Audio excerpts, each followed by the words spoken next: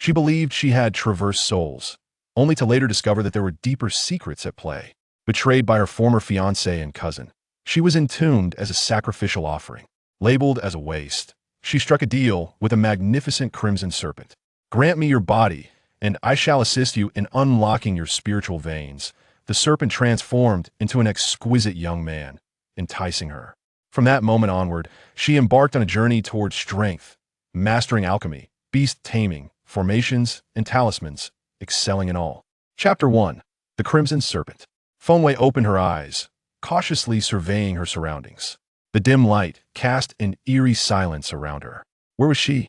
As she attempted to rise, she discovered herself bound tightly. Had she not perished, but rather been abducted? She recalled executing a mission when an unidentified projectile struck her head, after which her memory faded into oblivion. She had foreseen the challenges of this assignment. Not only did it require vanquishing a villain, but also retrieving a red, ancient jade from their grasp, a daunting task indeed. Now, it seemed she had bungled it. She could only wonder what her organization thought, insisting on her to undertake such a perilous mission. Fenway, a force of nature in the assassin realm, had an unconventional approach. She often treated her tasks as mere games. Yet, her track record remained unblemished. Even when faced with the most unbelievable circumstances, she always managed to navigate her way to safety. This time, Fenway felt that she should indeed transform misfortune into fortune. She was alive, albeit imprisoned. With this thought, she took a deep breath, her nerves steadying, and chose not to dwell on the situation any longer. She leaned against the wall, summoning her utmost strength to sit up. Then, she groped around, exerting all her might to untie the tight, knot binding her wrists. Exhausted, Fenway leaned against the wall, muttering, the bindings were far too tight. She shook her swollen hands in frustration. However, in that fleeting moment, her gaze fell upon the garments she was wearing. Suddenly, she sprang to her feet, looking down at the bright red ceremonial robe. Are these kidnappers truly so deranged? What do they dress me in? Is this some form of role-playing? Just as she was about to shed the cumbersome outer robe, a sharp pain pierced through her mind. Unable to suppress the agony, she cried out involuntarily, crumpling to the ground, clutching her head in torment. "Make sure to avenge me." The voice, filled with hatred and resolve, echoed hauntingly into her temples and pituitary gland. Simultaneously, a series of unfamiliar images flooded her mind. Memories that did not belong to her crashing in like a sudden tsunami, causing her head to throb unbearably. After what felt like an eternity, she lay limp on the ground, and it was only then that she comprehended the grim reality. She was no longer the person she once was. The woman she now embodied was named by Fenway, the legitimate daughter of the Bai family in the kingdom of Maple Forest on the Qingfeng continent. Bai Fenway's demise had been filled with agony, humiliation, and despair. Orphaned at a young age, she had endured relentless bullying and torment within the Bai household. At the tender age of 10, it was confirmed that she possessed no spiritual veins, rendering her a waste incapable of cultivation. From this moment forth, her existence became increasingly arduous, with mere survival becoming her utmost aspiration. Yet, life shows no mercy to the weak. There is no worst, only worse. Not long ago, she was abruptly cast aside by the crown prince, leaving her humiliated and a laughingstock in the eyes of the entire city. Subsequently, her own cousin conspired with the prince to entomb her in this sepulchre of the dead, euphemistically termed sacrificial burial. Sacrificial burial? Bai Fenway shivered, surveying her surroundings. All around her lay neatly arranged stones. To her left stood a stone door, while to her right extended a corridor. Does this imply that she is now within a tomb? Good heavens, what kind of absurdity is this? She had never encountered such a dismal fate as a time traveler. While she was well versed in the art of killing, tomb raiding was far from her expertise. Most pressing was the question of how to escape. It seemed that a tomb of this magnitude lacked any doors that could be opened. Once the door was shut, the possibility of reopening it was non-existent. Moreover, she had no skills in excavation. Oh, who could possibly come to her rescue? Little brother, Wuxia uncle. Bai Fenway's composure began to fray. This place was utterly terrifying. Thankfully, she did not suffer from claustrophobia, or she would have suffocated by now. Gradually, an oppressive silence enveloped her, an intangible dread weighing heavily upon her. Each passing moment felt like an eternity of torment. If the original owner of this body possessed any cultivation, perhaps she might devise a plan. The most despairing reality was that she had no cultivation whatsoever, rendering her no different from an ordinary person. as she struggled to recalibrate her mindset. On the other side of the tomb, a colossal red serpent with long white horns slithered through the dark corners of the sepulchre. Mysterious and malevolent, it exudes a profound sense of oppression. It appears to be in search of something elusive. Chapter 2. I Am You by Fowey was utterly oblivious to the circumstances within the tomb. She steadied herself against the wall, the sharp pain that had struck her so suddenly dissipating just as quickly. Once she fully embraced the memories of her predecessor, clarity returned to her mind. Regardless, she was determined to find a way out.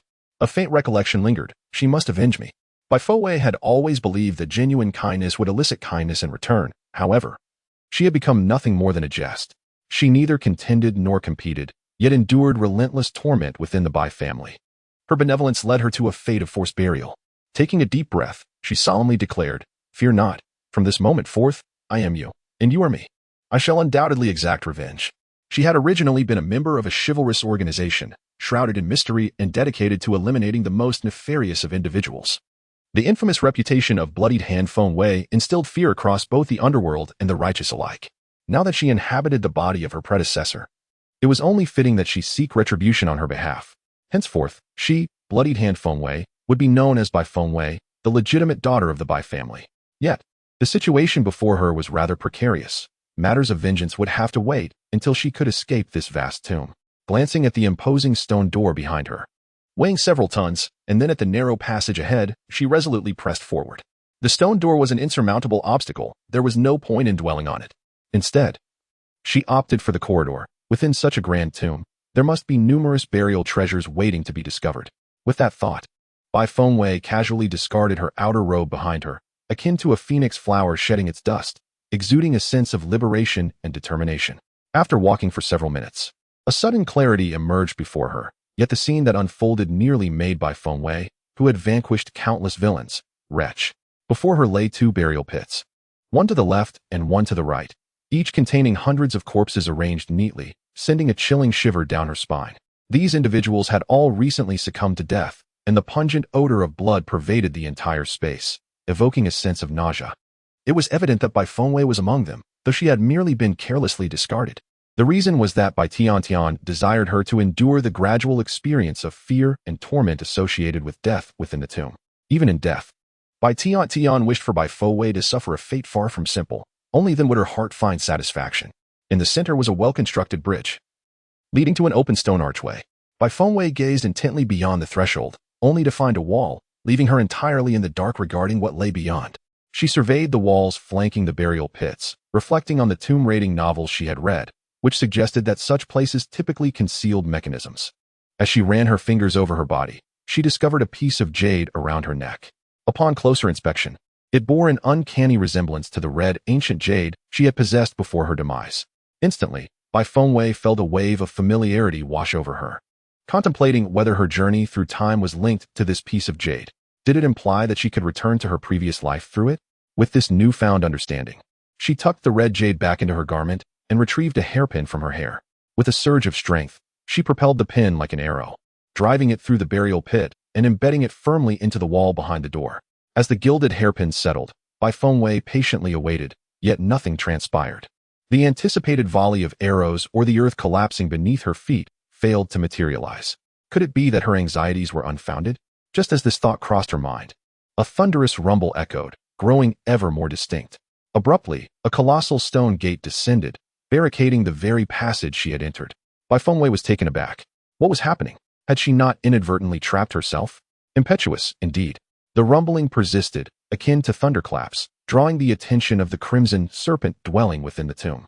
The serpent altered its course, gliding in her direction. The reverberations intensified, and Bai Fowey distinctly felt the entire mausoleum shuddering. Suddenly, a deafening roar seemed to graze her, so proximate as to feel like an overwhelming force. The immense pressure was almost unbearable, yet vanished as swiftly as it had appeared.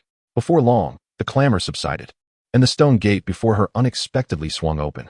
Even the wall now revealed a newly formed aperture. Bai Fowey hastened to this opening, peering within to discover a narrow passage, scarcely a meter in width, between two walls. However, she refrained from entering this corridor, her instincts warning of imminent peril. Moments prior, a massive, spherical boulder had hurtled through this very passage. Had Bai Fowey been within, she would have been reduced to nothing more than a smear. The thunderous sound emanated from the rolling boulder, creating an echoing effect within the cemetery. She passed through the doorway in the wall, entering another realm. Yet, upon her arrival, she was astounded by the scene before her. Dozens of chests filled with gold, silver, and jewels lay scattered across the expansive ground, while countless unknown treasures were heaped upon the steps. A joyful smile danced upon Bai Fengwei's lips, her eyes sparkling with wonder. "Is this truly so much?" she exclaimed. "This is genuine gold and silver. I've struck it rich. Forgive me, noble tomb owner, but since you have ascended to the heavens, I shall temporarily claim these treasures for my urgent needs. And if you seek someone to blame, direct your ire towards that unscrupulous prince and Bai Tian. For it was they who cast me into this predicament. Had it not been for them, I would not have had the fortune to behold such abundance."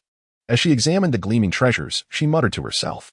However, how could she possibly transport these riches? She was struggling to ensure her own safety, let alone carry away such a vast fortune. Yet, the thought of relinquishing them was utterly disheartening. Bai Fengwei had never encountered such a plethora of gold and silver, nor such exquisite treasures. Although she had once possessed wealth, it had been merely in paper notes. Now, she found herself destitute, with clothes that had been patched and mended for 3 years, and subsisting on meager vegetarian meals, counting herself fortunate if she could fill her stomach. With a determination to improve her circumstances upon her return, she resolved to devise a means to transport these treasures out with her. As Bai Fengwei was engrossed in devising a method to procure something, a scarlet serpent glided in from the entrance, stealthily and without a sound, eluding even Bai Fengwei's usually acute senses. With a nonchalant turn, she was startled by the sudden appearance of the massive snake, causing her to recoil several steps and lean anxiously against the crates behind her. Petrified, she fixed her gaze upon the serpent before her, a dragon-like snake. Its entire body was crimson, adorned with 2 white horns atop its head, and its azure eyes seemed to regard her with disdain, nay, with a contempt for all beneath it. Panic surged within her. How could she possibly prevail in a confrontation with such a colossal serpent? Why would such a creature be present here? Could it be that the loathsome crown prince and Bai Tian had unleashed it, intending to ensure her demise? The serpent observed her silently, as if scrutinizing or perhaps studying her. Bai Fengwei's heart pounded in her throat, and she dared not move an inch. Secretly contemplating how to extricate herself from this predicament, its demeanor suggested it was contemplating the most delectable way to devour her, sending shivers down her spine. However, the subsequent scene left Bai Fengwei utterly dumbfounded. Before her very eyes, the serpent transformed into a breathtakingly beautiful man, clad in scarlet robes, with white hair and azure eyes. Silken white hair cascaded, draping over the blood-red garment, creating a spectacle of opulent allure. Profound features accentuated porcelain skin, and lips as red as the most exquisite plum blossoms blooming in a frozen landscape exuded a captivating yet chilling beauty. Azure eyes glimmered with a hint of untamed freedom, and the subtly upturned corners of his lips hinted at a reckless danger, sending a shiver of apprehension through her. Mo Jiuli gazed at Bai Fengwei with a faint smile. The fated phoenix maiden? A remarkable treasure indeed. He appeared genuinely pleased. Who could have anticipated that, despite not finding what he sought, he would inadvertently encounter such a rare gem?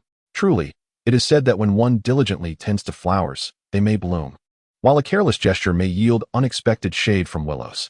"Do you wish to consume me?" Bai Fengwei inquired cautiously. At that moment, she had no intention of confronting the enigmatic being before her. Clearly, she lacked the capability for such a confrontation. However, her priority was survival. If communication and negotiation were possible, she longed to continue her existence. Her voice was pure and crystal clear, imbued with a resolute strength that was soothing to the ears. Bai Fengwei possessed a clarity reminiscent of water's reflection, appearing at first like an ethereal being from a pristine painting, yet upon closer inspection, a glimmer of shrewdness could be discerned in her gaze. Further observation revealed an alluring radiance about her, with a countenance that could rival the beauty of nations. Her figure graceful as the wind, exuding an air of elegance that was neither subservient nor arrogant. Under the calm scrutiny of Bai Fengwei, Mo Jiuli silently stepped forward, his fair, slender fingers lifting her chin. With startling audacity, he proposed, "If you surrender your body to me, I shall assist you in unblocking your spiritual veins." Bai Fengwei's eyes widened in disbelief. What? The abruptness of his words left her in a state of incredulity. It was far too brazen. Through her memories, she was acutely aware that she was now 19 years old, yet deemed a waste for her inability to cultivate due to the absence of spiritual veins. Bai Fengwei had longed to practice cultivation, but alas, it seemed that she would die without realizing her dreams. "Rest assured, this is also my first experience. You shall not suffer any loss. While there are indeed other methods to open the spiritual meridians, Employing my primordial yang energy is undoubtedly the swiftest, simplest, and most effective approach. I have discerned that Bai Fengwei does possess spiritual meridians. However, they remain in a state of immaturity, requiring nourishment. Mo Julie, noticing Bai Fengwei's silence, patiently elaborated. Bai Fengwei swiftly brushed aside his hand that rested beneath her chin, allowing me a moment to ponder. To be frank, the choice before her was rather vexing. The opportunity to open her spiritual meridians, a long-cherished aspiration, was one she did not wish to forfeit, yet utilizing such a method felt rather hasty. Furthermore, I can assist you in rapidly enhancing your cultivation level. In doing so, he could also leverage the power of the Phoenix Maiden to ascend to greater heights. Mo Julie remained patient, fully aware that Bai Fengwei would inevitably acquiesce. With her spiritual meridians obstructed, she would need to surmount this perilous hurdle if she wished to cultivate. Bai Fengwei lifted her gaze to him. Is what you say truly authentic? She needed to ascertain the veracity. If she were to lose her purity yet fail to achieve her desired outcome, it would be a grievous loss. I swear by the heavens. Should I fail to open your spiritual meridians and enhance your cultivation, let me perish without a grave. Mo Julie raised his hand, making a solemn vow. Bai Fengwei witnessed a golden light suddenly manifest upon his forehead, signifying the oath's formation. In this fantastical realm, oaths must not be taken lightly. Once uttered, they become irrevocably binding. Should one fail to fulfill their vow, the oath-taker would surely face divine retribution. Mo Julie did not afford Bai Fengwei the opportunity to refuse. He reached out and embraced her slender waist, subsequently transforming into a diminutive serpent that coiled around her form. Bai Fengwei suddenly shivered. Her voice tinged with anxiety as she exclaimed, wait, can you turn back into a person? She found herself almost frozen, daunted by the presence of the snake. An image too unsettling to fathom. Since this was your request, I shall oblige, Mo Julie remarked, taking on a human form, his eyes glimmering with an enigmatic smile. A wave of trepidation washed over Bai Fengwei, as an ominous feeling began to creep in. Chapter 5. Unblocking the spirit veins. Indeed, she had underestimated the ordeal. By the end of the process, she felt as if her very essence had been siphoned away. The journey to unblock the spirit veins was far from effortless. It was indescribable. Even after its conclusion, a perplexing question lingered in her mind. How had he endured for so long? Moreover, he appeared invigorated. A sight that was utterly unfathomable. With Mo Julie's assistance, Bai Fengwei successfully unblocked her spirit veins. At the root of her spirit veins, in the Dantian, floated a mysterious vortex, dazzling like an expansive galaxy. In that moment, Bai Fengwei's heart brimmed with exhilaration. For she could distinctly feel the surge of power coursing through her being, an extraordinary sensation enveloping her entirely. She was now capable of cultivation. No longer the so-called waste that others had labeled her. As memories of the Bai family's years of contempt, abuse, and degradation flooded her mind, she took a deep breath. Centering her thoughts, this was merely the beginning. She closed her eyes, quietly attuning herself to the vibrant energies surrounding her. In her mind's eye, she beheld a cascade of hues, red, orange, yellow, green, azure, indigo, and violet, flowing into her being like a swift river. The radiance penetrated her cells, coursing through the intricate networks of her body, ultimately converging in her Dantian. The Dantian serves as a reservoir for spiritual energy, and its capacity holds immense significance for a cultivator. The volume of energy stored within the Dantian directly influences the endurance of a cultivator in battle. Among practitioners of the same realm, the one with greater energy naturally possesses a considerable advantage. Should one party's energy be exhausted, the other, still brimming with vitality, could swiftly vanquish their opponent, provided, of course, that the adversary lacks replenishing elixirs. Elixirs are of paramount importance to cultivators. For instance, in a confrontation where both parties are nearing depletion of energy, the one possessing a restorative elixir can rapidly rejuvenate their spiritual essence, thus securing their victory. Bai Fengwei's Dantian was vast as the cosmic expanse, akin to an abyss, filled with a ceaseless flow of spiritual energy. When Mo Julie, who had just ascended to a higher realm, glanced at Bai Fengwei, he was momentarily taken aback. She could absorb such a multitude of colors in her spiritual energy. Indeed, she was undoubtedly a practitioner of all elements. At that moment, Bai Fengwei suddenly opened her eyes, gazing purely at Mo Julie. Yet, although she sensed the presence of white, black, gold, and gray energies in the air, she pondered why, despite her utmost efforts, she could not draw them into herself. As their gazes met, Bai Fengwei suddenly realized the proximity between them, and her mind was flooded with recent images, causing her cheeks to flush. Mo Julie regarded her with a gentle smile. This woman possessed quite a bold spirit. Were it known that she could absorb the 7 types of elemental energies, red, orange, yellow, green, blue, indigo, and violet, it would surely astonish everyone. Yet, she aspired to absorb additional energies, white, black, gold, and gray. Little did she know that ordinary cultivators typically only manage to absorb a single type of energy. Those capable of harnessing 2 or 3 types are already considered prodigies, as the variety of energies one can absorb directly correlates with a cultivator's innate talent. The greater the talent, the swifter the cultivation. Her ability to absorb 7 types of energy signified that she was a genius of the 7th rank, blessed with an extraordinary cultivation speed that others could scarcely hope to attain. The extent of her gifts nearly rivaled his own. Yet, looking at her, it was evident that she was blissfully unaware of these fundamental truths regarding cultivation. Emojioli produced a book from seemingly nowhere, stating that the answers to her unasked questions lay within its pages. Bifowei accepted the book and began to peruse it earnestly, casually uttering a thank you. As he observed her bright, yet innocent and earnest eyes, Emojioli felt an unexpected vulnerability wash over him, a sensation he had never before experienced, surging within him and proving difficult to contain. Chapter 6. Enhancing cultivation. Bifowei possessed an exceptional memory and comprehension, allowing her to read swiftly. As she rapidly flipped through the pages of the book, she quickly discerned that not all elemental energies could be absorbed by cultivators. The ability of each cultivator to absorb spiritual energy is contingent upon the extent of their innate talent. Upon realizing this, she felt both astonished and delighted, for she had not anticipated the remarkable prowess of this body. It seemed that her quest for vengeance was now within reach. From the records within the tome, she discovered that her talent had already ascended to the 7th tier, a rarity of prodigious aptitude. In contrast, Tian, who had always been regarded as a genius of the Bai family, possessed merely a 3rd-tier talent. It is noteworthy that the head of the Bai family himself only had a 2nd-tier talent, illustrating the value of Bai Tiantian's 3rd-tier endowment within the clan. It was rumored that even the emperor of the Fenglin kingdom was merely of 3rd-tier talent, while the crown prince, Feng Yufan, had a 2nd-tier talent. Continuing her perusal, she noted that the realms of cultivation on the Qi-Feng continent encompass 9 levels: Qi transformation, Yuan transformation, soul transformation, venerable transformation, king transformation, saint transformation, divine transformation, life transformation, and void transformation. Each level is further subdivided into 9 tiers. Although Bai Fengwei's memories were devoid of knowledge regarding cultivation, she was nonetheless aware of Bai Tiantian's rank. Bai Tian frequently paraded her prowess before Bai Fengwei, using her talent to belittle her and boasting that her cultivation was progressing at the swiftest pace among the younger generation of the Bai family. Presently, she was at the 9th tier of Yuan transformation, on the verge of achieving perfection and successfully breaking into the soul transformation realm. Meanwhile, Bifowei had only just unblocked her spiritual veins and had yet to commence her cultivation, rendering her current rank non-existent.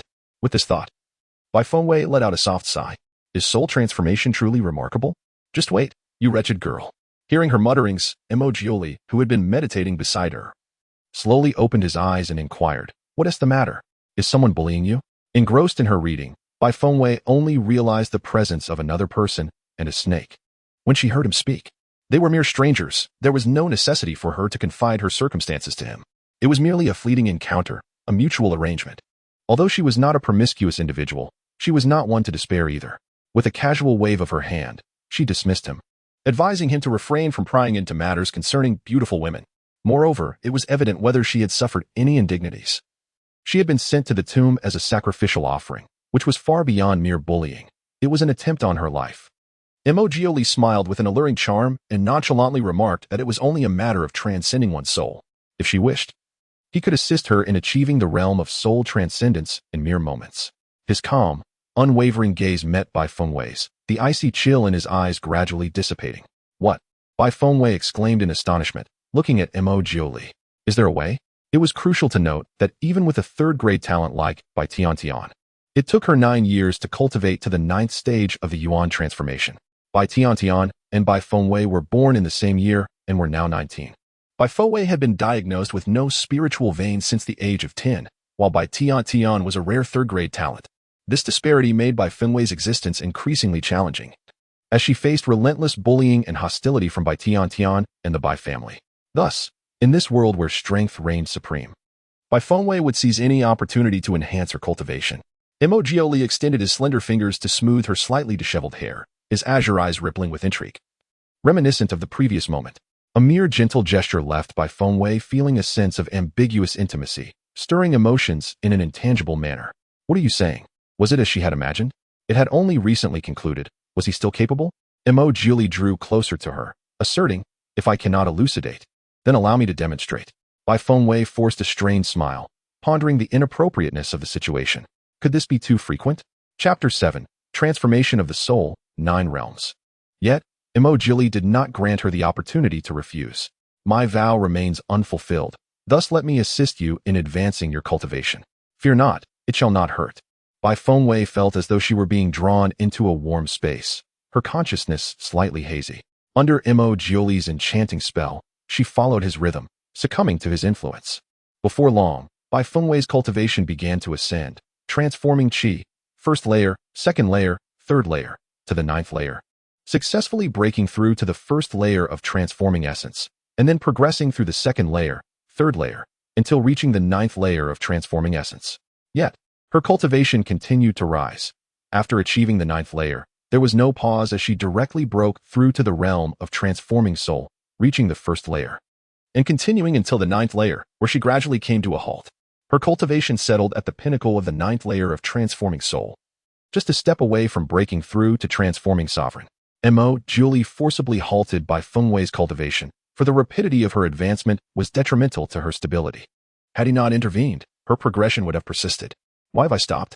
Bai Fengwei sensed that she should be capable of advancing further. Why, do you still desire something? Julie gazed at her with an inscrutable expression. No, that's not what I meant. What I meant to inquire is why my cultivation has stagnated.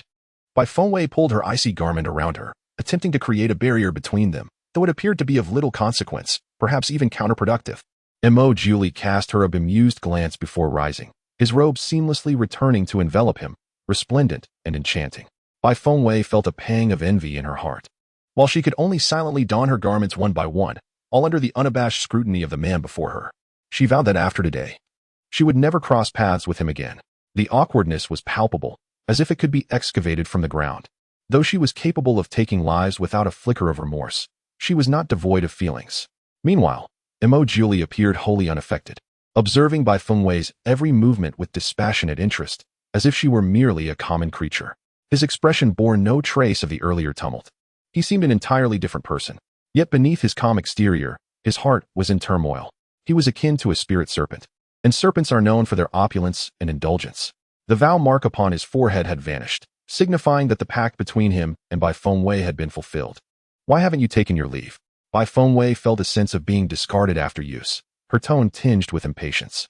Surely, even in a transaction, one could express displeasure. Could they not? Without your true self, you cannot depart. Julie ambled over to her, extending a hand to assist her to her feet. With her current cultivation, she is unable to exit the tomb on her own. Bai Fengwei reluctantly glanced around at the treasures, pondering, could I possibly take some of these with me? Julie lowered his gaze upon her, inquiring, are you in dire need of money? Not merely in need of funds. I am utterly destitute, in a pitiful state. A veritable pauper. She lamented. It was indeed a disheartening situation for Bai Fengwei, who, despite being the legitimate daughter of the Bai family, found herself in such a regrettable predicament, a feeling of profound frustration enveloping her. Should you have anything to communicate to me, feel free. However, you cannot take anything from here. It is tainted, he admonished, but I truly require it. She insisted. I shall offer you tenfold. Bai Fengwei withdrew her gaze from the treasures, now fixated on Julie. Tenfold. Is that insufficient? It is indeed ample, yet even if you uphold your word, there remains the possibility that you may demand it back in the future. The risk is too great. The implication was clear. She still yearned to claim the treasures before her. Julie, slightly perturbed by Bai Fengwei's lack of trust, promptly took her away from that place. Before she could react, her feet landed firmly on the ground outside, where darkness had already fallen. Hey, I haven't collected my belongings yet. After all, I can't leave empty-handed after experiencing the thrill of tomb raiding. That would render my efforts futile. Very well, I have promised you tenfold, and I shall not reclaim it. Do not concern yourself with the items inside. Then, where is it? Bai Fengwei extended her hand. Julie remained silent for a moment. I do not possess such an abundance at the moment, but I shall have someone deliver it to you shortly. Then let it be. We shall no longer meet. I will find another way to deal with the matter of the silver.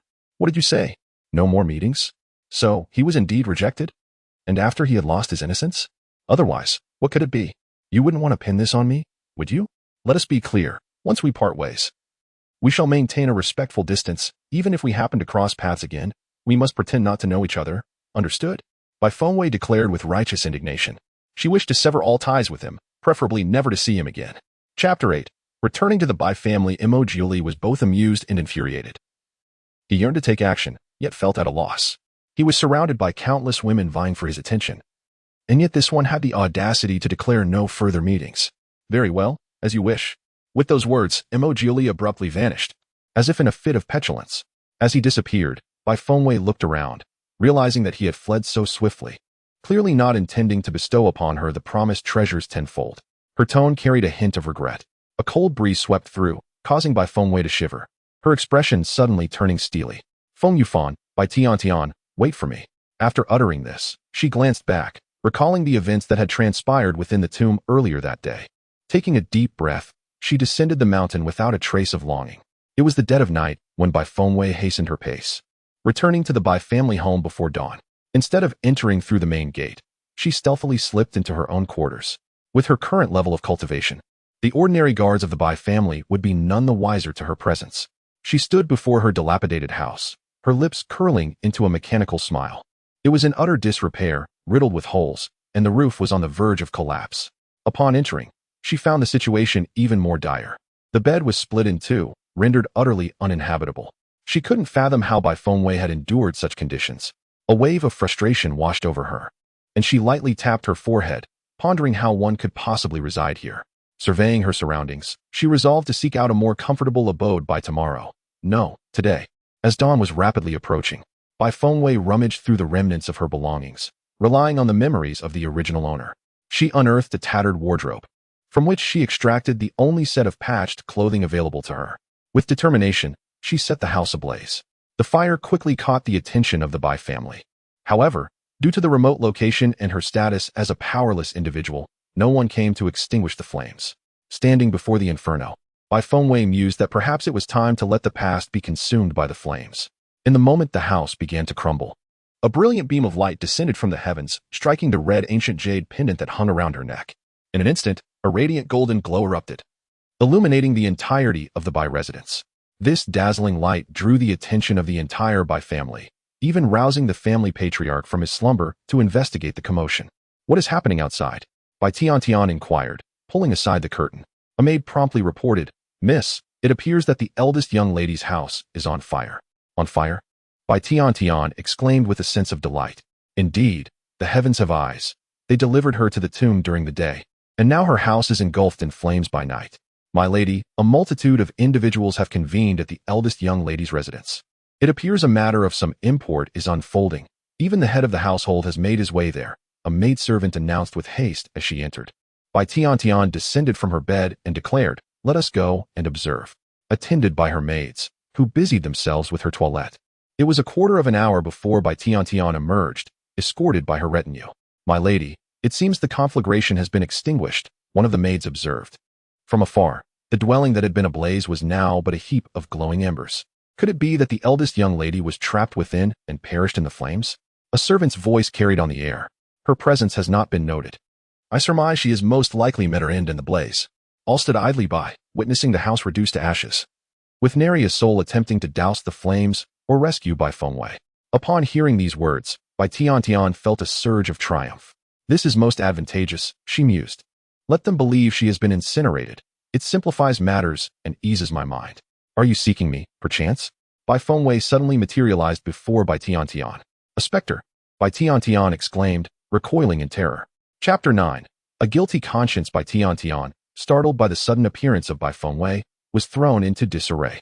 She stumbled backward, nearly falling, but was steadied by the maids behind her. Bai Fengwei stood before Bai Tian, her hair disheveled, her complexion pallid, her eyes like chips of ice. Where is this ghost you speak of? She inquired. Bai Tian's heart pounded in her chest, her limbs unresponsive. How are you here? She stammered. Was she not covertly interred in the mausoleum? Why is she present here? Could she truly be a vengeful spirit returned to claim my life? This is my residence. Should I not be here? Bai Fengwei's voice was frigid, her gaze icy, and she appeared as lifeless as a specter. Bai Tian, trembling with fear, felt her palms grow clammy, for she was indeed guilty of wrongdoing, and it was plausible that a ghost had come to seek her.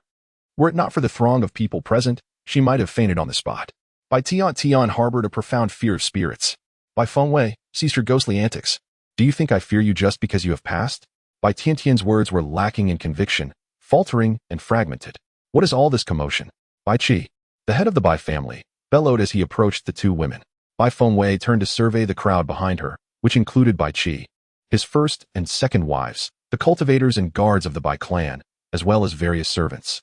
They all regarded her with a unified expression of disdain, as if silently lamenting her survival from the flames. How unfortunate it was that she had not perished. Father, look at her. She resembles neither a human nor a ghost. It is utterly loathsome and frightens me to death. Bai Tian rushed to Bai Qi's side, tugging at his sleeve with a display of feigned vulnerability and petulance. In the presence of so many, even if Bai Fengwei had transformed into a spirit, she felt no fear. Bai Tian was the most esteemed daughter of the Bai family. The legitimate daughter of Bai Qi, and with her third-grade talent, she was undoubtedly the center of adoration. In contrast, Bai Fengwei was simply incomparable. Oh dear, my sweet Tian. How are you faring? Madame Chu, Bai Tiantian's mother, embraced her daughter with concern, showering her with tender reassurances. Sister, sweetie has grown so much, yet she still fears ghosts. Could it be that she harbors some guilty secret? Bai Qi's second wife interjected sarcastically. Aunt Gao, what are you saying? You simply cannot stand to see us thrive. Madame Chu despised Aunt Gao the most. Aunt Gao, relying on the fact that she had borne a son, constantly flaunted her superiority in front of her, which left Madame Chu feeling immensely frustrated. Aunt Gao enjoyed the favor of the family head, Bai Qi, and thus showed no fear towards Madame Chu. Am I mistaken? It is early in the morning, and the young lady is clearly standing here in good health. How could she be labeled a ghost? Is someone attempting to solidify this assertion? You. Madame Chu was nearly driven to fury. Enough, let us refrain from further words. Since all is well here, everyone may disperse, Bai Qi said with a serious expression. Madame Chu and Bai Tian were the first to leave, casting a fierce glare at Aunt Gao as they departed. Aunt Gao rolled her eyes and swayed her hips as she exited. One by one, the guests began to vacate the small courtyard, and Bai Fengwei offered a mocking smile. Her house had been burned down, yet no one had come to inquire about her well-being, let alone arrange for her new accommodation. No matter.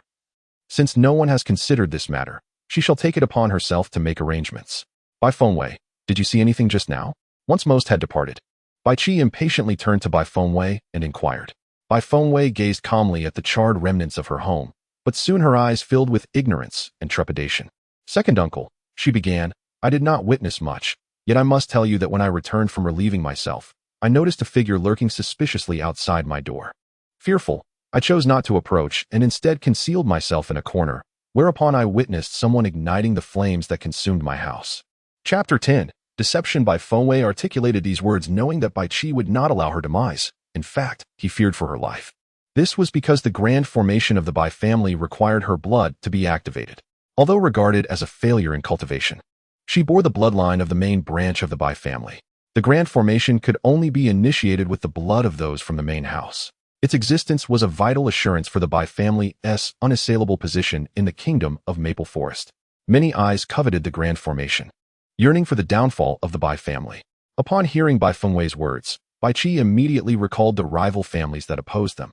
They must have uncovered some information, prompting them to plot her quiet demise. Should Bai Fengwei perish, the grand formation of the Bai family would become null and void. With this thought, Bai Qi felt a tempest of emotions, resolute in preventing the success of their schemes. Bai Fengwei observed Bai Qi with an inscrutable expression. Second uncle, who do you think wishes to harm me? She inquired. She stood there, isolated and clad in tattered garments, appearing even more destitute than a servant, a stark contrast to her surroundings. Vulnerable and timid, she radiated an air of extreme restraint. Bai Qi cast a glance at her, pondering silently. Ah, my elder brother. Who would have imagined your child would turn out this way? A distinguished general like you, and yet your offspring is a mere waste incapable of cultivation. Truly, fate can be quite cruel. With feigned solemnity, Bai Qi proclaimed, this place is no longer suitable for you. Henceforth, you shall reside in the unyielding pavilion, where the environment is tranquil and you shall not be disturbed. He added, with a facade of concern. It is not yet time for Bai Fengwei to meet her demise. Rest assured, the head of the family will assign 2 individuals to protect you. No one shall harm you within the Bai residence. Thank you, second uncle, she replied. By the way, the unyielding pavilion is fraught with traps. It would be wise for you to remain inside and not tamper with anything, lest you lose your life." Disregarding her words, Bai Qi turned and departed with his entourage. Resolute in his quest to uncover the arsonist, this matter was far from resolved. Having achieved her objective, Bai Fengwei made her way to the unyielding pavilion. She surveyed her new surroundings and felt a sense of satisfaction. This place was significantly more comfortable and spacious than her previous residence. Truly, this was a suitable abode. Without hesitation, she stepped inside. "Miss, we have been sent by the family head to protect you. Please exercise caution while you are alone inside, and avoid touching anything indiscriminately. Understood?" The two guards remarked disdainfully, observing Bai Fengwei's disheveled appearance. Ignoring their admonitions, she boldly opened the grand door. The unyielding pavilion, nestled in the Bai family's rear courtyard, was a labyrinthine structure filled with traps. Behind the pavilion lay a lake, equally ensnared with mechanisms. There was but one path leading to the unyielding pavilion. Straying from it could very well prove fatal. However, this was of little consequence to Bai Fengwei, for just moments ago, when the white light melded with the ancient jade, peculiar images suddenly emerged in her mind. She could distinctly perceive the entire layout of the no-separation pavilion, as well as the methods to decipher the mechanisms within. She was able to see formations and contraptions that eluded the gaze of others, granting her an extraordinary advantage akin to possessing an additional pair of eyes. The furnishings within the room exuded an air of antiquity and grandeur, with a plethora of furniture items adorning the space. Most pleasing to Bai Fengwei was the bed. In stark contrast to the previous one, which had been severed into two pieces, this one felt like a slice of paradise. The bed was not only sturdy and exquisitely crafted but also adorned with a pristine quilt that appeared exceptionally inviting. The wardrobe contained various essential items, ample for her needs, along with several sets of garments, all of superior quality in both material and design. Bai Fengwei meandered about, familiarizing herself with the terrain and the arrangement of the mechanisms, before retreating to her room for a rejuvenating bath. With her eyes closed, she lay in the tub, yet her consciousness intertwined with the ancient jade pendant hanging around her neck. Chapter 11. The red ancient jade. The red jade felt as if it had become one with her, an integral part of her being. Whatever she wished to perceive seemed effortlessly transmitted to her mind through the jade, crystal clear and vivid. As Bai Fengwei caressed the red jade around her neck, her thoughts became lucid and profound. She had not anticipated the immense utility of this ancient jade. Possessing it was akin to acquiring a talisman for survival, an investment of unparalleled value. Bai Fengwei, come forth. Suddenly, a voice reached her ears. It was unmistakably Bai Tian. Having just learned that Bai Fengwei had moved into the unyielding pavilion, her heart surged with indignation. How could a lowly wretch like her reside in such a splendid abode? Accompanying her was Bai Xinxin, the daughter of Aunt Gao. These two had always conspired together to torment Bai Fengwei, who, with her gentle disposition, was powerless against their bullying. Bai Fengwei, do not hide in there in silence. I know you are inside. Bai Tian presented herself as a demure and graceful young lady before outsiders. Yet within the Bai household, she was a haughty and overbearing shrew, relying on her status as the legitimate daughter of the family and her third-grade talents. She loved to flaunt her superiority, especially in front of Bai Fengwei. Second sister, perhaps we should return another day. It seems she dares not emerge today. After all, her house has just burned down, and she must be terrified now, remarked Bai Xinxin, the family head's daughter, albeit a concubine's child, who consistently followed Bai Tian's lead. The two were nearly inseparable, yet whether their bond was genuine or feigned remained a mystery. Upon hearing this, Bai Tian's fury intensified, and she began to shout at the unyielding pavilion, Bai Fengwei, I command you to come out at once, or you shall face the consequences. Bai Fengwei, exasperated, awkwardly emerged from the bath, taking her time to dress and groom herself before finally opening the grand door of the unyielding pavilion. With a frosty demeanor, she spoke. Speak your mind swiftly, or be gone with your nonsense. Bai Fengwei, how dare you speak to me in such a manner? Have you lost your senses? Bai Tian glared, her expression contorted with anger. Bai Fengwei smiled gently, asking, Sister, what do you wish to say? Speak freely. Noticing a slight shift in Bai Fengwei's demeanor, Bai Tian puffed up with arrogance and declared, I hereby command you to remain within the confines of the never-leaving pavilion. Bai Fengwei responded with a subtle smile, her eyes glinting with barely concealed sarcasm. I'm afraid that would not be feasible. My uncle has instructed me to refrain from venturing out, for there are those who wish to harm me. He acts out of concern for my well-being. This statement was double-edged. It served to remind Bai Tian that she had not forgotten the actions of the crown prince against her, and it also conveyed that she must obey the family head's orders, who sought to protect her, rendering any ill intentions from them futile. Bai Tiantian had come specifically to warn Bai Fengwei against revealing the matter of the sacrificial burial. Ever since she had witnessed Bai Fengwei's unscathed return to the Bai family, Bai Tiantian's emotions had been tumultuous. Now, with the family head shielding her further, she found it intolerable. Impatiently, she exclaimed, Bai Fengwei, don't think that just because you are hiding away, I am powerless against you. Bai Fengwei shrugged nonchalantly, knowing well that with Bai Tiantian's abilities, she indeed posed no threat. Oh, and do keep in mind, you mustn't enter here. Consider this a friendly warning. This place is fraught with traps. One misstep could trigger a mechanism, and if fortune is unkind, it could very well cost you your life.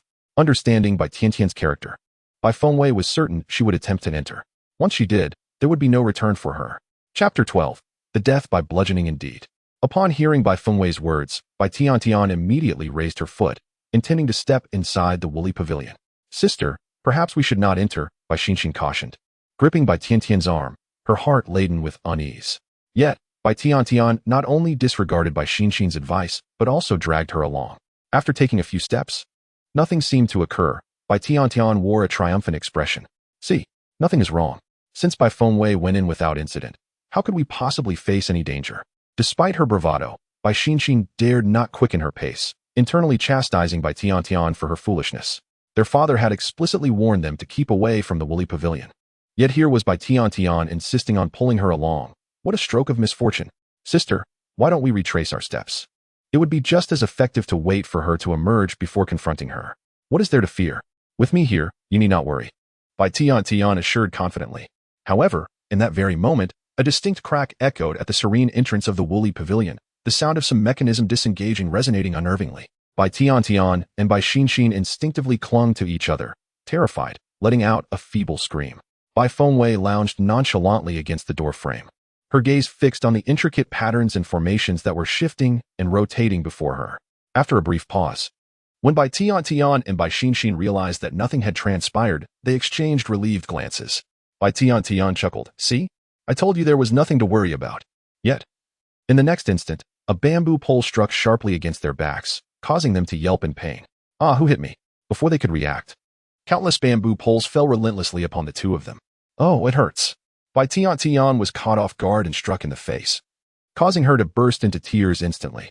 Bai Xinxin, desperately dodging, also suffered greatly from the chaotic onslaught of the sticks. Help! Somebody, please save me. Their anguished cries mingled with the cacophony of bamboo crashing down, creating a scene of utter chaos and confusion. They had triggered a bamboo formation, becoming ensnared within it. Unable to escape, Bai Tiantian attempted to harness her spiritual energy to fend off the bamboo's assault, but to no avail. The bamboo proved far more formidable than she had anticipated. She was at a loss regarding the nature of this bamboo, which not only resisted destruction but also intensified its ferocity with each confrontation. What shall we do, second sister? It hurts so much. Help? Bai Xinxin's garments were tattered beyond recognition, her flesh ablaze with pain. Bai Tiantian was not faring any better. Her newly tailored attire was rendered unrecognizable, and most alarmingly, her body was already bleeding. They cried and called for help, howling in despair while feebly resisting. A bamboo struck Bai Tiantian's foot, causing her to collapse in agony. Another struck her hands, her abdomen, her chest, her back, and her backside. Bai Fengwei watched from a distance, feeling the pain vicariously, yet finding a strange sense of satisfaction in the sight. Ah, my teeth. Bai Tiantian mumbled incoherently. Upon closer inspection, Bai Fengwei realized that blood was pouring from her mouth. She had lost several teeth. Bai Tiantian writhed in agony on the ground. Yet her movements did little to alleviate her suffering. Instead, they attracted even more bamboo poles to strike her mercilessly. Her body was drenched in blood, and to the naked eye, not a single patch of unscathed skin remained. Help! Her voice grew increasingly faint, as even the strength to call for aid seemed to elude her. Chapter 13. The bamboo pole formation, the mechanisms were relentless, despite Bai Tiantian's utter depletion of resistance. They continued their unyielding assault, delivering crisp, melodious sounds as they struck her. Bai Xinxin's plight was scarcely better. Her face had swollen to the point of resembling that of a pig, rendering her unrecognizable even to her own mother. Through the ancient jade, Bai Fengwei discerned that both women's bones were fractured and shattered, their spiritual veins nearly obliterated. Someone, the second and third young ladies have stumbled into a deadly trap. Bai Fengwei called out loudly, not out of kindness, but rather a desire to avoid misfortune befalling her doorstep. At that moment, The two guards assigned to protect Bai Fengwei had just returned from their meal. Upon witnessing the scene before them, they were rendered speechless with shock. After a brief moment of stunned silence, one of them hurriedly summoned help while the other attempted to rescue Bai Tiantian and Bai Xinxin. However, he inadvertently became ensnared within the formation himself. The guards, slightly more composed than the young ladies, swiftly drew their swords to fend off the bamboo poles. Yet, their efforts proved futile as the poles soon knocked the sword from one guard's grasp. In an attempt to retrieve it, he was struck on the head by an incoming pole, rendering him unconscious and fortuitously collapsing atop Bai Tiantian. The already fragile Bai Tiantian, under the immense pressure, found her battered body further exacerbated. A chill ran down Bai Fengwei's spine at the thought, causing her to wince in pain. At that moment, several individuals arrived. Having come early, upon seeing the three lying on the ground, seemingly lifeless, they hurried forward, intent on dragging them out. The outcome was predictable, without exception. They too were ensnared within the formation. In an instant, the air was filled with anguished cries akin to the wailing of slaughtered pigs. The bamboo poles descended with alarming speed and in overwhelming numbers, leaving the newcomers trapped, unable to retreat or advance, subjected solely to relentless lashes and strikes. Despair enveloped these individuals as the agony coursing through their bodies and their utter helplessness plunged them into profound hopelessness. Even their attempts to counteract the torment with spiritual energy proved futile. Soon, their bodies were left mangled and unrecognizable.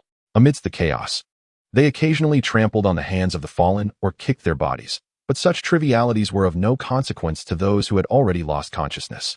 What are we to do? How can this mechanism be dismantled? Someone bellowed, on the verge of tears. I have no idea. Normally, no one dares approach the unyielding pavilion. Today, the master specifically instructed us not to come here, and now look at what has transpired. At that moment, Madame Chu and Aunt Gao rushed over, flanked by their attendants. Upon their arrival, they were nearly struck dead by the horrifying scene before them. Heavens, my son, Madame Chu exclaimed, frantically patting her legs in distress. Someone quickly summoned the master. Aunt Gao staggered and nearly fell, but was steadied by the old woman behind her. With a faltering voice, she exclaimed, "How could Exquisite be here?" Despite the gruesome sight of Bai Xinxin, drenched in blood, Aunt Gao immediately recognized her. After all, she was Aunt Gao's own daughter.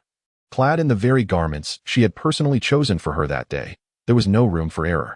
Madame Chu wished to step forward to assist, but upon witnessing the horrific scene, she hesitated, pacing anxiously instead. Her gaze fell upon Bai Fengwei, who stood nonchalantly at the entrance, igniting her ire. "You little wretch, it's all you're doing. Just wait until the master arrives. You'll get what you deserve." Previously engrossed in the unfolding drama, Bai Fengwei was suddenly called out by Madame Chu. With a derisive laugh, she retorted, "What business is it of mine?"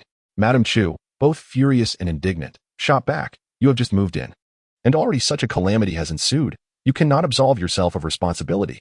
I had warned them not to enter. Their disobedience is not my fault." "I am equally helpless in this situation," Bai Fengwei replied, a note of resignation in her voice. With a cold snort, Madame Chu declared, "Do not attempt to defend yourself. I shall make you regret it." Bai Fengwei met her gaze with defiance, thinking that should she dare to confront her, she would earn her respect. Indeed, Madame Chu refrained from entering, her heart boiling with resentment as she contemplated the mere stretch of road before her. How could it wield such devastating power? At that moment, Bai Qi finally arrived with his attendants. Upon surveying the scene before him, his heart surged with shock and fury.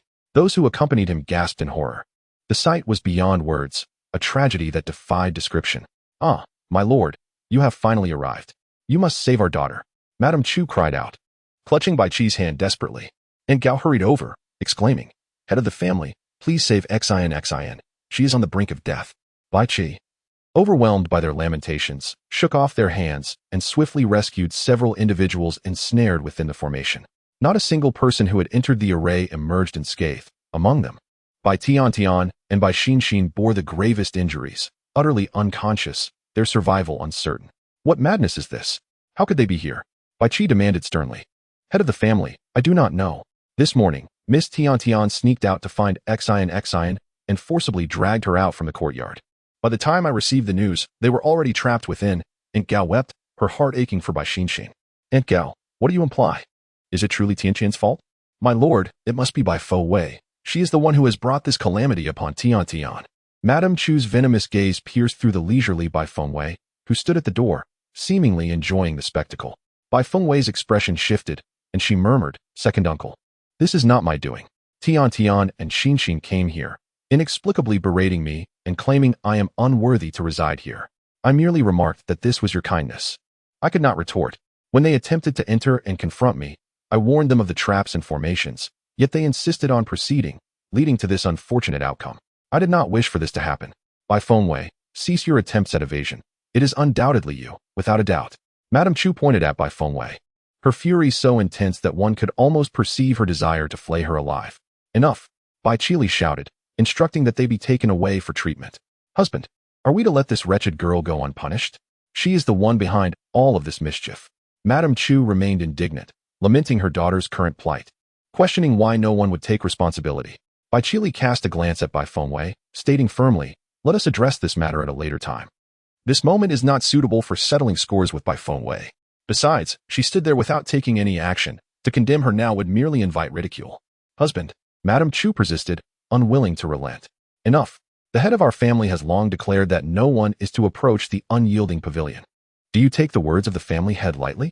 Bai Qili's tone was grave, clearly indicating his desire to put an end to the discussion. Gritting her teeth in frustration, Madame Chu resolved to devise her own means to eliminate Bai Fengwei. With a calm smile, Bai Fengwei met Madame Chu's gaze, fully aware of the latter's intentions.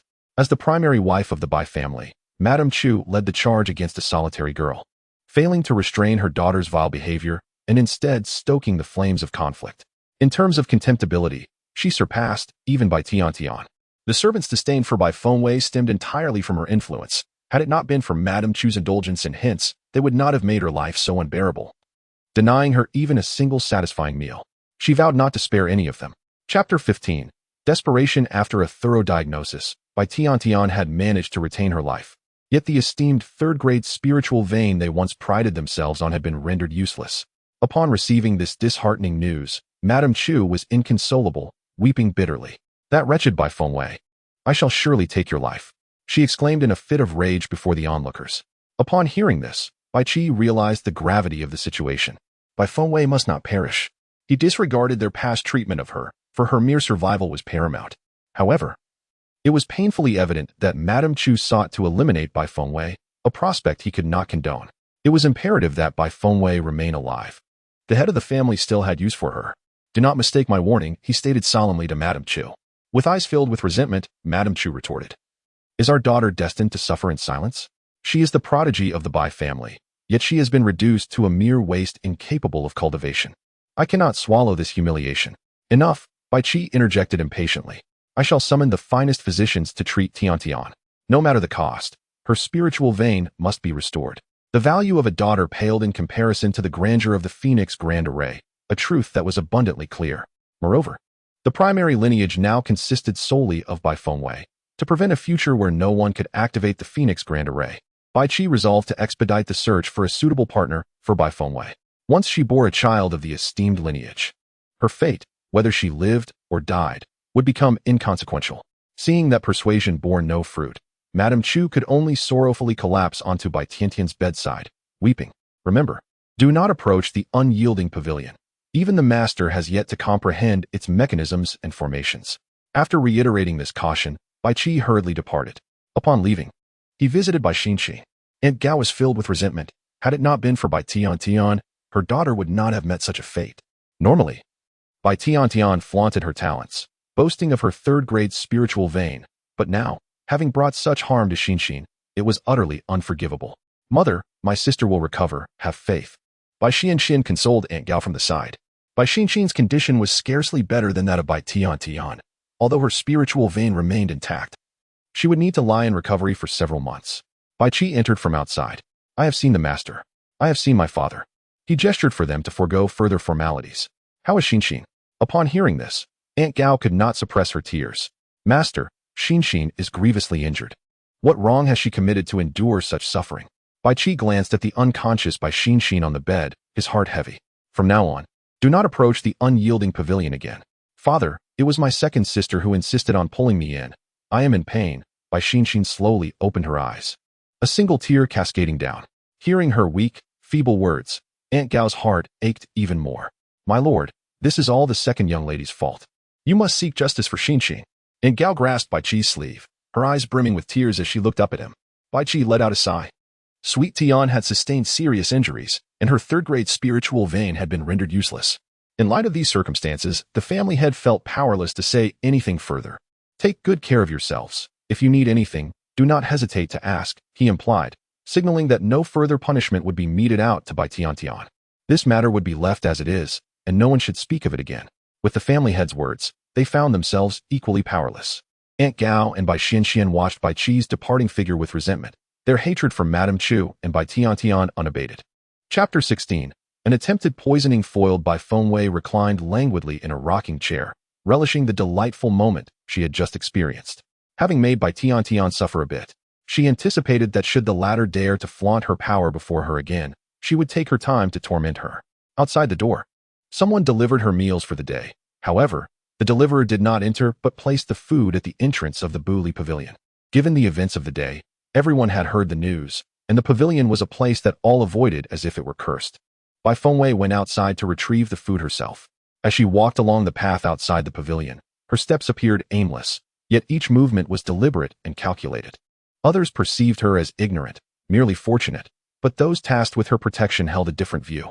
In truth, had she simply followed the small path, she would have avoided triggering any mechanisms. However, since Bai Feng Wei's arrival, she had altered the traps, and now every step was fraught with danger. Upon opening the box, she discovered 4 or 5 dishes, sufficient for her solitary meal, though not particularly lavish. However, the meal contained some inappropriate ingredients, which warrants careful consideration. She stepped outside to summon someone, handing the food box over for the head of the household to inspect. My meal is unpalatable. Please inquire if those who wish to harm me have been identified. Following the events of the morning, no one dared to disregard Bai Feng Wei. The individual hurried off with the food box. Bai Feng Wei touched the red jade pendant at her chest, pondering its value. Indeed, this treasure not only allowed her to perceive concealed mechanisms and formations invisible to the naked eye, but it also revealed the pathways of bones and meridians within the human body and discerned whether the food was poisoned. Truly extraordinary. Otherwise, had she consumed that meal, she would have suffered greatly. The messenger presented the meal to the head of the household, who, upon hearing Bai Feng Wei's remark about it being unappetizing, immediately recognized the presence of poison. Coupled with Bai Feng Wei's statement, Bai Qi felt a surge of astonishment and rage. Who dared to poison the kitchen of the Bai family? Investigate at once. Discover who prepared this meal and identify everyone who handled it. Yes, the command from the head of the household prompted swift action from his subordinates. Shortly thereafter, a report was delivered. The meal had been prepared by Lady Chu's people, and the delivery was made by members of the Chu family as well. With a crash, Bai Qi smashed the teacup in his hand, exclaiming furiously, "What audacity from the Chu family to brazenly poison in my Bai household." The Phoenix Grand Formation of the Bai family can only be activated once every 20 years, and each time it opens, the bloodline of the Phoenix awakens. When the Phoenix bloodline is awakened, it bestows an extraordinary talent for cultivation. During the last activation of the Phoenix Grand Formation, Bai Feng Wei's father was chosen by the Phoenix bloodline, inheriting the extraordinary gifts of the Bai Feng lineage, which propelled his cultivation to unparalleled heights, surpassing all others. This time, Bai Qi is determined to seize the opportunity and become the heir of the Phoenix bloodline. Therefore, Bai Feng Wei must not perish. Anyone who wishes for her demise is his adversary. Furthermore, when the Phoenix Grand Formation is activated, numerous treasures will emerge, be it elixirs, martial arts manuals, or formidable weapons. In summary, the Phoenix Grand Formation will solidify the Bai family's status in the Maple Forest Kingdom. Bai Feng Wei is of utmost importance. Master, what should we do now? The guard inquired. After a moment of contemplation, Bai Qi replied, "Her meals will be personally overseen by the chefs of our household and delivered to her until the day the Phoenix Grand Formation opens." Bai Qi is determined to avoid any missteps in this matter. Understood. The guard promptly took his leave to make arrangements. Just as Bai Qi was preparing to confront Madame Chu with evidence, a messenger reported that she had arrived. Chapter 17. Sacrificing the pawn to save the king upon learning that the meals had not poisoned Bai Feng Wei. Madame Chu specifically came to Bai Qi to persuade him to move Bai Feng Wei out of the unyielding pavilion and allocate a separate courtyard for her. Only in this manner could she draw near Bai Feng Wei, ensuring her untimely demise. After all, the intricacies surrounding the unyielding pavilion make it exceedingly difficult to act upon one's intentions. Lady Chu hurriedly entered and performed a respectful greeting, promptly stating, "My lord, the unyielding pavilion is far too perilous. It would be wiser to bring Feng Wei out and make alternative arrangements. Otherwise, she may suffer harm at any moment." For the traps and formations there are exceedingly enigmatic and formidable. Are you genuinely concerned for her safety, hence your desire to extricate her? Bai Qi inquired with an impassive demeanor. Lady Chu smiled. Of course, after all, we cannot allow what befell Tian Tian to happen to anyone else. Had Bai Qi not already ascertained that the poisoner of Bai Fengwei's meal was indeed a member of the Chu family, he might have lent some credence to Lady Chu's words. However, now he was acutely aware of her ulterior motives, fully enlightened. With a calm yet authoritative tone, Bai Qi declared, "The head of the family has decreed that no one shall lay a hand on Bai Fengwei. Have you disregarded my words?" Upon hearing this, Lady Chu's heart raced. How could the head of the family speak in such a manner? Did he possess some knowledge? "My lord, no one is harmed by Fengwei. I merely suggested bringing her out to prevent any unfortunate incidents within the unyielding pavilion," Lady Chu replied, feigning innocence. In response to her denial, Bai Qi presented irrefutable evidence before her, stating, "And yet you claim otherwise. Look closely. These individuals are all from the Chu family, and they poisoned Bai Fengwei's meal. Do you dare assert that this was not at your behest?" Before the irrefutable evidence, Madame Chu's heart quaked with trepidation as she hastily explained, "My lord, I know nothing of this. I am completely unaware of the circumstances." Fear gripped her, for she understood Bai Qi's temperament. He harbored a profound disdain for those who disregarded his words, and he would not easily forgive anyone who opposed his will. Indeed, Bai Qi dismissed Madame Chu's protestations as mere fabrications. With a scornful tone, he commanded, "Bring forth the culprit. Dear husband, you must trust me. Why would I wish harm upon Bai Fengwei? I assure you, I did not orchestrate this affair." Sensing the impending disaster, Madame Chu interrupted Bai Qi's words. At that moment, the matron by her side, overwhelmed, knelt before them, exclaiming, "Master of the Bai family, it was I who poisoned Miss Fengwei's meal. I could not bear to witness Sweetie suffer thus, and so I took it upon myself to act against her. If punishment is to be meted out, let it fall upon me alone." Madame Chu was entirely unaware of this matter. "I implore you to show mercy and not direct your wrath toward her." Madame Chu, observing the matron who had grown alongside her, recognized her intent to shield her from blame. Though her heart ached at the sacrifice, she refrained from contradicting her. Bai Qi, seated with an air of authority, scrutinized the matron with a gaze that simmered with malice. "It was you?" he questioned, his eyes glinting with a murderous intent. Madame Chu, kneeling, approached Bai Qi and implored, "Master, though Zhang Mama has erred, her actions stemmed from her deep affection for Sweetie. I beseech you to consider her age and her devoted service, and grant her clemency." Bai Qi let out a cold snort. The family head had long decreed that no one was permitted to lay a hand on Bai Fengwei. Since you have treated the family head's words as mere whispers in the wind, do not blame the family head for the ensuing consequences. Bring Madame Zhang down, and execute her with a rain of blows. All those involved in this matter shall have their spiritual veins severed and be expelled from the Bai family. As soon as Bai Qi uttered these words, the fate of Madame Zhang was sealed. No sooner had Bai Qi finished speaking than individuals entered to drag Madame Zhang away, denying both Madame Chu and her servant the chance for a farewell. Madame Chu, witnessing her companion being taken away helplessly, had already experienced Bai Qi's autocratic nature. She directed all her resentment towards Bai Fengwei, vowing that she must die, for otherwise, her heart's hatred would remain unquenched. Chapter 18. Reunion with the Red Serpent. Bai Fengwei enjoyed the sumptuous meal sent by Bai Qi, feeling utterly at ease. Since the passing of her parents, she had not tasted such delightful fare. Today, however, she indulged in it. Yet, while she languidly reclined on the soft couch, engrossed in her reading, a crimson figure suddenly appeared before her. Bai Fengwei's heart jolted, and she immediately sat up, astonished as she regarded the newcomer. "What are you doing here? How did you even get in? And what is your purpose? Did we not agree to part ways and pretend not to know each other?" His presence here, was it a sign of regret? Gioli's deep features contrasted strikingly with his fair skin. His red lips resembled the exquisite plum blossoms that bloom in the icy wilderness, stunningly beautiful, yet emanating an air of chill. The azure depths of her eyes exuded a hint of reckless abandon, while the slight upward curl of her lips conveyed an audacious danger that sent shivers down one's spine. "My lady, I have come to bestow upon you treasures of gold and silver. Why do you not welcome me?" Gioli remarked as he settled beside her, placing a ring upon her ring finger. White Fengwei, recovering from her initial shock, instinctively reached to remove the ring, only to discover it was utterly immovable. "This is a token of my promise, a tenfold sum of silver, accompanied by an abundance of hairpins, jewelry, and garments, sufficient to sustain you for quite some time." Gioli murmured softly. Confusion clouded White Fengwei's thoughts. "Why can I not take off the ring?" A playful glimmer sparkled in Gioli's eyes as he replied.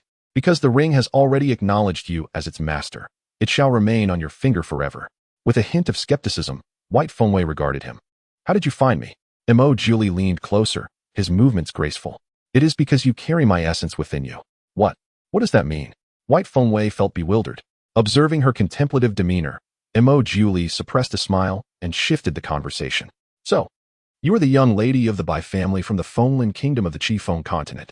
White Fengwei lifted her gaze, retorting crossly, what business is it of yours? Mo Julie examined the crimson ancient jade before her.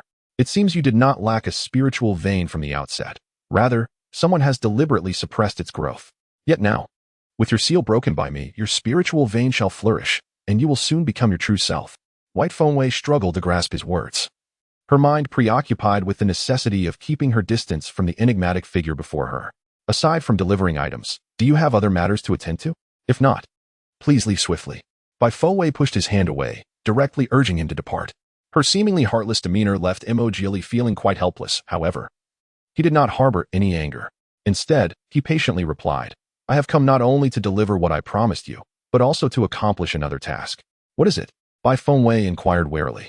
Mo Julie's azure eyes emitted a faint glow, yet upon meeting Bai Fengwei's strikingly clear gaze, the desires within him were forcefully subdued. Noticing his silence, she pressed further, what do you intend to do? Unexpectedly, Mo Julie declared, I wish to revisit what we once shared in the tomb. Bai Fengwei, taken aback by his bluntness, retorted in anger, you should not entertain such thoughts. At that time, she had reluctantly agreed to his advances solely for the sake of survival. And because of his good looks. Now that their transaction was complete and both were free of obligations, she had no desire to foster any unnecessary emotional entanglements with her associate. In her heart, Mo Julie was merely a tool. Chapter 19. A fresh start? Mo Julie had long anticipated Bai Fengwei's refusal. After years of abstinence, he found himself ensnared in a moment of weakness. Though it was consensual, the repercussions were overwhelming. As a serpent, he needed to address his incessant urges. Yet, he found none of those women appealing, which led him to seek Bai Fengwei. Why do you reject me? Surely, you found it pleasurable as well. Besides, what difference does it make between once and many times? Mo Julie found himself perplexed, despite their intimate encounter. Why could Bai Fengwei not accept him? As he spoke, Bai Fengwei felt a surge of anger, her heart a tumult of conflicting emotions. Stammering, she finally uttered, You just leave. Let us not meet again. Although her words might sound callous, she felt powerless, wishing to sever all ties. However, Mo Julie held a different perspective. When Bai Fengwei was distracted, he employed a charm on her. Reluctantly, he resorted to this method, as his allure had failed to entice her. It was one thing to avoid her, but once he laid eyes on her, his restraint faltered. Within the halls of the unattached pavilion, an enchanting scene unfolded. Ensnared by the charm, Bai Fengwei found herself utterly overwhelmed. After a considerable time, she awoke, casting a furious glare at Mo Julie beside her. You lecherous serpent! How dare you take liberties without my consent? Just wait. Mo Julie, still reveling in his conquest, drew closer, exuding an aura of wicked seduction. What? Are you dissatisfied? Shall we start anew? Bai Fengwei conjured a sphere of spiritual energy in her hand, yet hesitated to unleash it. Given her limited power, she knew it would hardly harm the serpent before her. Moreover, using her spiritual energy might attract the attention of her family, risking the revelation of her cultivation abilities. She was not yet ready for others to discover her burgeoning powers, especially since her prowess ranked notably within the Fenglin kingdom. She released her spiritual energy, ultimately refraining from taking any action against Mo Julie. A knowing smile graced Mo Julie's lips. He was aware that she was somewhat reluctant to harm him. For she indeed held a fondness for his skills, did she not? Bai Fengwei hurled a pillow at him, coldly uttering, Get lost. Unfazed by Bai Fengwei's icy remarks, Mo Julie solemnly proclaimed, I shall visit you every 15 days. Be prepared. What? Bai Fengwei lifted her gaze, yet Mo Julie's presence had already vanished. You lecherous serpent. One day I shall chop you into pieces, simmer you in soup, and consume you bite by bite to restore my strength. She clenched her fist, her heart heavy with frustration. In a fit of anger, she kicked aside the blankets and rose to dress. Mo Julie's last words echoed in her mind. The implications of his lewdness unmistakable, rendering it impossible for her to dismiss such thoughts. Unbeknownst to her, every nuance of her expression was captured by Mo Julie, who lingered in the shadows, reluctant to depart. A pleased smile danced upon his lips. He relished Bai Fengwei's reaction, finding himself oddly unable to detach from her. No matter how she treated him, he seemed to embrace it all. Just as Bai Fengwei finished dressing, a voice called from outside, Miss. The Crown Prince has come to visit and wishes to see you. At the mention of the Crown Prince, Bai Fengwei's gaze turned icy, an unmistakable aura of menace radiating from her. Understood, she replied, gathering her composure. From his hidden vantage point, Mo duly discerned that this Crown Prince must be the very one who intended to make her a sacrificial offering. Following Bai Fengwei's lead, they departed from the unattached pavilion.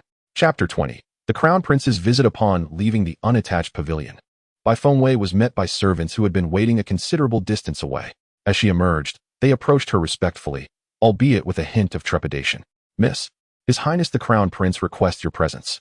The servant's demeanor reflected both reverence and fear, for the events that transpired within the unattached pavilion had spread throughout the Bai family, shifting their fear from the pavilion itself onto Bai Fengwei. Lead the way, Bai Fengwei replied coolly. Before long, she arrived in the main hall, where the head of the Bai family, Madame Chu, Aunt Gao, and other family members were gathered. Most notably, the Crown Prince, Feng Yufan, sat imposingly, exuding an air of arrogance that was rather irksome. The Crown Prince had initially come to the Bai family to inquire about the rumored depletion of Bai Tiantian's spiritual vein, as he had hoped she would contract the Bai family's phoenix bloodline to assist him in his quest for the throne. However, it now seemed that such aspirations were utterly unattainable. Originally, Bai Fengwei had been betrothed to the Crown Prince, but upon discovering her lack of potential for cultivation, he shifted his affections toward Bai Tiantian.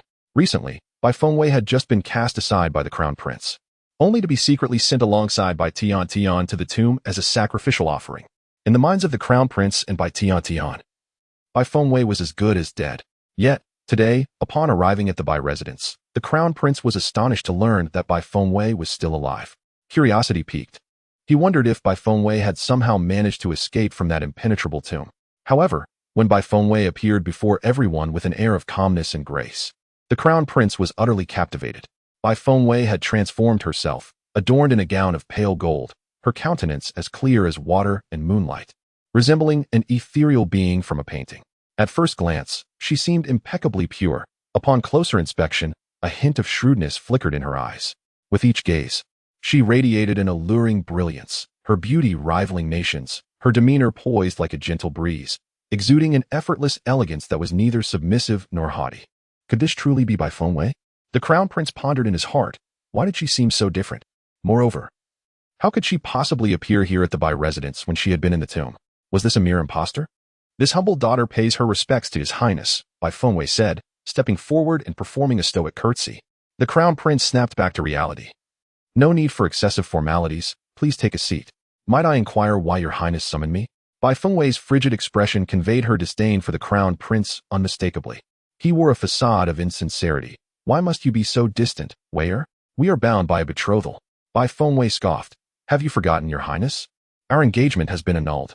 The audacity of the Crown Prince was astonishing, bringing up a betrothal that had already been dissolved. Your Highness is correct. The engagement between you and her has indeed been cancelled. She is no longer your fiancé, Lady Chu interjected, eager to curry favor, for she still harbored hopes of marrying her daughter, Bai Tiantian, to the Crown Prince. If the Crown Prince were to rekindle his feelings for Bai Fengwei, her plans would surely be thwarted. However, upon witnessing the demeanor of Bai Tiantian, the Crown Prince abandoned any intention of marrying her, for her third-grade spiritual vein had been rendered useless, rendering her of no practical value. Who granted you the right to interject in my discourse? The Crown Prince declared, irked. My prince, please temper your anger. The head of the Bai family immediately offered an apology, with Madame Chu following suit, choosing silence thereafter. Though she felt a simmering resentment within, she inwardly chastised Bai Fengwei for her perceived licentiousness, as she had so brazenly sought to entice the Crown Prince upon her arrival. Furthermore, the exquisite attire she donned raised suspicions. Had it been acquired from the unyielding pavilion? A plan must be devised to ensure Bai Fengwei vacated the unyielding pavilion. She was unworthy of such splendid garments. Chapter 21. A private meeting. The Crown Prince turned his gaze toward Bai Fengwei. Weier, I wish to converse with you privately. Might it be convenient? Upon hearing this, Bai Fengwei internally cursed. What a presumptuous address. We are not intimately acquainted, so why this familiarity? Yet, the head of the Bai family chimed in. Your Highness, it is indeed convenient. Before Bai Fengwei could respond, her fate had been decided by her family head. In a secluded pavilion, the Crown Prince fixed his gaze upon Bai Fengwei, saying, Weier, I never imagined we would meet again. Bai Fengwei replied with a nonchalant smile. Your Highness, there is no need for such circumlocution. If you have inquiries, simply pose them. It was clear that the crown prince merely sought to ascertain whether she was indeed by Fengwei, yet he chose to beat around the bush, which was rather vexatious. Her poise and sharpness dazzled the crown prince, who found himself irresistibly drawn to the newly transformed by Fengwei. Waiter, perhaps we should consider re-engaging our betrothal, the crown prince suddenly suggested. Bai Fengwei furrowed her brow, incredulous. Would she truly marry the one who had taken her life? Was this individual attempting to amuse her?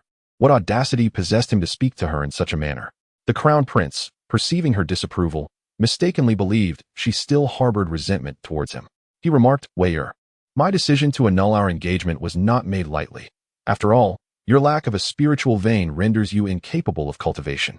The royal family would never accept a woman who cannot cultivate as the future empress. As he uttered these words, his demeanor was haughty, mentioning the position of empress in an attempt to sway Bai Fengwei. Yet, she thought to herself, I too lack a spiritual vein. How could I possibly be worthy of His Highness the Crown Prince? Thus, she decided to dismiss the notion entirely, for she still sought revenge. Listening to her subtle refusal, the Crown Prince assumed her self-doubt stemmed from her inability to cultivate. He then proposed, once I ascend the throne, I shall abolish that decree, allowing you to be with me. What do you think? Bai Fengwei chuckled lightly, her laughter laced with sarcasm. Crown Prince, have you forgotten? I am but a sacrificial offering to your royal uncle. It seemed he would not recall this matter without her reminder, had only a few days passed.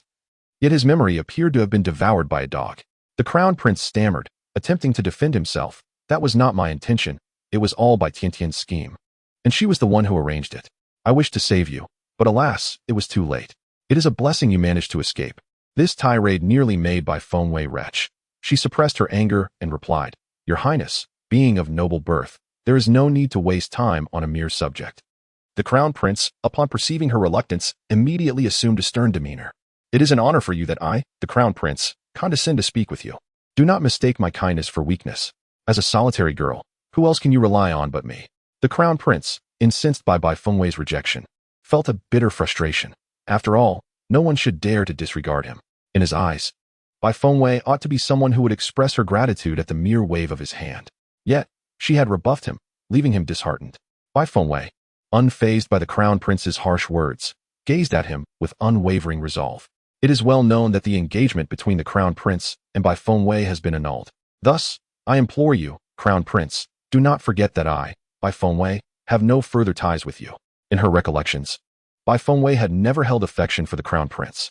Although she lacked the ability to cultivate, she was an exceedingly proud individual, kind-hearted yet principled. She never voiced complaints even under the pressure from the Bai family. Though her life was arduous, her remarkable intelligence and keen insight shone through. Chapter 22. The Crown Prince falls into water. Do not regret this. The Crown Prince left with those venomous words. Bai Fengwei, disinterested in the self-important Crown Prince, departed from the pavilion and returned directly to the Buli Pavilion. Lady Chu had stationed individuals outside the Buli Pavilion to monitor Bai Fengwei, meticulously recording her every step as she entered. Little did they know, upon her arrival, Bai Fengwei had altered the mechanisms of the entrance. Those who could not comprehend the intricacies of the array would be unable to enter. Even if they attempted to replicate her precise movements, they would inevitably trigger the traps. There, upon departing from the Bai residence, the Crown Prince felt as though an unseen weight pressed heavily upon his chest, leaving him in a state of profound discomfort. Your Highness, has Bai Fengwei angered you? Inquired one of his subordinates. Feng Yufan, filled with indignation, retorted that Bai Fengwei has clearly been imprisoned within the tomb. How could she possibly reappear at the Bai household? And she seems remarkably transformed. The once tattered daughter of the Bai family now radiates brilliance. Who could have rescued her? Upon hearing this, the subordinate, with a glint in his eye, suggested, Your Highness, could it be that those individuals, who were paid to carry out your orders, failed to execute their duties? The Crown Prince, with unwavering certainty, responded, They would not dare. After a moment of contemplation, he commanded, Investigate thoroughly. I must uncover the truth behind Bai Fengwei's survival. Your Highness, since Bai Fengwei is still alive, should we not take further action against her? One of Feng Yufan's companions gestured menacingly across his throat. With a wry smile, Feng Yufan replied, No need for that. He now found himself intrigued by Bai Fengwei. Her remarkable transformation and newfound beauty piqued his interest, leading him to consider the possibility of her becoming his wife. Although her appearance and essence remained unchanged, Feng Yufan felt that Bai Fengwei was now worthy of a place by his side. Observing the unspoken exchange, his companion mused, Your Highness, Could it be that you were contemplating? What needed no words was understood between them, a silent accord between master and servant. The crown prince smiled gently, recalling that the Lantern Festival would take place in 2 days. At that time, all the men and women of Maple Forest Kingdom would venture out to revel. The crown prince intended to invite all the young men and maidens of the imperial city to enjoy the scenic beauty of Maple Forest Mountain. And he reminded that a formal invitation should be extended to Bai Fo Wei of the Bai family. But what about Bai Tian Tian? A cautious subordinate inquired. With an air of haughty indifference, the crown prince raised his chin and remarked, Bai Tiantian's third-grade spiritual vein has been rendered useless. She holds no further value for me. Henceforth, she shall be disregarded. At that moment, Feng Yufan felt an immense sense of relief that he had not yet sought a marriage proposal from the Bai family or Bai Tiantian. Had he done so only to discover her plight afterward, the situation would have become exceedingly difficult. How could a dignified crown prince marry a woman with a wasted spiritual vein and little beauty? However, if the individual in question were the present Bai Fo Wei, he might entertain the notion. Understanding, the subordinate promptly departed to fulfill the crown prince's wishes. The crown prince sat in his carriage, brimming with self-satisfaction, as visions of Bai Feng Wei's unparalleled beauty lingered in his mind, refusing to dissipate. Suddenly, the carriage jolted, and for reasons unknown, the whimsical crown prince was propelled outward by a gust of wind. Consequently, the crown prince of Maple Forest Kingdom found himself plunged into the river beneath the passing bridge. This unforeseen predicament left those around him in utter disarray.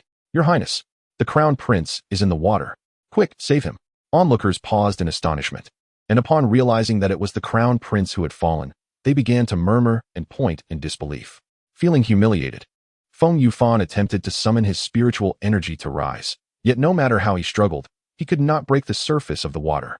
It was as if an invisible force held him captive, pulling him downward relentlessly. Mo Julie stood above, looking down at Feng Yufan submerged beneath the water with disdain. Chapter 23. The resurgence of poisonous schemes. The prince, having swallowed copious amounts of water, would surely have sunk to the riverbed had he not been rescued. Your Highness, are you unscathed?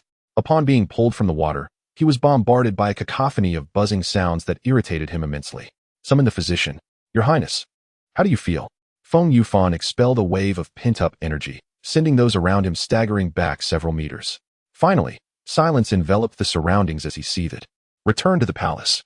As the illustrious prince, it was utterly disgraceful to have been the subject of ridicule today. The prince's entourage hastily departed. But news of his misfortune had already spread throughout the imperial city. The emperor of the Fenglin kingdom soon learned of the incident and summoned the prince, chastising him fiercely. Following the humiliation of his fall into the water and the emperor's reprimand, the prince fell ill. Meanwhile, in the Bai household, an unsettling atmosphere began to pervade after the prince's departure. Bai Qi, the head of the Bai family, who had previously hoped for Bai Tiantian to marry the prince, now realized that such a union was impossible, especially given her now diminished third-grade spiritual vein. It seemed that this matter would simply fade into obscurity. However, that was of little consequence. The position of a princess was not paramount. What truly mattered was the phoenix array. Madame Chu also grasped this truth, though she found it exceedingly difficult to accept. The position of the crown princess was once sweet and delightful, yet now it has been tainted by that wretched Bai Feng Wei, leaving the noble lady Chu resolute in her intention to eliminate her, seeking to assuage her deep-seated resentment. Meanwhile, the recently awakened Bai Tiantian, upon realizing the loss of her third-grade spiritual vein, wept inconsolably, contemplating despair. After much coaxing, Lady Chu finally managed to calm her daughter. Dear Tiantian, Mother will find the finest alchemist to restore your spiritual vein. You shall surely regain your health, she promised. Is that truly so, Mother? Bai Tiantian, in a pitiful state, lay in bed, racked with pain, both physical and emotional. Indeed, it is true. You are a prodigy of the Fenglin kingdom, were so before, and shall be so again. Lady Chu reassured her gently. With tears brimming in her eyes, Bai Tiantian inquired, Has His Highness the Crown Prince visited? Did he propose to father? At this, Lady Chu hesitated, saying, Your foremost concern right now is to recuperate.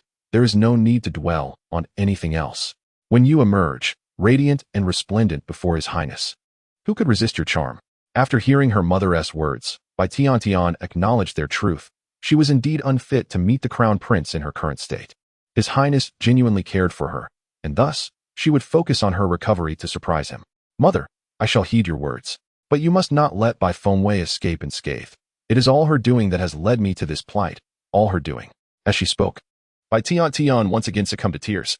In her maternal anguish, Lady Chu tenderly wiped away her daughter's tears, saying, "Your father currently forbids us from taking action against Bai Fengwei, but fret not. Mother has her ways." "Is that true? Mother, what do you plan to do?" Bai Tian inquired eagerly. "I have already sought out assassins from outside, all of whom are desperate individuals. As long as they are not associated with us. When Bai Fengwei encounters misfortune, your father will not hold us accountable," came the reassuring response. Upon hearing this, Bai Tian's face lit up with joy. "That is wonderful. Do not dwell on such matters. Focus on resting," Madame Chu gently consoled. After shedding a few tears, Bai Tian soon fell asleep again. Chapter 24. The ring. Upon returning to the Beauty Pavilion, Bai Fengwei had long since cast aside thoughts of the Crown Prince, expressing her disdain for his various repugnant behaviors. Just as she settled down to cultivate, she suddenly remembered the snake had forcibly bestowed upon her a ring. Raising her hand to inspect it, she was astonished to find that the ring had vanished. Before she could ponder this mystery, it reappeared. How remarkable, she mused. Nevertheless, this was for the best. If the Bai family were to see the ring on her hand, they would undoubtedly question its origin, making explanations troublesome. Through her sensing abilities, Bai Fengwei discerned the contents of the ring, her eyes widening in astonishment. Indeed, it contained treasures surpassing tenfold what one would find in a tomb. The sight of gold piled high and gleaming like the sun filled her with joy, instilling a sense of pride akin to that of a wealthy magnate. From being a destitute individual, she had suddenly transformed into a person of affluence. Her confidence soaring as she realized she would no longer need to endure a life of frugality. In addition to the gold and silver, her space held numerous unfamiliar items in various jars and bottles. Additionally, in the corner, there lay a pile of books. Bai Fengwei extracted them all, determined to peruse each one thoroughly. After all, her understanding of this world was still woefully limited, and her grasp of cultivation was far from comprehensive. As she opened one tome, the image of Mo Julie surfaced in her mind. To her credit, that serpent had proven trustworthy, fulfilling its promise. Yet, the mere thought of its declaration to visit her every fortnight ignited within her a fierce desire to flay its skin and strip its tendons. Bai Fengwei silently vowed to diligently cultivate her skills, with the hope that one day she would escape this place, rendering it incapable of finding her. Indeed, it was it. Not he. Just as Lin Wei was preparing to delve into her studies, a voice from outside interrupted her reverie. "Miss, please come out. There is an invitation for you." Upon opening the door, she was met with the sight of a trembling individual standing at the entrance of Beauty Pavilion. She stepped outside, received the invitation, and discovered it was sent by the Crown Prince, requesting her presence at the upcoming Lantern Festival. What is the Lantern Festival? Bai Fengwei rummaged through her memories until, after a moment, she recalled that it was a grand matchmaking event. What scheme was the Crown Prince concocting? She flung the invitation onto the table, exclaiming in exasperation. Initially reluctant to attend, the memory of the original owner's tragic fate compelled her to resolve to confront the Crown Prince and teach him a lesson. With this decision made, she immersed herself in her reading. From the knowledge gleaned within the pages, she learned that beyond cultivation, some practitioners could acquire specialized skills, such as alchemy, artifact forging, and formation crafting. Those who possessed these unique abilities were referred to as alchemists, artifact masters, and formation masters, respectively. However, individuals of this particular cultivation type are exceedingly rare. Once someone possesses such a skill, they become an object of universal admiration. For instance, alchemists are almost universally sought after, primarily because everyone requires medicinal pills during their cultivation, such as the commonly used chi replenishing and blood replenishing pills. Furthermore, the success rate of a cultivator's advancement is significantly elevated with the aid of these pills. The higher the grade of the pills, the higher the rank of the alchemist. The ranks of alchemists are categorized as follows: first-tier alchemist, second-tier alchemist, third-tier alchemist, fourth-tier alchemist, fifth-tier alchemist, sixth-tier alchemist, seventh-tier alchemist, eighth-tier alchemist, ninth-tier alchemist, master alchemist, and grandmaster alchemist. Upon realizing this, Bai Fengwei's heart could scarcely contain her excitement. Questions began to arise within her. How might one become an alchemist? Chapter 25. The Assassin's Night Raid. Subsequently, she perused other texts and discovered that a prerequisite for becoming an alchemist is an exceptionally high mental acuity. The greater one's mental prowess, the finer the quality of the pills produced. Mental acuity? Bai Fengwei pondered silently, wondering about the state of her own mental capacity and resolved to find an opportunity to assess it. As she neared the end of her reading, she noticed that night had quietly descended. Bai Fengwei returned all the books to her ring, intending to practice through the night. However, she suddenly became aware of unexpected visitors outside the unyielding pavilion. She scoffed, recognizing their tenacity. It was obvious that these individuals had been dispatched by Madame Chu. Outside, in a concealed location, a group of cloaked figures stealthily concealed themselves in the shadows, contemplating how to infiltrate the Bouli Pavilion to carry out their assassination mission. After deliberation, they resolved to split into 3 teams, each approaching through the front, side, and rear entrances to prevent Bai Fengwei from escaping. 2 of them, having scanned the surroundings and found no one, dashed towards the front entrance. However, they were intercepted by the guards dispatched by Bai Qi, who had come to protect Bai Fengwei before they could near the Bouli Pavilion. "Who are you to dare wield a sword within the Bai residence?" one of the guards demanded. It must be said that the protectors sent by Bai Qi were quite formidable. Without further ado, they engaged in combat with the intruders. After several exchanges of martial prowess, the 2 assailants found themselves captured. "Identify yourselves and reveal who sent you," one of the guards pressed, brandishing his sword against the throat of one captured intruder. The man, realizing his predicament, felt a surge of regret. Did not the employer assure him that this place was devoid of any defenders? How then had 2 skilled guards materialized to thwart their plans? Nevertheless, their reputation in the world of martial arts relied on honor. Even in death, they would not divulge the identity of their employer. Thus, both men resolutely turned their heads aside, stating, "You may kill or torture us as you wish. We shall not speak." Exchanging glances, the 2 guards understood that these assailants would not reveal anything until they faced dire consequences. The commotion soon attracted the attention of other guards from the Bai family, who swiftly apprehended the 2 men and took them for interrogation throughout the night. Meanwhile, the other 2 groups had quietly infiltrated the Bouli Pavilion, and by the time the guards discovered their presence, it was too late to intervene. They initially intended to enter the unyielding pavilion to thwart those intruders. Yet, recalling the recent harrowing events that transpired within its walls, a sense of trepidation gripped them. After all, Miss Tian and Miss Xin were still bedridden, and the fates of the guards and servants were vividly etched in their memories. None emerged unscathed, all suffered grievous injuries, their conditions utterly horrific. They were unwilling to meet a similar fate. After a moment of hesitation, they realized they had already squandered the opportunity to seize the moment. Surely, the eldest young lady would be unharmed? They exchanged glances towards the unyielding pavilion. Inside, the myriad of traps suggested that the assailants' outcomes could hardly be more favorable than those of the 2nd and 3rd young ladies.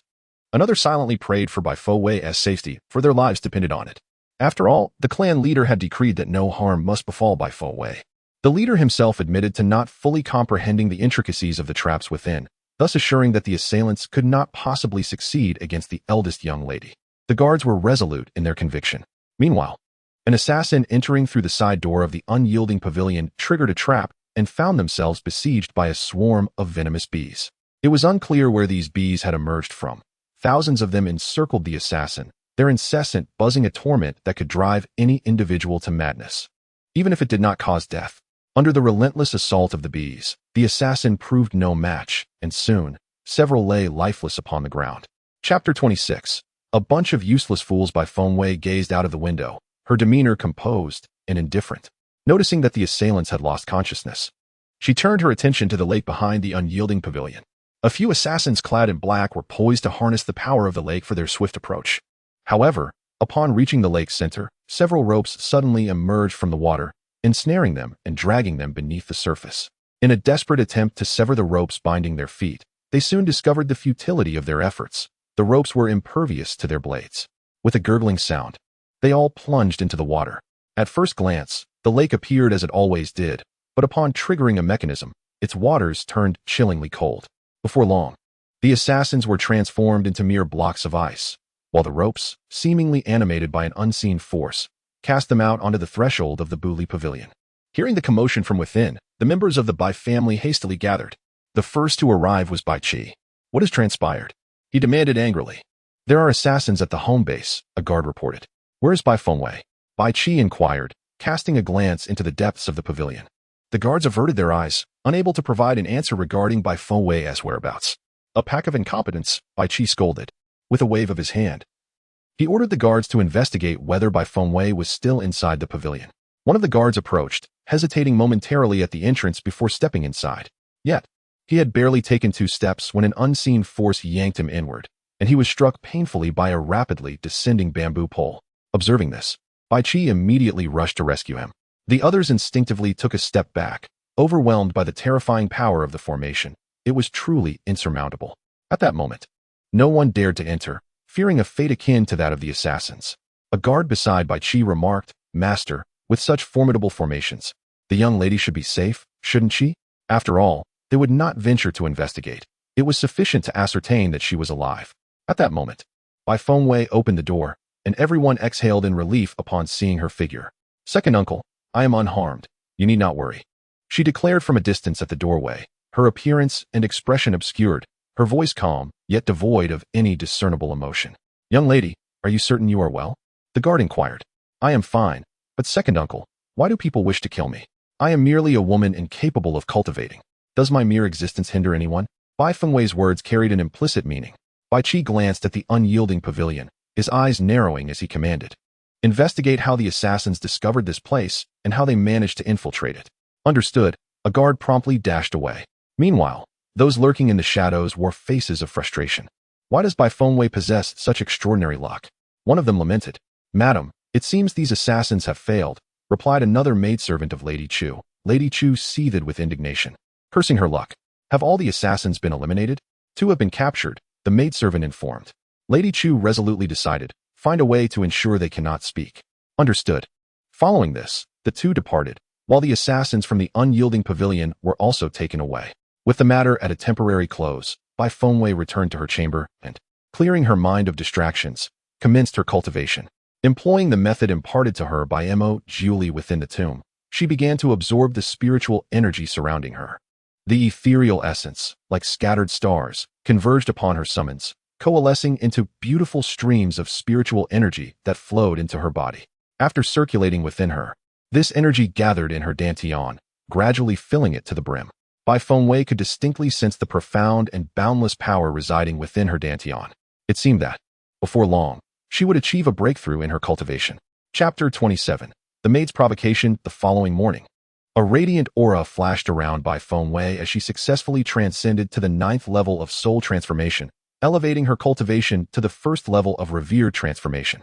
As she slowly opened her eyes, her entire being exuded an ethereal and pure grace, while the shrewdness in her gaze lent her an air of tranquil nobility.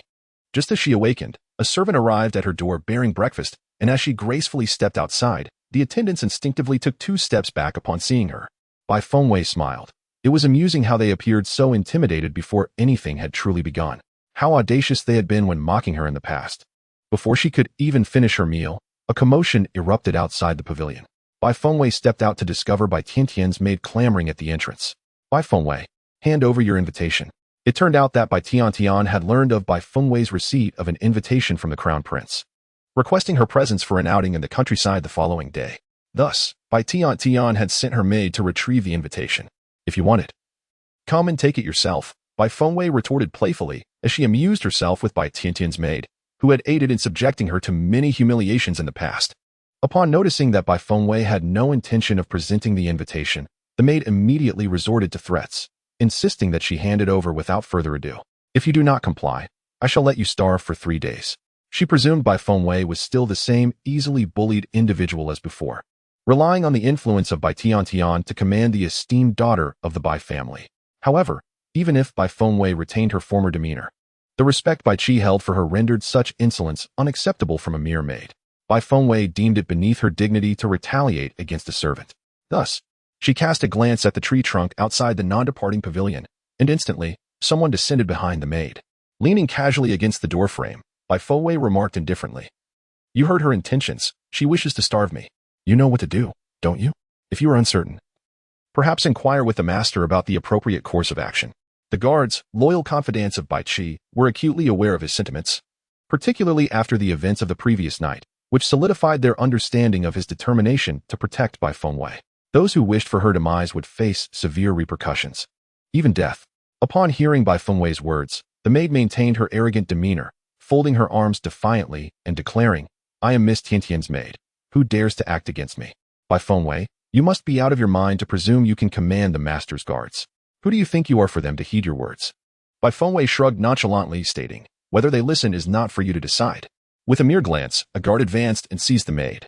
Upon being captured, fear swiftly overtook her. "Release me at once. Be wary of my informing the young lady. She will surely notify the master of the household, and you shall face his wrath," the maid threatened the guard. "If you have anything to say, proclaim it before the master." The guard retorted as he seized the maid and dragged her away. This maid, by Tian, was not one to be trifled with, yet the guard dared not act independently. He brought her before Bai Qi, the master of the Bai family, recounting the incident in its entirety. Bai Qi was incensed and administered 30 lashes to the maid before expelling her from the Bai household. In the past, such matters might have been overlooked. But Bai Qi had made it abundantly clear that no one was to lay a hand on Bai Fengwei. A mere maid who defied the master's orders and openly challenged Bai Fengwei was displaying utter disregard for his authority.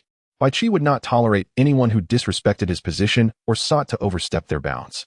Upon learning that her maid had been cast out of the Bai family, Bai Tian wept bitterly, lamenting, "What has come over my father lately? Why does he side with Bai Fengwei?" Chapter 28. The schemes of the heart. Madame Chu consoled her, saying, "My dear Tian, do not dwell on such thoughts. Your mother will ensure Bai Fengwei receives her due lesson." With tear-filled eyes, Bai Tian pleaded, "Mother, but why did the crown prince only send an invitation to Bai Fengwei? Does he have affections for her? Why was I not honored with an invitation? Has the crown prince turned his affections away from me? When will he come to propose to me?" Seeing her daughter in distress, Madame Chu's heart ached. "The crown prince did not extend an invitation to you because of your current injury. He is merely considering your well-being and the inconvenience it presents for you to attend. Although he has clearly annulled his engagement with Bai Fengwei, why does he still extend an invitation to her? What merit does Bai Fengwei possess?" Bai Tian felt a surge of frustration, utterly powerless in her predicament. Especially after the crown prince's visit yesterday, she could distinctly sense a shift in his demeanor towards her. Surely, he must harbor disdain for her. Indeed, Bai Fengwei is unworthy. It is only Tian who is deserving of the esteemed crown prince. Rest assured, the crown prince will not be enamored with Bai Fengwei. Madame Chu stood by Tian's bedside, offering her a stream of consolation. Yet, the pain coursing through Tian's body was nothing compared to the turmoil within her heart. She placed the blame for all her misfortunes squarely upon Bai Fengwei's shoulders. "Mother, you must devise a plan to prevent Bai Fengwei from enticing the crown prince. Otherwise, once I recover, the crown prince may very well be lured away by her." Bai Tian expressed her fears, convinced that the crown prince had indeed taken a liking to Bai Fengwei. If that were the case, would the crown prince still consider marrying her? Madame Chu had also learned of Bai Fengwei's invitation from the crown prince. She whispered to Bai Tian, "As long as Bai Fengwei remains hidden in the unyielding pavilion, we are at a loss to act. However, if she ventures out to seek the crown prince tomorrow, it presents us with a splendid opportunity." Upon hearing this, Bai Tian grasped her mother's intent. "You mean, we should take action while Bai Fengwei is away from the unyielding pavilion?" With a glint of cold determination in her eyes, Madame Chu replied, "I shall make preparations at once. This time, we must ensure she does not return." Bai Tian's heart raced with excitement. She could hardly wait to see how Bai Fengwei would escape this time. "Sweet and obedient, you should rest easy. Leave these matters to your mother, who will not let this go unpunished."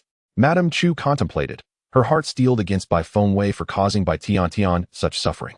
Bai Tian, nodding obediently, responded, "I understand, mother." Several of her teeth had been knocked out, rendering her speech somewhat unclear, while her swollen face was grotesquely disfigured. When the crown prince had seen her yesterday, he would not have recognized her had it not been for someone identifying her as Bai Tian. The crown prince, who had never held any genuine affection for Bai Tian. Now, upon witnessing her tragic appearance and then comparing it to the stunningly beautiful Bai Fengwei, realized that Bai Fengwei resembled a celestial goddess descended from the heavens. Even in his illness, the crown prince found his thoughts irresistibly drawn to Bai Fengwei from the previous day. "Have you uncovered the truth?" he inquired, reclining on his couch. "Your Highness," his subordinate replied respectfully, "after thorough investigation, we confirmed that Miss Bai was indeed confined within the tomb, yet no one knows how she managed to escape. Furthermore, we dispatched individuals to inspect the area surrounding the tomb, which remains intact, showing no signs of having been breached from within." The crown prince narrowed his eyes, a hint of intrigue dancing across his face. "I am increasingly curious about how she accomplished this. Your Highness, would you like us to bring Miss Bai to you, so she may clarify the sequence of events?" The crown prince raised his hand, indicating that it was unnecessary. "Tomorrow marks the Shaanxi festival. As long as I beckon, she will willingly fall into my embrace. When the time comes, whatever I wish to know, she will surely divulge without hesitation." The crown prince is indeed wise. The attendants flattered. On the day of the Shaanxi festival, any couple that found mutual attraction could pledge their lifelong commitment. In their eyes, it was certain that Bai Fengwei would eagerly offer her affection to the crown prince. Chapter 29. The royal city market the following day. As the crown prince personally sent someone to fetch Bai Fengwei, the Bai family dared not obstruct her departure. Although Bai Qi was reluctant to let Bai Fengwei step even a foot away from the Bai residence, he could not openly defy the crown prince's intentions. For Bai Fengwei's safety, Bai Qi had no choice but to discreetly assign 4 or 5 additional guards to protect her. Seated in the carriage, Bai Fengwei beheld the streets of the Fenglin kingdom for the first time since her arrival. The thoroughfares were broad and bustling, filled with an array of unfamiliar and intriguing wares, some of which were essential to cultivators. On this day of the Shaanxi festival, the atmosphere was vibrant with throngs of people. Patrons flowed in and out of the taverns and shops, while the streets were alive with young men and women, all adorned in stylish attire. The ladies, with a touch of makeup, exuded a beauty that was pleasingly appropriate. Bai Fengwei's sparkling eyes were imbued with a hint of casual indifference as she gently lifted the curtain, her hands as delicate as jade, fair and rounded. Lacking a maid and possessing limited skill in hairstyling, her long hair was casually gathered with a single hairpin, giving her an air of graceful elegance. Every gesture she made radiated a serene and carefree demeanor. Bai Fengwei suddenly spoke. The carriage halted. "Miss Bai, do you require anything?" Bai Fengwei leaped down from the carriage. "Wait for me here." She then entered a shop dedicated to hairstyling. Upon noticing that she had arrived in a carriage belonging to the crown prince's residence, the proprietor greeted her with a broad smile. "Miss, may I inquire if you would like a makeover or a hairstyle?" In that brief moment, the owner scrutinized Bai Fengwei from head to toe. Dressed in a delicate gown of pale golden chiffon, adorned with a vibrant red sash, she exuded an air of nobility and languor, unmistakably a person of significance. Consequently, the proprietor's demeanor was exceptionally cordial. Bai Fengwei settled into a chair before the owner and waved her delicate hand, commanding, "Create a hairstyle befitting me." Although she was an assassin, she was also a refined one. Looking disheveled was simply unbefitting her. After sitting down, she removed the hairpin from her hair, allowing her long tresses to cascade down like a waterfall, carefree and elegant, a sight to behold. From the moment Bai Fengwei entered, she captured the attention of many. Her beauty and grace swiftly drew the gaze of onlookers, yet none recognized her, leading them to quietly speculate about her identity. As Bai Fengwei settled comfortably, the proprietor eagerly flattered her. "Miss, please hold on. I shall summon our finest hairstylist." "Who is she? I've never seen her before," someone whispered. "I don't know. Perhaps she hails from outside the city. It is not uncommon for new faces to appear in our imperial capital each year." The tone is imbued with a subtle hint of jealousy and arrogance. Perhaps she intends to leverage her beauty to ascend the social ladder. Just look at her demeanor. Surely she has adorned herself to entice some gentleman. Hee, I concur. You must keep a vigilant eye on the men you cherish, lest she ensnare them with her charms. A few women linger nearby, gossiping amongst themselves, covertly bestowing upon Bai Fengwei an unfounded label. Their voices are far from hushed, each word resonating clearly in Bai Fengwei's ears. She scoffs inwardly, unsure whether to deem them excessively insecure or overly confident. Chapter 30. Your fortunate blessing according to their discourse. It appears they harbor a profound lack of self-assurance, unable to safeguard even the men they admire. Simultaneously, they seem to possess an overabundance of confidence. So much so that they believe Bai Fengwei would take an interest in just any ordinary fellow. The proprietor promptly summoned the hairstylist, who cheerfully inquired if Bai Fengwei had a preferred hairstyle, suggesting they could refer to their style catalog. In a rush, Bai Fengwei instructed the stylist to proceed as he saw fit. The stylist then inquired whether she wished to obtain a membership card, which would grant her discounts and priority service on future visits. Bai Fengwei couldn't help but smile. Such a well-worn sales tactic. It seems one cannot escape the allure of membership promotions, regardless of the location. As she peered into the mirror, contemplating urging the stylist along, a figure entered from outside. The individual approached and called out, "Miss Bai, are you ready? His Highness the Crown Prince has been waiting for quite some time." "What? The Crown Prince?" This revelation astonished those nearby. Could it be that the Crown Prince specifically dispatched someone to fetch her? The other young ladies present were consumed with envy and jealousy.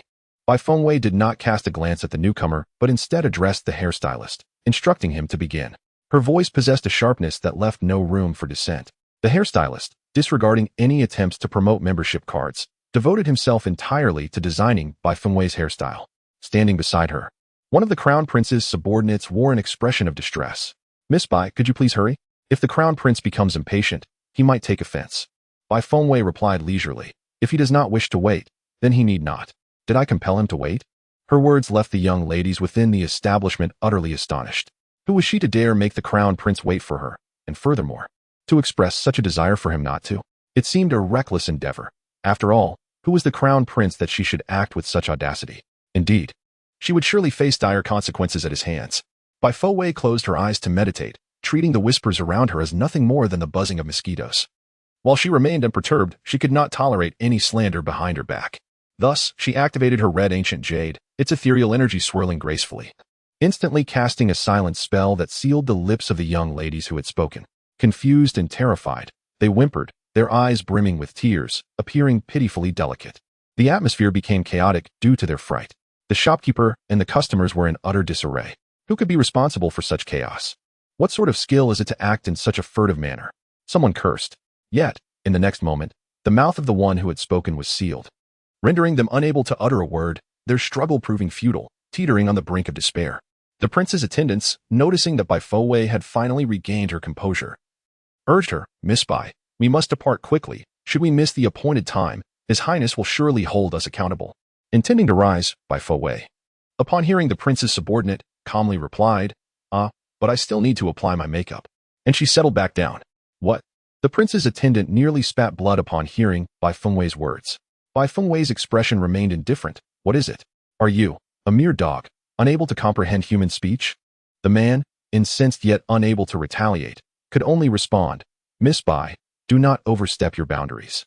It is a privilege that His Highness has invited you to join him. Do not be ungrateful." Bai Fowei shot him a cold glance and replied, "You may either wait or leave. The choice is yours." Her frigid demeanor left the man feeling as if he had plunged into an icy abyss. Chapter 31. Powerless, Bai Fowei remained quietly at her task of beautification. While chaos reigned around her, the silenced young ladies wept in fear. "What shall we do? What is wrong with you, miss?" They lamented, unable to voice their concerns. Some nearby reveled in their misfortune, mocking them. Upon hearing the laughter, the voiceless ladies were filled with both shock and indignation, yet were too constrained to express even a single word. After a quarter of an hour, Bai Fowei completed her makeup and prepared to depart. At this moment, the lady's savior had also arrived. "Young Master Jun, how fortunate it is to encounter you. Please come and see, my lady is here preparing herself." Yet unexpectedly, she has fallen silent, and we are at a loss as to the reason. I humbly request your assistance. Just then, Bai Fowei approached the entrance.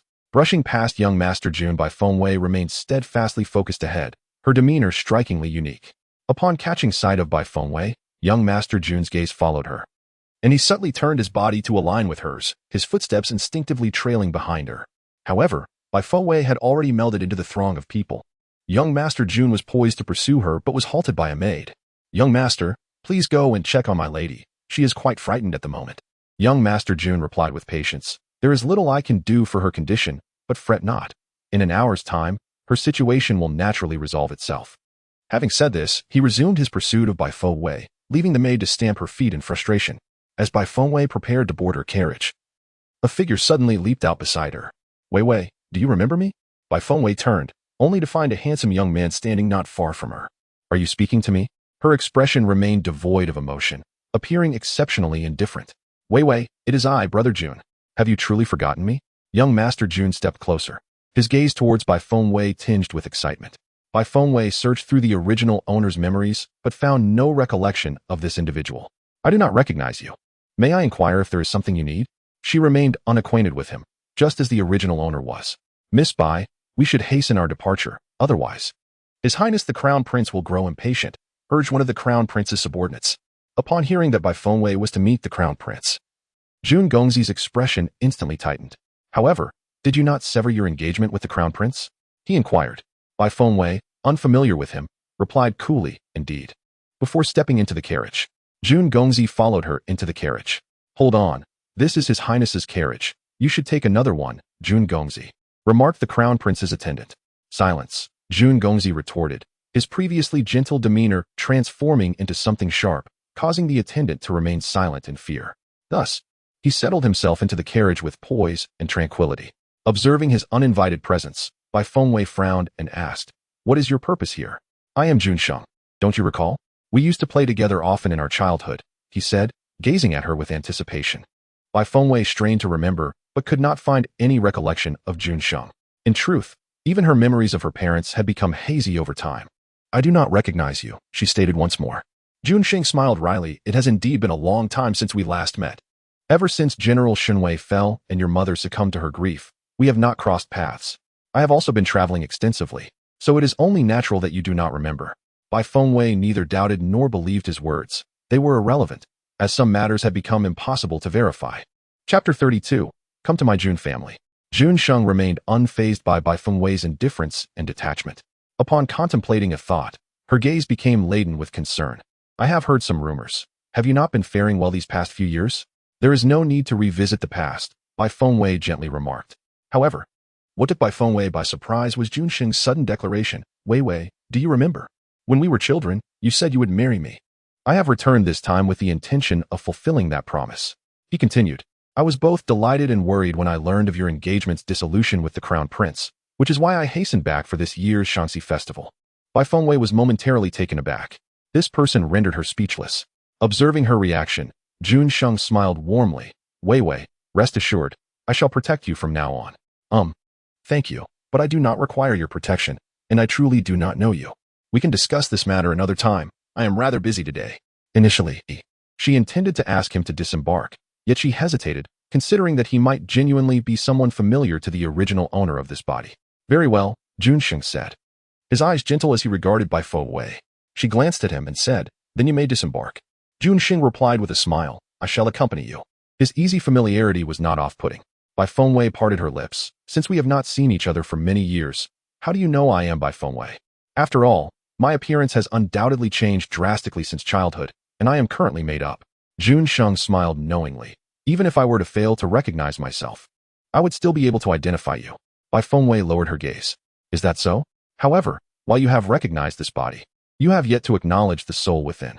She is neither the childhood companion he once knew nor the Bai Fengwei who vowed to marry him. Jun Sheng observed Bai Fengwei's slight discontent and inquired, how have you fared these past years? Bai Fengwei replied candidly, after the death of my parents. My existence in the Bai family has been worse than that of a servant, especially after it was revealed that I lack a spiritual vein. The entire Bai family has taken to mistreating me. Not long ago, the Crown Prince severed our engagement, and I have officially become the laughingstock of the imperial city. As she spoke, her demeanor was as calm as still water, as if recounting an event entirely unrelated to herself. Yet, the more composed she appeared, the greater Jun Sheng's heart ached for her. His fists clenched tightly upon his knees. How could the Bai family dare to act in such a manner? Jun Sheng had not anticipated that the Bai family would treat the sole daughter of the formidable General Shenwei with such disdain. Of course they dare, Bai Fengwei responded. There are many who wish to see me perish. Jun Sheng's anger flared once more. Leave the Bai family and come to the Jun family. I will protect you for all eternity. Bai Fengwei chuckled softly. Your words come as quite a surprise. To be honest, even the original Bai Fengwei might not have agreed. How could I take my leave from the Bai family without avenging the original's grievances? Even if I had no desire for revenge, I would not go to the Jun family. The Jun family is not much better than the Bai family. It is one of the 4 great clans of Folan Kingdom, alongside the Bai family. The primary reason, however, lies not in this, but in the fact that my heart does not reside here. In response to Bai Fengwei's confession and trust, Jun Sheng's jade-like visage broke into a condescending smile. Although her words were rather abrupt, they were indeed sentiments I had harbored deep within my heart for many years. Bai Fengwei lifted her gaze, her eyes devoid of any ripples. Jun Gongzi, I am no longer the Bai Fengwei of old. If what you say is true, I hope you will refrain from mentioning it again. I shall not go to the Jun family. Jun Sheng, anxious to speak, was interrupted by an overwhelming aura of hostility that suddenly enveloped them. Bai Fengwei sensed the ominous presence as well, yet her expression remained impassive, as if oblivious to the danger. Chapter 33. Ambushed on the road soon. The sounds of a fierce struggle erupted outside. The guards secretly protecting Bai Fengwei were engaged in a fierce battle with assassins. The princess subordinates, who had come to escort Bai Fengwei, expressed their impatience. Miss Bai, are all these here to kill you? Bai Fengwei offered no reply. The conflict outside intensified. This time, Madame Chu had spared no expense, enlisting nearly 20 cultivators, all fiercely loyal to the Chu family. In contrast, the number of those safeguarding Bai Fengwei was limited, leaving them at a disadvantage. Before long, they found themselves entangled in combat, with some attempting to breach the carriage in an effort to take Bai Fengwei's life. For Bai Fengwei in her current state, dispatching these few adversaries would be a trivial matter. However, someone was quicker than her. Jun Sheng brandished a folding fan, and with a gentle sweep, the assailants outside the carriage were sent flying. Stay here and do not come out, Jun Sheng commanded before swiftly exiting the carriage. As Bai Fengwei lifted the curtain, She beheld Jun Sheng moving with remarkable precision, effortlessly dispatching his foes with merely a folding fan. The ethereal aura surrounding him was both otherworldly and commanding. She pondered in her heart the extent of Jun Sheng's prowess from his own account. He had been honing his skills in the outside world, and his combat style revealed him to be a seasoned practitioner. Moreover, he had not exerted himself fully, rendering the confrontation with these adversaries a trivial matter for him. Soon, the assassins were utterly vanquished. Jun Sheng turned to Bai Fengwei, who had been covertly observing him, and a radiant smile blossomed on his face. Do not fret, these individuals are of little consequence. Thank you, young Master Jun, for your assistance, she replied. The guards of the Bai family displayed palpable excitement as they regarded Jun Sheng. However, when he glanced at them, his smile vanished in an instant. I saved Wei Wei. You merely benefited from my actions. There is no need for gratitude. Feeling somewhat awkward, one of the guards responded, Yes, thank you. Mississippi Bai Fengwei chuckled softly. What a group of sycophants. Miss Bai, we should depart swiftly. Otherwise, we may incur the wrath of the Crown Prince, which I cannot bear, urged one of the Crown Prince's subordinates. Just as Bai Fengwei intended to lower the curtain, she suddenly sensed an imminent danger approaching from a certain direction. Yet, the threat was not directed at her, but rather aimed at Jun Sheng. In an instant, she activated the crimson ancient jade, and a delicate formation flickered to life, intercepting the arrow that sought to pierce Jun Sheng's back. In the blink of an eye, Jun Sheng had sensed the imminent danger. However, before he could act, he felt the threat dissipate. Just as confusion washed over him, several highly skilled cultivators had already gathered around him.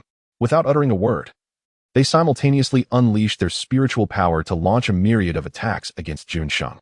The Bai family's guards, who had just been expressing their gratitude to him, chose not to assist upon witnessing the assault, retreating to a safe distance to avoid being caught in the fray.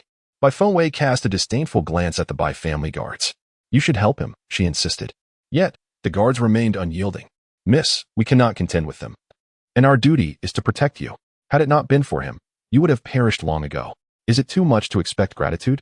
Miss, let us retreat while we still can, one of the guards suggested, clearly unwilling to risk their lives against opponents evidently superior in strength. Indeed, Miss Bai. The Crown Prince is waiting. Those individuals do not seem to be targeting us. We should leave swiftly, echoed the Crown Prince's attendants. Their confidence stemmed from the fact that they were affiliated with the Crown Prince, and none dared to harm his people. At that moment, Jun Sheng flicked his folding fan, and a multitude of sharp concealed weapons erupted from within, swirling outward to embed themselves directly into the bodies of the assassins. They fell lifeless in an instant.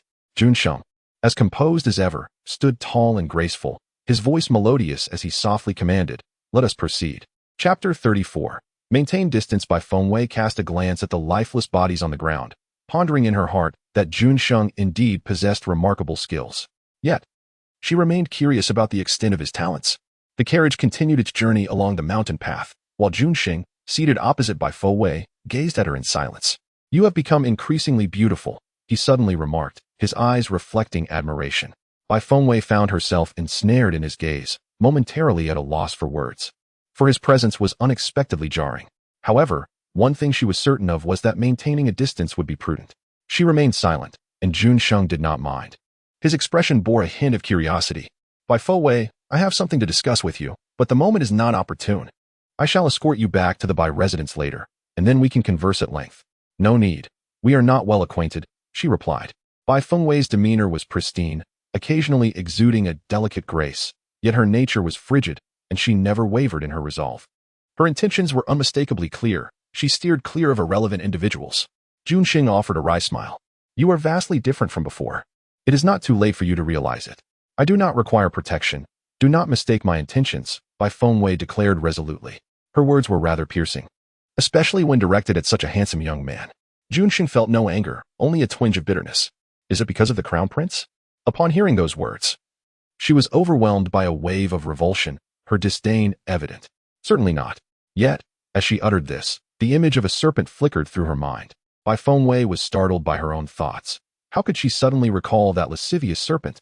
Upon hearing her words, Jun Sheng realized that she held no interest in the Crown Prince, and his mood lifted considerably. It matters not. I shall not venture out for the time being. For I will accompany you, Jun Sheng declared, gazing at Bai Fengwei with tender eyes. Bai Fengwei, feeling somewhat helpless, refrained from responding. She was preoccupied with thoughts of the assassins from earlier. Lifting the curtain to peer outside, she was greeted by a breathtaking panorama. The mountains adorned with a romantic tapestry of wildflowers stretching far and wide. Before long, the carriage came to a halt. Bifoway was the first to alight. However, she had scarcely taken a few steps when a cacophony of startled exclamations erupted behind her.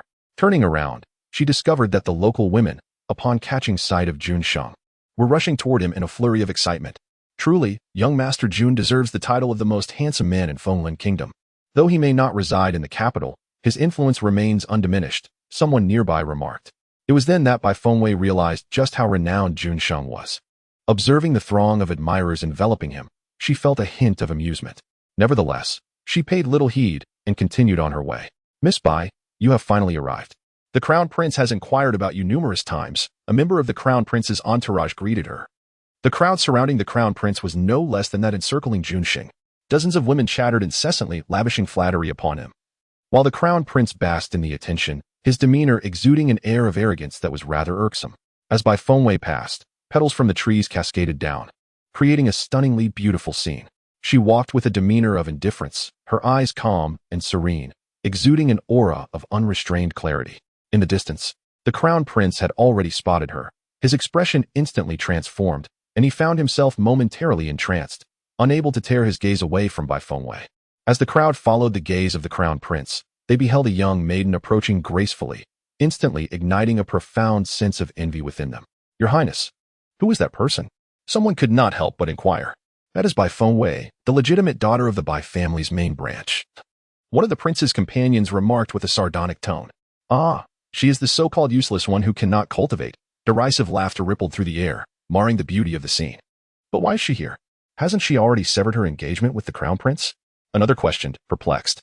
Perhaps she is unwilling to accept her fate and seeks to entice the Crown Prince at this opportunity, someone speculated, arms crossed and condescending. How dare she? A mere failure at cultivation, appear here? Who has granted her such audacity? Another scoffed, proudly ignorant and dismissive. Let us have some fun with her later. What do you think? A voice filled with jealousy plotted insidiously. Indeed, indeed. Just watch me, others chimed in, secretly devising their schemes. The Crown Prince overheard their remarks but chose not to intervene, for he relished the prospect. When Bifengwei was bullied, he could emerge as the gallant hero, perhaps making her forget the indignity of being sent to the tomb. From afar, Bifengwei spotted the Crown Prince, encircled by onlookers. Approaching him, she ignored the unfriendly gazes directed her way. Your Highness, did you summon me for something? Her imperious demeanor unsettled those around her. The Crown Prince invites you because he holds you in esteem, someone remarked with a hint of disdain. Indeed, you are nothing more than a useless individual incapable of cultivation. Were it not for the Crown Prince's invitation, do you truly believe you would have the opportunity to stand alongside us? The disdain and veiled jealousy towards Bifengwei were palpable in her tone. Bifengwei gracefully took a seat beside them, her movements exuding an effortless charm and captivating elegance. I must express my gratitude for the Crown Prince's esteemed regard, she replied, her beauty so striking that it stirred quiet resentment among those around her, questioning how a seemingly worthless person could possess such allure. The Crown Prince wore a smile, observing Bifengwei's deliberate and exquisite attire, pondering that she must have dressed so meticulously to win back his favor, though she refrained from overtly expressing her intentions due to the constraints of propriety. There is no need for formality between us, Mir. Today is the Shaanxi festival. Everyone should feel free to revel and enjoy themselves, the Crown Prince declared, prompting the ladies to express their gratitude and flattery. At that moment, two individuals exchanged glances, and one of them discreetly added something to her cup before approaching Bifengwei. Miss Bai, you arrived late. Perhaps you should drink this cup of wine as a form of punishment. Although she addressed Bifengwei as Miss Bai, her tone implied a condescending view, treating her as a servant rather than an equal. Very well, Bifengwei responded, standing up. Just then, the woman feigned a stumble, seemingly on the verge of falling, which would undoubtedly cause the contents of her cup to spill onto Bifengwei. In that instant, Bifengwei stepped forward and grasped the woman's hand. Be careful. Due to the force of inertia, the beverage cascaded onto the woman's form. Upon witnessing the liquid spill across her bosom, she was instantly engulfed in both fury and fear. Bifengwei, what have you done? She exclaimed. Bifengwei, feigning innocence, replied. I was saving you. Had it not been for my intervention, you would have surely fallen just now, a fact evident to all. Who asked for your assistance? Mind your own business. The woman retorted, her embarrassment morphing into rage as she hastily departed. Unbeknownst to others, the drink was laced with a toxin that incited an unbearable itch, a secret she alone was privy to. Moments later, a piercing scream echoed from a distance. Although the specifics remained obscured, it was clear that misfortune had transpired. The onlookers, fully aware of the unfolding calamity, feigned ignorance, continuing their revelry with laughter and merriment. Chapter 36. Utilizing strength against strength. Miss Bai, why is your younger sister absent today? Isn't she typically so eager to cling to his royal highness? Someone mocked. The crown prince visited the Bai household 2 days ago. It is clear why. You may inquire with him directly. Bai Fengwei responded with an air of nonchalance. Her demeanor composed and indifferent, leaving her interlocutor speechless and seething with resentment. Would she dare to question the crown prince when she could simply ask Bai Fengwei?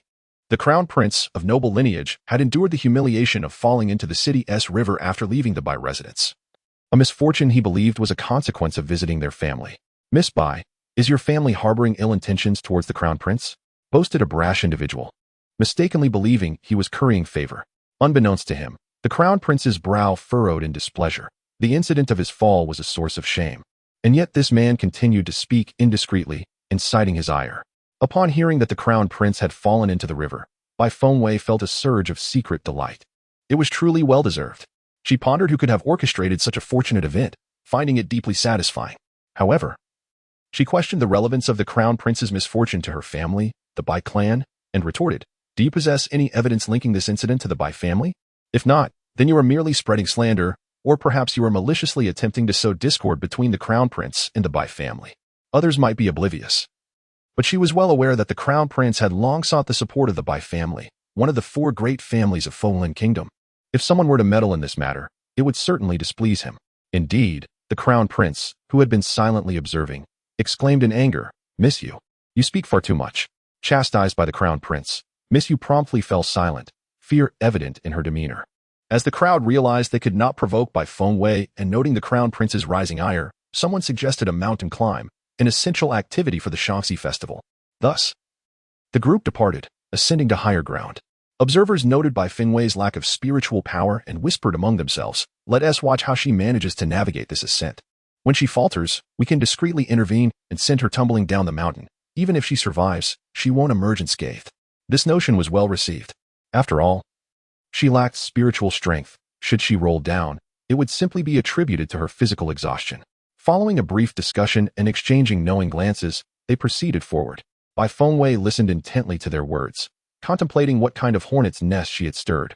Why did these women harbor such animosity towards her? For her cultivation at the first level of the esteemed realm, the dialogue between them was distinctly clear, especially considering their voices were not hushed. At that moment, the crown prince turned to Bai Fengwei and inquired, might this prince need to hold your hand? Bai Fengwei responded with a faint, disingenuous smile, there is no need. The crown prince, misinterpreting her demeanor as modesty, slowed his pace to await her approach. As Bai Fengwei drew nearer, the fragrant aura surrounding her momentarily startled the crown prince, stirring impure thoughts within his mind. If this prince were to petition my father for a betrothal anew, would you consent? He queried, with an air of self-importance. Bai Fengwei's expression remained devoid of emotion. She regarded his words with disdain.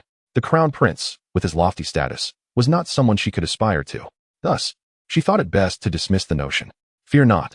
This prince would not disdain you, he proclaimed haughtily. Bai Fengwei cast an inward glance of derision, recognizing his response as naive humility, which he had taken at face value. She was indifferent to whether he accepted or rejected her. That was quite enough for her. Moreover, did this insufferable crown prince suffer from amnesia? She had not forgotten the incident when he had consigned her to the tomb for a burial sacrifice. Crown prince, let us not revisit this matter, she stated firmly.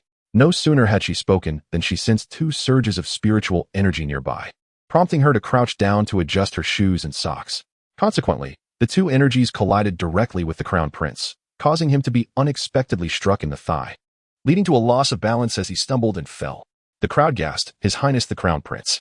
Chapter 37. The Crown Prince's humiliation. The Crown Prince tumbled several times before regaining his composure, only to discover that his spiritual power seemed to be restrained. It was akin to the time he fell into the river. He was utterly incapable of saving himself. The onlookers, witnessing this spectacle, stood in shock, momentarily forgetting to assist the Crown Prince. By the time they regained their senses, he had already descended to a gentle slope below. Enraged and humiliated, the Crown Prince lay on the ground, bellowing for someone to help him up. Suddenly, everyone rushed forward, eager to present themselves favorably before the Crown Prince. Your Highness, are you unhurt? Crown Prince, allow me to assist you. Please rise. Quickly summoned the physician. His Highness has sustained injuries. Bai Fengwei observed the unfolding scene from a height. Her demeanor one of cold detachment and aloofness, bathed in a serene radiance. This was merely a minor lesson she imparted to the Crown Prince. Many days lay ahead. After the Crown Prince had rolled down, she had subtly utilized the power of the red jade to suppress his cultivation, rendering him helpless against his predicament, causing him to roll until he finally came to a halt. Ah, so it is you, Wei. A voice suddenly interrupted from behind her. Bai Fengwei turned to see Junsheng standing not far away. Is there something you need? I came to escort you back, Junsheng replied. Noting that the Crown Prince had been carried away, and it seemed Bai Fengwei was preparing to leave. However, before Bai Fengwei could utter a word, a group of young women rushed over, surrounding Junsheng. Young Master Jun, let us play over there. One exclaimed. Indeed, young Master Jun. There is a pond nearby teeming with delightful little fish. Let us go and admire them, another chimed in. Come on, young Master Jun, let us go. Junsheng cast a desperate glance at Bai Fengwei, who could only shrug in helplessness before turning to leave. You all go ahead. I must return, he declared, attempting to weave through the throng of women in pursuit of Bai Fengwei. Yet, they formed an impenetrable barrier, leaving him no way to escape. Using his spiritual power would only risk harming them. Young Master Jun, the weather is splendid today. You should indulge in some fun, they urged. Yes, young Master Jun. It has been ages since you last graced us with your presence. We must see the elegance of the most handsome man in Folan Kingdom today. With a perfectly measured smile, Junsheng replied, Ladies, I must beg your pardon, but I have pressing matters to attend to and shall take my leave.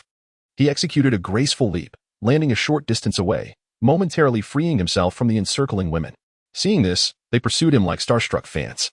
Glancing back, Junsheng quickened his pace to escape. However, by the time he sought Bai Fengwei again, she had vanished from sight. Frustrated, he made his way toward the imperial city. Upon Bai Fengwei's return to the Bai residence, Madame Chu, upon seeing her unscathed, felt a surge of resentment. How could this Bai Fengwei be so fortunate? She had persuaded the head of the Chu family, her own father, to deploy the family's assassins, yet they had still failed to eliminate Bai Fengwei. Even with the protection of the Bai family, it stands to reason that Bai Fengwei should not have returned unscathed. As Madame Chu pondered the inexplicable survival of Bai Fengwei, news reached Bai Qi, the head of the Bai family, regarding her perilous encounter on the road. The assailants from the night before had not revealed their instigator. Yet today's attackers were undoubtedly assassins from the Chu family. Bai Qi seethed with anger. Proclaiming that he had previously declared that no one was to harm Bai Fengwei, was she deaf? This she referred to Madame Chu. Summon her at once. The head of the family intends to question her personally. Chapter 38. The Phoenix Formation. Madame Chu's attempt to employ the Chu family's assassins to eliminate Bai Fengwei had backfired, resulting in her receiving a scolding from the head of the Bai family and being confined to her courtyard. To add insult to injury, she had ceded her authority to manage the household to Aunt Gao. Upon returning to her chambers, Madame Chu was consumed by fury. It seemed cursed. Ever since Bai Fengwei took residence in the unwavering pavilion, no favorable events had transpired. The matron accompanying Madame Chu endeavored to console her, saying, Madam, please temper your anger. She cannot remain in there forever. Our current inability to act against her does not imply that we will always be powerless. Madame Chu sank into a chair, and upon seeing the pitiful sight of Tian lying on the bed, her indignation swelled. Madam, the head of the family has already expressed dissent towards us. Since he intends to protect Bai Fengwei, it would be wise for us to refrain from opposing him for now, suggested the matron beside her. With the loss of her managerial authority, Aunt Gao was undoubtedly reveling in her newfound power.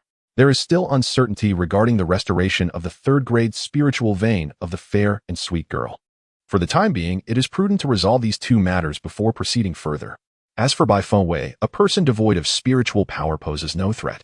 Should one wish to eliminate her, ample opportunities will arise once she exits the Never-Depart Pavilion. After listening to the matron's analysis, concubine Chu found herself less agitated, although she remained perplexed as to why the head of the family would protect Bai Fengwei. My lady, I have heard that the Grand Phoenix formation of the Bai family can only be activated with the blood of the Bai family as primary line. Presently, the only survivor of the main line is Bai Fengwei, which leads me to believe that the head of the family is determined to preserve her life to ensure the flawless activation of the Phoenix formation, the matron explained. Concubine Chu's memory was jogged, and she realized the truth in this matter. Why did you not remind me sooner? Had I known, I would not have acted against Bai Fengwei. It would have been far simpler to wait until the Phoenix formation was activated before taking any action. She lamented to the matron beside her. Feeling somewhat aggrieved, the matron replied, "The head of the family has tasked us with finding the most skilled alchemist to restore Miss Tiantian's third-grade spiritual vein, yet we have yet to see any progress. My lady, for the sake of Miss Tiantian, we must remain patient. I have already instructed my father to keep an eye out for methods to repair the spiritual vein. It is imperative that Tiantian's third-grade spiritual vein be restored. In this world, those unable to cultivate are deemed inferior, worse than swine or dogs. While one might endure such a fate in ordinary households, life will be exceedingly difficult in a prominent family like the Bai clan without a spiritual vein." The matron whispered quietly, looking around cautiously. "My lady, I have indeed heard of a certain matter." "What is it?" "The White family's phoenix array possesses immense power. It is said that if one catches the eye of the phoenix, it can fulfill any wish of that person. In a month's time, the phoenix array will be activated. At that moment, if they can find a way for Miss Tiantian to inherit the phoenix bloodline, her spiritual veins will surely be restored." Upon hearing this, Madame Chu immediately perked up and said, "What you say is indeed correct. This is the fastest method to repair the spiritual veins. However, if the phoenix bloodline were so easily inherited, the family head would not have reached this age without passing it down." The old maid whispered to Madame Chu, "Madam, how can we know without trying? Perhaps the young lady is that fortunate child. After all, she possesses a third-grade talent, and the phoenix will surely take notice of her." Encouraged by the old maid's reminder, Madame Chu found the idea feasible. However, this matter must remain concealed from the family head. Madame Chu was well aware of the family head's intentions. He had been singularly focused on passing down the phoenix bloodline for 20 years. If he discovered their plans regarding the phoenix array, he would undoubtedly intervene. After agreeing on this matter, Madame Chu instructed the old maid to make the necessary arrangements, as she could not leave her current position and had to rely on those around her. Chapter 39. A midnight venture into the black market in the stillness of the night. By Fo Wei donned a black outfit. Through her connection with Hong Yu, she clearly discerned the intricate layout of the formations within the Beauty Pavilion, where various mechanisms were intricately linked together in a marvel of craftsmanship. Like a wraith, she moved with grace and lightness, swiftly positioning herself atop a tree branch outside the Beauty Pavilion. The guards of the Bai family who were meant to protect her had not even caught a glimpse of her. Bai Fengwei cast a cold gaze upon the Bai residence. It was vast, adorned with pavilions, towers, and winding corridors, with courtyards arranged in a seemingly endless array. Yet, the once esteemed Bai family's legitimate daughter, Bai Fengwei, found herself relegated to a remote and dilapidated corner of this grand estate. The thought caused her delicate features to furrow in displeasure, her fists clenched, and a tempestuous expression clouded her visage. She vowed that one day she would overturn this hierarchy, but tonight she had significant matters to attend to. The Chu family must first be taught a lesson. Under the cloak of darkness, with no moon to illuminate the night, Bai Fengwei swiftly departed from the Bai residence. Clad in black, her face obscured save for her piercing eyes, she was ready for the night's endeavors. The day's business had concluded. Yet the night held its own intrigues. She sought out an underground trading market, where she could swiftly glean further insights into the rules of this world. Remaining confined within the confines of the Li Pavilion was not a viable option. Here, one could find an abundance of goods, from medicinal pills and spirit beasts to an array of mysterious items of unknown origin. Even in the depths of night, the market thrived with activity, though most individuals kept to themselves, engrossed in their pursuits. From the information gleaned from Mo Julie, she learned that practitioners could form contracts with spirit beasts, provided the beasts were willing, allowing for mutual growth. The prospect of nurturing a spirit beast intrigued Bai Fengwei. Not only would it provide companionship, but it would also assist her in unraveling the complexities of this world. Although she currently wishes to conceal her remarkable abilities, residing within the confines of the Unleashed Pavilion, even with a spirit beast in her possession, she remains undetected. Whether it is a spontaneous whim or a long-conceived plan, Bai Fengwei inquired about the direction to the spirit beast market and proceeded forthwith. "Miss, are you interested in purchasing a spirit beast? Peruse these. Do any catch your fancy?" The proprietor, upon noticing Bai Fengwei's arrival, promptly lifted the black cloth draped over the spirit beasts to facilitate her selection. Within the cages were various spirit beasts, all possessing minimal spiritual energy, otherwise they would not have succumbed to human capture. Bai Fengwei, however, was indifferent to the prowess of the beasts. Her sole desire was to find a visually appealing companion. "Look at this wolf. It exudes majesty and valor. If you acquire it, dear lady, it shall assist you in conquering all adversaries," the proprietor exclaimed, his words flowing rapidly. Observing Bai Fengwei's disinterest, he proceeded to present several other creatures, pigs, dogs, rabbits, and the like. After a prolonged examination, she remained unimpressed. Just as she prepared to depart, a shop assistant emerged, holding a small white creature aloft, addressing the proprietor, "Boss, this little spirit beast has perished. Shall we proceed with the usual disposal method?" Noticing Bai Fengwei's lack of intention to purchase, the proprietor felt a pang of disappointment at the lost sale. He instructed the assistant, "Dispose of it, but ensure you throw it far away." Bai Fengwei glanced up to see the spirit beast, its fur a pristine white, with hints of red in its ears and tail, despite being marred by dirt. Its inherent beauty still shone through. Most importantly, Bai Fengwei observed through Hongyu that the spirit beast was indeed alive, its heart still faintly beating. "Boss, I wish to purchase this spirit beast," Bai Fengwei suddenly declared. Chapter 40.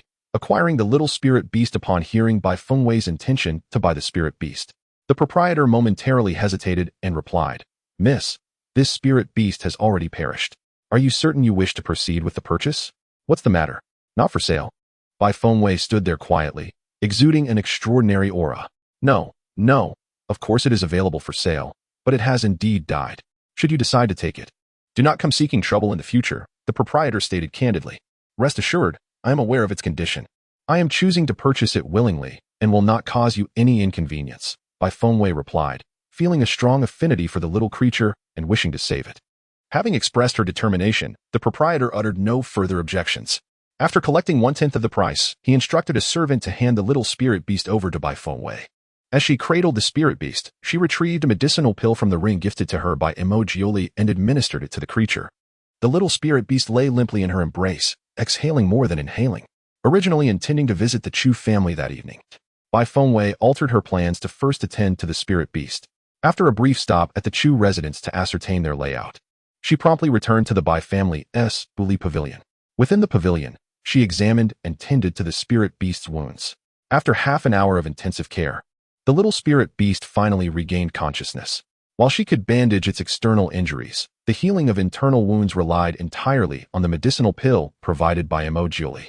After this incident, Bai Fengwei was increasingly determined to master the art of alchemy, for possessing such skills herself was far superior to relying on others. As she gazed at the small spirit beast nestled comfortably on the bed, she noticed its rather peculiar appearance. It resembled a blend of a cat, a rabbit, and a raccoon, yet it was evidently none of these three.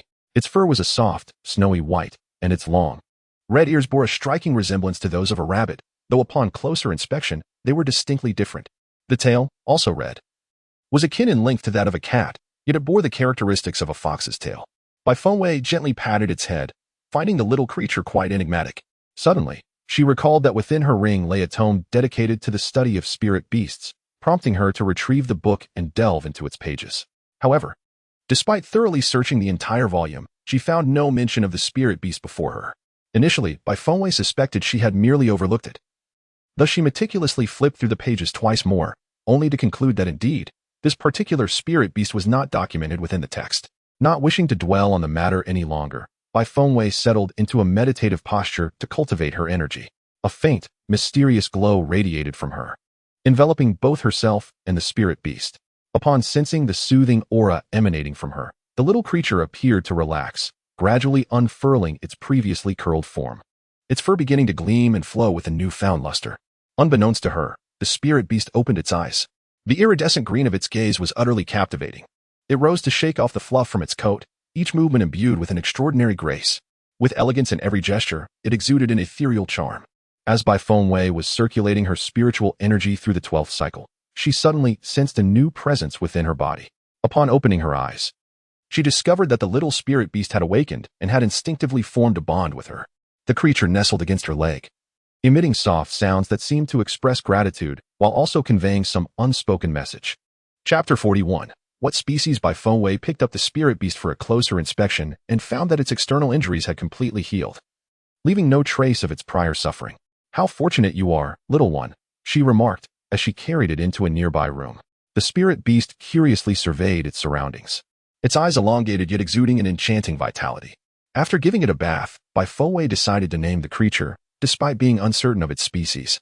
"Since we are now bonded, I shall bestow upon you a name." Once cleaned, the spirit beast appeared graceful and irresistibly alluring, leaving Bai Fengwei marveling at its beauty. How could such a stunning creature end up in the black market? She pondered. The spirit beast, having nearly recovered, listened intently as Bai Fengwei contemplated its name. following her closely with an expression of curiosity and anticipation. However, after a prolonged silence without a name being uttered, it began to circle around her, urging Bai Fengwei to make her decision. Sensing its eagerness, she patiently replied, "Just a moment, please." She gently poked her chin, a spark of inspiration igniting within her. "How about we name you Little White? What do you think?" Upon hearing the name, the spirit beast's ears drooped instantly, its expression seemingly pleading against such a moniker. Bai Fengwei, understanding its sentiments, proposed, "Or perhaps we could call you Bunny." The spirit beast whimpered in protest, making it clear that it was no mere rabbit but a noble divine beast, a mythical beast. Yet, in its juvenile form, it bore a slight resemblance to a bunny. Aware of its discontent with the name, Bai Fengwei suggested several alternatives for it to consider. Ultimately, the spirit beast reluctantly settled on one that was somewhat acceptable, Bai Shui. Bai Fengwei expressed that she had done her utmost, while Bai Shui acknowledged the grim reality it faced. As time passed, dawn was approaching, and Bai Fengwei felt a pang of hunger. She ventured outside to summon her hidden guards, requesting them to procure some food, instructing them to gather a generous amount, for she now had a spirit beast to nourish. The little spirit beast, also feeling famished, turned its nose up at the food Bai Fengwei presented, refusing to even sniff it. Its diet consisted solely of meat, spirit fruits, and spirit stones.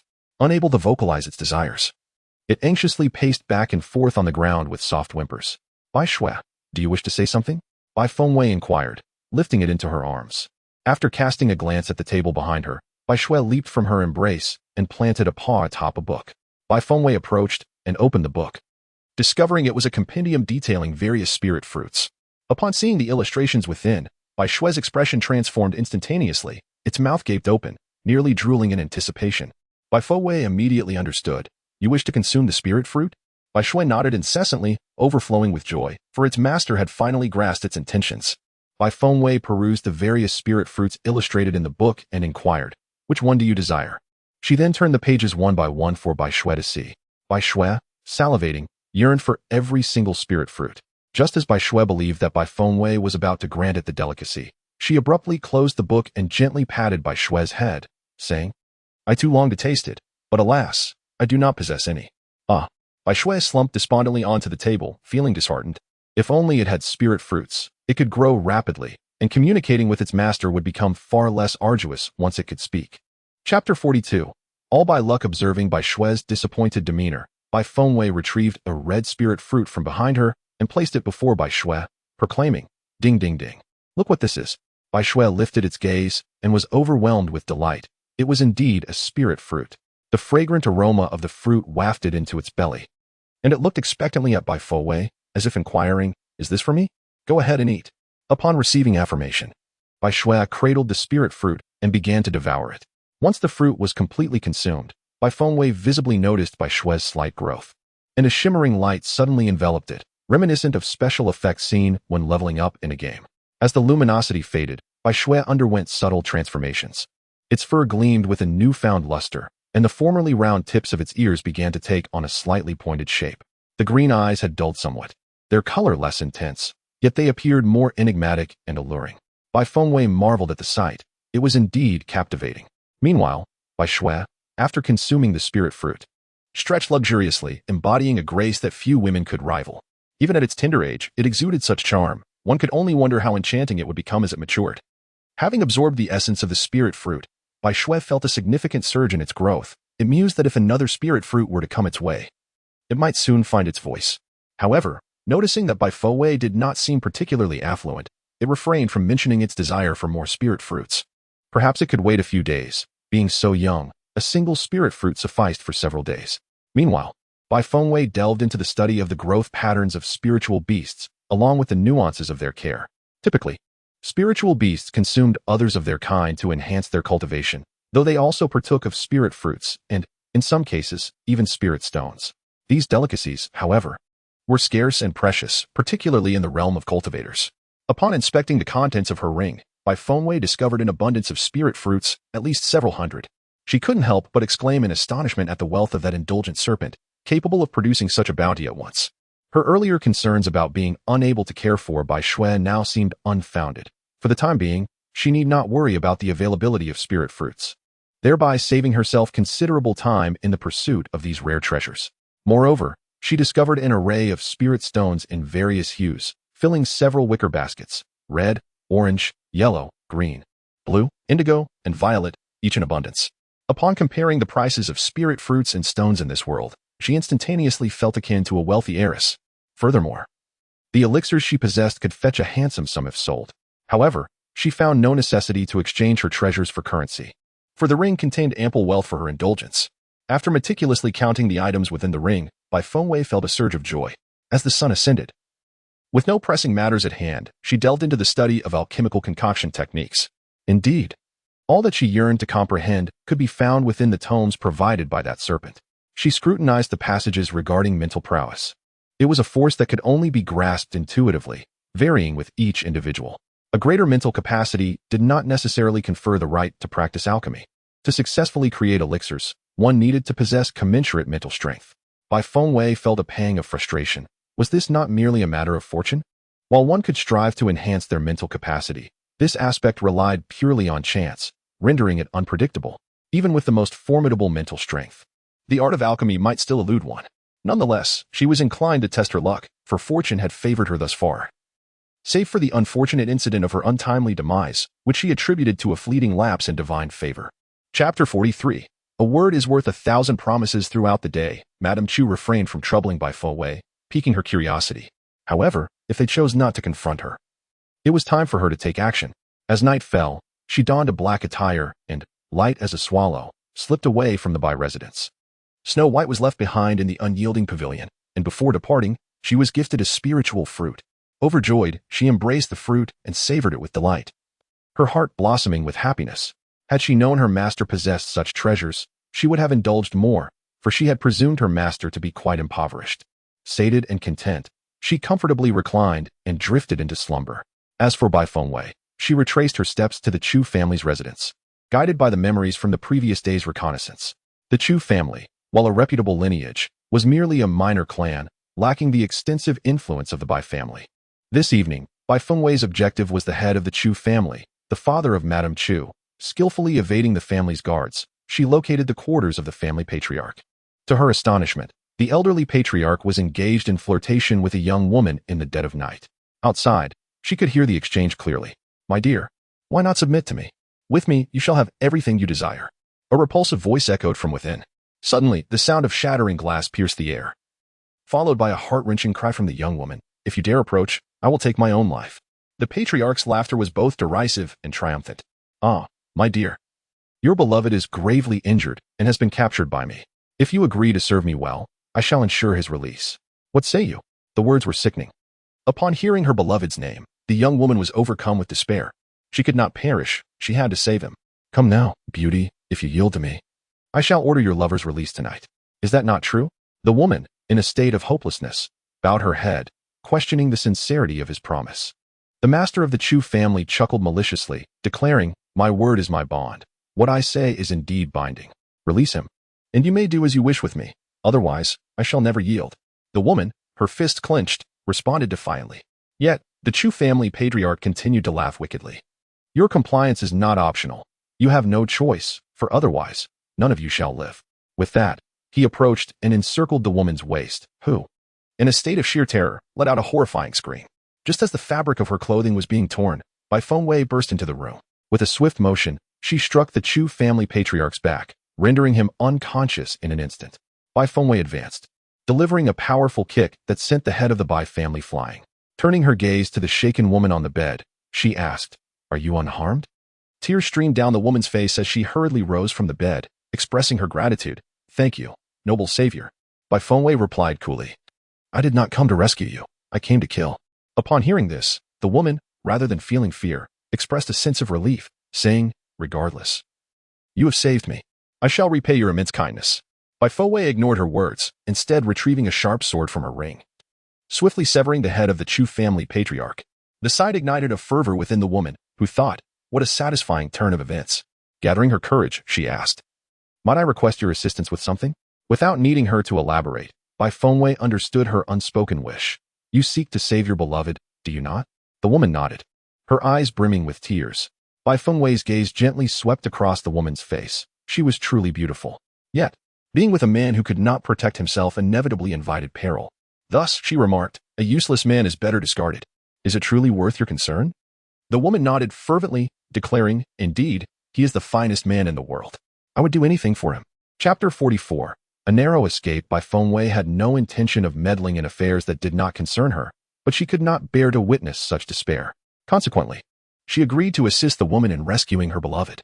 "Do you know where he is imprisoned?" Bai Fengwei inquired. The woman, elated by Bai Fengwei's consent, replied, "Yes. He is in the woodshed at the back, but his powers have been sealed, making it unlikely for him to escape on his own."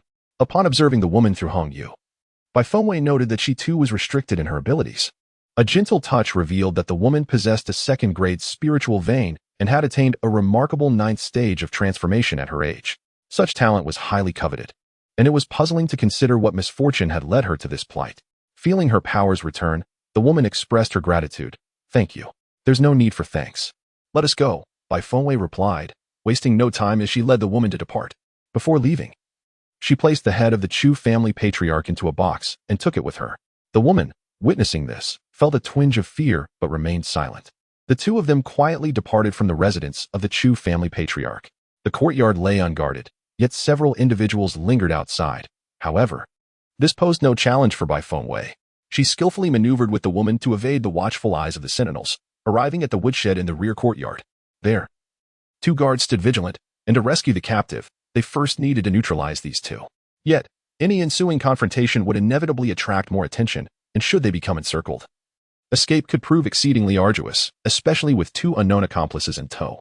Thus, it was imperative that they discreetly eliminate the guards stationed at the entrance.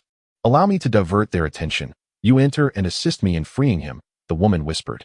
Bai Fengwei grasped her hand firmly. "Do not act hastily." The woman complied, refraining from any movement, and inquired, "What shall we do now?" Bai Fengwei detected the urgency in her tone, yet it was essential to remain composed in critical moments. Otherwise, their meticulously devised plan would unravel.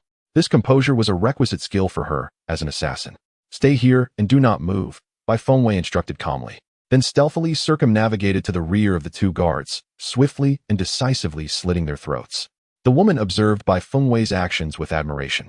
If only she could emulate such prowess, she would not endanger her beloved. Bai Fengwei gestured for her to approach, and the woman hastily complied, allowing them to drag the guards' lifeless bodies into the woodshed. "Who goes there?" A frail yet vigilant voice emerged from the shadows of the dimly lit room. The woman exclaimed excitedly, "Brother Yun, it is I." Bai Fengwei witnessed the man, upon hearing her voice, struggle to sit up, his body nearly immobile. A mix of joy and fear etched on his face. "Is it you, Linga?" The one addressed as Linga rushed forward. "Brother Yun, it is I. How are you?" "I'm fine, do not worry," the man reassured Linga with patience. Bai Fengwei approached, peering through the red jade to discern the man's physical structure. With swift precision, she restored his restrained cultivation and without hesitation, pressed a pill into his hand, saying, "If you can walk, stand up. We must not delay, let us depart quickly." "Who are you?" the man inquired warily. Linga immediately interjected, "Brother Yun, do not be concerned. She is a good person. We shall discuss this outside." After consuming the pill, the man felt a significant improvement in his condition. There was no time for contemplation, as escaping was of utmost importance. Linger supported him while Bai Fengwei picked up a box from the ground, guiding them through numerous twists and turns until they finally emerged unscathed from the Chu family's abode. Chapter 45. Weighing the situation upon leaving the Chu residence, Bai Fengwei led the 2 to an inn, though Linger was unharmed. The man's appearance suggested he was on the brink of death. Furthermore, his spiritual meridians were damaged, indicating that his future cultivation would likely not proceed as smoothly as before. Upon inspection, Bai Fengwei discovered that the man possessed the rare 3rd-grade spiritual meridian. Such meridians were scarcely found in the kingdom of Maple Forest, and yet she had encountered both 3rd-grade and 2nd-grade meridians in one fell swoop. With the matter concluded, Bai Fengwei discarded several pills and prepared to take her leave. "Please wait a moment." The man rose to his feet.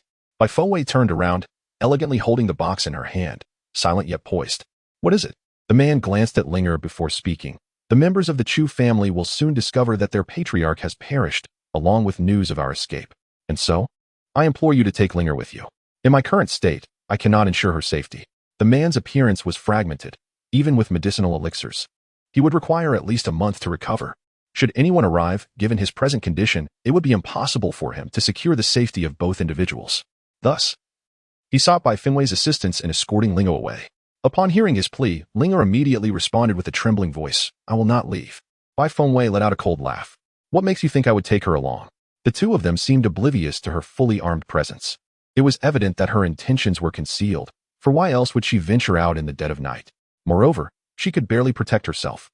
Extending her kindness to save a life was already a monumental effort. To demand that she take another was rather excessive. Her benevolence had its limits. My dear, from the moment you chose to save me and Linger, we became bound to you. Therefore, I earnestly request that you prioritize Linger's safety and ensure her escape. I, Yunchuin, vow that as long as I draw breath, I shall remain steadfastly loyal to you, without hesitation.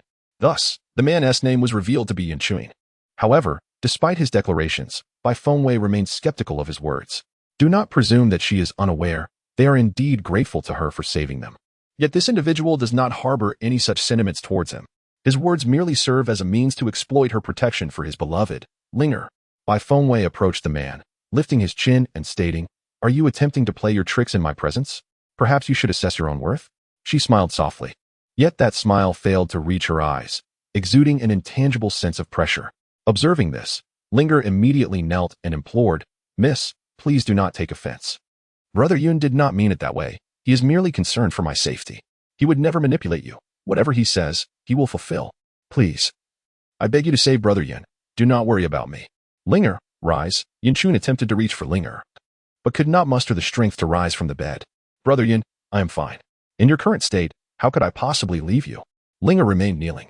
Bai Fengwei turned and placed the box containing the head of the Chu family patriarch on the table, then sat casually upon the table, propping her chin on her hand, appearing nonchalant. "I could choose to overlook your attempt to use me, as I genuinely do not mind. In fact, I find you rather impressive. For you are not foolish and possess a sharp mind. Should I then extend my gratitude to you?" Yin Chuin managed a strained smile. Bai Fengwei waved her hand dismissively. "That is not out of the question." "Ah." Yun Chuin chuckled lightly. Chapter 46. Indeed, it seems. Bai Fengwei glanced at Linger. "You may rise. Your brother Yin will not perish. Such a person will cling to life as long as he draws breath." "Is it true?" Linger exclaimed, joyfully grasping Bai Fengwei's hand, tears streaming down her cheeks. "Of course it's true. Do you not believe me, or your brother Yin?" Bai Fengwei's tone carried a hint of teasing, causing Linger to feel a bit bashful. Unexpectedly, Linger raised her hand and declared, "I, you Linger, vow to recognize this lady as my master, pledging unwavering loyalty until death. Should I ever violate this oath, may my brother Yun find no resting place."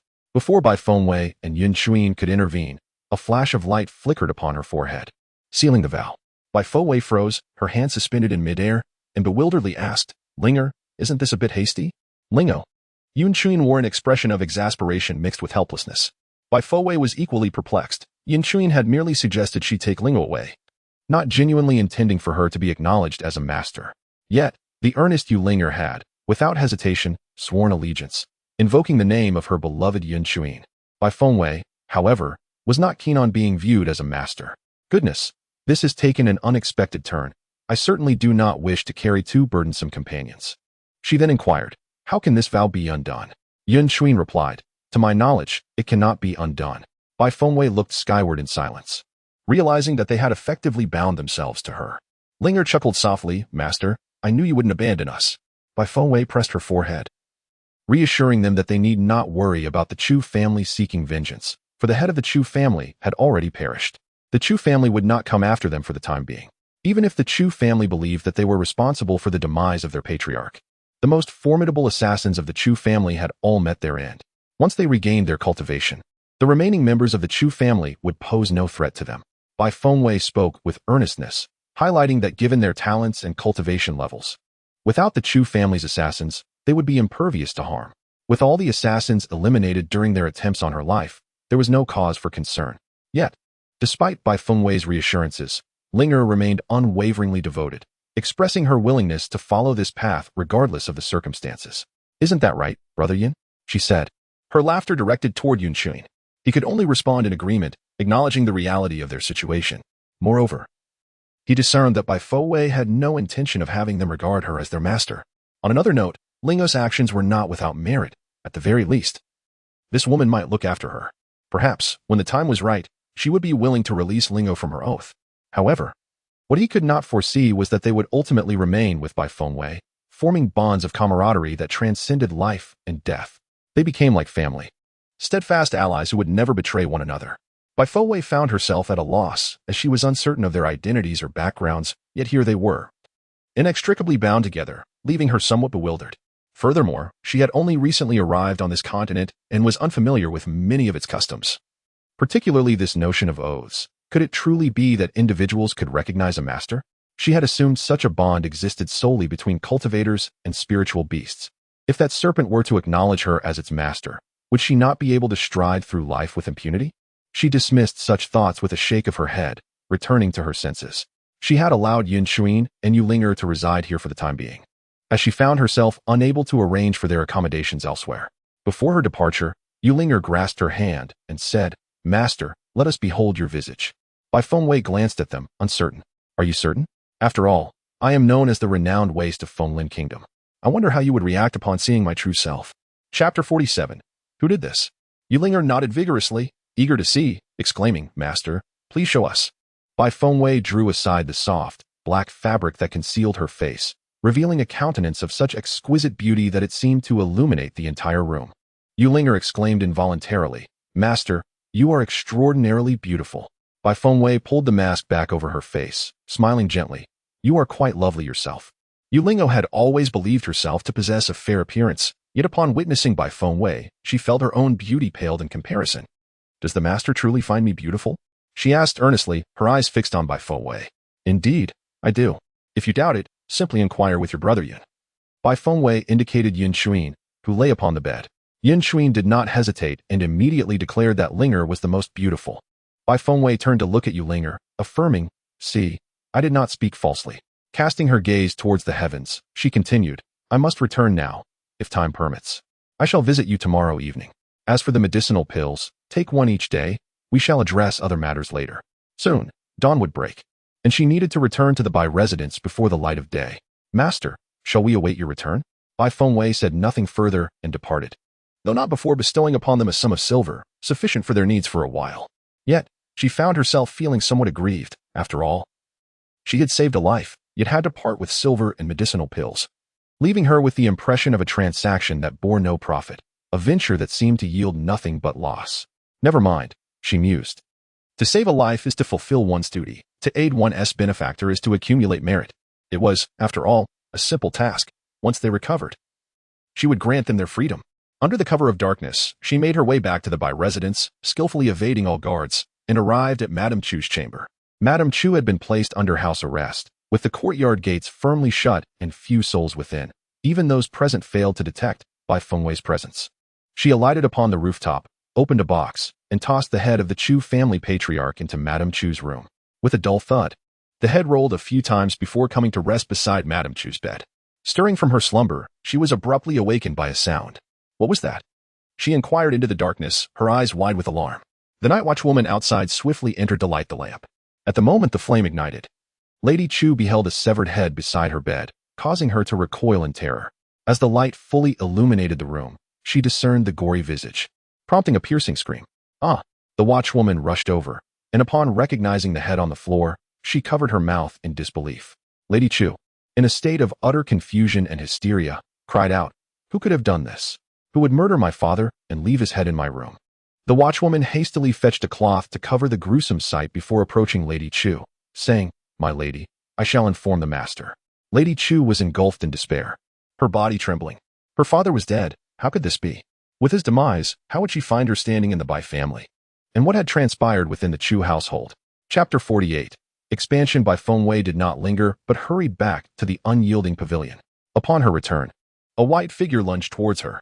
Bai Fengwei caught Bai Shui, exclaiming, "Little one, you have grown plumper." Bai Shui replied, "Master, this divine beast is not merely plump. I am expanding. Admit you are fat." Bai Fengwei retorted, suddenly astonished. "Wait, you can talk now?" Bai Shui leaped onto a nearby table, showcasing its agile charm, and declared, "Indeed, you heard correctly, master. This divine beast can speak." Delighted by Bai Shui's newfound ability, Bai Fengwei inquired, "How have you grown so quickly?" "Because the spirit fruit given to this divine beast by its master is exceptionally delicious. The appearance of Bai Shui is adorably charming, but its green eyes are strikingly lively." Bai Fengwei directly offered it another spirit fruit, urging it to eat. Bai Shui, feeling delighted, nuzzled against Bai Fengwei's hand and happily began to consume the fruit. Meanwhile, Chaos reigned outside in the Bai residence, particularly in Madame Chu's courtyard.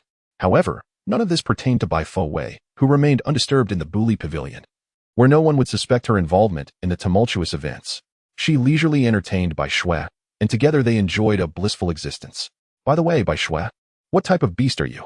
Bai Fo-wei casually inquired. After having its fill, Bai Shui lay beside her and let out a contented burp, proclaiming, Master, I am a mythical beast, a divine creature. Bai Fo-wei was taken aback to learn that Bai Shui was indeed a divine beast, albeit a rather unfortunate one. Then how did you end up in the black market and nearly meet your demise? Upon mentioning this, Bai Shui's expression turned sorrowful, recounting how it had just been born and become separated from its parents in the forest, only to be captured by humans. Bai Fo-wei gently stroked Bai Shui's head, soothingly saying, Do not be disheartened, you are alive now. Once I resolve matters here, I will take you to find your parents. Upon hearing that there was still a chance to reunite with its parents, Bai Shui's face lit up with joy. Will I really be able to see my parents again? Of course, Bai Fo-wei assured, I will accompany you in your search. Bai Shui gazed at Bai Fo-wei with her large, watery eyes, a look so enchanting that anyone would succumb to its allure. She was indeed a master of temptation. By the way, what is the Yao beast? I have never heard of such a divine creature. Bai Fo-wei was aware of the existence of phoenixes and dragons, among other exalted mythical beings. Yet the Yao beast was a name unfamiliar to her. Nevertheless, it was evident that the Yao beast was an extraordinary entity, and once this divine being matured, it vowed to protect its master. Bai Shui spoke with conviction, exuding both cuteness and charm by Bai Fo-wei's side. After a playful interlude with the creature, Bai Fo-wei took a refreshing bath. Fortunately, despite the uproar surrounding the head of the Chu family in the Bai household, her meals arrived punctually. After indulging in a hearty feast, she comfortably wrapped herself in her blanket and drifted into slumber. Having foregone both training and rest the previous night, she was in dire need of recuperation. Madame Chu wept inconsolably, conveying news of the Chu family head's demise to her kin. The Chu family, having discovered the unfortunate fate of their patriarch, was in a frenzy, searching for both the severed head and the perpetrator. Upon receiving the news from the Bai family, they hastily made their way to reclaim the head of their deceased leader. The Chu family was thrown into chaos, and the tidings of their patriarch's death spread like wildfire, prompting speculation about whether he had provoked an undesired adversary, leading to his untimely demise. As for the two who had fled, the Chu family found themselves too preoccupied to pursue them. Their focus was diverted to more pressing matters, rendering insignificant individuals unworthy of their attention. Chapter 49. To the point the Chu family was currently indifferent to the identity of the one who had slain their leader. Their energies were consumed by debates over who would assume the position of patriarch. Madame Chu found herself utterly perplexed, unable to fathom who could have possibly thrown her father's severed head into her chamber. This act was evidently a deliberate affront directed at her, rather than a mere attempt on the life of the head of the Chu family. Yet, she remained unable to pinpoint the perpetrator. She had offended numerous individuals, each possessing a motive for such a heinous act, yet none bore evidence of their involvement. Desperate for clarity, she sought the assistance of the head of the Bai family. But Bai Qi merely stated that the matter was beyond investigation and urged Madame Chu to refrain from meddling in the affairs of the Chu family. Following this traumatic incident, Madame Chu frequently appeared lost in thought, haunted by the events of that fateful night, which relentlessly invaded her dreams, leaving her utterly exhausted. Meanwhile, Bai Tian lay in bed recuperating. Upon learning of her grandfather's gruesome fate, she became increasingly anxious, fearing she might meet a similar end, especially given her current lack of cultivation, which filled her with dread. The Chu family was thrown into chaos throughout the day, and Madame Chu's courtyard echoed with turmoil. Bai Fo-wei, however, had slept the entire day. By dusk, she arose to partake in a meal, practiced her cultivation until midnight, and then donned black attire to stealthily exit the Bai residence. She made her way to the inn, appearing in the quarters of Yu Linger and Yun Chuin. The two, wide awake and awaiting her arrival, felt a surge of relief upon seeing her safe. Bai Fo-wei turned to Yun Chuin, inquiring about the progress of his recovery. Yu Linger dashed to her side, joyfully exclaiming, Master, I knew you would come. The elixir has proven remarkably effective. My injuries are healing at an accelerated pace. Yun Chuin sat up from his bed and remarked that, at this rate, he would likely recover in a few days. However, the matter of his spiritual meridians was not as easily resolved. Fortunately, his meridians had not suffered complete damage, allowing him to continue his cultivation, albeit at a slower pace than before. Bai Fo-wei, through the insights offered by Hong Yu, had discerned the state of his health. Indeed, his recovery was remarkably swift. Achieving such improvement within a single day was quite unexpected. If this rate of recovery persisted, What would typically take a month could potentially be accomplished in mere days. Yet, the restoration of his meridians would prove to be a more arduous journey. She settled into a chair and straightforwardly inquired about their origins. Yulingo exchanged glances with Yunchuin before she candidly replied, "We are not from Fenglin Kingdom. We hail from Zhongrong Kingdom. I am a young lady of the Yu family, and although my brother Yun is not of the Yun lineage, he has grown up within the Yun household, leading us to naturally be together. Originally, my father intended to betroth me to brother Yun when I turned 20. However, not long ago, the Yu family was suddenly ambushed, suffering countless casualties, and it appeared that the assailants were intent on annihilating our clan. Consequently, brother Yun protected me as we fled the Yu family, pursued relentlessly, until we finally found refuge in Fenglin Kingdom. Yulinger and Yun Chuyin had previously agreed that since she had rescued them, it was only fitting to reveal their backgrounds. Thus, they disclosed their story to Bai Fengwei without reservation.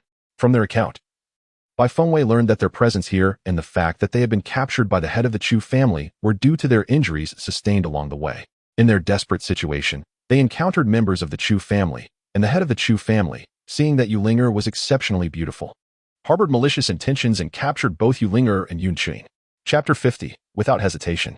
It was at that moment that Bai Fengwei fortuitously arrived at the Chu family to claim the head of the family, instantly rescuing them. Yulinger possesses a second-grade spiritual vein, currently at the 8th level of transformation, and at only 19 years of age. Her cultivation is on par with the 3rd-grade spiritual vein of Bai Tiantian. Before Bai Tiantian's 3rd-grade spiritual vein was rendered useless, she had reached the 9th level of transformation.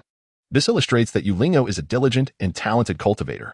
As for Yun Chuyin, he too possesses the rare 3rd-grade spiritual vein. Currently at the 9th level of soul transformation, at 23, he was once a renowned young talent in the Zhongrong Kingdom. At such a tender age, his accomplishments in cultivation have already surpassed many of his peers. Initially, the head of the Yu family had only one daughter, Yulinger, and Yun Chuyin was to inherit the Yu family. However, unexpected events unfolded. As the sorrowful memories surfaced, Yulingo could not help but shed tears. While Yun Chuyin comforted her by his side, he vowed that once his cultivation advanced further, he would seek vengeance. Yet, Yulingo was not fixated on revenge. Her heart was solely devoted to wishing for Yun Chuyin's recovery.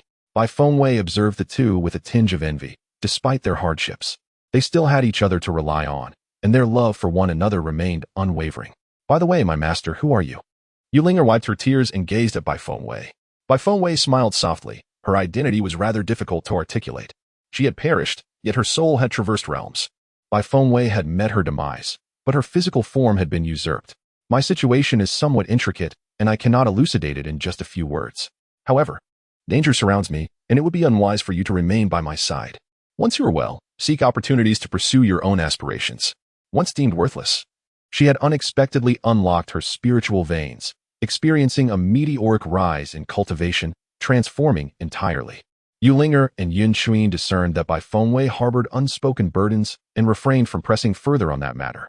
Yet, Yulingo was curious about her current level of cultivation and inquired, "Master, what is your cultivation level now?" Bai Fengwei did not hesitate to disclose. "I am at the 1st level of transformation sovereign." Her cultivation level astonished both Yulinger and Yun Chuyin. Indeed, there were always those beyond one's comprehension. "Master, you appear to be of similar age to me, yet your prowess is remarkably formidable," Yulinger remarked, filled with admiration and envy. She mused that it would likely take her several years to reach the level of transformation sovereign, while Bai Fengwei had already attained such mastery. Yun Chuyin, equally astonished, noted that despite his own talent with a 3rd-grade spiritual vein, he had only reached the 9th stage of soul transformation. He had anticipated Bai Fengwei's cultivation to be commendable, but he had not expected it to be so extraordinary. They could not inquire further, but they were left in awe of Bai Fengwei's remarkable abilities. However, Bai Fengwei remained unfazed, for she had witnessed the formidable prowess of Mo Julie and was acutely aware that her current cultivation was rather insignificant. "There is no need to address me as master. My surname is Bai, and my given name is Fengwei. You may simply call me by my name." Her poised and carefree demeanor elicited admiration from all who beheld her. Yet, Yulinger, with her innocent sincerity, remarked, "I have already acknowledged you as my master. Is that not inappropriate? I shall not impose upon you to assist me with any tasks. My act of saving you was merely a whim, so do not take it to heart. I have many matters to attend to, and I may not have the opportunity to visit you again. You are free to depart." She replied. At that moment, Yun Chuyin, who had remained silent until now, interjected, "Since you have rescued us, we naturally feel compelled to repay your kindness. If you are facing any difficulties, please do not hesitate to speak. We shall not shy away from assisting you. Chapter 51. Relentless Pursuit by Fengwei chuckled softly. Indeed. I have numerous troubles to address, but they pertain to familial conflicts, and my situation is rather intricate. It would be best for you not to become entangled in this. Miss Weiwei, do share with us. We will not refuse any task within our capabilities, Yu Linger implored, eager for Bai Fengwei to confide in her. Sensing Bai Fengwei's hesitation, Yun Xuan reassured her, rest assured, we shall not divulge a single word of your affairs to anyone. Bai Fengwei was not particularly concerned about them revealing her circumstances, for she was unafraid to confront those adversaries directly. However, given her current position in the shadows, it was more convenient to proceed with caution. In a fleeting moment, Bai Fengwei remarked, my reputation precedes me, for I was once a complete failure in cultivation. Orphaned at a tender age, I was thrust into a life worse than that of beasts. She recounted her experiences to them, up until the point of her entrapment by the crown prince and by Tiantian within a tomb. Naturally, she omitted any mention of her encounter with Mo Jiuli. As Yu Linger listened, her anger grew. She could hardly fathom their audacity. Miss Weiwei, you have endured such misfortune. Yin Xuan, too, was taken aback by the harrowing nature of Bai Fengwei's past, nearly losing her life in the process. Fortunately, she had turned her misfortune into fortune, acquiring a physique capable of cultivation, with her abilities soaring remarkably. Linger and I shall remain here, ready to assist you at your beck and call, without hesitation, declared Yin Xuan and Yu Linger with unwavering resolve. Bai Fengwei did not decline their offer but gently cautioned, you ought to prioritize your safety. In her estimation, the troubles facing the Yu family were unlikely to be simple. Otherwise, their pursuers would not have followed them all the way to Fenglin country. Their ordeal was far from over. Aware of her warning, Yu Linger and Yun Xuan understood that with Yun Xuan's meridian damaged, their future would be fraught with challenges. Soon after, Bai Fengwei took her leave. Shortly after exiting the inn, she stumbled upon a secluded corner where several cultivators were besieging Junsheng, concealed in the shadows. She taunted, what is Junsheng doing out at such an hour? Merely inviting trouble. Moreover, why does he not strike with lethal intent? He could easily overpower them. Why engage in this futile struggle? In the dead of night, she roamed aimlessly, undoubtedly harboring secrets best left unspoken. Yet, she failed to recognize that she, too, was wandering in the shadows of the night. While she observed Junsheng's prowess, he deftly twirled the folding fan in his hand, instantly inflicting severe injuries upon those before him. Faced with insurmountable odds, the intruders hastily fled the scene. Who could it be? Junsheng directed his gaze toward the hiding place of Bai Fengwei, when an overwhelming pressure suddenly enveloped him. Bai Fengwei deflected Junsheng's oppressive aura, intending to depart. Yet he obstructed her path. Upon noticing Bai Fengwei, fully armed, Junsheng momentarily paused, feeling a sense of familiarity. However, he brushed it aside and remarked, eavesdropping comes at a price. In a lowered voice, Bai Fengwei replied, I was merely passing by, not eavesdropping. Besides, there were so many people here moments ago. Even if I had been watching, how could you prove I was observing you? She was keen to remain unrecognized by Junsheng, fearing it might invite unnecessary complications. Junsheng, taken aback, conceded, you make a fair point. He had assumed she was among those attempting to seize the spirit herbs he had painstakingly procured for Bai Fengwei's cultivation of spiritual veins. Bai Fengwei nodded in agreement, affirming, indeed, my words hold merit, as they are grounded in truth. If there is nothing more, I shall take my leave. Without awaiting Junsheng's response, she leaped gracefully into the air, vanishing swiftly from sight. Upon returning to Buli Pavilion, just as Bai Fengwei was about to inquire about Bai Shui's activities, the figure of Mo Jiuli unexpectedly appeared before her. Although the room remained unlit, Bai Fengwei could faintly discern the glimmering white hair of Mo Jiuli. In the darkness, the chill emanating from him enveloped the entire room, his breath suspended, imbued with an icy clarity. Bai Fengwei gazed as he approached her. In the hazy night, a pair of dangerously playful eyes glimmered with a semblance of a smile. I have been thinking of you. Bai Fengwei rolled her eyes. Surely he could not believe his own words. He did not yearn for her, but rather her corporeal form. Yet, how could she allow herself to be so easily preyed upon? Did this serpent truly believe that he could take what he desired? Mo Jiuli seemed to discern the expression on her face, a silent chuckle escaping him. Do not be alarmed. I have no intention of commencing just yet. Meanwhile, Bai Shui cowered beneath the table, whimpering like a small pup upon Bai Fengwei's return. She lifted Bai Shui into her arms, soothingly saying, do not be afraid. It is merely a snake. He will not harm you. Bai Shui pondered inwardly, Master, do you genuinely believe he is merely a snake? At that moment, Mo Jiuli, Observing Bai Fengwei cradling Bai Shui, darkened in countenance, and suddenly declared, Weier, come here and embrace me. His mere glance startled Bai Shui, causing her to leap and scurry away in fright.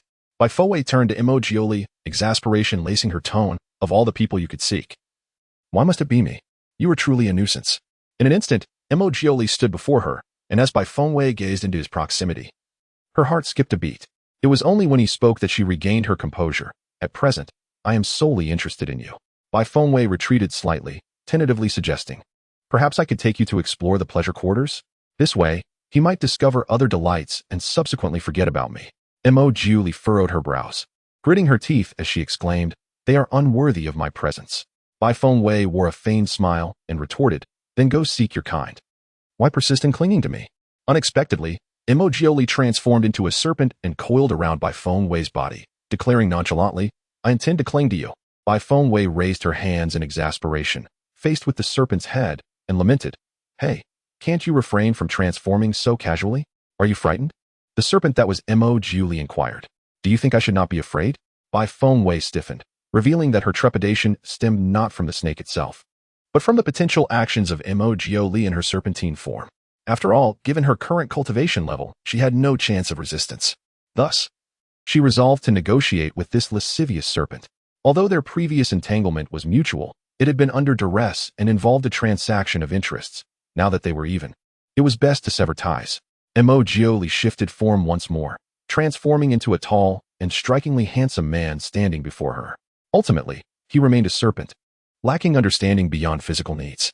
Yet, he proclaimed, since you are afraid, I shall refrain from revealing my true form before you in the future. He then added, I will not seek other women, but you must not pursue other men. He was unsure why he spoke thus, yet the words escaped his lips. Bai Fengwei responded with exasperation, do you suppose I am like you? Chapter 52. No refusal. Bai Fengwei's tone was rather unwelcoming. Yet Emojioli wore a smile upon his face. It's for the best. By the way, I have brought you a gift. What is it? Bai Fengwei inquired, just as a sword materialized before her. This is the reverse light sword. With your current cultivation at the first level of transformation, possessing this sword will grant you combat prowess equivalent to that of the third level, Emojioli explained. Bai Fengwei was captivated by the reverse light sword, which stood silently in the air, enveloped in a halo of purple and gold, exuding an air of noble elegance. The sword was indeed exquisite, and the prospect of enhancing her combat strength by 2 levels was undeniably enticing. However, Bai Fengwei declined, stating, one should not bite the hand that feeds. I refuse. Emojioli's expression soured at her resolute rejection. Why not? So many desire what I offer. Why are you any different? An uneasy silence enveloped the air until, after a brief pause, Bai Fengwei proposed, let us discuss this. Emojioli, with a hint of arrogance, replied, you must accept the reverse light sword first. Then I shall converse with you. Bai Fengwei, disinterested, turned away, saying, then you may leave. If we are not to converse, do not return. Upon hearing her words, Emojioli hastily pursued her. Why should I leave? I came to see you. We had agreed I would visit after 15 days. Yet I could not wait and came as soon as I found the time. Who agreed to that? That was your own stipulation, not mine. Did you hear me promise? Bai Fengwei, filled with indignation, exclaimed, Emojioli, you stand before me, yet you did not refuse. She gazed at him and added, but you did not afford me the opportunity to decline. Was she unwilling? No, she simply had no chance to refuse. Emojioli pondered for a moment. Indeed, he had not inquired whether she was willing, but was such a question necessary? He was certain she would acquiesce. He could sense it. I presumed you were quite fond of it, hence I did not ask, he stated, his tone imbued with a certain audacity. This infuriated Bai Fengwei further. She clenched her fists, striving to suppress her anger, retorting, who said I liked it? Which of your eyes perceived my fondness? Emojioli's melodious voice responded languidly. Both of my eyes have beheld it, his expression exuding a sense of languid confidence. Moreover, he relished the sight of her enjoyment. Bai Fengwei found herself at a loss for words, then, in a defiant tone, declared, from now on, you are forbidden to look. Close your eyes. With an air of innocent allure, Emojioli replied, I can certainly comply with your request, provided you fulfill one of mine. Hearing him propose a bargain incited her frustration, and she retorted vehemently, you are overthinking this. Emojioli gently drew aside the black veil obscuring her face, leaning closer to Bai Fengwei, I can keep my eyes shut, but you must promise not to rush me during the process. Bai Fengwei sighed in exasperation, weren't we meant to discuss other matters? How did we arrive at such an embarrassing topic? She countered, When have I ever pressed you? Last time, did you forget? Emojioli's seemingly amused expression suggested he was reminiscing about something. Fengwei suppressed her burgeoning anger, ultimately closing her eyes only to reopen them suddenly. It was futile to engage in discourse with a snake. She calmed her emotions and declared, "Our relationship is solely transactional, nothing more. If you cannot endure this, seek solace with another woman. In any case, I shall not engage with you again." Upon voicing her thoughts, she felt an immense relief wash over her. She hoped this serpent would heed her words and refrain from relentless pursuit. After all, he did not appear to be lacking in female companionship. With but a mere gesture, he could summon anyone he desired. He could easily replace one woman with another daily, and still have options aplenty. A fleeting shadow of melancholy crossed Julie's handsome visage. "What did you say?" Fengwei mustered her courage and replied, "I have articulated my thoughts clearly. Do you not comprehend?" Julie fell silent for a moment, then gently embraced Fengwei, stating, "If you are unwilling today, I shall return another time." Upon hearing Julie's words, Fengwei felt utterly deflated and helplessly responded, "It's not that I am unwilling today." However, before she could finish her sentence, Julie sealed her lips with his. "If you are willing, let us commence." Fengwei's eyes widened in shock. Damn it, she hadn't completed her statement. What she meant was that she was unwilling not just today, but every day. Yet, she found herself without the opportunity to speak further, for the insufferable seducer had employed his enchanting arts upon her once more. Soon enough, she heard Julie utter, "You are bleeding. Is it not customary to bleed for the first time?"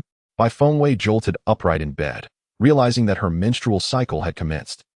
Julie could visibly sense her alarm. "What is wrong? Allow me to check if you're injured." Fengwei pushed him away, asserting, "It is merely my period." However, she pondered how to manage such a situation in this unfamiliar realm.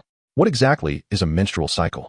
Fengwei searched for an explanation in the context of this world, clarifying, "It is the monthly occurrence of a woman's menses." At that moment, Julie grasped the situation, enlightenment dawning upon him. "Ah, I see. Thankfully, I did not proceed further. Otherwise, you would have undoubtedly suffered." Fengwei found herself at a loss for words, exasperated by his bluntness. She had no desire to engage with him, as her thoughts spiraled into distress. In the dead of night, where could she possibly procure the necessary supplies for her menstruation? Having only just arrived in this place, she lacked sanitary pads, and the thought of inadequate management left her feeling vulnerable. The previous Fengwei had possessed such items, but they had been consumed in the inferno of that fateful gala. Furthermore, she was devoid of acquaintances here, particularly female ones, which made her predicament all the more challenging. Observing her stillness, Julie inquired, "Wei, do you feel unwell?" Fengwei cast a pleading look at him. "Could you do me a favor?" "Of course. What do you need?" Fengwei relayed the name of the inn where Yulinger resided, along with her room number, requesting that he fetch the needed supplies from her. After much consideration, she realized that Yulinger was the only woman she knew in this place, and given their similar ages, she was likely to possess what she required.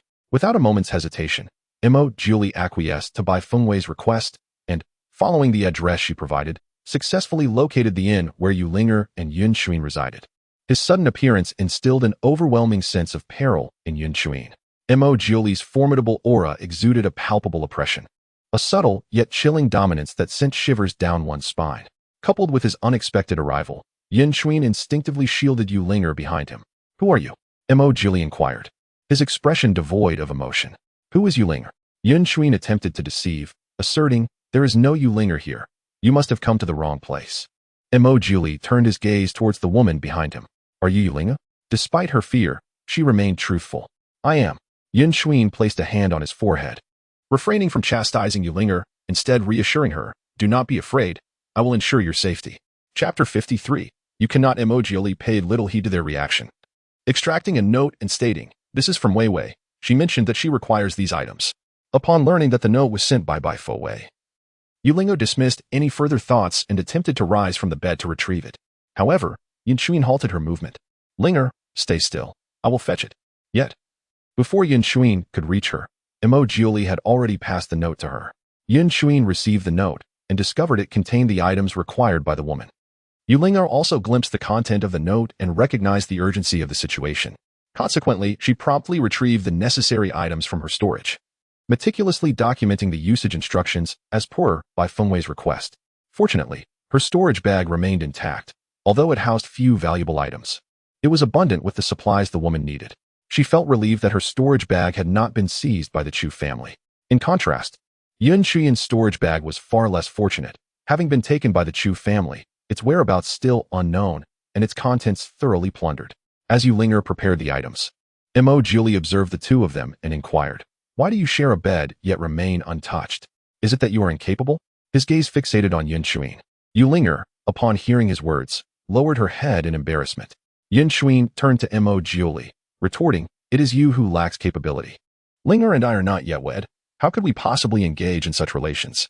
Mo Julie fell into contemplation, pondering the implications. It seemed he grasped something significant. Nodding to himself. However, he then queried, "If one were to engage in relations before marriage, what would that signify?" Yun Shuyan replied curtly, "It would indicate that the man does not love the woman, merely seeking amusement." Frustration surged within him as he yearned to strike the man before him for such an insinuation. Yet, Mo Julie remained unfazed, musing aloud, "Love?" Upon contemplating this, Mo Julie suddenly felt a wave of panic wash over him, as if he had grasped a profound understanding. He thought to himself, how on earth could he explain this to Wei Wei? No wonder she always claimed disinterest. Could it be that this was her true meaning? Her physical honesty suggested her willingness. Yet her words consistently rejected him. Perhaps she believed he did not love her.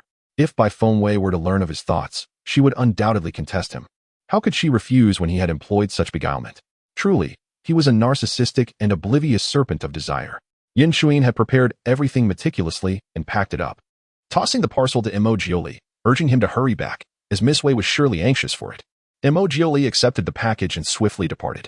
With his exit, Yin Shuyan felt a sense of relief. He turned to Yulinger and said, "Linger, it is still dark. You should rest a while longer." Yulinger, shyly lowering her gaze, murmured, "Brother Yun, if you need me, I am indeed willing." Yin Shuyan was momentarily taken aback, swallowing hard as he replied, "Wait until I marry you." "Oh," Yulinger exclaimed, nervously collapsing and pulling the quilt over herself. However, Yin Shuyan seemed to harbor some regret, questioning whether his words had been too hasty. After all, he was already 23 and had endured for quite some time. Yet, could one retract spoken words? He gazed at Yulinger, torn in indecision. Meanwhile, Mo Julie swiftly returned to the Buli Pavilion. Bai Fengwei had never experienced time dragging on so slowly. She waited anxiously, finally anticipating Mo Julie's arrival.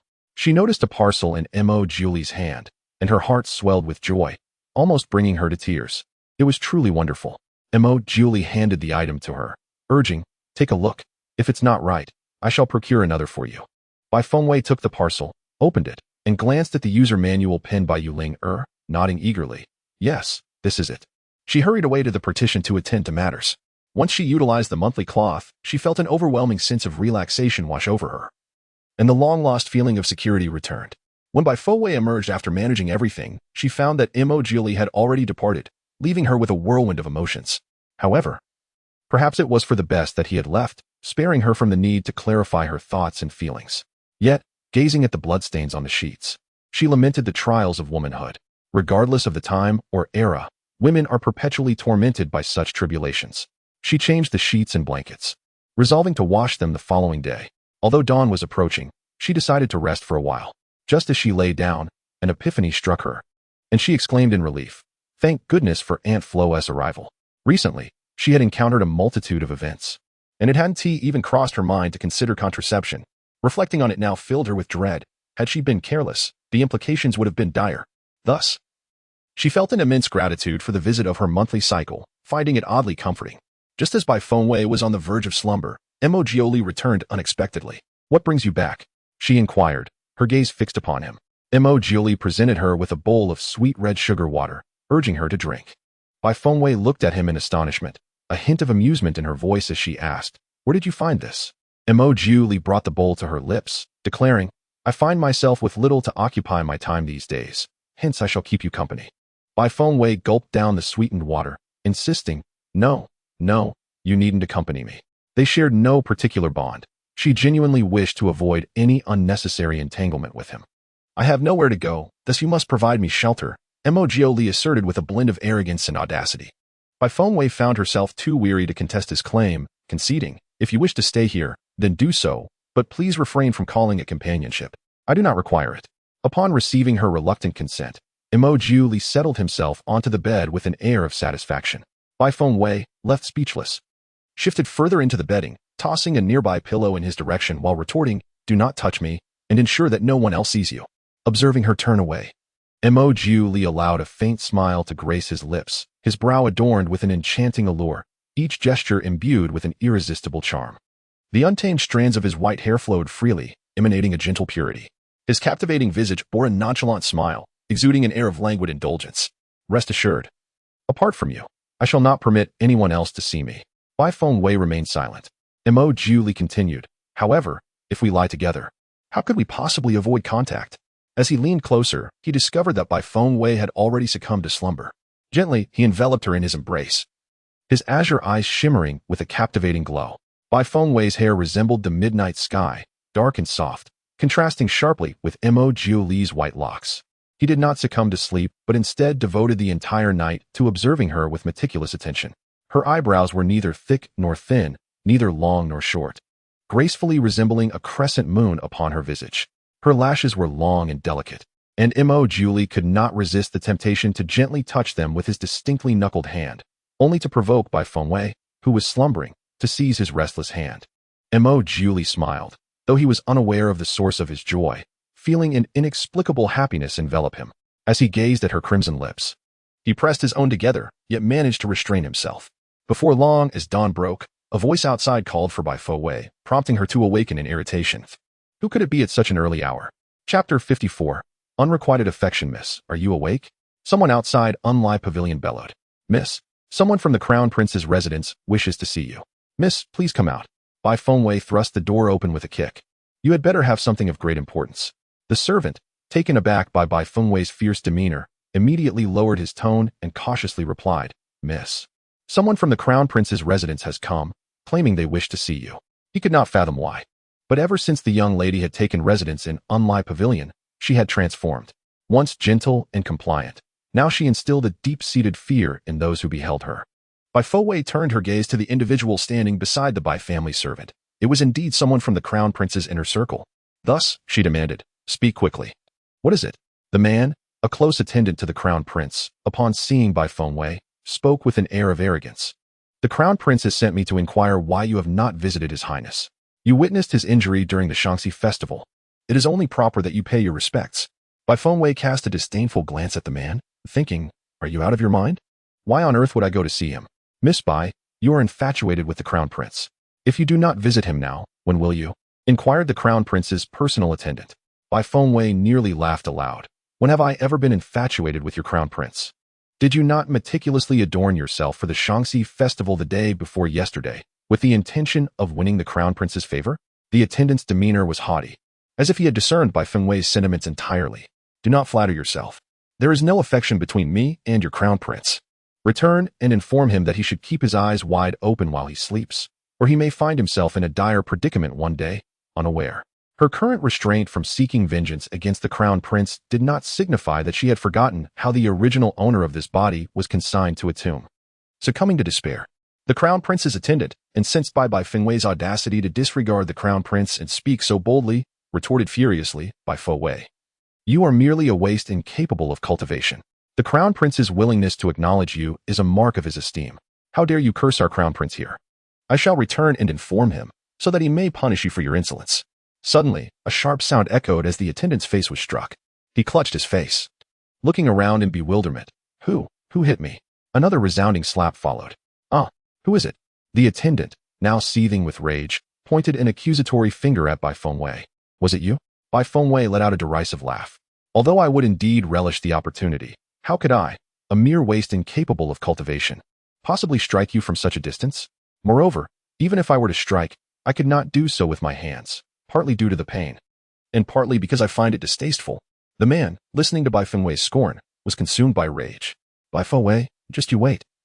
His Highness the Crown Prince will not let you off easily." Bai Fengwei, unfazed, replied, "Isn't it I who will not spare him? As his personal attendant, you must be aware of what he has done to me in the past, right? Do you think I have forgotten everything in front of everyone?" The personal attendant gazed at Bai Fengwei, feeling increasingly unnerved. She was undeniably beautiful, yet there was an unsettling aura about her that instilled fear deep within. Nevertheless, he was the Crown Prince's attendant, representing the will of the prince himself. Bai Fengwei's insolence towards him was tantamount to insolence towards the Crown Prince. gathering his courage. He said, "By Fengwei, the crown prince has summoned you. Will you not go?"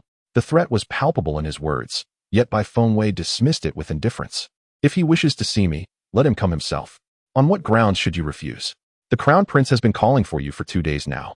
The attendant, feeling powerless, altered his tone. If he could not escort Bai Fengwei to the crown prince's residence, he would surely face the prince's wrath.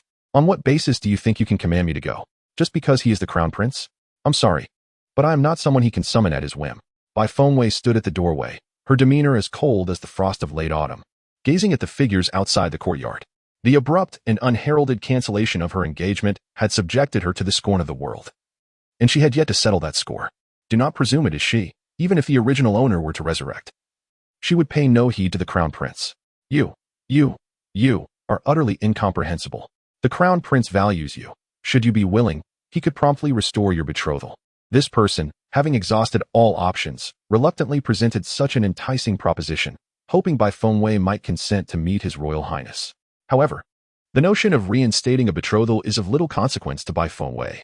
Would she covet a mere engagement? Moreover, it is a contract that has already been annulled. A noble steed does not graze upon past pastures. Bai Fengwei is not the sort to compromise for the sake of power. With a slight raise of her brow, her keen and resolute almond-shaped eyes glinted with determination. "Return to your crown prince and inform him that I take no interest in him. Under no circumstances should the betrothal be reinstated. I, Bai Fengwei, am not a woman he can claim. Proud, confident, imperious, and disdainful of the masses." Bai Fengwei's demeanor left the crown prince's attendant dumbfounded and speechless. The servants of the Bai family nearby dared not meet her gaze. Cautiously, one of them advised the crown prince's attendant that the young lady would not accompany him and suggested he return on another day. The crown prince's attendant, incensed, insisted that he must take Bai Fengwei to meet the crown prince today, for failure to do so would result in his own misfortune. Bai Fengwei, do not feign bravado. What sort of woman does the crown prince desire that he cannot have? How dare you audaciously declare your disinterest in renewing the betrothal? It is sheer folly. Bai Fengwei shrugged her shoulders, stating, "Then I wish your crown prince a life devoid of progeny and an abundance of unfulfilled hopes. Now, please take your leave." The crown prince's attendant pondered over Bai Fengwei's words, sensing an unsettling dissonance in her tone. The servants of the Bai family and the prince's attendant conversed, suggesting that he should return another day, for the young lady remained inaccessible, and no one could compel her otherwise. The formidable reputation of the Buli Pavilion was well known among the Bai family, and the horrific events of recent days still haunted their memories. They dared not approach the pavilion, let alone summon the young lady for any purpose. However, the prince's attendant was undeterred. He boldly stepped forward, intent on entering the Buli Pavilion to seize Bai Fengwei.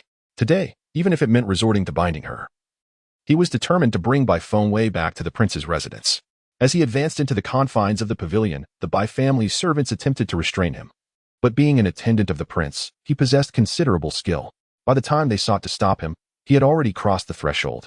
Alarmed, the Bai servants urged him to return, warning of the dangers that lay within. The prince's attendant, however, wore an expression of disbelief and brushed off their concerns, rolling up his sleeves as he ventured inside. "Should we intervene?" whispered the Bai family's guards, stationed discreetly to protect Bai Fengwei. "Our duty is solely to ensure the young lady's safety," they implied, suggesting that all else was of no concern. Yet, the fact remained that he was a man of the prince. Should anything untoward occur within the Bai family, would it not implicate the family head? Another guard remarked, "If you wish to go, then by all means, do so, but do not involve me." The fate of Miss Tian, whose third-grade spirit root was rendered useless here, weighed heavily on his mind. He had no desire to share her unfortunate fate.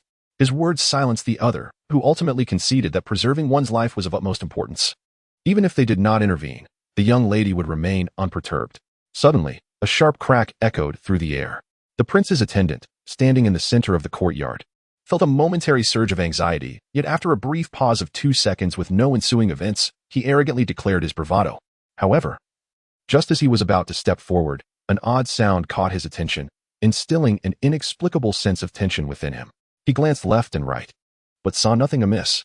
"Beneath your feet," a servant from the Bai family warned in terror.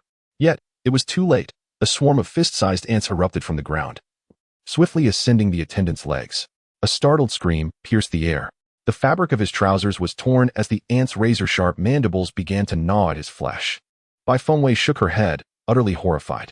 The prince's attendant, gripped by sheer terror, attempted to summon his spiritual power, only to discover that it had abandoned him. Meanwhile, The ants had already crawled up to his thighs, leaving him utterly powerless to resist. He could only watch helplessly as the fist-sized creatures feasted upon his legs. Get away! Get away! He yelled, swatting at the ants, but they merely climbed onto his hands. Even as he yearned to flee from the confines of the pavilion, he realized his feet were ensnared, rendering him immobile. The servants of the Bai family quickly summoned the family guards, who hurled a rope toward him, ensnaring him. And after a few vigorous tugs, they finally managed to extricate him. Fortunately, the ants would not venture beyond the pavilion, or the situation would have been dire. Bai Fengwei elegantly turned away, retreated to her chamber, and closed the door behind her. Outside, the air was rent with heart-wrenching screams. Bai Fengwei paid no heed to him, considering the subsequent events to be of no concern to her.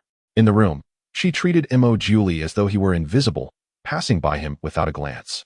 Mo Julie, sensing his neglect, quickened his pace to match hers, calling out, "Wei Wei, why do you not look at me?" His deep, mellifluous voice resonated beautifully in the pristine morning. Bai Fengwei inwardly lamented, truly a paragon of earthly beauty. However, she refrained from responding and continued with her morning routine. Leaning against the doorframe, Mo Julie observed her with a carefree demeanor, his gaze fixed upon her every movement, a mischievous smile playing at the corners of his mouth. "Wei Wei, do you have plans later? I wish to take you somewhere." Bai Fengwei regarded him as though he were merely air, his words dissipating into the atmosphere without eliciting any response.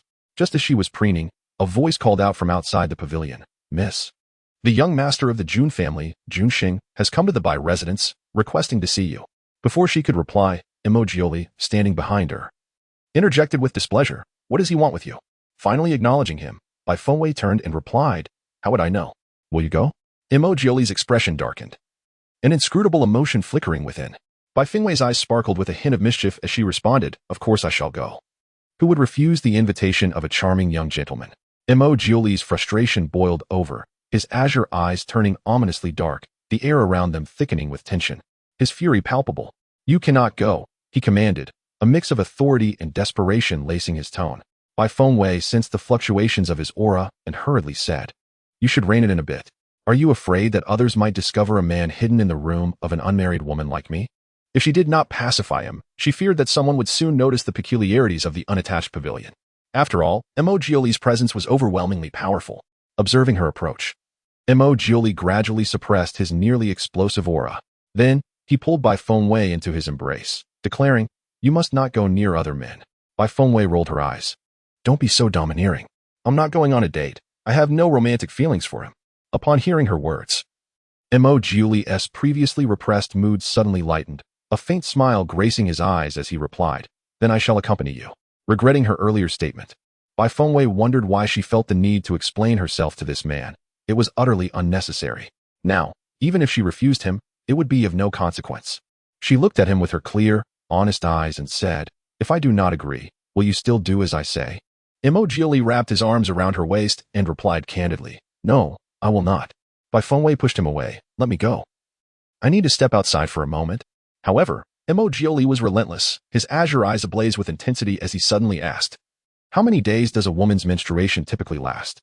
Bai Fengwei was taken aback for a moment before responding, exasperated, 6 to 7 days. She then regarded him warily. "Don't think too much. I want to agree to it." Mo Julie swallowed hard. "What would it take for you to agree?" "Since last night." After hearing Yun Qin say that one cannot engage in relations without marriage, he secretly contemplated avoiding the seductive tactics he had previously employed. Yet, he needed to devise a means to persuade Bai Fengwei to accept him. Otherwise, he would endure great torment. At least for now, he could not marry her, for he was surrounded by too many dangers. If possible, he would prefer to keep Bai Fengwei's existence a secret forever, lest she encounter peril. Bai Fengwei sighed and, with a hint of exasperation, remarked, "You can speak, but could you please not hold me?" However, Mo Julie continued to embrace her, relentlessly inquiring about how she could accept his proximity. This question was difficult to answer. "Can I think it over?" Bai Fengwei's tone rose slightly, as if negotiating. "Damn it. Feeling powerless is truly frustrating. Being outclassed leaves one perpetually subservient. My lady, young Master Jun Sheng, is here to escort you. Are you coming out?" A voice called from outside, interrupting their moment. Bai Fengwei struggled to push Mo Julie away, but it was utterly futile. "Let go first. You promised you would." Bai Fengwei, feeling immensely constrained, gritted her teeth and insisted, "I promise. Now can you release me?" Satisfied, Mo Julie relinquished his hold, stating, "Then I shall accompany you." Bai Fengwei, suppressing her anger, warned, "Don't let anyone see you. Do I truly appear so unpresentable?" Julie's elegant demeanor remained calm and indifferent. Yet the affection in his eyes burned with intensity. "It's not that you are unpresentable. It's our relationship that cannot be exposed." She didn't care much for others' opinions. But there was no need for ostentation either. As Bifowei opened the door, Julie vanished. Chapter 56. Thus far, not leaving the pavilion. Outside. Jun Sheng was indeed present. As she stepped out, the servants of the Bai family discreetly withdrew, clad in a flowing white garment. Jun Sheng's gentle eyes and softly curled hair exuded a captivating charm. Bifowei marveled inwardly, acknowledging him as the most handsome man in the imperial city. Even after years away, his mere appearance still drew a throng of admirers. She gracefully approached, inquiring, "Young Master Jun, do you seek me for something?" The warmth in Jun Sheng's smile was akin to jade. "Wei, it matters not if you do not recall. You were but a child then. Yet I have always remembered you." Sensing the distant, shadowy gaze of Julie, Bifowei awkwardly cleared her throat. "Ahem, well, as you mentioned. It has indeed been many years since we last met. Though we played well in our youth, we are now essentially strangers. It would be best if you refrained from seeking me in the future." It was prudent to clarify her position. If Jun Sheng had not harbored any particular intentions, perhaps their relationship could remain cordial. However, he had explicitly expressed his affection for her previously. Since she did not reciprocate, her stance could not be ambiguous. Yet, Jun Sheng seemed oblivious to her words, ignoring the underlying meaning entirely, and continued to smile as if spring had arrived. "Wei, what troubles you? As long as you marry me, no one will dare to bully you." Suddenly, a sharp crack resonated as a tree branch snapped and fell behind them. Bifowei glanced back to see that the branch had been mercilessly crushed by Julie's grip. Her gaze warned Gio to stay away. Before she nonchalantly turned to look at Jun Sheng, "I harbor no concerns." Jun Sheng glanced at the place where the branch had just broken, puzzled by her reaction. Bifowei hesitated before speaking. "Firstly, there are no feelings between us. Secondly, this is all too sudden." However, these reasons seemed insufficient in Jun Sheng's eyes. He had assumed that Bifowei must have someone she favored, yet she merely remarked that it was too abrupt. With a warm smile, she reassured him, "It's all right. If you find it sudden, I shall refrain from mentioning it for a while. Just let me know when you wish to wed." Bifowei was momentarily speechless. Jun Sheng appeared to be quite admirable. Had she been the original Bifowei, they would have indeed made a fine pair. Their personalities and temperaments complemented each other remarkably well. Yet, she was no longer the same Bifowei. She had become the assassin Fowei, who required no protection, no sanctuary. She was her own refuge. Relying on others was not as dependable as relying on oneself. Suddenly, Bifowei declared, "Jun Gongzi, I will never marry. There will be no outcome between us. Having said this, I hope you will not seek me out again." Observing her resolute demeanor, Jun Sheng felt a pang in his heart. "It is my fault for returning after all these years. No, this is not your concern. I am no longer who I once was, and most importantly, I do not harbor any affection for you. Do you understand?" Bifowei's expression was earnest, devoid of any lingering attachment.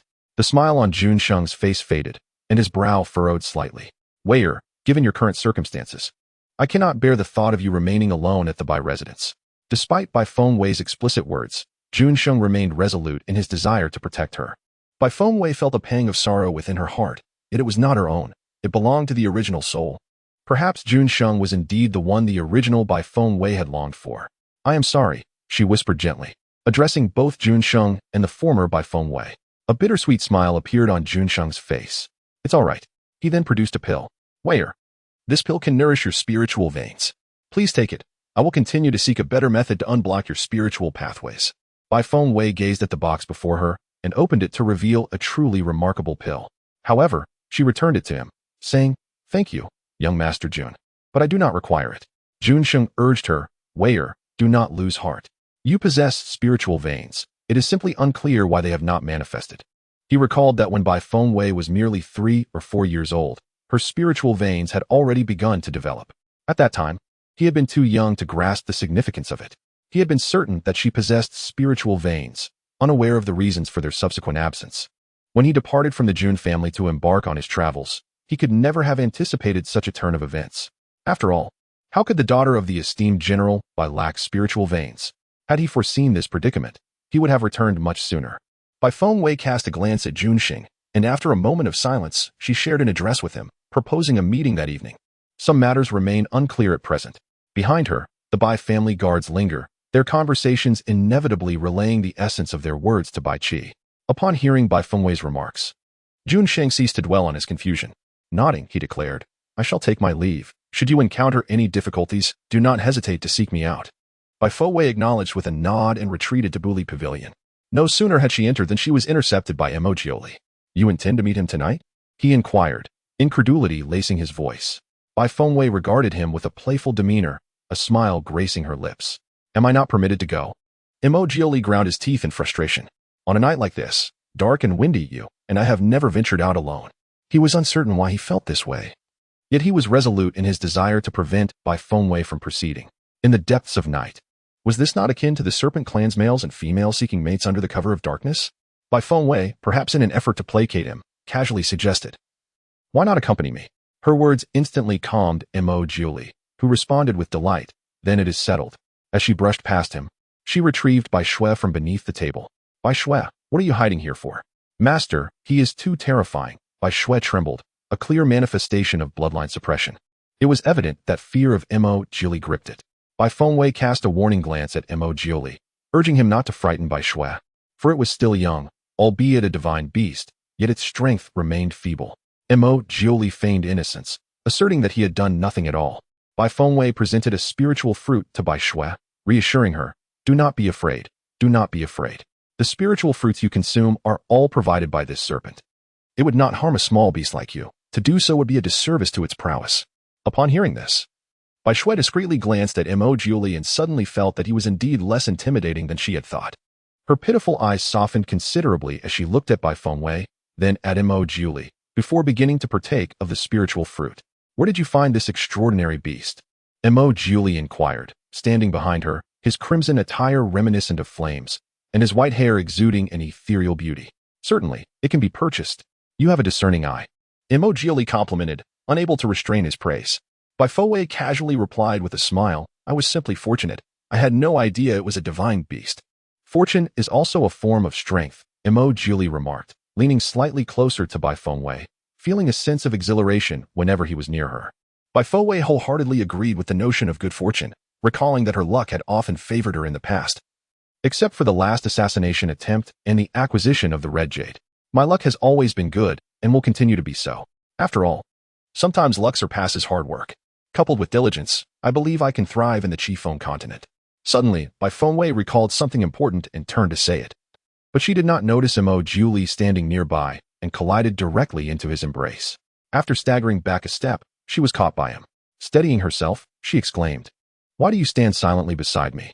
Emojioli, troubled, pondered why, despite having saved her, he still felt like the one in the wrong.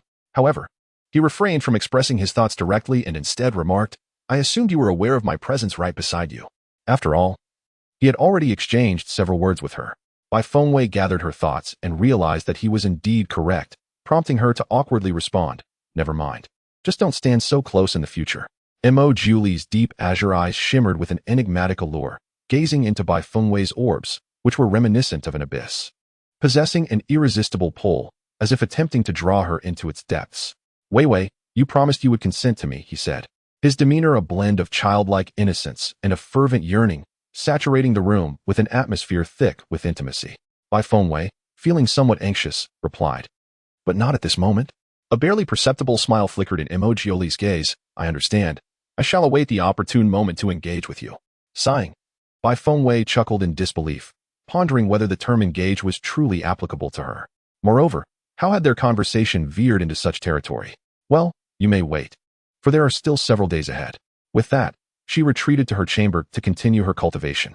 Seeing that she was momentarily unavailable, Emojioli vanished from the Buli Pavilion. As evening fell and Bai Fengwei concluded her practice, she found no sign of Emojioli within the pavilion, leading her to believe he had departed. Just as she felt relieved that the snake had left, Emojioli's figure suddenly materialized behind her. "Wei Wei, look what I have brought you," he exclaimed. Bai Fengwei's delight lasted but a fleeting moment as she turned to laboriously utter, "What?" With a wave of his hand, an array of feminine items appeared before her. Bai Fengwei was taken aback, inquiring where he had acquired such items. To be honest, she herself was unaware of where to procure them. "Keep them. In the future, you shall not encounter situations akin to last night." Without hesitation, Bai Fengwei accepted the items, storing them within her ring. Thank you," she said somewhat uneasily. Mo Julie's features were marked by a chilling indifference, yet his expression exuded a perilous allure. No need for thanks. He initially contemplated mentioning that these items would require a form of repayment, but refrained, considering that such words might displease Bai Fengwei. Unaware of his thoughts, she felt a flicker of gratitude towards him. After a moment, she lifted her gaze and asked, "By the way, do you know how to test one's spiritual power?" Mo Julie's eyes, imbued with a roguish glimmer, sparkled with enigmatic charm. "How difficult can it be? Allow me to assist you." No sooner had he spoken than an azure halo enveloped Bai Fengwei, only to dissipate moments later. She regarded Mo Julie with eager anticipation. "Well, what was the result?" Mo Julie replied with pride. "Your spiritual power is formidable. Many cultivators with centuries of practice fall short of your capabilities." Bai Fengwei quickly clarified. "What I meant was whether I am suited to become an alchemist. I do not require overwhelming spiritual power. I merely wish for a level suitable for cultivation." "Certainly," Mo Julie responded, his gaze softening with tenderness. If those around him were to witness such a side of Mo Julie, they would undoubtedly be astonished. When had their master ever displayed such warmth towards another? Upon receiving a positive affirmation, Bai Fengwei sighed with relief, a joyful smile illuminating her face. She was genuinely delighted. After all, since her arrival in this world, she had scarcely experienced true happiness. Not even the restoration of her spiritual veins had brought her such joy. As Mo Julie beheld her rare, heartfelt smile, he found himself momentarily entranced. After a brief pause, he composed himself, and with his alluring crimson lips slightly parted, he remarked, "Wei Wei, you possess an exquisite beauty when you smile." Her restraint rendered her distant and aloof, while her vexation imbued her with a playful vivacity.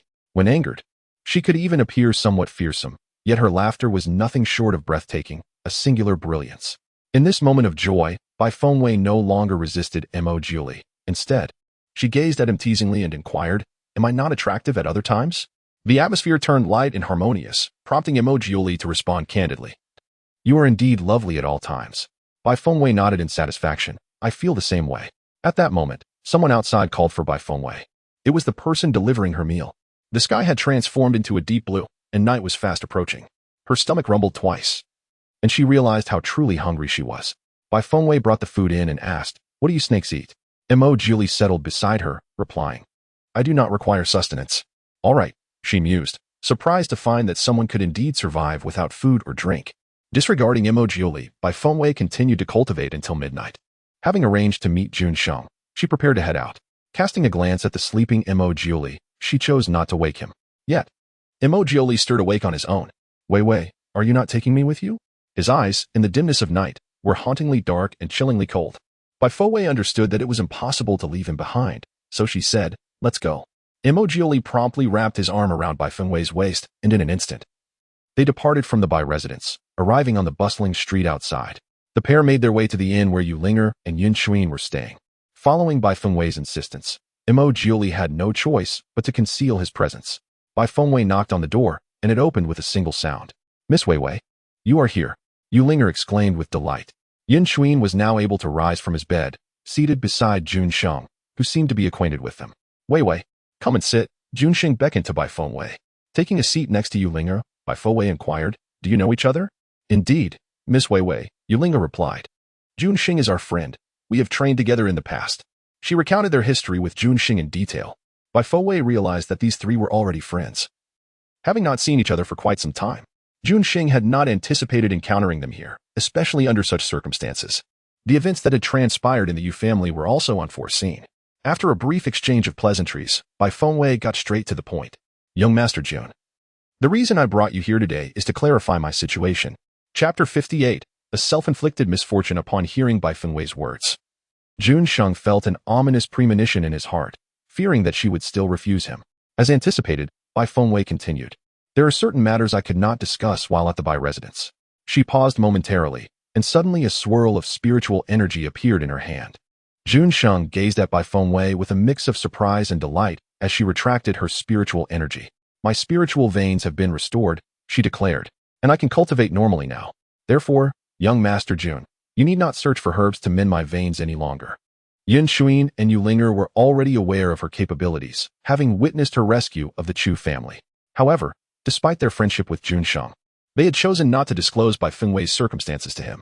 Thus, upon learning of her restored spiritual veins, Jun Sheng felt a surge of joy and elation. "Wei Wei, It is splendid news that your spiritual veins have returned to normal. How did you achieve this?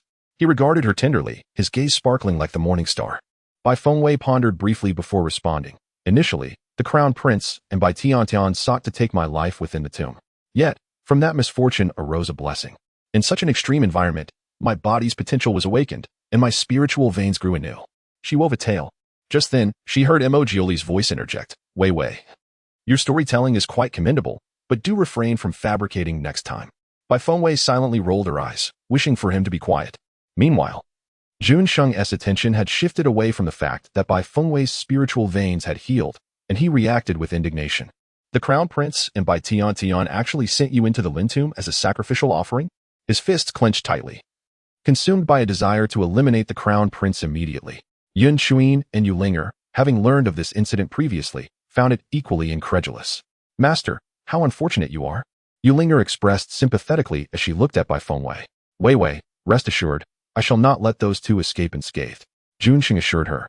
Bai Fengwei gazed intently, her indifferent expression concealing a shrewdness. This matter I will resolve myself, and I have already commenced. All the humiliation and torment I have endured over the years shall be repaid 1,000-fold. Observing Bai Fengwei's transformed demeanor, Jun Sheng sensed a change in her. After a moment's pause, he inquired, So, it was you who killed the head of the Chu family? His tone was almost certain. Knowing that Bai Fengwei had acquired spiritual power, coupled with her past experiences, it was not difficult to deduce. Yet, why had she first targeted the head of the Chu family? Jun Sheng questioned in puzzlement. Because Madame Chu and the Chu family have attempted to eliminate me time and again. Poisoning, assassination, they spared no effort. As a killer, would I let them off the hook? She continued, by first removing the head of the Chu family, I would leave Madame Chu without support. Thus she would soon find herself without a foothold in the Bai family. Jun Sheng regarded her with admiration, his gaze filled with affection. Indeed, one must not show mercy to such individuals. Ahem, Bai Fengwei said awkwardly, it was a struggle. I have heard that Bai Tiantian's third-grade spiritual vein has been rendered useless. So this scheme was orchestrated by you, was it not? Jun Sheng's smile radiated warmth and clarity, imparting a sense of purity. Bai Fengwei glanced at them, teasingly remarking, You have all deduced it. It seems my concealment was not particularly effective. That is because we understand the context. Your actions were indeed the most prudent choice. Jun Sheng praised Bai Fengwei incessantly, as if everything she did was undeniably right. Yu Linger remarked, Indeed, she brought this upon herself.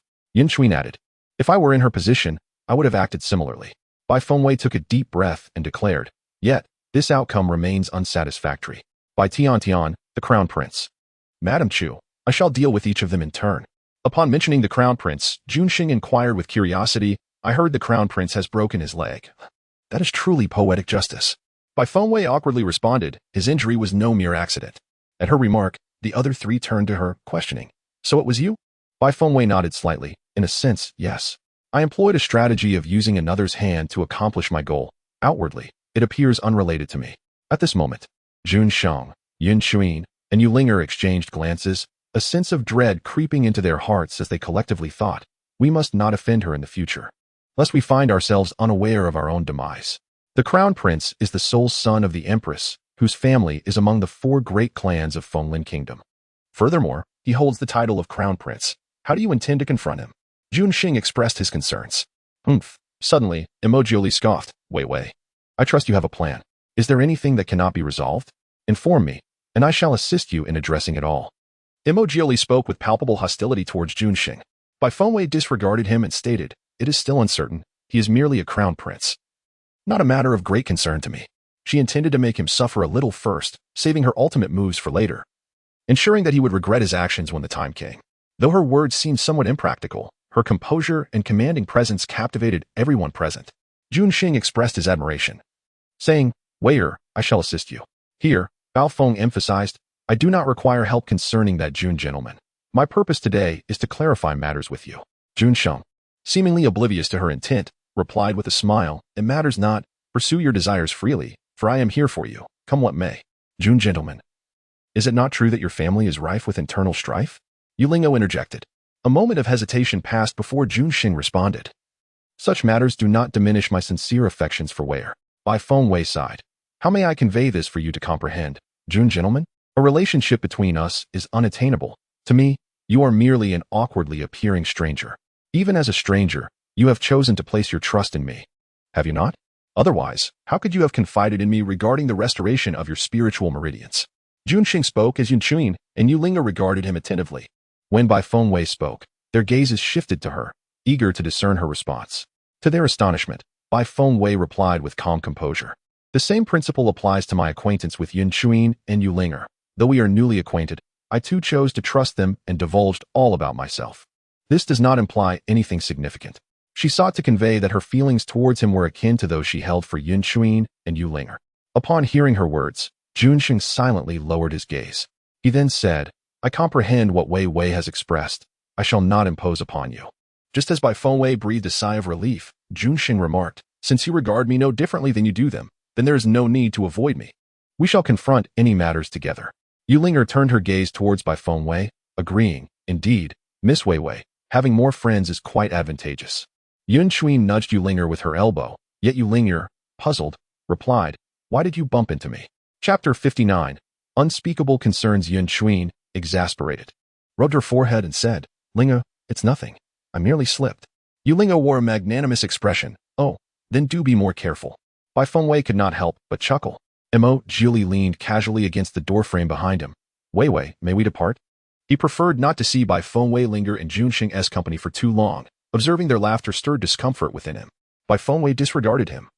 For her own matters remained unresolved. As I was saying, Weier, do you agree? Junxing inquired, gazing at Bai Fengwei. Huh. Oh. Bai Fengwei felt a bit conflicted. Yet given the context, it seemed inappropriate to counter. However, please refrain from mentioning anything about liking me. Such thoughts weigh heavily on my mind. Junxing suppressed a wry smile. Very well. Suddenly, Yulinga recalled something and curiously asked Bai Fengwei, Miss Wei Wei, what is your current cultivation level? Did you not just restore your spiritual veins? Yet, I sense you possess great strength. Bai Fengwei responded with a faint smile, I am not formidable. My cultivation is merely at the first stage of transformation. What? The other three were taken aback. Are you truly at the first level of transformation, sovereign? Yunchuin exclaimed in astonishment. Bai Fengwei, puzzled by their reactions, inquired hesitantly, what is the matter? Miss Wei Wei, how can you be so formidable yet claim otherwise? What are you thinking? Yulinger asked excitedly, having never encountered such a young transformation sovereign before. Junxing beamed and remarked, Weier, in the Chief Phone continent. One who achieves the rank of transformation sovereign can walk with pride. This was the first time Bai Fengwei had heard such a thing. Is that truly the case? Indeed. You are just beginning your cultivation, unaware of the challenges faced by practitioners. Advancing in cultivation becomes increasingly arduous as one progresses. The Emperor of Fenglin Kingdom possesses a third-grade spiritual vein, and at his age, he has only reached the 5th level of transformation sovereign, Junxing explained.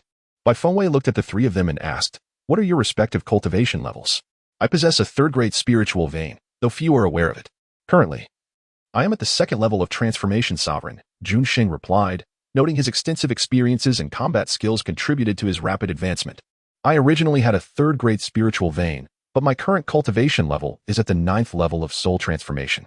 If my spiritual vein had not been injured, I would soon break through to transformation sovereign, Yunchuin said, a hint of melancholy evident in his voice as he spoke of his spiritual vein.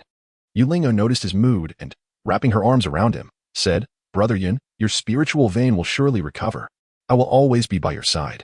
Yunchuin affectionately patted her head and reassured her, I know, do not worry. Indeed, Miss Wei Wei, I possess a 2nd-grade spiritual vein, and my current cultivation level is at the 8th stage of transformation. Am I not formidable? Bai Fengwei nodded in acknowledgement, affirming my prowess.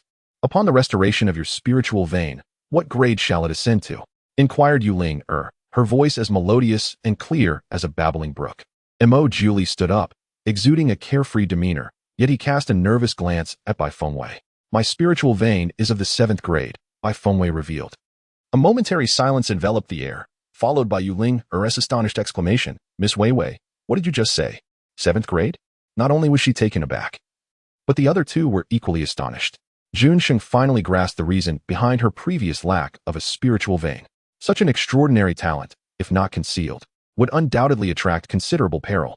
Thus, it was not that she lacked a spiritual vein. Rather, it had been sealed away. Who else is aware of this matter, Weier? Junxing asked anxiously. Bai Fengwei appeared indifferent, glancing at them as she replied, just the three of you, of course, and that serpent behind me.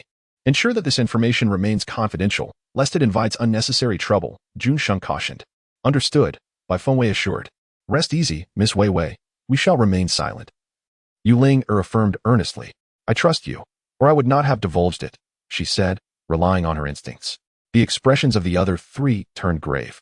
Their concern for Bai Fengwei's extraordinary talent palpable. Her gift must remain a secret. Otherwise, fortune could swiftly transform into misfortune, particularly while she had yet to fully ascend to the pinnacle of her potential. Bai Fengwei glanced at their solemn expressions and chuckled. Do not be so anxious. It seems as though those possessing a 7th grade spiritual vein are among you. With Bai Fengwei unperturbed, they too dismissed their unwarranted concerns. Occasionally, Yu Ling appeared somewhat naive. Yet her inquiries often struck at the heart of the matter. She then posed a pivotal question. Miss Wei Wei, if, as you say, you have only recently emerged from the tomb, how is it that your cultivation has already ascended to the first level of transformation sovereign? Is the 7th grade spiritual vein truly that extraordinary? This query piqued the curiosity of Jun Sheng and Yun Xuan, and the 3 pairs of eyes fixated on Bai Fengwei, eagerly awaiting her response. Behind them, Emojioli's soft laughter resonated, intrigued to see how she would reply. Upon hearing Emojioli's teasing chuckle, Bai Fengwei's cheeks flushed as memories surged forth. Surely, she could not attribute her progress solely to Emojioli's influence? Weier, why is your face so flushed? Do you harbor some unspoken secret? Jun Xing inquired with concern. Bai Fengwei brushed her hair aside and replied, No, not at all. While the 7th grade spiritual vein is indeed a remarkable gift, cultivation does not increase at such a rapid pace. When I was in the tomb, I was exceedingly famished and consumed numerous burial items, including various elixirs and spiritual fruits. I could not discern one from another, so I ingested them all. Subsequently, I felt as though my body might explode, and inexplicably, my cultivation surged to the 9th level of transformation soul, with the 1st level of transformation sovereign attained only after my emergence. Ah, I see. That is exceedingly perilous, Yu Ling exclaimed, astounded.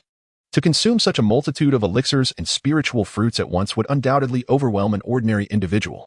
Junsing remarked, still haunted by the recent events. Fortunately, nothing happened. Indeed. I share the sentiment. I am truly fortunate to be alive, she affirmed. Emojioli laughed freely. Wei Wei is truly a master storyteller. Bai Fengwei dismissed him, knowing he was merely there to revel in her misfortune. By the way, Weier, how did you manage to escape from that impenetrable tomb? Junsing inquired. Bai Fengwei opened her mouth, unsure of how to articulate her response. Well, this was indeed a tale she found difficult to weave. Although she had acquired spiritual power, she was still unable to budge the heavy stone door that weighed several tons. Moreover, she could not possibly have emerged from thin air. Even if that was indeed how it had happened, thanks to Emojioli's assistance. Oh, let's not dwell on that. The important thing is that Miss Wei Wei emerged unscathed. Yu Ling interjected. Yes, Ling is right. Let us not linger on this matter, Yun Xuan observed, noticing Bai Fengwei's discomfort. Very well, no more questions, Junsing agreed. Then naturally shifted the conversation. You two should come stay with me. This was directed towards Yun Xuan and Yu Ling. That won't do. Our current situation is not conducive. Yun Xuan replied. He and Yu Ling were temporarily safe, and they were comfortable where they were. You are injured and need to recuperate properly. Staying here presents numerous inconveniences. And you must also consider Lingo's safety. If those pursuing you discover your whereabouts, given your current state, you may not escape unscathed. Jun Sheng earnestly invited them to accompany him to the Jun residence. Yun Xian's spiritual vein was damaged and required treatment, given their current circumstances. It was prudent to seek refuge at Jun's home. As the person of considerable standing next to the family head, Jun Sheng, being the legitimate heir with significant influence, could easily bring along 2 friends without issue. Bai Fengwei pondered for a moment and remarked, Young Master Jun is correct. It would be far better for you to go to the Jun residence than remain here. Let us pack our things and depart at once. Weier, please refrain from calling me Young Master Jun. It feels too distant, Jun Sheng replied, a warm smile gracing his face like a gentle spring breeze. Very well then. Bai Fengwei conceded, not dwelling on the matter. Yu Ling and Yun Xuan also decided to return with Jun Sheng. Before leaving the inn, Jun Sheng offered to escort Bai Fengwei home, but she declined. After all, she was capable of making the journey herself, and having an extra person might draw unnecessary attention. Most importantly, she had a formidable serpent by her side. As Jun Sheng, Yun Xuan, and Yu Ling departed, Bai Fengwei prepared to head back to the Bai family. Are you not waiting for me? Emojioli inquired, following closely beside her, his presence in the night exuding an air of tranquil elegance. The faint light danced in his azure eyes, his leisurely steps matching Bai Fengwei's pace. With those long legs of yours, can't you keep up with me? Bai Fengwei retorted, slightly annoyed. A playful smile tugged at Julie's lips. Which legs are you referring to? Both legs are of equal length, are they not? Bai Fengwei halted abruptly, turning to face him. Julie chuckled quietly to himself, intending to revisit this topic at a later time. As he gazed upon the woman before him, a sense of bewilderment washed over him. Lowering his head to look at Bai Fengwei, he remarked, "It is quite late. Allow me to carry you back." Such a direct approach offered him a modicum of advantage. No need. Before she could fully articulate her refusal, she felt herself lifted into the air, and in the blink of an eye, they arrived at the unfettered pavilion. Bai Fengwei, irked, exclaimed, "Why the haste to return? I merely wished to take a stroll outside." Rarely did she have the opportunity to venture out. Thus, the chance to explore and observe was indeed a welcome reprieve. One must adapt to local customs, and she needed to familiarize herself with her surroundings. Julie, appearing as though he had committed a grave error, replied with feigned grievance. "Why did you not mention it sooner?" Bai Fengwei, both exasperated and resigned, retorted, "Did you give me the chance to speak?" Even before she could voice her thoughts, Julie had whisked her back to the unfettered pavilion. The mechanisms of the pavilion seemed rather peculiar. They posed no challenge to Julie, while others faced peril upon entry. He moved through it as if in a realm devoid of obstacles, coming and going with ease. At this rate, she pondered, when would she ever escape this insidious serpent? Bai Fengwei felt a pang of distress, having just clarified her relationship with Junsheng. Yet, how could she articulate to this serpent the need to sever their ambiguous ties? Observing her displeasure, Julie appeared flustered, suggesting, "Shall I return you now?" "Allowing you to walk back?" Bai Fengwei, fraught with turmoil, replied, "No, we are already back. Why would I wish to go out again?" "Ah, then let us retire for the night," Julie declared, seamlessly guiding her to the bedside, his fingers twitching with unspoken intent. Bai Fengwei, having removed her shoes in preparation for a brief slumber, found herself restless, disturbed by the warmth radiating beneath her. She finally became aware of her earlier predicament. Typically, she maintained a stable and indifferent demeanor, but during her menstrual cycle, she found herself feeling somewhat unsettled. She had not anticipated that this habit would manifest in her current body. Casting a glance at Julie beside her, she realized that her recent outburst seemed utterly inexplicable, and he had been an unintended recipient of her ire. Any lingering guilt she felt dissipated upon observing Julie's condition. Unbeknownst to her, his hand had strayed to an inappropriate location. Fury surged within Bai Fengwei as she swiftly withdrew her hand. Julie's azure eyes bore a faint hint of crimson, exuding a languid allure. As he maintained, "I meant no offense. It was entirely instinctual." Yet, despite his words, his hand showed no intention of retreating from Bai Fengwei's vicinity. Enraged, she aimed a kick at him, only for her foot to be deftly ensnared. Julie grasped her ankle with an ambiguous expression, his entire presence imbued with seduction. "Wei, you promised me that once this was over, I could indulge as I wished." Bai Fengwei felt her face flush a deep crimson as she retaliated with her other foot, insisting, "I never made such a promise." However, that foot too fell victim to his grasp. Seizing the opportunity, Julie advanced. "You cannot backtrack. You know this is true. Whether your intentions are sincere or feigned. I have taken it to heart." Their positions grew increasingly intimate as Bai Fengwei stammered, "You specifically mentioned after it was over. It is not appropriate now." Julie gazed at her with an enigmatic expression. "I understand. I have no intentions to overstep." His hands were long and fair, far more appealing than Bai Fengwei's. He gently tucked a strand of her hair behind her ear, his expression a blend of carefree tenderness.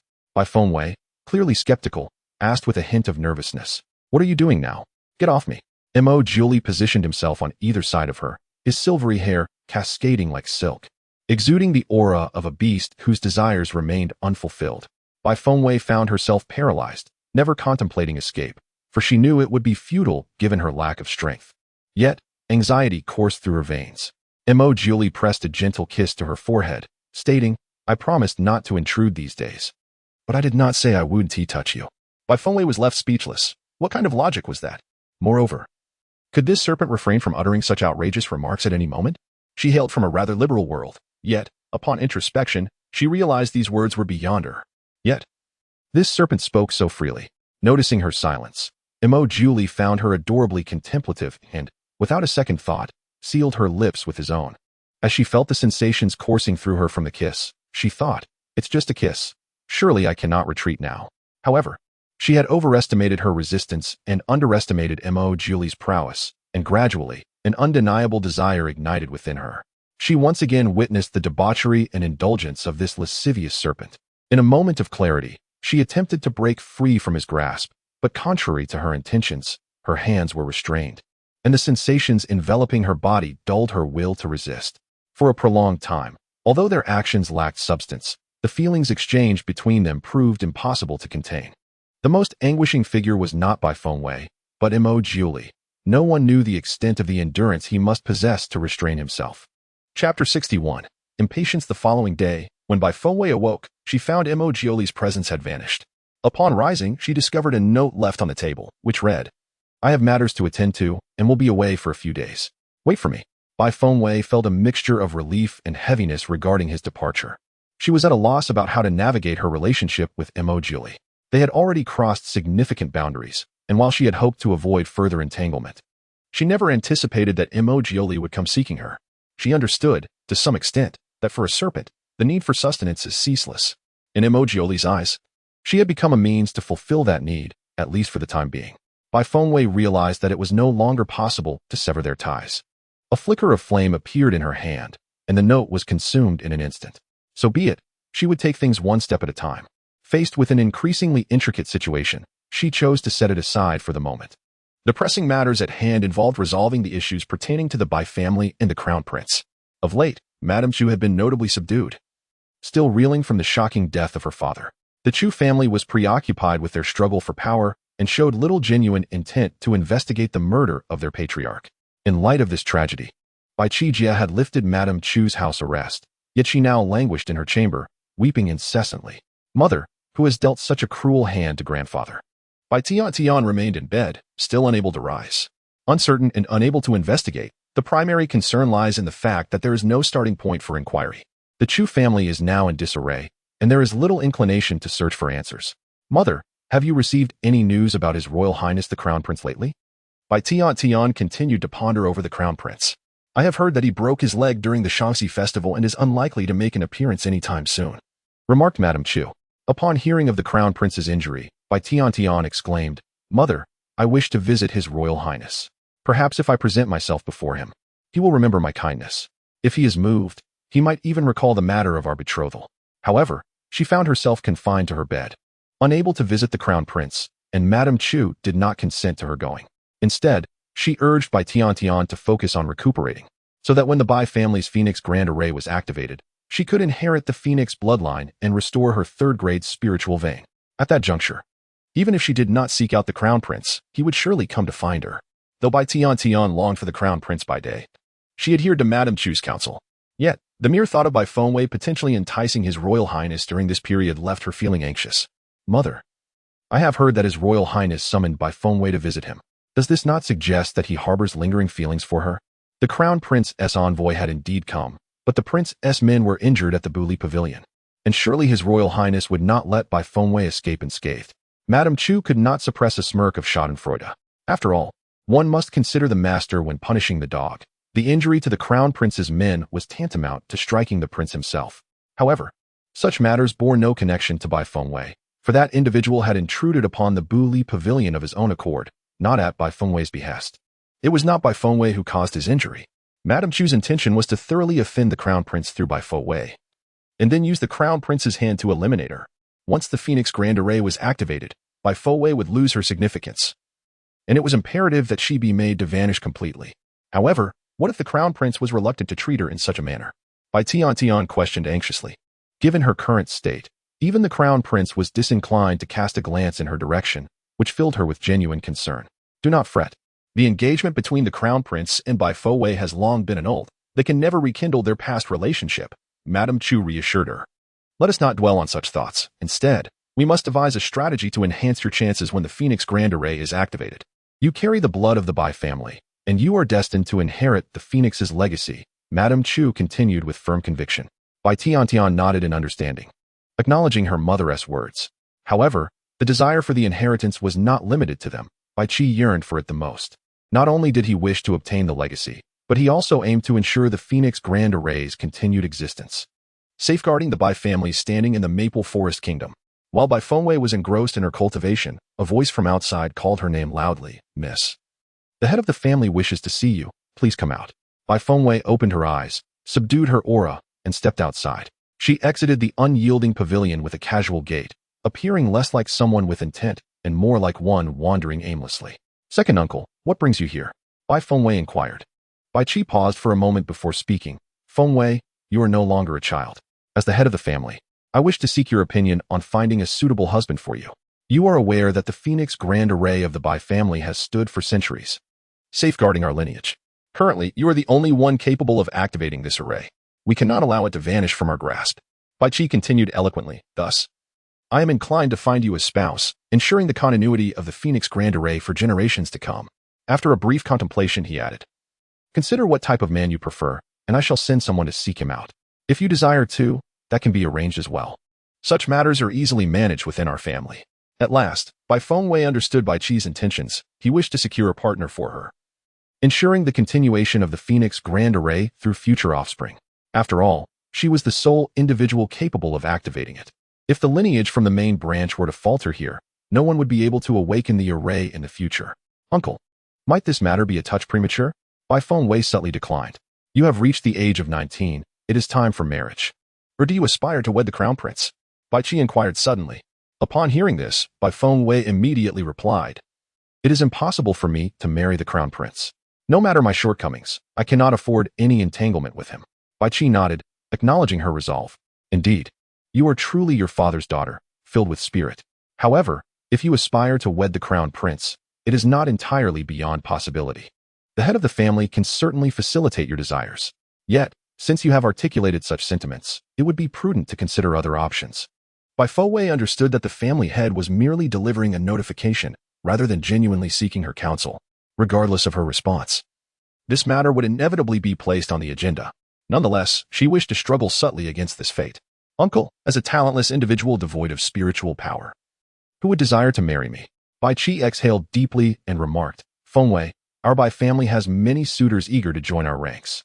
Numerous wandering cultivators and capable individuals would not mind, and besides, you are the legitimate daughter of the Bai family's main branch. Who would dare to look down upon you? Bai Fengwei silently scoffed. Have they not dismissed me for over a decade? With a chuckle, she replied, Uncle, perhaps we should wait until the Phoenix Grand Array is activated before proceeding. After all, this matter should not be rushed. Chapter 62. One after another, Bai Fengwei did not outright refuse, but instead rephrased her response. An outright denial could yield counterproductive results. She chose to feign willingness and would assess future developments as they unfolded. Indeed, Bai Qi did not pressure Bai Fengwei further, stating, in that case, take some time to ponder it. The activation of the Phoenix Grand Array is not far off. When the time comes, I will issue a notice inviting capable individuals from Fenglin country to our Bai family for your selection. Those who capture your interest will be welcome to remain. Thus, this served as an official notification to Bai Fengwei regarding the matter. Bai Qi instructed her to remain at the family estate and then departed. Upon discovering that Madame Chu had sent someone to assist in the assassination of Bai Fengwei, Bai Qi was left profoundly disillusioned with her. Furthermore, with Bai Tiantian's third-grade spiritual vein rendered useless, he found himself entirely indifferent to both Madame Chu and her daughter. The steward authority that had once belonged to Madame Chu had now fallen into the hands of concubine Gao, resulting in numerous inconveniences in her dealings. The sudden demise of the Chu family head had aged Madame Chu by a decade overnight. Meanwhile, concubine Gao not only acquired the steward authority, but also managed to capture the heart of the Bai family patriarch. With a son and a daughter, she appeared to be faring quite well. After a period of recuperation, Bai Xinxin was now able to rise from her bed, albeit still unable to engage in vigorous activities. The sole son of the patriarch, Bai Xianxian, diligently accompanied his father in managing various affairs, earning the patriarch's affection. At the age of 20, Bai Xianxian had cultivated to the 5th stage of transformation. Although his talent was rather ordinary, his diligence, combined with the resources of the Bai family, positioned him favorably among his peers. Mother, now that you possess steward authority, you must never emulate Madame Chu by indulging in personal gain and oppressing subordinates. Only then can you effectively manage the responsibilities entrusted by father and earn his trust as well as the respect of all, Bai Xianxian advised in front of concubine Gao. Concubine Gao, not an obscure woman, had originally been meant to be Bai Qi's legitimate wife, but fate had conspired, leading her to become a concubine due to the interference of the Chu family. She had endured this grievance for 2 decades. Fortunately, Bai Qi had always treated her well, allowing her to establish her place within the Bai household. Now that steward authority was finally in her hands, she felt a sense of vindication. Despite the resentment she had harbored over the years, she remained a woman of clarity and discernment. Regarding Bai Xuanxuan's words, she expressed her full agreement, saying, "My son, rest assured, I know how to proceed. In recent days, I have familiarized myself with the affairs of the Bai family, and I will arrange everything properly moving forward. Trust in your mother." Aunt Gao felt a deep sense of comfort knowing her son was so understanding and that he could share matters with her. As for the arrangements, Bai Xianxian remarked, "Mother, my elder sister has endured great hardships under Madame Chu's oppression these past few years. Now that you have taken over the management, it is imperative that she is not treated harshly. Although our uncle is no longer with us, the Bai family's continued prestige is largely attributable to the respect he commanded during his lifetime. After all, Bai Fengwei's father was a revered general of the Fenglin kingdom, having made significant contributions to the realm. If word spreads that the Bai family mistreats the daughter of a distinguished general, our reputation would suffer greatly. Despite my elder sister lacking the talent for cultivation, you will not treat her as others might. Do not worry, I will exercise discretion." And Gao concurred with Bai Xuanxuan's sentiments. "I have been contemplating this matter in recent days. Your father has not indicated any intention to treat her harshly, even allowing her to reside in the Bewley Pavilion. Once I have clarified the household affairs, I will elevate her treatment to be on par with Bai Tian and Xian. Bai Xianxian pondered for a moment and said, "Mother, have you noticed that ever since the last incident where my elder sister's residence was burned down, she has changed significantly? She remains the same person, yet she now conveys a different aura." Aunt Gao, with a cautious glance around her, whispered, "I too have noticed that the young lady has changed remarkably. It is not merely in her attire but also in her commanding presence, which is strikingly different from before. Ever since she took residence in the unyielding pavilion, misfortunes have befallen Madame Chu and her associates one after another." Bai Xianxian voiced his inner doubts, fully aware of the machinations that Madame Chu had orchestrated against Bai Fengwei. Having spent most of his time in close proximity to Bai Qi, Aunt Gao took delight in Madame Chu's misfortunes, deeming them well-deserved. However, Bai Xianxian held a differing opinion. He believed these events were significantly linked to Bai Fengwei, yet he lacked the evidence to substantiate this connection. After engaging in conversation for a while longer, Bai Xianxian took his leave, as he had tasks assigned by Bai Qi to attend to. Before departing, he urged Aunt Gao to find time to check on Bai Fengwei, inquiring if she was in need of anything and to replenish her supplies promptly. Bai Xianxian felt an instinctive need to avoid offending this elder sister, fearing that his future days would not bode well should he do so. Although uncertain of the origin of this feeling, he was resolute in his belief that he must not provoke Bai Fengwei. Inside her chamber, Bai Fengwei was engrossed in her cultivation alongside the errant beast. As evening approached and Bai Qi's servants delivered the evening meal, Aunt Gao arrived at the entrance of the unyielding pavilion with her entourage. The Bai family was extensive and prosperous, and over the past few years, Bai Fengwei had little recollection of Aunt Gao, as their interactions had been minimal. However, with her presence now acknowledged, Bai Fengwei felt compelled to make an appearance. Stepping out from the unyielding pavilion, she truly captivated Aunt Gao with her striking beauty. It is astonishing to encounter such a striking figure in this world. Her face, serene and untroubled, exudes a casual composure, and each of her movements reflects her extraordinary nobility.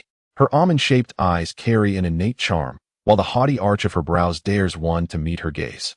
Lady Gao, Bai Fengwei's relative, roused from her reverie, forced a couple of awkward smiles and remarked, "That young lady, just a few days ago, the head of the family entrusted the management of the household to me. I wish to inquire if there is anything you require, so that I may bring it to you." Bai Fengwei assessed Lady Gao, surprised that she would offer to bring her gifts. She held little memory of Lady Gao, but perceived no malevolent intent in her demeanor. Bai Fengwei replied coolly, "There is nothing lacking here. My meals are arranged by the head of the family, and you need not trouble yourself." Lady Gao responded with a smile, "Meals alone will not suffice. Rest assured, I shall send over what you deserve in due course. You are growing up now, and it is essential to have maidservants by your side. I shall select a few suitable ones for you." Bai Fengwei found herself momentarily unaccustomed to Lady Gao's enthusiasm and wondered about her ulterior motives. Thus, she replied, "There is no need for maidservants. It is perilous within the unyielding pavilion, and they cannot enter." Lady Gao, aware of the daunting nature of the unyielding pavilion, could only concede with a hint of disappointment. "Then I shall arrange for them once you have moved out." Chapter 63. The purchase of an alchemical furnace. One does not strike a smiling face, Bai Fengwei graciously replied. "Very well." After exchanging a few casual remarks, Lady Gao took her leave, and Bai Fengwei returned to the confines of the unyielding pavilion. The creature lounged lazily on its bed, but upon sensing Bai Fengwei's entrance, it sprang up with a start, exclaiming, "Master, I am hungry." Bai Fengwei tossed it a spirit fruit and then proceeded to the adjacent room. Having finished her menstruation, she felt the need for a bath. After bathing, she noticed that Bai Shui had grown a bit more. Bai Shui, do you divine beasts possess any formidable skills? She inquired. Master, this divine beast can create illusions. Bai Shui replied proudly. Is that truly remarkable? Bai Fengwei asked, perplexed. Of course it is.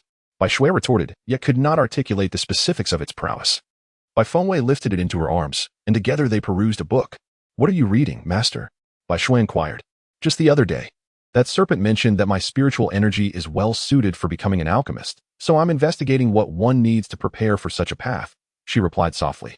Flipping through the pages, Bai Shui's curious green eyes gazed at the book before them. Although unable to comprehend the text, it seemed quite entertaining. What does it say? Bai Shui pressed. It states that once a cultivator possesses the qualifications to become an alchemist, the following preparations must be made. First, one must be able to summon a flame, and second, a cauldron is required. Upon hearing this, Bai Shui eagerly urged, Master, quickly summon a flame to see. With a gentle lift of her finger, a flicker of flame appeared above it. After unblocking her spiritual veins, she found summoning flames to be quite effortless. Yay, Master is truly impressive. Bai Shui's ears twitched with excitement. Bai Fengwei gently patted its head, reassuringly stating that it was merely a flicker of flame, not something to be overly alarmed about. Master, where shall we seek the alchemical furnace? Bai Fengwei pondered for a moment, recalling that the auction house was said to possess a myriad of items. Let us visit it when we find the time. Since alchemy necessitated a furnace, she figured it prudent to try her luck at the auction, as the quality of furnaces sold in ordinary shops was generally subpar. As she searched, she discovered a tome within her ring, detailing the various elixirs and the ranks of alchemists. It also contained several recipes for crafting potions along with the requisite ingredients. For a novice like her, this knowledge was more than sufficient. A family that boasted an alchemist would undoubtedly hold a revered status. In the kingdom of Maple Forest, there existed an alchemist alliance where all alchemists could authenticate and register their skills. The most esteemed alchemist in the kingdom was a fourth-rank alchemist named Han Yuan, the leader of the Alchemist Alliance. His prominence rendered him a focal point wherever he went within the realm. Aspiring alchemists must embark on a journey, beginning as herb gatherers, as mastering the identification of all medicinal herbs demands considerable time. Furthermore, the process of alchemy itself is fraught with challenges. Thus, some cultivators, despite possessing the mental acuity to become alchemists, require several years to attain that status. From the initial attempt at concocting elixirs to successfully creating the first potion, some individuals may invest years in this endeavor. This journey profoundly tests one's endurance and character. As the evening descended after perusing the book, Bai Fengwei suddenly recalled that Mo Jiuli had mentioned his departure for several days, leaving her to ponder what he might be engaged in and when he would return. Without further contemplation, she donned a black attire and cradled Bai Shui as she exited the Buli pavilion. Master, look at me. Bai Shui emerged from her embrace. Peering out with curiosity, Bai Fengwei glanced down, somewhat taken aback. How did you manage that? You appear just like an ordinary cat. Master, this is my innate ability. I remain unchanged, yet when others gaze upon me, they cannot discern my true form, Bai Shui explained, eagerly awaiting her praise. Impressive indeed, Bai Fengwei remarked. Gently ruffling its head, Bai Shui was endearing and charming, with round eyes capable of melting the hearts of all who beheld it. Thus, even if someone recognized the spirit beast, its true visage remained concealed, ensuring Bai Shui's safety. The streets were bustling with activity, and the duo soon found themselves amidst a vibrant marketplace. It had been quite some time since Bai Fengwei had encountered such a throng of people. After a considerable search, they finally arrived at the auction house, only to discover it was preparing to close its doors. Bai Fengwei was surprised by the early closing time, as she had expected more patrons in the evening. However, the attendant explained that there would be no business that day, prompting the early closure. With no other recourse, Bai Fengwei decided to visit a shop that sold alchemical furnaces. Upon her arrival, she found the shopkeeper also preparing to close, yet he graciously attended to her needs. For only alchemists and those aspiring to become one would seek to purchase a furnace. Regardless of whether one is on the verge of becoming an alchemist or is already an established one, it is prudent not to offend them. For who can predict whether this individual might evolve into the most formidable alchemist in the future, even if they do not attain the pinnacle of mastery? A typical alchemist commands a level of respect that is worthy of admiration. Bai Fengwei initially intended to purchase a high-quality alchemical furnace at the auction house. However, upon discovering it had already closed, she resolved to acquire a more modest furnace for experimentation. Once she has mastered the art of alchemy, she could then invest in a superior model. Miss, what price range are you considering for the furnace? The shopkeeper inquired patiently. A standard one will suffice, Bai Fengwei replied. Her face failed, yet her aura exuded an undeniable air of nobility. Here you can see the first-grade furnaces, while over there are the second-grade ones. These are the third-grade furnaces, and those few in the corner represent the fourth-grade variety. This comprises the entirety of our selection. Please let me know which one appeals to you, the attendant elaborated. Bai Fengwei surveyed the array of alchemical furnaces, noting their similarities in appearance, color, and design. Frankly, none of them captured her interest. However, since she was already there and merely wished to procure one for practice, she decided to select any first-grade furnace at random. As for aesthetics and form, she opted to forego any meticulous standards for the time being. Yet, just as she was about to choose indiscriminately, her gaze was drawn to a peculiar object in the corner of the shop, something that resembled a furnace yet did not entirely fit the mold. Most striking was its surface, marred by rust, obscuring its original form. Bai Fengwei found herself irresistibly intrigued and inquired, "What is that?" If it were a Dan furnace, its design would indeed be quite exquisite. "Oh, miss, that is a Dan furnace we need to dispose of. I had intended to discard it after closing." Bai Fengwei approached, and, perceiving the essence beyond the appearance, found the furnace truly appealing. She declared, "I shall take this one." "Miss, are you certain? This furnace may be unusable. Its condition appears nearly dilapidated," the attendant cautioned. Yet, Bai Fengwei had made up her mind. "This one it is. Tell me the price, for I wish to acquire it now." Chapter 64. The contractual Dan furnace. Seeing Bai Fengwei's determination to purchase the furnace, the attendant replied, "Then, miss, take this furnace without any charge. After all, we were going to dispose of it, so it would be a favor to you. It never hurts to please an alchemist." "That cannot be. You must at least name a price, for I cannot take it for free," Bai Fengwei insisted. The attendant hesitated momentarily and suggested, "Perhaps you could offer 200 taels. That is half the price of a first-grade Dan furnace." Without haggling, Bai Fengwei promptly paid the 200 taels and stored the furnace in her ring. Upon returning to the Buli pavilion, Bai Shui circled the furnace, observing it from various angles. "Master, do you truly believe this furnace can be used for alchemy?" Bai Fengwei was uncertain herself, pondering, "I cannot say for sure. I was merely drawn to its beautiful design at the time, which compelled me to purchase it. Reflecting now, was my decision perhaps too hasty? After all, such a grand alchemical furnace, marred by rust all over, how could she possibly cleanse it? It seemed rather troublesome. Perhaps it would have been wiser to purchase a simpler furnace for initial experimentation. What had prompted her impulsive decision to acquire this particular furnace? "Master, why don't we clean it first?" Bai Shui suggested, standing beside Bai Fengwei. They had no choice but to proceed with that plan. Bai Fengwei rolled up her sleeves and began to scrub alongside Bai Shui. However, it remained a mystery what material the furnace was crafted from, as no matter how they cleaned, it remained obstinately dirty. After toiling through the night, Bai Fengwei found herself exhausted, her back aching, only to discover at dawn that the furnace appeared unchanged. The surface rust and grime had not diminished in the slightest. Slumping down beside the furnace, she sighed. "What on earth can be done?" Bai Shui tilted her head. "Master, could it be that we need to form a contract with it?" "A contract?"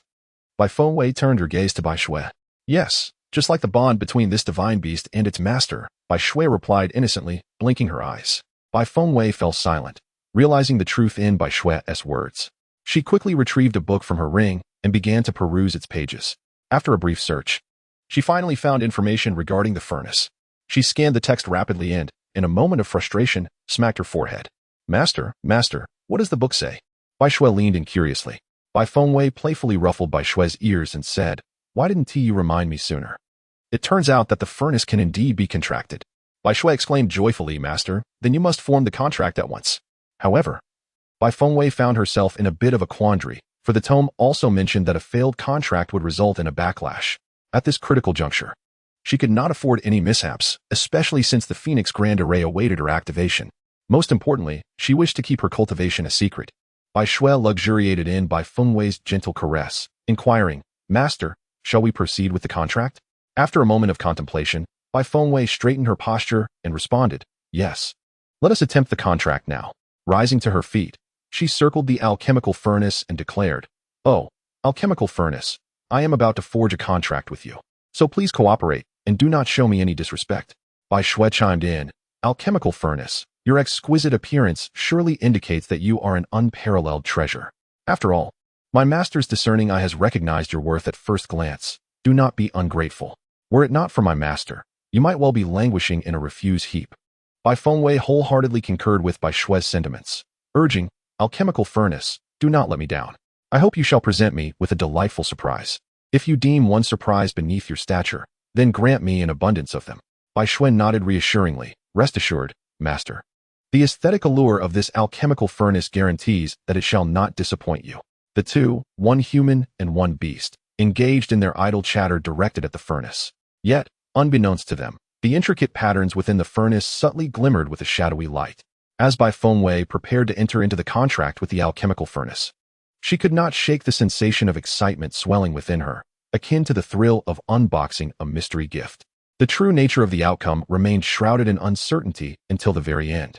However, observing the appearance of the alchemical furnace, she realized that she would ultimately suffer no loss. Bai Fengwei drew forth a sword, and upon inspecting it, she noted it was the Twilight Sword, which she had previously declared she did not desire. It seemed that Mo Jiuli had secretly placed it within her ring. Yet, this was not the moment for such matters. She drew the Twilight Sword across her hand, and blood immediately flowed forth. Following the instructions in the tome, Bai Fengwei let her blood drip onto the alchemical furnace. 1 drop, 2 drops, 3 drops. After a while, there was no change in the furnace. Master, is the blood insufficient? Bai Shui inquired with a hint of doubt. Bai Fengwei felt a sharp pain in her hand, but she dismissed her concerns and made another incision, deepening the wound. This time, the blood flowed more freely, vanishing upon contact with the furnace, as if the furnace had consumed it. A sense of unease crept into Bai Fengwei's thoughts. Would this furnace drain all of my blood? Bai Shui expressed her concern as well. Master, does the contract require such an abundance of blood? Bai Fengwei was uncertain. When she had formed the contract with Bai Shui, no blood had been involved. Furthermore, the book merely instructed to let blood drip onto the furnace, without specifying the quantity required. As the flow of blood intensified, Bai Fengwei exclaimed, "Hey, furnace! If you are indeed formidable, at least provide some indication. If not, I shall cease to waste my blood, lest I succumb to excessive blood loss." At that moment, the intricate dark patterns beneath the thick rust of the furnace flickered, emanating a faint purple glow. Both Bai Fengwei and Bai Shui beheld this illumination, their excitement palpable. The furnace was responding. Bai Shui leaped with excitement, ultimately presenting the reverse light sword to Bai Fengwei. "Master, please add some blood. It seems the alchemical furnace has quite the appetite, and the blood quantity is insufficient." Bai Fengwei went slightly in pain and glanced at the reverse light sword, contemplating whether to use it after all. Perhaps not. The blood is still flowing. Let us wait as it is. To be honest, she harbored a considerable fear of pain. Inflicting another wound upon herself was an ordeal she preferred to avoid. Noticing her reluctance to create a new injury, Bai Shui tossed the reverse light sword aside, which emitted a silent protest.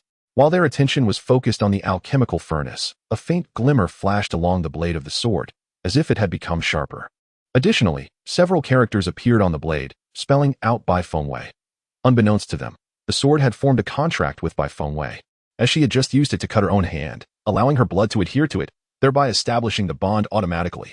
Meanwhile, the alchemical furnace began to emit a low hum, just as Bai Fengwei contemplated using the power of the red jade to muffle this sound to prevent it from being detected. A sudden burst of brilliant light erupted from the furnace. In that instant, she thought to herself that her secret was likely to be exposed. However, at that moment, an invisible force restrained the light within the barrier, leaving the events unfolding here undetected. As the bright light faded, Bai Fengwei opened her eyes to behold the figure of Mo Jiuli. Chapter 65. The purple void divine cauldron. Mo Jiuli approached and grasped Bai Fengwei's hand. Unable to contain herself, she exclaimed, "It hurts, it hurts." Furrowed his brow, pondering why one would inflict such pain upon themselves if they were fully aware of it. Shortly thereafter, he summoned a radiant surge of spiritual energy, which effortlessly healed the wound upon Bai Fengwei's hand. Astonished, Bai Fengwei gazed at her hand, marveling at the extraordinary nature of this ability. With a gentle sigh, remarked, "I have been absent for but a day, and already you have sustained injuries. How can I bear to be away?" Bai Fengwei dismissed his concern nonchalantly, stating, "It is merely a trivial injury, hardly worth mentioning." Her carefree demeanor and lack of self-concern stirred an inexplicable pang of sorrow within. Observing her surroundings, Bai Fengwei recognized that it shielded her from that blinding light, prompting her to express her gratitude. "Thank you for your assistance earlier." With a haughty glance, retorted, "You were fortunate indeed to have stumbled upon the Zishu divine cauldron." "Huh. It was merely a case of a blind cat stumbling upon a dead mouse. My luck is nothing exceptional," Bai Fengwei replied, though her expression betrayed her evident pride. After uttering those words, she recalled something and hurried to the alchemical furnace. The Zishu divine cauldron? What manner of cauldron is this? To her astonishment, the once rusty furnace now radiated an air of mystique and grandeur, exuding an aura of unparalleled superiority, adorned with intricate, dark patterns. The patterns, imbued with a purple hue, unmistakably indicated that this was no ordinary alchemical vessel. Observing Bai Fengwei's bewilderment, understood that she was unaware of the Zishu divine cauldron's illustrious origins. The Zishu divine cauldron is an ancient artifact, ranked second among the cauldrons of antiquity. Upon hearing this, Bai Fengwei inquired, "Is it ranked second in the entirety of Qingfeng continent?" Mo Julie smiled, remarking that Qingfeng continent was merely a minor realm, while the Zishu divine cauldron was a paragon among all alchemical furnaces. This clarification enlightened Bai Fengwei. She had indeed stumbled upon a treasure. Embracing the cauldron, she exclaimed, "It truly honors me and has not disappointed. It seems the blood I've shed was worth it." Mo Julie, observing her affection towards the cauldron, felt a twinge of discontent. Pondering, could it be that I am overshadowed by an alchemical furnace? You have never embraced me in such a manner. In her elation, Bai Fengwei promptly released the cauldron and enveloped Mo Julie in a hug, saying, all right, do not be vexed. I am simply overwhelmed with joy at acquiring such a divine-grade cauldron." Appreciating Bai Fengwei's awareness of the moment, Mo Julie silently relished the sentiment for a while. After circling the Zishu divine cauldron and inspecting it meticulously, Bai Fengwei declared, "Indeed, it is a divine artifact. Its craftsmanship is unparalleled. I knew this was no ordinary cauldron." Her joy was boundless, especially since she had acquired it for a mere 200 taels of silver. Contemplating, she turned to Mo Julie and asked, "How much is this cauldron worth in silver?" Mo Julie cast a glance at the Zishu divine cauldron and replied, "Priceless." Priceless? Bai Fengwei could hardly fathom that she had secured such an extraordinary bargain. Observing her expression of delight, Mo Julie inquired, "How much silver did you employ to purchase it?" Although he had already given her a substantial amount of silver, he still feared it might not suffice, especially since she had acquired such a remarkable artifact, which likely depleted her resources. Bai Fengwei raised 2 fingers, her eyes sparkling with excitement, indicating a figure. Mo Julie, noticing her gesture, inquired whether it was 200 million or 2 billion. Regardless of whether it was 200 million or 2 billion, neither would be considered exorbitant. For the Zishu divine cauldron is a treasure that is rare and elusive, a relic that exists solely in legends. Initially, Mo Julie contemplated guessing 200 billion, but upon reflection, he realized he had not bestowed that much silver upon Bai Fengwei in the ring. Convinced that since she had successfully acquired the Zishu divine cauldron, her silver must be sufficient, he settled on estimating a figure. However, after his guess, Bai Fengwei expressed her dissatisfaction, stating, "No, you are mistaken. Guess again." Observing her demeanor, which was shrewd yet gleaming with triumph, he pondered, "Could it be that you seized it?" Bai Fengwei promptly restrained her smile, asserting, "I had no idea it was a divine artifact at first. I wouldn't expend considerable effort to snatch a rusted, dilapidated alchemy furnace." Sensing her waning enthusiasm, Mo Julie quickly reassured her, "All right, it appears I misjudged the situation.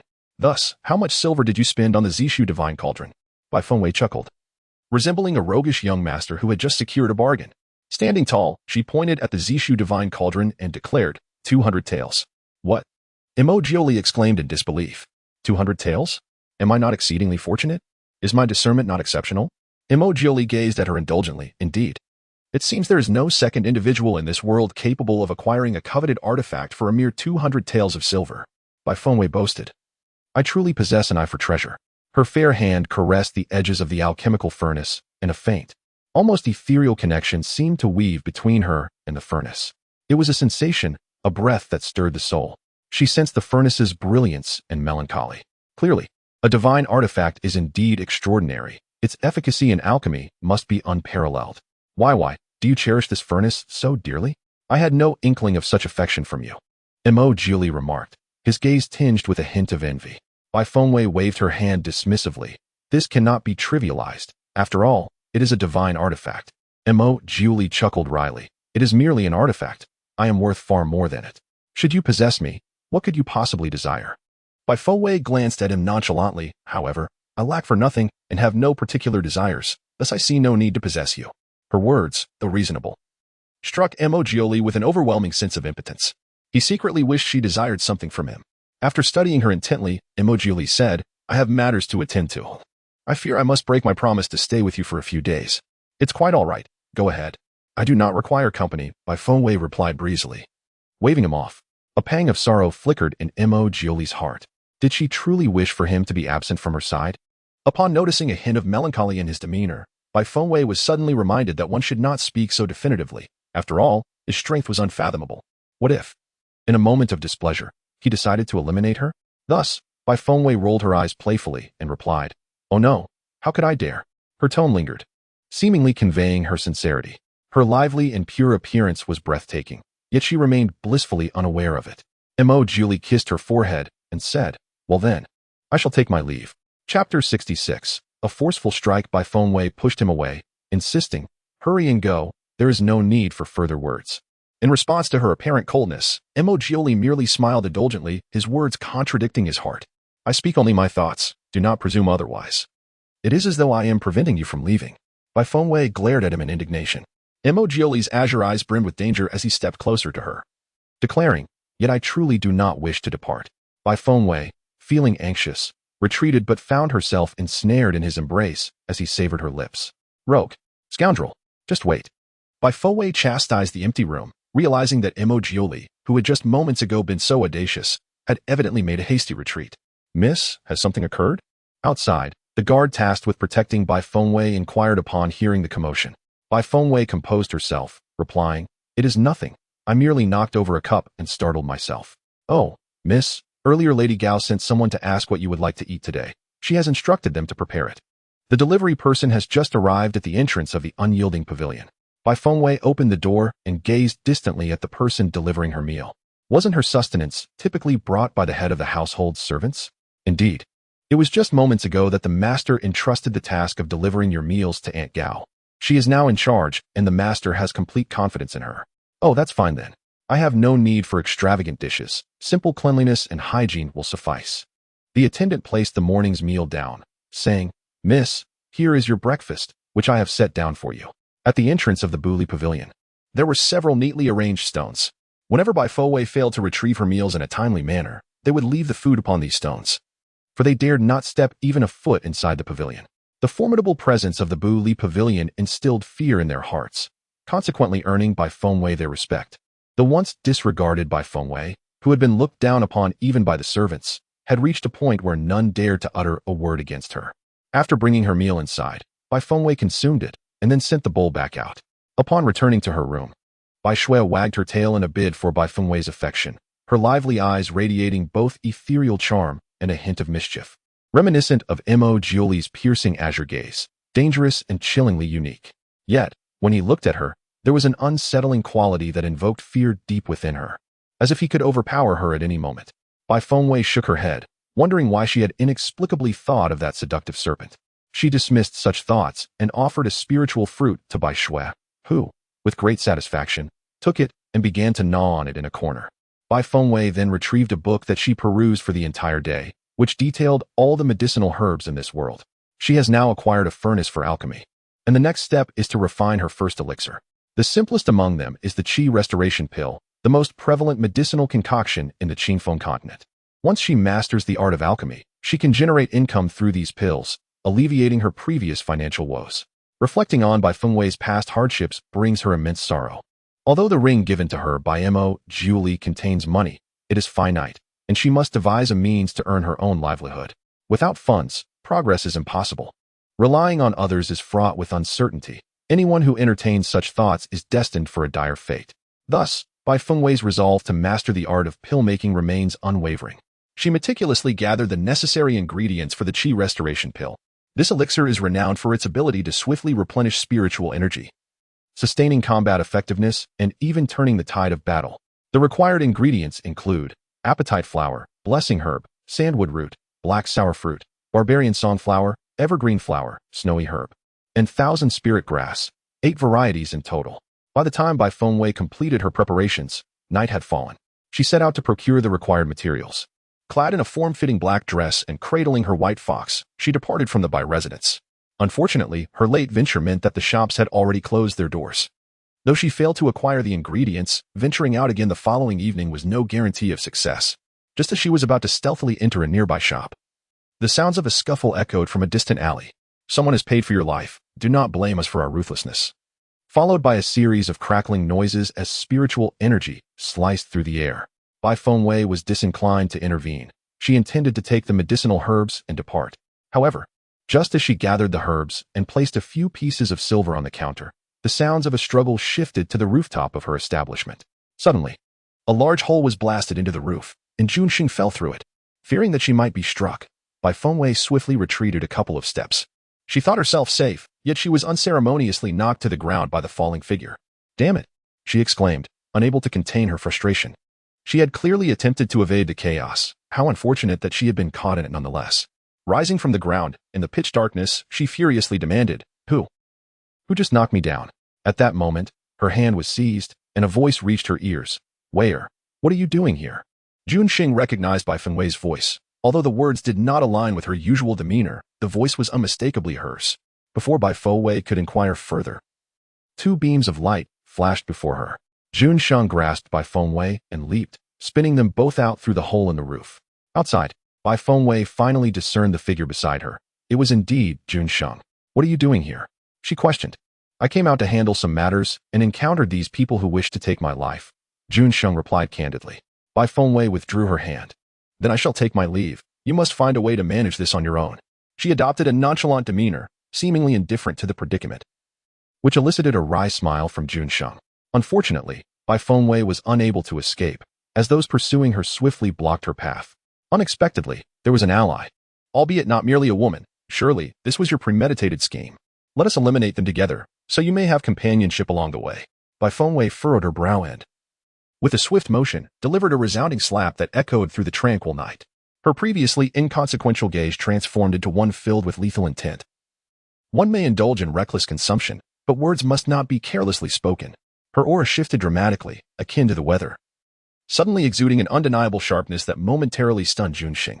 The encircling assailants hesitated for a moment before angrily exclaiming, "How dare you strike me? Such a splendid night demands some form of confrontation." Bai Fengwei, who had previously restrained her energy, now unleashed it with abandon. The surrounding individuals exchanged glances, opting for silence as they charged towards Bai Fengwei and Junxing. Bai Fengwei cracked her knuckles, invigorated by the prospect of confrontation. It had been far too long since she had engaged in a brawl. Today would serve as an opportunity to hone her skills against these few. With formidable strength and a fierce spirit, she disarmed an opponent barehanded and sent another flying with a swift kick.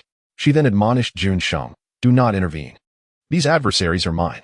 Chapter 67. The purple pill. Junxing, taken aback, retreated a couple of steps, conceding that he had become entirely ineffectual. A peculiar realization dawned upon him. Provoking Bai Fengwei would only lead to his own detriment. He watched as Bai Fengwei adeptly utilized both hands and feet to dispatch two assailants in rapid succession. With a graceful turn, one foe found several ribs shattered beneath her kick.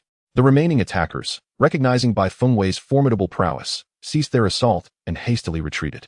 Bai Fengwei let out a derisive laugh, questioning the capability of those who dared to aspire to be assassins. Her eyes brimmed with unrestrained mockery, making Junxing, who observed her from behind, feel her extraordinary brilliance. She approached the fallen figures, who were completely devoid of combat strength, as they begged for mercy, pleading, "Do not kill me, please." With a light chuckle, Bai Fengwei drew near, nearly startling them into oblivion as she crouched down. However, she merely confiscated their storage bags before standing upright. The men, believing they had narrowly escaped death as Bai Fengwei turned away, exhaled in relief. Yet, in the next moment, a flash of light traversed the air, and a deep gash appeared on their necks, causing their bodies to crumple, breathless. A chilling voice escaped Bai Fengwei's lips. "To cut the grass without uprooting it allows it to sprout anew." Bai Shui, nestled in her arms, nodded vigorously in agreement. Then, as if nothing had occurred, she spilled the contents of the storage bags onto the ground, revealing an assortment of bizarre and incongruous items that shattered her preconceived notions. Bai Fengwei found herself regretting the decision to open their bags, discarding all the silver coins into the recently destroyed dwelling. Observing her actions, Junxing approached and expressed his gratitude, stating, "Thank you, Weier, for saving my life." Bai Fengwei, bemused by his cheerful demeanor, retorted, "Do you truly think you required my assistance?"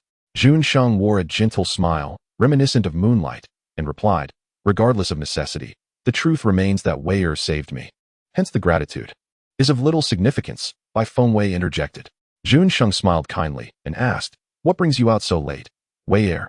I came to procure some medicinal herbs, as I intend to return and refine some elixirs, Bai Fengwei replied candidly, without any reservations. Upon hearing her mention of alchemy, Junxing inquired, did you not wish to keep your current situation a secret? Have you already been to the Alchemy Alliance?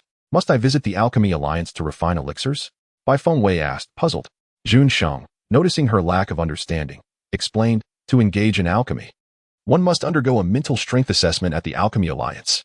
Only with the requisite mental fortitude can one qualify for elixir refinement. Bai Fengwei questioned. Is it solely the Alchemy Alliance that conducts mental strength tests? Aside from the Alchemy Alliance, the royal family possesses venues for such assessments as well. Wei Er, are you suggesting you went to the royal establishment for your mental strength evaluation? Junsheng asked, his expression darkening. Aware of Bai Fengwei's past engagement to the Crown Prince. Recalling the Crown Prince, Bai Fengwei expressed her disdain. I would rather forego alchemy than submit myself to the royal assessment. Upon hearing her words, Junsheng felt a surge of relief and refrained from further probing into her mental strength. Instead, he asked, did you manage to acquire the herbs you sought? Indeed. I just finished packing the herbs when you all interrupted me, Bai Fengwei replied with a casual shrug. Her nonchalant and graceful demeanor was both charming and refreshing, leaving Junxing entranced, as if he had fallen into an abyss. Noticing his silence, Bai Fengwei said, I shall take my leave now. Please take care of yourself. The medicinal herbs have arrived, rendering any further delay unnecessary. She must return to practice alchemy. Wait a moment, Junxing called to her. Bai Fengwei turned around, and Junxing said, the Jun family is engaged in the herbal business.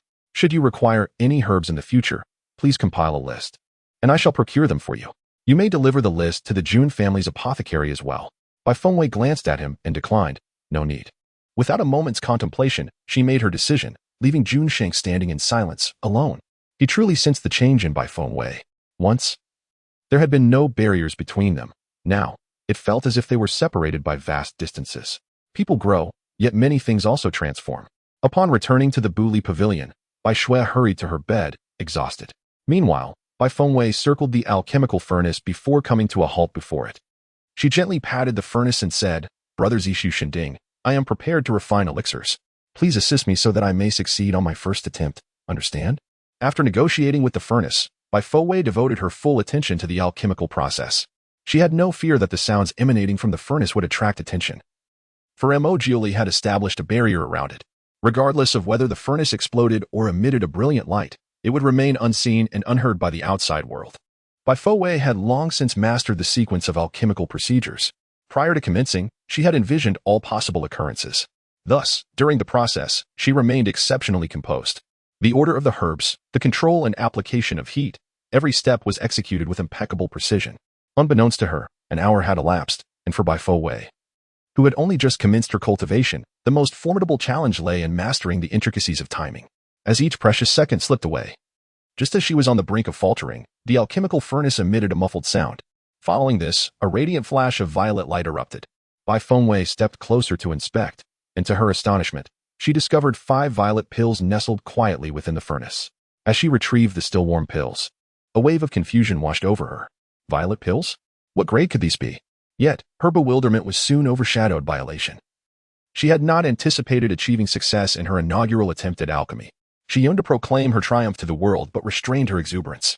In her quest to discern the grade of her concoction, she retrieved the texts from her ring to cross-reference. It turned out that in the Qingfeng continent, elixirs were classified into several grades: red, orange, yellow, green, cyan, blue, violet, white, and gold. To her delight, Bai Fengwei had successfully crafted a violet pill. However, upon comparing it with the golden pills given to her by Mo Jiuli, her spirits waned. Those were indeed golden pills, and she was taken aback by the abundance of such treasures possessed by Mo Jiuli. Clearly, she had to strive further in her endeavors. What she remained unaware of was that violet pills were already a rare phenomenon. Even O Hongyuan, the esteemed leader of the Pill Alliance in the Fenglin Kingdom, had never succeeded in producing violet pills, renowned as the most formidable alchemist in the Fenglin Kingdom. He held the title of a level 4 alchemist and was capable of crafting the highest grade elixirs, the green pills. Bai Fengwei carefully stored the violet pills, awaiting an opportunity to take them to the auction house and ascertain their true value. Chapter 68. Indulging in extravagance after carefully storing the purple elixir, Bai Fengwei resolved to continue her alchemical pursuits. She had reached a commendable milestone by successfully producing elixirs. Yet, the question lingered. How could she concoct a golden elixir? She pondered deeply, revisiting every aspect of the process, from material selection to the control of heat, the sequence of operations, and the application of spiritual energy. The ingredients posed no challenge, the heat was adequately managed, and the order was correct. Bai Fengwei circled the alchemical furnace, engaging in earnest contemplation. Perhaps her spiritual energy was not utilized to its fullest potential? After all, she had only recently opened her spiritual meridians and was still unaccustomed to wielding her energy. Rather than hastily proceeding with further alchemical work, she devoted herself to reflecting on her experiences. Whenever she encountered uncertainties, she revisited her books. After several iterations, a realization dawned upon her. Relying solely on fire-related spiritual energy to control the furnace seemed excessively forceful. Thus, she prepared another batch of materials, guided by her newfound understanding, and commenced the alchemical process once more. With her mental faculties sharply focused, she initially warmed the furnace with a gentle flame, then introduced the herbs sequentially. Each ingredient required a distinct degree of heat, yet Bai Fengwei adeptly harnessed her fire energy with precision. In that moment, she was enraptured by the art of alchemy, transcending her surroundings. The world around her faded away, leaving only the essence of elixir crafting in her mind. Time slipped by unnoticed, until she sensed her internal spiritual energy dwindling, accompanied by a searing sensation in her dantian, a warning that her energy was nearing depletion. Each alchemist must draw upon their own spiritual strength during the process of crafting elixirs. Initially, alchemists may invest considerable time in mastering the art of harnessing spiritual energy. Many alchemists find themselves depleted of energy before successfully concocting their elixirs. For Bai Fengwei, who is embarking on her inaugural alchemical endeavor, this presents a formidable challenge. She is currently managing the cauldron, yet her vibrant energy reservoir is nearing exhaustion. If only she had a chi-replenishing pill at this moment. A single dose would swiftly restore her spiritual energy, allowing her to continue her alchemical work. Although she possesses such a pill within her ring, Bai Fengwei hesitates to consume it, as she seeks alternative solutions to her predicament. Relying solely on the chi-replenishing pills for energy would leave her vulnerable in critical situations, rendering her helpless. Sweat beads on her forehead as she strains to maintain her focus. Perhaps it is in moments of peril that one's latent potential is unleashed. At that instant, Bai Fengwei, who had been channeling energy with both hands, unexpectedly freed one hand. Simultaneously, the kaleidoscopic spiritual energy around her surged into her being. Her parched energy reservoir was suddenly revitalized, and a powerful force coursed through her body once more. While she continued to refine her elixir, she simultaneously absorbed energy, effectively alleviating her earlier deficiency. There was no time for her to revel in this newfound strength, as she had now entered a critical phase of the alchemical process. Any hint of negligence could likely lead to failure. The art of alchemy is immensely taxing on spiritual energy, which explains the scarcity of alchemists among thousands. Only one may emerge as such. While some possess the mental fortitude to practice alchemy, not every cultivator endowed with the requisite spiritual capacity can ascend to the rank of alchemist. Indeed, the path to becoming an alchemist is fraught with numerous setbacks and challenges. Some falter due to a lack of memory regarding the medicinal herbs. Others stumble in mastering the nuances of heat control, while some struggle with the grasp of spiritual energy. And still others are hindered by their own temperament. In summary, aspiring to be an esteemed and revered alchemist is an arduous endeavor. Suddenly, the alchemical furnace emitted a resounding roar, followed by a waft of an enchanting fragrance. Bai Fengwei withdrew her spiritual energy and approached to inspect. To her astonishment, she discovered 9 golden elixirs nestled within the furnace, still radiating warmth. Her heart raced with excitement as she carefully examined the golden pills, which were adorned with intricate patterns, evoking a sense of reverence. Yet, she remained uncertain whether these were indeed golden elixirs. Quickly, she compared them with the golden elixir given to her by Jiuli. They appear somewhat different, Bai Fengwei pondered, her brow furrowed in suspicion. Could it be that her concoction was not a golden elixir? The color seemed to deviate from the expected hue of yellow. Although yellow and gold share similarities, Bai Fengwei's intuition firmly suggested that her creation was not a yellow pill. Yet, why did her potion differ from the one Jiuli had bestowed upon her? This conundrum left her perplexed. Could it be that elixirs of the same grade exhibit variances in color? Bai Fengwei chose not to dwell on this matter excessively.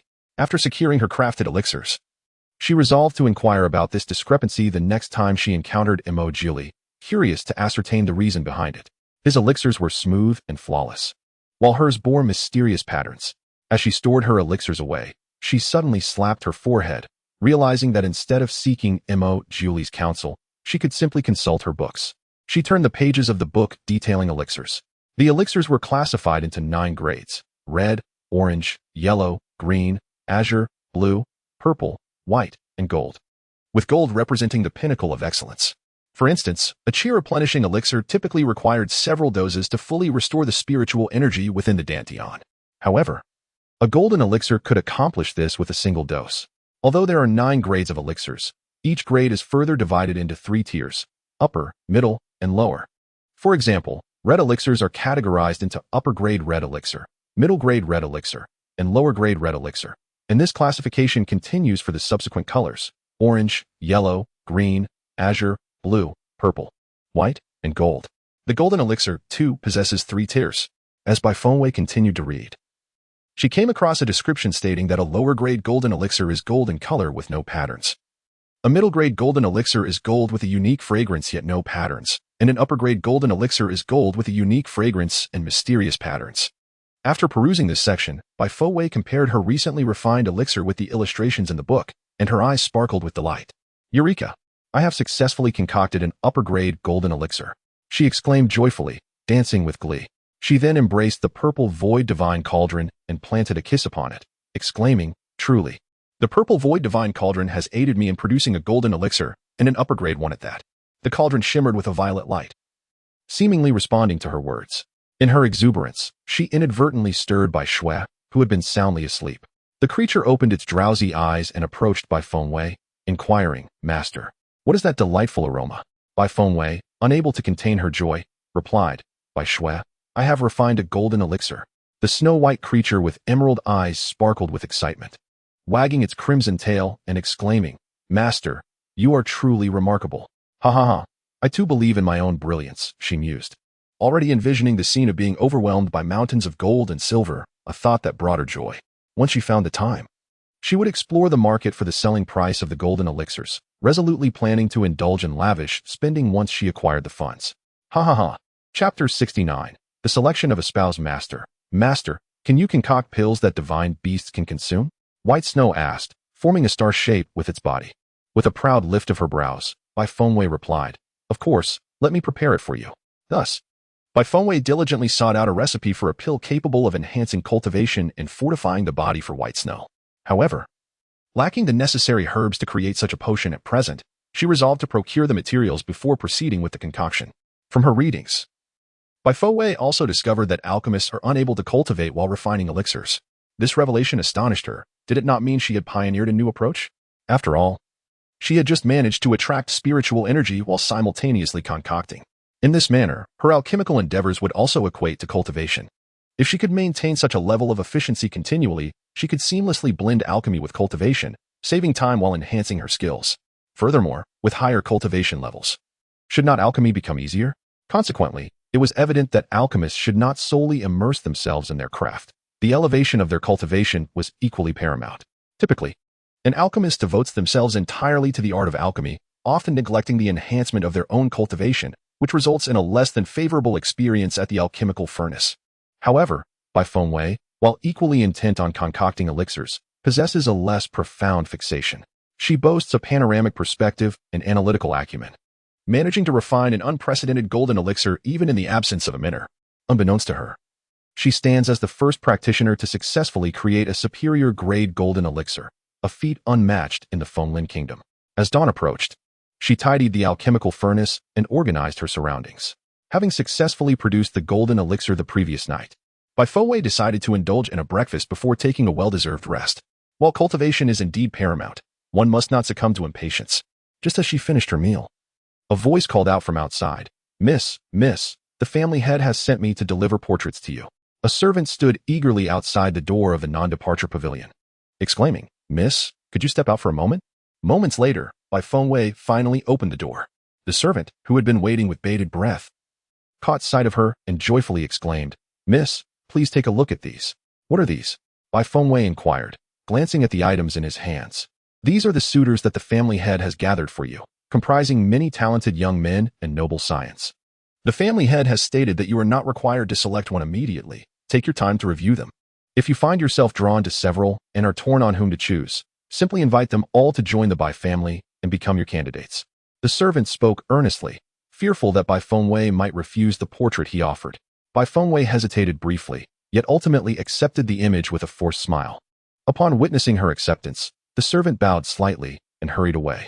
Bai Fengwei glanced at the substantial stack of portraits in her hands, realizing that the head of the family was quite invested in her marital prospects. It seemed he was eager to ensure she would bear children to carry on the family lineage, as she alone possessed the bloodline capable of unlocking the Fengwang Grand Array. Should anything unfortunate befall her, the Grand Array would remain forever sealed. Thus, Bai Qi was intent on having Bai Fengwei hasten the process of motherhood, guaranteeing that the array would continue to bestow benefits upon the Bai family. Initially, Bai Qi considered allowing her to choose any man to father her children. But upon further reflection, he deemed it inappropriate for a child of the Bai family to be conceived so casually.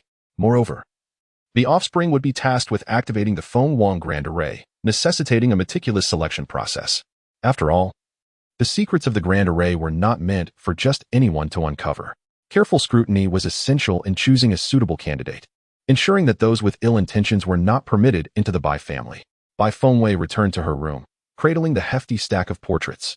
Bai Shui leaped onto the table and inquired, "Master, what is this?" "These are portraits that Bai Qi arranged for me," Bai Fengwei calmly explained. "So I may select one whom I favor to bear children with." It appeared as though this matter had no bearing on her at all. Bai Shui examined the portraits and remarked, "Master, these individuals possess rather mediocre appearances. They hardly seem worthy of you." Bai Fengwei sipped her tea nonchalantly. "Are you suggesting that if there is someone handsome, I might consider choosing them?" Bai Shui, while sifting through the portraits before her, appeared utterly engrossed. These were mere embellishments. None could compare to Emojioli. Surely, the master would not be swayed by such trivialities, having savored the exquisite beauty of Emojioli. Could she truly find pleasure in these rough-hewn figures? Bai Shui feigned seriousness in her selection. Bai Fengwei chuckled. "Bai Shui, are you choosing for me or for yourself? You seem so earnest. Besides, even in the absence of Emojioli, I would not select any of them." Leaning casually against her chair, she raised one foot to rest upon the seat beneath her, her demeanor exuding both confidence and allure. "So, would you choose Emojioli?" Bai Shui inquired, gazing at Bai Fengwei. Bai Fengwei paused momentarily before responding, "Of course not. I have no connection with him. Once I resolve matters here, I will take you far away to find your parents." Speaking of her parents, Bai Shui whimpered, "They must think I am dead. They must be heartbroken." Sob sob. Bai Fengwei reassured her, "Do not fret.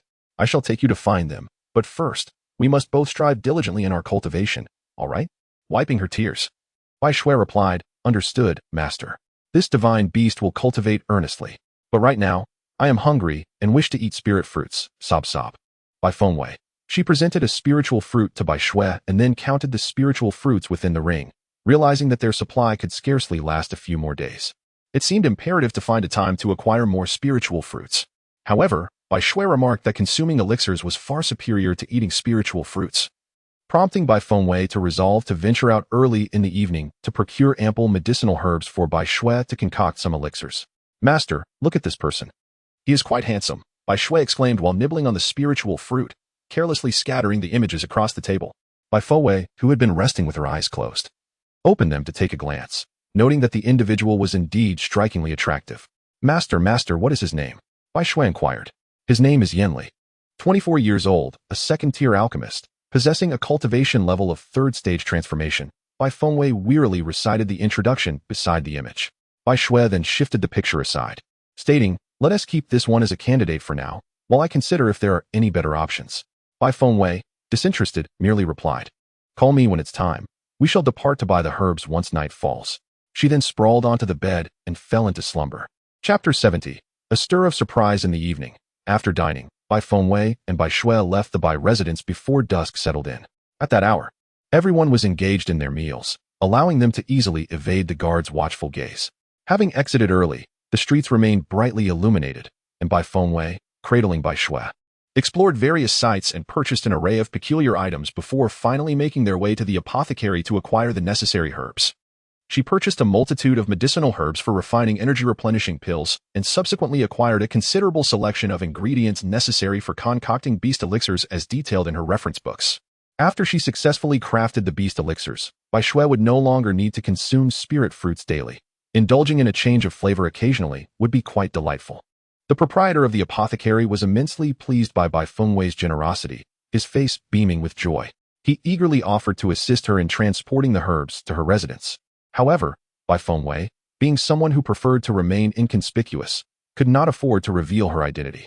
Moreover, The space within her ring was ample enough to accommodate all the herbs from the entire shop without any difficulty. Miss, you must be an alchemist, correct? The shopkeeper inquired with a forced smile. Bai Fengwei nodded slightly, acknowledging the assumption.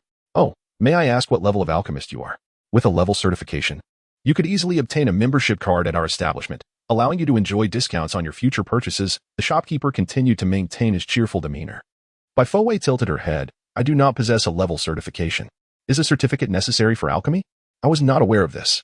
The shopkeeper, unfazed by her lack of certification, replied, Indeed, if alchemists in Fenglin Kingdom wish to verify their level, they can simply go to the Alchemy Alliance for authentication. Miss, were you not aware? Bai Fengwei genuinely did not know this, and she responded, Thank you for the reminder. I will keep that in mind. Having only arrived a few days prior, she was still navigating and learning about many things as she went along. You're welcome, miss, the shopkeeper explained. Verifying an alchemist is not troublesome. As long as you can concoct the corresponding level of elixir on the spot, the certification will be issued immediately. Upon hearing this, Bai Fengwei confirmed that the necessary elixirs had been prepared and proceeded to pack them into her ring. At that moment, the shopkeeper's eyes lit up. Miss, these ingredients are required for crafting a beast elixir. Might you be capable of concocting one? It is known that only alchemists of the 5th rank and above can achieve such a feat. Noticing the astonished expression on the shopkeeper's face, Bai Fengwei inquired. Is there a problem? Oh no, none at all.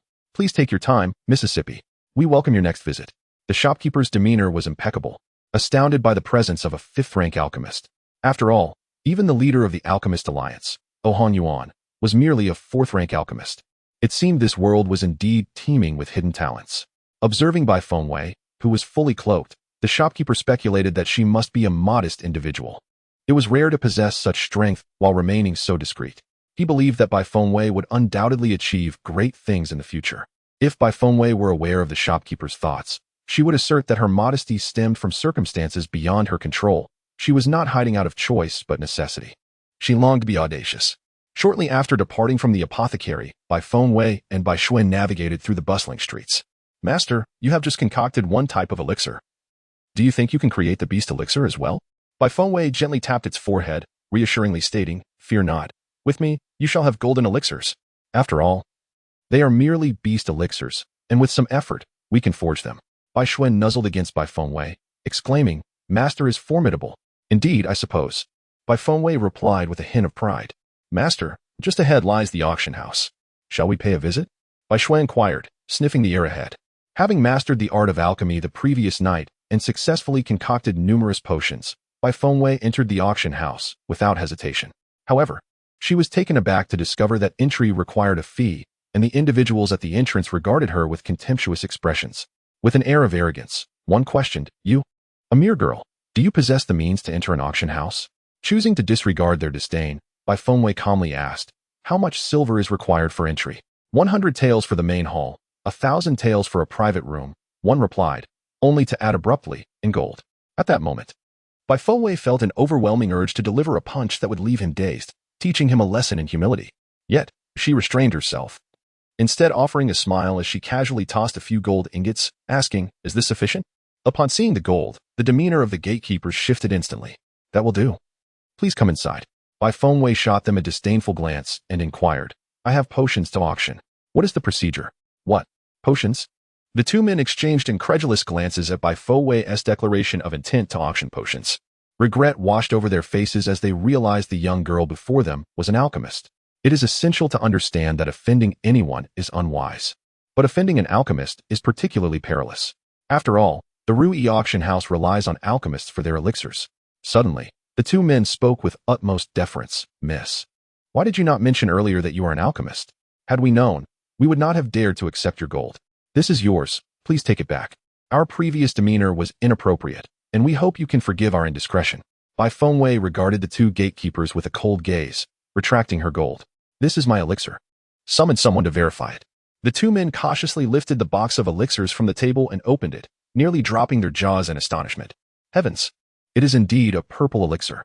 They hurriedly instructed a nearby attendant. Quickly, fetch the chief alchemist of the Rui auction house. It is crucial to note that the Rui auction house had never before encountered a purple elixir. If these few purple elixirs proved authentic, the auction house's status would undoubtedly ascend to new heights. Given the rarity of the purple elixir, The two men dared not make hasty conclusions and deemed it necessary for the chief alchemist to assess the situation. Before long, the chief alchemist of the Rui auction house arrived in a flurry, moving with a grace akin to that of a dancer. Even before he reached them, he exclaimed, "Quickly, let me see the purple elixir." As soon as the words left his lips, the box was seized by him. Within the span of a mere second, the alchemist erupted into laughter, exclaiming, "Indeed, it is a purple elixir. Who, pray tell, is the master behind this creation?" Bai Fengwei observed the alchemist as he scanned the surroundings, yet his gaze failed to settle upon her. Thus, she interjected, "It was I. Must you make such a fuss?" Chapter 71. Auspicious day. Upon hearing Bai Fengwei's voice, the chief alchemist of the Rui auction house turned in astonishment to regard her. "It is you?" he queried. "Old May." "It is indeed her," chimed in two individuals beside her before Bai Fengwei could utter a word. Old May is a term of respect used by the Rui auction house to address this alchemist. He scrutinized Bai Fengwei for a moment, then, suppressing his excitement, inquired, "May I ask, miss, what rank of alchemist you are?" "I am the chief alchemist of the Rui auction house, a third-tier alchemist." Bai Fengwei, slightly impatient, responded, "I have yet to verify my rank with the Alchemist Alliance, thus I do not possess an official designation. Do you wish to procure this elixir? If not, I shall seek inquiries elsewhere." Finally regaining his composure from the shock, the alchemist recognized that Bai Fengwei preferred to keep her identity concealed. He promptly invited her inside. Old May treated Bai Fengwei with the utmost reverence, for after all, it was a purple elixir. Even if she had not concocted it herself, her ability to consistently supply the Rui auction house with such rare elixirs would be an immeasurable boon. Through this encounter, Bai Fengwei truly grasped the elevated status of alchemists. The sensation of being adored wherever she goes is truly delightful.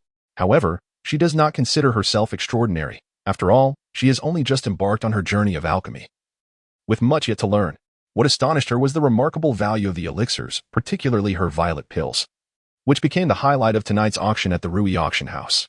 In the end, an affluent individual, whose identity remains unknown, purchased all the violet pills at an exorbitant price. Although these few violet pills are merely the most common chi-replenishing elixirs, their rarity significantly inflated their worth. Furthermore, these particular violet pills are of superior quality, and their efficacy is undoubtedly commendable. Ultimately, after deducting the auction house's commission, nearly 1 million gold coins found their way into Bai Fengwei's possession. This revelation left her astounded. At this rate, would she not effortlessly ascend to the status of a wealthy woman? If these few violet pills hold such value, what might a golden pill command? Clutching a black card that contained all the gold she earned from the auction of her violet pills, she recognized its utility. It could be used anywhere and served as a symbol of status. Additionally, should she wish to acquire anything from the auction house, she would enjoy the privilege of priority selection. As Bai Fengwei departed the auction house, Elder May personally saw her off, saying, "Miss, should you acquire more elixirs in the future, to bring them to our Rui auction house, I shall always be at your service. Elder May, please maintain a low profile. I prefer to keep my identity discreet," she cautioned. After all, the flattering words of Mr. May from the Rui auction house by her side had already attracted the attention of many. She wished to avoid unnecessary troubles. Mr. May immediately responded, I understand. Take care." Bai Fengwei exited through the back door of the auction house. However, not long after she departed, the sounds of a scuffle reached her ears. There was only one path ahead. Bai Fengwei had no choice to change her route. After walking for a few minutes, she noticed a group of individuals surrounding someone, engaged in a heated discussion. This scene reminded her of bullying incidents from school. The individuals appeared to be of a similar age to hers, yet their arrogant demeanor could rival the heavens. "Master, isn't that Yinli?" Bai Shui peered forward and inquired. "Who is Yinli? Master, have you forgotten? This person is among those depicted in the portraits. You even mentioned he was handsome." Bai Shui helped Bai Fengwei recall. Peering through the crowd, Bai Fengwei confirmed it was indeed him, and he appeared even more attractive in person than in the paintings. "I agree," Bai Shui nodded in affirmation. "Master, it seems he is being bullied," Bai Shui continued. However, they had no intention of intervening. Bai Fengwei, holding Bai Shui, attempted to pass by the group. Suddenly, someone called out, "Stop!" Bai Fengwei halted her steps, turned coldly, and replied, "You are the ones who told me to stop. Do not regret it later." The individual before her was obscured, yet their eyes instilled an inexplicable chill deep within her heart. Her gaze, though seemingly cheerful, lacked genuine warmth. And coupled with her all-black attire, she certainly appeared formidable. However, emboldened by the company of her companions, one of them mustered the courage to declare, "How much for your cat? I want it." Bai Fengwei, stroking her white cat, responded, such bravado. Tell me, what price can you offer? I can offer 1,000 taels of gold, came the reply, which constituted her entire allowance. Bai Fengwei smiled faintly. Not only had she recently earned 1 million gold, but the ring gifted by Mo Jioli contained enough resources to last her a considerable time. 1,000 taels of gold was far too meager to acquire her cat. That amount is insufficient. I shall not sell, she firmly declined. If you refuse to sell, then simply gift it to us. Your cat's presence is a boon for both you and it, they insisted. Indeed, hand over the cat. Otherwise, do not blame us for being ungracious. Bai Fengwei scoffed lightly. Ungracious? Pray tell, how would you be ungracious? Let me inform you, the Empress is our young lady's aunt, and the current crown prince is her cousin. Should you refuse to surrender what is rightfully ours, you shall suffer the consequences. Bai Fengwei arched an eyebrow, a faint smile gracing her lips. The crown prince's cousin. You say? Ah, are you frightened now? Her tone was haughty. Yet, before she could finish, the crown prince's cousin received a swift kick, a chilling sound accompanying it. Had you not proclaimed yourself as the crown prince's cousin, perhaps I might have spared you. Since you have done so, do not blame me for the outcome. At first, the companions of the prince's cousin did not react, but by the time they did, the cousin was already sprawled on the ground, writhing in pain. Who are you to dare strike our young lady? They exclaimed. It is indeed her, Bai Fengwei replied coolly, and what better day than the day to confront you? Seeing Bai Fengwei's boldness, Yin Li, who had been bullied into silence, felt an immense sense of relief. He thought Bai Fengwei was simply magnificent, a true savior. A glance at the dazed Yin Li led Bai Fengwei to think he resembled a little pup. We shall fight you, the others declared, charging at Bai Fengwei. However, their skills paled in comparison to hers.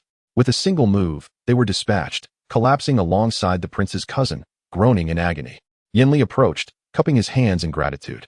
Thank you, young lady, for saving my life. It is a debt I cannot repay. It is of little consequence, Bai Fengwei replied with a faint smile, adding that she had not truly saved him. Yin Li, however, regarded her as a heroine. Young lady, I have nothing else to offer, but I possess dozens of elixirs. If you do not mind, I shall give them all to you. Chapter 72. Despicable and shameless. Bai Fengwei glanced at the yellow elixirs in his hand and said, to be honest, I do find them quite unappealing. Her words spilled forth without a second thought, seeming both rude and heartless, yet her candor brought a certain comfort.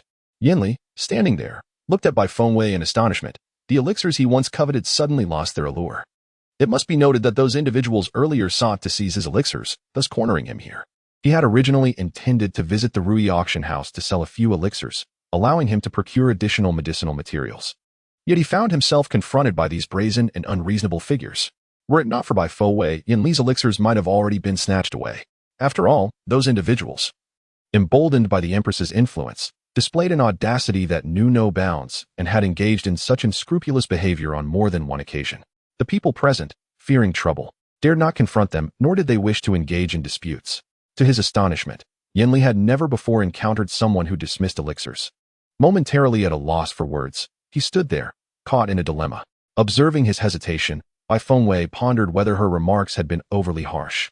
She then inquired, as an alchemist, do you know where the Elixir Alliance is located? Yin Li, uplifted, replied, indeed, I do. I shall take you there. Subsequently, Bai Fengwei accompanied Yin Li to the Elixir Alliance. The air was imbued with the fragrant essence of medicinal herbs, and the ancient, grand architecture loomed above the steps. Before them lay a vast plaza, flanked by numerous magnificent structures.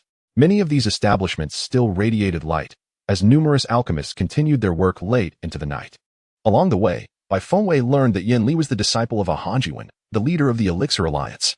Bai Fengwei did not necessarily seek to affiliate herself with the Elixir Alliance. Rather, she understood that in the realm of martial arts, one must adhere to its customs and protocols.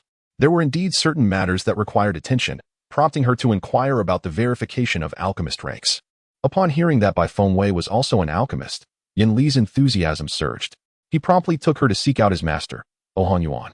As Bai Fengwei and Yin Li arrived at the doorway of a chamber, a sudden explosion reverberated through the air, followed by a pungent and acrid odor wafting toward them. The room before them was engulfed in smoke and flames. Bai Fengwei instinctively took a step back, contemplating that the alchemical furnace had likely detonated. Master, Yin Li shouted, rushing inside. Simultaneously, a voice of despair reached Bai Fengwei's ears. Alas, my furnace. I was so close, just a hair's breadth away from becoming a 5th-level alchemist. How could this happen? The lamentation continued. Woe is me. Master, are you all right? Please, Rise. Yin Li urged as he assisted Hongyuan out of the now devastated room. Bai Fengwei observed the two stagger out before collapsing to the ground in exasperation. Then, Hongyuan resumed his weeping. My dear disciple, my heart is shattered. Do you comprehend the depths of my sorrow? I was so near to achieving 5th-level mastery. Just a mere whisper away. His grief was palpable as he displayed the elixirs in his hand to Yin Li. Look, look. I was on the verge of concocting a blue elixir. Bai Fengwei glanced over and noted that the few pills were half green and half blue, affirming that he was indeed on the cusp of success. Master, do not despair. Next time, victory shall be yours, Yin Li consoled, patting Hongyuan's back as one would comfort a child. Bai Fengwei could not help but smile at the scene. However, her actions caught the attention of Hongyuan. He abruptly ceased his weeping and exclaimed, Where did this girl come from? Master, she just saved me. I brought her here, Yin Li replied. To his surprise, Hongyuan suddenly struck Yin Li on the head and scolded, Why are you so foolish? She must be aware of your status as an alchemist and seeks to gain advantages from you. How could you naively bring her here? Yin Li, in his innocence, responded, Master, but she is also an alchemist. She doesn't need to seek benefits from me. I offered her a potion earlier, and she deemed it unworthy. Upon hearing this, Hongyuan's fury intensified. What? Is there truly someone who would disregard the elixirs crafted by my disciple? He sprang to his feet, glaring menacingly at Bai Fengwei. Was it you? Bai Fengwei stifled a laugh and replied, It's a misunderstanding. I simply didn't wish for your disciple to incur unnecessary expenses. After all, when he was bullied by the queen's niece, I merely provided a modicum of assistance. What? Hongyuan's focus shifted immediately as he turned to Yin Li. Has the queen's niece bullied you again? Yin Li, unable to lie, nodded obediently. Hongyuan seethed with rage. Clenching his fists, he cursed. That old hag dares to bully me? Just wait until I confront her. If she cannot win me over, she aims her malice at my disciple. How despicable and shameless. Standing beside Hongyuan, Yin Li said, Master, I am fine. Please do not provoke the queen on my behalf. Hongyuan glared at Yin Li with an expression of exasperation, lamenting her tendency to trivialize significant matters. You get bullied and fail to report it to your master. He sighed heavily. This young lady has already taken it upon herself to teach them a lesson, which should suffice for some measure of retribution. Yin Li, a skilled alchemist, was no match for those individuals in terms of cultivation. Hongyuan scrutinized Bai Fengwei before admonishing Yin Li. You don't even know her name, and yet you brought her here. How can you be certain that you've not invited trouble? Yin Li, appearing remorseful, replied, I merely wish to ascertain my alchemical level, nothing more. Hongyuan huffed, clearly displeased. The explosion of the alchemical furnace had left the elixirs intact. Yet they were marred, half green and half blue, hardly a success in his eyes. His frustration mounted further upon learning that his disciple had been mistreated. It was no wonder he wore a scowl. Bai Fengwei took the elixirs from Yin Li, inhaling their scent and examining them casually. The heat was excessive, especially as the elixirs were nearing completion. This observation piqued Hongyuan's interest, as he recognized his own impatience had led to the hasty application of heat at a critical moment. Furthermore, the reason for the elixir's dual coloration stemmed from the alchemist's erratic flow of spiritual energy, failing to maintain a steady output. As she spoke, Bai Fengwei's gaze shifted toward Hongyuan. As Hongyuan's eyes sparkled with excitement, he hurriedly approached Bai Fengwei, eagerly inquiring, Is there more? Please, do tell. Bai Fengwei felt a smile tugging at her lips. The very person who had just regarded her with disdain was now beseeching her for further information. In Chapter 73, titled 5th Rank Pill, she tossed the pill back to Yin Li, stating, As for the rest, I'm afraid I cannot divulge. Sensing her reluctance to elaborate, Hongyuan quickly attempted to appease her. Miss, I implore you, please share more. With an air of pride, Bai Fengwei retorted. Then you must procure a rank certificate for me. Agreed, he replied enthusiastically, his focus singularly fixated on alchemy. Bai Fengwei promptly instructed Yin Li to prepare a pill furnace anew, and the three of them set about refining the elixir once more. Once the furnace and the necessary herbs were arranged, Bai Fengwei inquired, By the way, what pill are you intending to concoct? 5th rank pill, the bone-washing pill, Hongyuan responded. The bone-washing pill not only purifies the essence but also aids in the restoration of damaged meridians. Oh, Bai Fengwei replied softly. Then please show me the refining sequence for the bone-washing pill. Hongyuan and Yin Li exchanged astonished glances. Have you never seen it before? Indeed, Bai Fengwei replied nonchalantly, as if it were a matter of course. Do I appear to be someone who has previously concocted the bone-washing pill? But you spoke with such authority just now. Hongyuan pondered anxiously within himself, questioning the young lady's competence. Bai Fengwei waved her hand dismissively. Do not fret. Alchemy is fundamentally consistent. Once one grasps the essential techniques, any pill can be successfully refined. Bai Fengwei merely spoke casually, yet Yuan and Yin Li genuinely believed her. Now, Bai Fengwei comprehended the reason behind Yin Li's susceptibility to being bullied. With such a Na'vi master, it was indeed remarkable that her disciples were not taken advantage of. The young girl voiced her thoughts accurately. Thus, let us commence. Yuan was somewhat exhilarated and eager to try. Bai Fengwei glanced at the alchemical formula and then remarked, "First, we shall warm up the alchemical furnace." Yuan and Yin Li looked at her in confusion, both posing the same question. Why?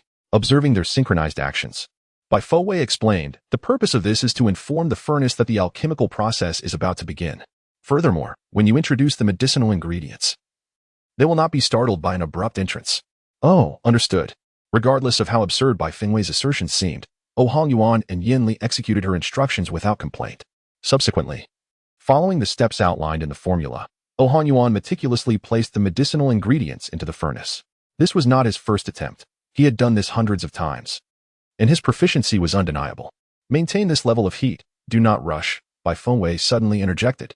Yuan, who had intended to increase the heat, nearly faltered but ultimately adhered to Bai Fengwei's guidance. Had he been mistaken in his previous approach of raising the heat at this juncture? In the midst of alchemical practice, Yuan indeed exuded an ethereal aura, his demeanor transforming to one of solemnity as he devoted his full attention to the concoction, embodying a remarkable metamorphosis. After a considerable time had elapsed, Bai Fengwei announced, "You may now increase the heat." Yuan sensed that the moment had arrived. As soon as Bai Fengwei's voice faded, the intensity surged, and an indescribable sensation was ignited within Yuan's being. Suddenly, he felt as though he had achieved enlightenment. Beside him, Yin Li gasped in astonishment, covering her mouth in disbelief. His master had advanced. Heavens, his master had ascended directly from the 9th stage of transformation of the soul to transformation of the venerable. How astonishing! When did such ascension become so effortless? Could it possibly be due to the presence of this young lady beside him? Bai Fengwei noticed the shift as well, yet she remained remarkably composed. She focused intently on Yuan's alchemical process, as if she were the one refining the elixir herself. Her mental energy concentrated solely on that singular task. Time slipped by, and they reached the critical juncture of alchemy. Yuan felt triumph was within grasp. Bai Fengwei reminded him once more to maintain his composure. This moment tested his character. Oftentimes, the success or failure of alchemy hinged not on the adeptness of the alchemist, but rather on the steadiness of their spirit. With renewed vigor, Yuan channeled his spiritual energy, stabilizing both the temperature and the flow of his power. Suddenly, the alchemical furnace began to tremble. Being merely a first-tier furnace, it was unlikely to withstand the potency of a 5th-tier elixir. Bai Fengwei acted decisively, channeling her spiritual energy to steady the furnace. In that instant, a muffled sound emanated from within the furnace. The elixir was ready. Bai Fengwei withdrew her energy and peered into the furnace. Yin Li stood rooted in place, eager to discern whether the elixir had successfully formed. The swiftest among them was Yuan, who immediately leaned over the edge of the furnace to gaze inside. However, what ensued was a thunderous wail, echoing through the air. Oh woo. Bai Fengwei yearned to step forward and investigate, yet she heard Yuan transition from tears to jubilant laughter. "Ha! I have finally succeeded in refining the cleansing elixir," he exclaimed. Bai Fengwei rolled her eyes, wondering if he could refrain from such dramatic outbursts.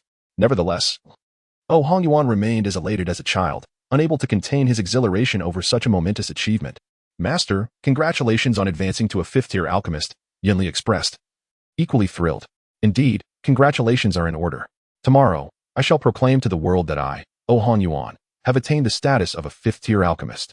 Although he was the leader of the Alchemist Alliance, he displayed a demeanor akin to that of a petty person reveling in small triumphs. Yuan instructed Yin Li to present the elixirs, determined to safeguard them meticulously, so he could showcase his refined cleansing elixirs to his peers. He felt compelled to boast. Otherwise, some individuals were poised to overshadow him. Upon retrieving the elixirs, Yin Li's eyes widened in astonishment as he stammered, "Master, look at the elixirs." "What is it about the elixirs?" Yuan inquired, glancing over. In an instant, his expression mirrored Yin Li's. Surprised and overjoyed, he was at a loss for words. "Heavens, they are blue elixirs." This was followed by a flurry of laughter and tears. After all, blue elixirs were exceedingly rare. How could he not be overwhelmed with joy? It was worth noting that in the kingdom of Fenglin, blue elixirs had never before graced the land. Bai Fengwei had grown accustomed to Oh Hongyuan's alternating bouts of laughter and tears, patiently awaiting the return of his emotional equilibrium. However, without warning, Oh Hongyuan suddenly sank to the ground, clasping her legs as he declared, "Master, I wish to be your disciple." As Bai Fengwei gazed at him in utter astonishment, Oh Hongyuan had already summoned Yin Li to procure the necessary items for his apprenticeship. I cannot be your master," she attempted to articulate, but before she could finish, Oh Hongyuan had bowed thrice before her. Bai Fengwei leaped back, exclaiming, Hey, I cannot take on the role of your master. Please do not act so impulsively." Oh Hongyuan pursued her, insisting, "Master, please have some tea." In exasperation, Bai Fengwei replied, "Why must you seek to be my disciple? I am uncertain of my own level as an alchemist." Immediately, Oh Hongyuan grasped her meaning, assuring her, "Do not worry, master. Once you have enjoyed your tea, I shall promptly arrange for your alchemist certification." Bai Fengwei realized that he had misunderstood her intentions. "No, what I mean is, my skills are not superior to yours. Do you not think it is rather hasty to pledge yourself to me as your master?" She sought to dissuade him from this notion. Yet, Oh Hongyuan resolutely countered, "I have attempted countless endeavors without success, but with just a casual word of guidance from you, I not only succeeded but also made remarkable progress. How could I possibly let you go as my master?" Yin Li also knelt, imploring, "Master Ancestor, please accept my master as your disciple." Chapter 74, Level 7 Certification. Not only had Oh Hongyuan successfully ascended to the rank of a 5th-rank alchemist, but he had also transcended directly from the crafting of green pills to the formulation of blue pills. This is indeed a rare occurrence. Thus, Oh Hongyuan decisively requested to take Bai Fengwei as his mentor, firmly believing that with her guidance, he could surely transcend to a higher realm. Bai Fengwei, observing two individuals clinging to her feet, one on her left, the other on her right, exclaimed in exasperation, "Would you kindly release me? I am here to obtain the alchemist certification, not to accept disciples." Regardless of Bai Fengwei's protests, Oh Hongyuan remained resolute in his desire to become her apprentice.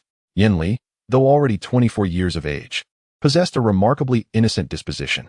Having followed Oh Hongyuan since childhood and devoted himself wholeheartedly to the study of alchemy, he unconditionally revered Oh Hongyuan's words. Thus, when Oh Hongyuan sought to take a master, Yin Li unhesitatingly offered his support. Ultimately, Bai Fengwei, left with no alternative, acquiesced to Oh Hongyuan's request for apprenticeship, albeit stipulating that they could engage in mutual exchange without the need for him to address her as master in public. Oh Hongyuan insisted that Bai Fengwei partake in tea, marking the occasion as a successful initiation into apprenticeship. Overjoyed, he danced with delight, exclaiming for his master to wait as he hurried off to assist her in securing the annual alchemist certification. With hands clasped behind his back, he strode out with an air of self-satisfaction. "Master Ancestor, please have a seat," Yin Li offered, bringing forth a chair. "Master Ancestor, enjoy some refreshments," he added, presenting delectable treats before Bai Fengwei. Suddenly recalling something, Bai Fengwei inquired, "Aren't we supposed to be processing my certification? Do I not need to practice alchemy or take an examination?" Yin Li, standing respectfully at her side, replied, "Others certainly require examinations, but Master Ancestor, you are exempt from such formalities." Bai Fengwei's lips twitched slightly. It mattered little to her, as long as she could prove her status as an alchemist. The rank of her alchemical prowess was of no concern. After a brief moment, Oh Hongyuan approached her, holding a small purple stone. "Master, this is the credential of a 7th-level alchemist. Please accept it," he said.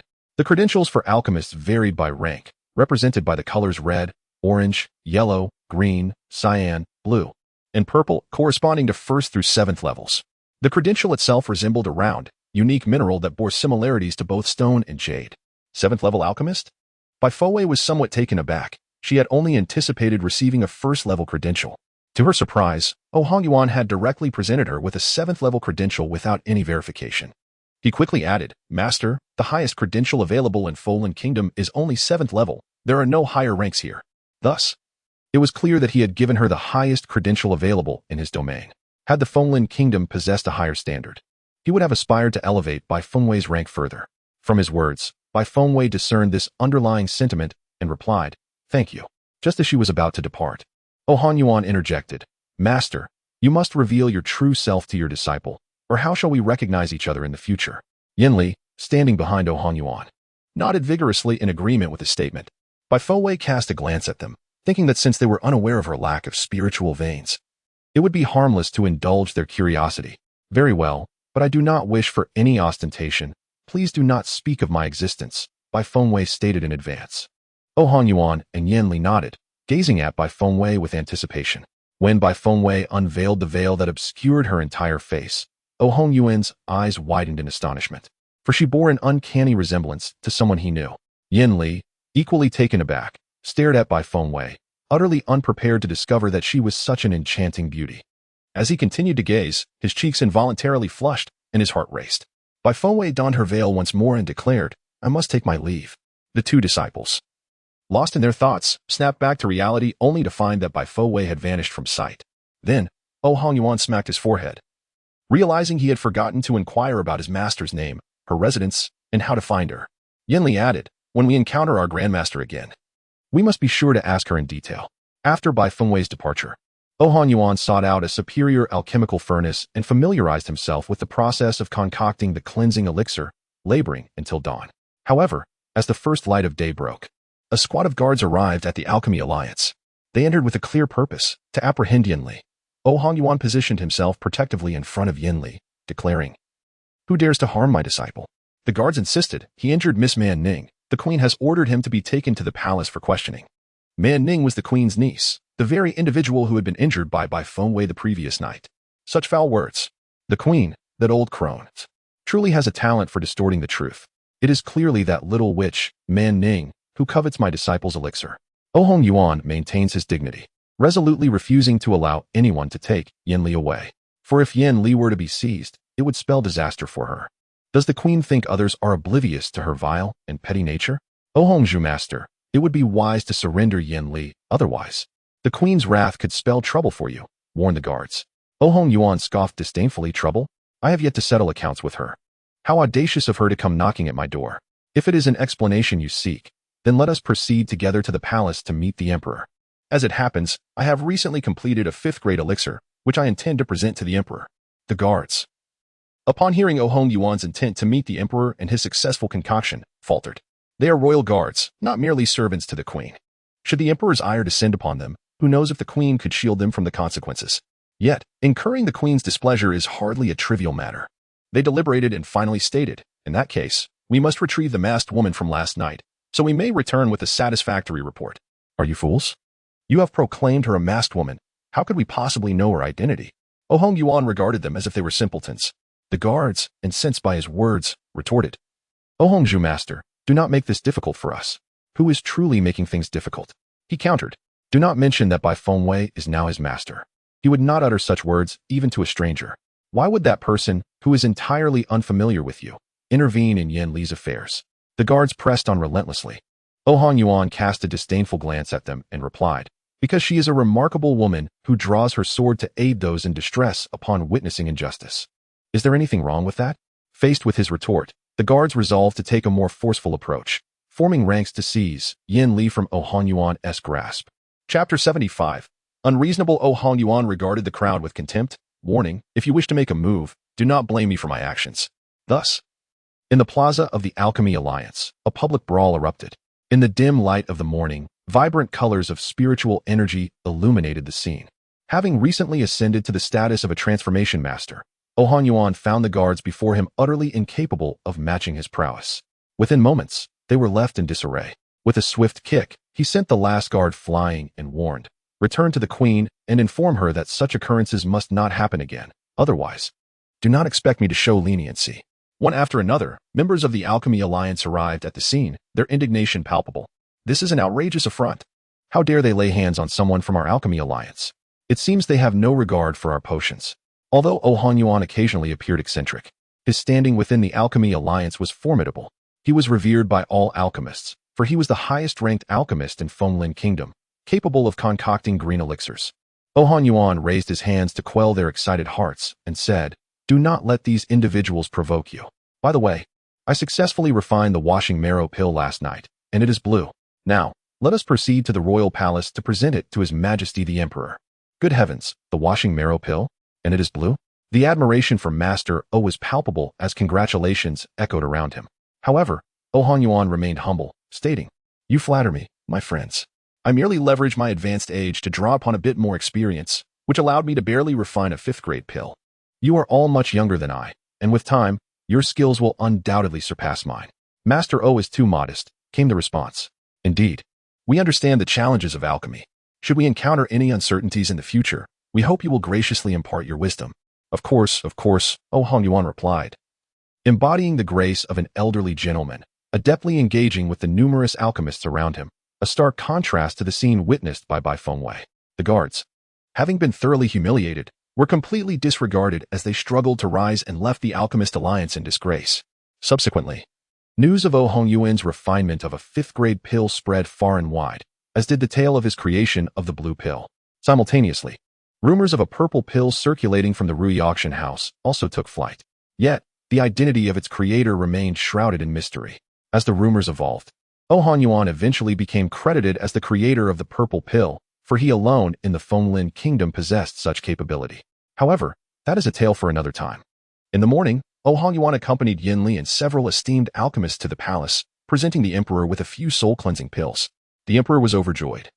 For a body refined by such pills would significantly enhance one's cultivation speed, precisely what he desired at his age.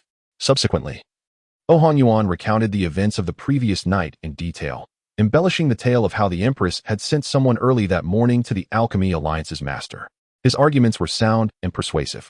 Enraged, the emperor punished the empress with 2 months of house arrest and dispatched someone to reprimand the Shao family concerning Shao Manning.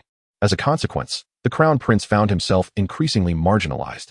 While still recuperating, he was inexplicably chastised, leading him to seethe in the crown prince's residence. Fortunately, he was not subjected to house arrest, however. The last attempt to summon Bai Fengwei to the crown prince's residence had not only failed to bring her, but had also left his own men injured, which only fueled his fury. Had he not intended to win over the Bai family, he would have ensured they faced repercussions. As for Bai Fengwei, was she not merely attempting to play a game of feign capture? He reasoned that he could simply send for her once more. Your Highness, do you truly wish to proceed with this? Might it not diminish your esteemed status? Inquired one of his aides. After all, given the current circumstances, should it not be Bai Fengwei who came to visit the crown prince? How could he lower himself to send for her? Would this not bring her undue honor?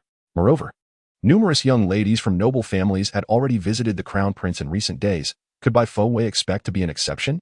Go if you must, the prince said with a self-satisfied squint, but do not seek out Bai Fengwei directly this time. Instead, approach the head of the Bai family. Once the family head consents, what is there to fear regarding her presence? The subordinates, upon hearing his words, dared not disobey and promptly dispatched individuals to the Bai residence. Early in the morning, Bai Fengwei returned to the unyielding pavilion. After casually placing Bai Shui down, she lethargically retired to wash herself. Having just enjoyed a modest breakfast, she intended to rest for an hour before resuming her cultivation. However, no sooner had she reclined than a cacophony erupted outside the pavilion. Bai Fengwei, come out. Bai Fengwei. His Highness the Prince summons you. Hurry out. Bai Fengwei, do you hear me? Come forth. Irritated by the incessant calls, Bai Fengwei angrily threw off her covers, clenched her fists, and stepped outside. Upon her emergence, she beheld the prince's entourage alongside the family head's representatives. With a slight lift of her gaze, she coolly inquired, "What is it?" The family head's representatives exchanged knowing smiles, but remained silent. The prince's men sought the family head's approval for Bai Fengwei to visit the prince at his residence, a request the family head deemed harmless and thus acquiesced to. Observing Bai Fengwei's nonchalant demeanor, one of the prince's men arrogantly declared, "His Highness requests your presence. You would do well not to be ungrateful." Bai Fengwei stood there, her almond-shaped eyes icy and indifferent. Is the prince truly so shameless? He has already severed our engagement, yet he now sends for me? Has his mind taken a leave of absence? You, utterly incomprehensible, stammered the prince's man, his finger quivering in accusation toward Bai Fengwei. This is the most audacious affront to the crown prince that he has ever witnessed. Even the emperor would not dare to speak to his highness in such a manner. Who, then, is this Bai Fengwei? With a slight arch of her brow, she questioned, have you any inkling of the absurdity of your position? What is the crown prince's intention? Is it that upon seeing me still alive, he wishes to once more cast me into peril? Or has he sunk so low that he cannot forget his former betrothed? She placed particular emphasis on the word former, seeking to remind those present of the crown prince's past transgressions against her. Although Bai Fengwei held the engagement in disdain, the unilateral dissolution of their betrothal was an affront she would not allow to go unchallenged. As she spoke, she gracefully approached the crown prince's entourage, finally coming to a halt and declaring, "Moreover, please convey to the crown prince that the atmosphere within the tomb was utterly terrifying. To this day, I have not forgotten the gruesome sights I beheld, the chilling sounds that resonated, nor the unbearable stench that assaulted my senses." Her gaze was chillingly frigid. suffused with boundless animosity, causing those in the Crown Prince's company to instinctively retreat several paces. Chapter 76. A sudden change in temperament after retreating.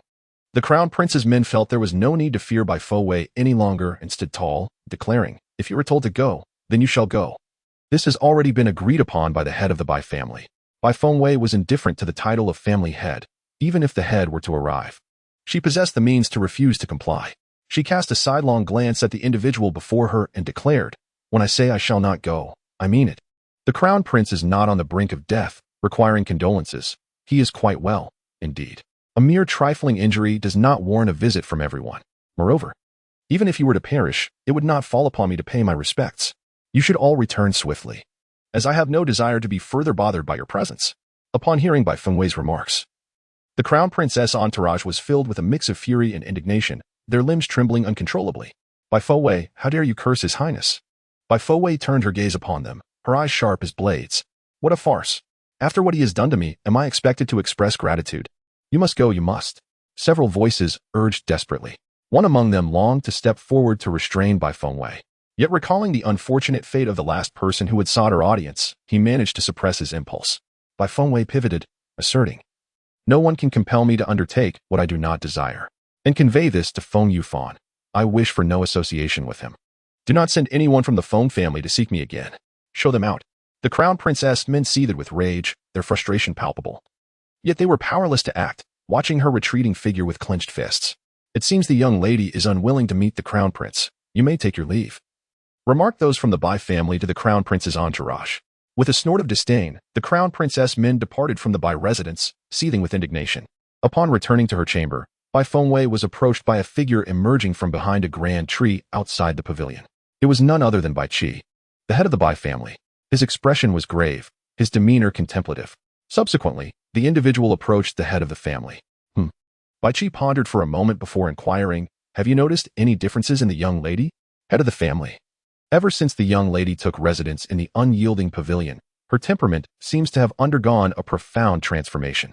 The gentle and submissive nature she once possessed has now given way to a forthright and astute demeanor, accompanied by a newfound audacity. Bai Qi had also gradually discerned the changes in Bai Fowei. Initially, she had made a conscious effort to conceal her true self. Yet now she appeared indifferent to the need for disguise. Although her outward appearance remained largely unchanged, the brilliance she emanated made it evident that she was no ordinary person. Bai Qi continued, "Did you notice any fluctuations of spiritual energy emanating from her?" Head of the family, "I did not perceive any," the servant respectfully replied. Bai Qi contemplated for a moment and then instructed, "You may leave." It appeared that his niece was no longer the same as before. Nevertheless, regardless of her transformation, the Bai family's phoenix grand array required her blood. Having confirmed that Bai Fowei would not depart from the unyielding pavilion, Bai Qi turned to leave. He was reluctant to acquiesce to the Crown Prince's request for Bai Fowei to leave the unyielding pavilion for the Crown Prince's residence, especially with the opening of the Phoenix Grand Array only a little over 10 days away. The critical role played by Bai Fowei must not be jeopardized. Bai Qi's feigned compliance with the Crown Prince's wishes was merely a means to gauge Bai Fowei's attitude. What he did not anticipate was that the once timid Bai Fowei had begun to exhibit a sharp tongue. This transformation left him uncertain whether it was a blessing or a curse. As Bai Qi departed, Bai Fowei observed him through the window. Her gaze remained tranquil, having long been aware of Bai Qi hiding behind the tree. However, even if they realized that they had changed, it would matter little. They would remain oblivious. They could not enter the Buli Pavilion. The barrier of her cultivation, fortified by the presence of Hongyu, prevented them from sensing her true strength. They could never fathom her capabilities. Even if they did, it would be of no consequence. With her current transformation into a revered figure, she was not someone that ordinary individuals could easily contend with. Yet, just as Bai Fowei was preparing to enter a state of meditation, a clamorous voice echoed from outside. Though somewhat muffled, she recognized it immediately. It was Bai Tiantian's voice. "Bai Fowei, come out." Having just heard that the Crown Prince had dispatched someone to invite Bai Fowei to the palace for a visit, Bai Tiantian, consumed by jealousy and disregarding her recently healed injuries, brought her entourage to the entrance of the Buli Pavilion, ready to confront Bai Fowei with accusations. "Bai Fowei, just wait. Do you think that now your father has shielded you, you can act with impunity? You shameless wretch. Taking advantage of my injury to seduce His Highness the Crown Prince. Do you truly believe that he has genuine feelings for you? He is merely intrigued by your novelty." Bai Tiantian, adopting the demeanor of a future princess, shouted outside the Buli pavilion. Bai Fengwei, come out and face your demise. Suddenly, before she could finish her tirade, a night owl leaped down from the tree, leaving several bloodied scratches across her already contorted visage. Bai Tian applied a smear to her face and upon inspection, discovered her hands smeared with blood. In a fit of frenzy, she exclaimed, catch that wild cat and beat it to death. Immediately, those around her began to chase the elusive creature, causing a commotion outside the Buli pavilion. The area soon buzzed with activity as Bai Shui led Bai Tian's maidservants and guards in a chaotic dance, keeping them in a state of confusion. Meanwhile, Bai Tian stood resolutely, disregarding the blood on her face, persistently calling for Bai Fengwei to emerge. Irritated, Bai Fengwei flung open the door and declared, Bai Tian, I warn you, settle down, or I shall not be courteous. Her expression was as cold as autumn frost, her willow-like brows reflecting an icy demeanor. Her gaze sharp and resolute, laced with an undercurrent of menace. The formidable aura surrounding her left Bai Tian's heart racing, yet she summoned her courage and retorted, You worthless fool, what can you do to me? Calling me worthless, yet you are no better, Bai Fengwei provocatively replied. With an air of confidence, Bai Tian boasted, I am not comparable to you. You are meant to activate the Phoenix Grand Formation, while I am destined to inherit the Phoenix legacy. Observing her unwavering conviction, Bai Fengwei countered, Is that so? So certain? Indeed. My mother said that once I inherit the Phoenix legacy, my third-grade spiritual vein will be restored to its former glory, and I will still be the genius of the Bai family. As for you, once the Phoenix Grand Formation is activated, you will become worthless, and then you shall meet your inevitable demise. Bai Tian exuded an air of confidence, as if she had inherited the bloodline of a phoenix at that very moment. Bai Fengwei curled her lips into a faint smile, wishing her, May your wishes come true. Yet, despite her words, her eyes brimmed with mockery, leaving one to wonder where this mother-daughter duo derived their audacity, boldly proclaiming their intentions before a plan had even taken shape. Chapter 77. Playing tricks. Bai Tian wore a haughty expression, declaring, Of course, I will succeed. Just wait and see. You will have a spectacle to behold. Is that so? Bai Fengwei coaxed, her tone laced with intrigue. Certainly, wishing for your demise is merely a matter of lifting a finger, Bai Tian responded arrogantly, perpetually accustomed to looking down at others. Just like when you and the Crown Prince conspired to entrap me in the old Lord's tomb, correct? Bai Fengwei regarded her in silence, contemplating the deeds that merited exposure to those who ought to know. Indeed, the initial ruse was to lure you out and surreptitiously entomb you to ensure your death, yet who would have imagined you would return alive? Bai Tian conceded. In the shadows, the guards assigned to protect Bai Fengwei discreetly departed, presumably to report this matter to Bai Qi. A chill flickered in Bai Fengwei's gaze, her gentle demeanor tinged with an ominous undertone of death. So, on what grounds do you presume I would allow you to deceive me a second time? Bai Tian retorted disdainfully, Simply because you lack a spiritual vein, you are but a waste. Huh. Bai Fengwei chuckled softly, Then let us wait and see. Seeing her remain unfazed and poised only fueled by Tiantian's fury, prompting her to shout, Bai Fengwei, the Crown Prince is mine, do not even think of stealing him away.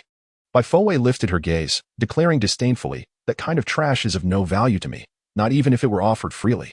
Bai Tian was momentarily at a loss for words. Do not seek to assert your presence here. Safeguard your wits and ensure you do not fall into a deep slumber at night. Bai Fengwei spoke slowly. Her words evoked memories of her grandfather's demise, sending a chill through Bai Tiantian's heart as she asked, What do you mean by that? Bai Fengwei shrugged, stating simply, It is merely a literal warning. A shiver coursed through Bai Tiantian's body, feeling that Bai Fengwei was being eerily cryptic. Yet, summoning her courage, she retorted, Bai Fengwei, cease your theatrics. Do you believe I am afraid? With an arched brow, Bai Fengwei asserted confidently, You have already begun to fear, have you not? Bai Tian instinctively stepped back, exclaiming, Bai Fengwei, you shall wait. I will return to confront you. Bai Fengwei merely shrugged, replying, I am always ready. Without waiting for her maidservants and guards to return, Bai Tian hurried back to her quarters. However, as she turned a corner, something suddenly fell before her. Upon closer inspection, she was horrified to discover it was her grandfather's head. Bai Tiantian's face drained of color, her scream piercing and shrill, rendering her legs weak and immobile. Her cry attracted the attention of a maid who had been searching for a cat. Miss, what is the matter? The maid inquired anxiously. Over there is a head. Bai Tian pointed ahead, unable to muster the courage to look up. Following her, the maid glanced in that direction only to find a round stone lying there. Thus she spoke, Miss, there is no head here. It is merely a stone. If you do not believe me, take a glance, Upon hearing that it was merely a stone, Bai Tiantian slowly lifted her head to take a look. When she realized it was indeed just a stone, her previously tense heart began to relax considerably. "Miss, I will accompany you back," the maid said, supporting Bai Tiantian. Taking a deep breath, Bai Tiantian wished to expel the haunting image from her mind. Yet, the more she tried to dismiss it, the clearer the scene reappeared in her thoughts. Her mysterious demeanor, coupled with the anxious disposition of her maid, prompted an urgent plea. "Miss, let us return swiftly." Bai Tiantian bit her lip, yearning to confirm whether that stone was truly just a stone.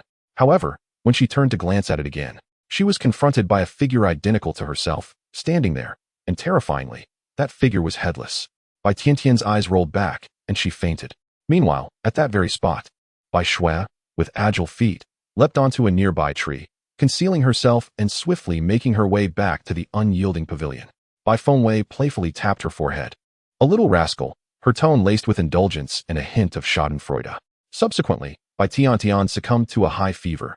With grave injuries and fever, her survival remained uncertain.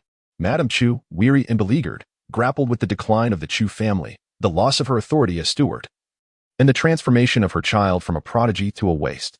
Now, with her child in a perilous state of unconsciousness, she seemed to age 10 years in a mere span of time. Upon learning about Madame Chu and the Chu family, and after he had explicitly stated that no harm should come to Bai Fengwei, Bai Qi's dissatisfaction with Madame Chu deepened, particularly after several attempts on Bai Fengwei's life.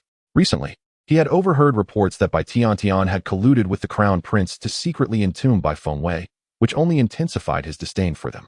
It is crucial to understand that Bai Fengwei is the sole individual capable of activating the Phoenix Grand Formation. Should she perish within the tomb, would the Bai family's status remain unscathed? Moreover, the audacity of Madame Chu to consider Bai Tiantian as a successor to the Phoenix legacy was something Bai Qi could not condone. This Phoenix inheritance was his to attain, and if not him, it must be his son, Bai Xianxian. Regarding Bai Tiantian's spiritual veins, he had already dispatched individuals to seek methods for restoration. However, given her current condition, even if a remedy were found, immediate restoration remained unattainable. First, she must be saved. Bai Qi, with a bold demeanor, sought the assistance of Han Yuan from the Alchemy Alliance to treat Bai Tiantian. "Alliance leader, you must save my Tiantian," Madame Chu lamented, her despair akin to a loss of her spiritual anchor. "Please refrain from speaking until the Alliance leader has evaluated her," Bai Qi retorted impatiently. Seeing Bai Qi's lack of consideration and empathy for her beloved daughter amidst the recent turmoil, Madame Chu's emotions spiraled into a breakdown. She exclaimed at Bai Qi, "All you do is shout at me. Is Tiantian not your child? Can you not show a hint of compassion?" Bai Qi took a deep breath, disregarding Madame Chu, and turned to Han Yuan, saying, "Lord O, please take a look at the daughter of our family head." Han Yuan, unfazed by the situation, promptly examined Bai Tiantian's condition. After a moment, Bai Qi inquired, "Is there a solution?" Han Yuan stroked his beard and replied, "To restore Miss Bai's clarity, an 8th grade elixir, the soul returning pill, is required." 8th grade elixir? Madame Chu gasped. "That is indeed an 8th grade elixir. Does this not mean that my Tiantian is beyond salvation?" Bai Qi fell into deep contemplation. 8th grade elixirs are exceedingly rare. Even within the Bai family's Phoenix Grand Array, the highest grade elixirs produced are only 5th grade. The most skilled alchemist in the Fenglin Kingdom, Han Yuan, holds the same 5th grade rank. The prospect of obtaining an 8th grade soul-returning pill seemed nearly impossible. While Bai Qi pondered the predicament, Madame Chu, undeterred, grasped Han Yuan's arm and implored, "Lord O, please think of a way. Surely you can save my Tiantian, can't you?" Stepping back slightly, Han Yuan replied, "I too find myself powerless in this matter. However, it is not without hope. You might consider visiting the auction house to see if such an elixir is available. This is your only recourse." As he spoke, Han Yuan contemplated informing his master of this situation during their next meeting, suggesting that she concoct a soul-returning pill to be auctioned. This could yield substantial profits, for it is well known that alchemists require vast quantities of materials, and even the alchemical furnaces they use can number in the dozens over a lifetime. Thus, wealth begets the ability to acquire more medicinal herbs and procure additional alchemical furnaces. With a nod of agreement, Han Yuan acknowledged this sentiment. Chapter 78. A tumultuous scene. Madame Chu was consumed by despair. The emergence of an 8th grade elixir could not possibly be so facile. Even if it were to materialize, would it do so within a brief span? Would her beloved Tiantian still have hope then? At this moment, Madame Chu recalled Bai Fengwei with a surge of indignation. Tian had collapsed on her return journey after visiting the unattached pavilion, thus this matter must be entwined with Bai Fengwei. Suddenly, she sprang to her feet. Master of the house, it is all Bai Fengwei's fault. Were it not for her, Tian would not be in such a state. Bai Qi sighed with impatience. What does this have to do with her? She remains ensconced in the unattached pavilion all day. What could she possibly do? Master. Tian transformed only after her visit to the unattached pavilion. This incident is undoubtedly related to Bai Fengwei. Madame Chu insisted with conviction. What do you propose? Bai Qi asked. Exasperated. Why, she must pay the price, Madame Chu declared, her demeanor fierce and unyielding, resembling a rabid dog in her wrath. For her child. Madame Chu was willing to go to any lengths. However, while Bai Qi also felt sympathy for Bai Tian, he could not take action against Bai Fengwei. Firstly, he needed her to activate the Phoenix Grand Array. Secondly, without evidence. Promising to deal with Bai Fengwei in front of outsiders would tarnish his reputation as head of the family and could also jeopardize the Bai family's standing.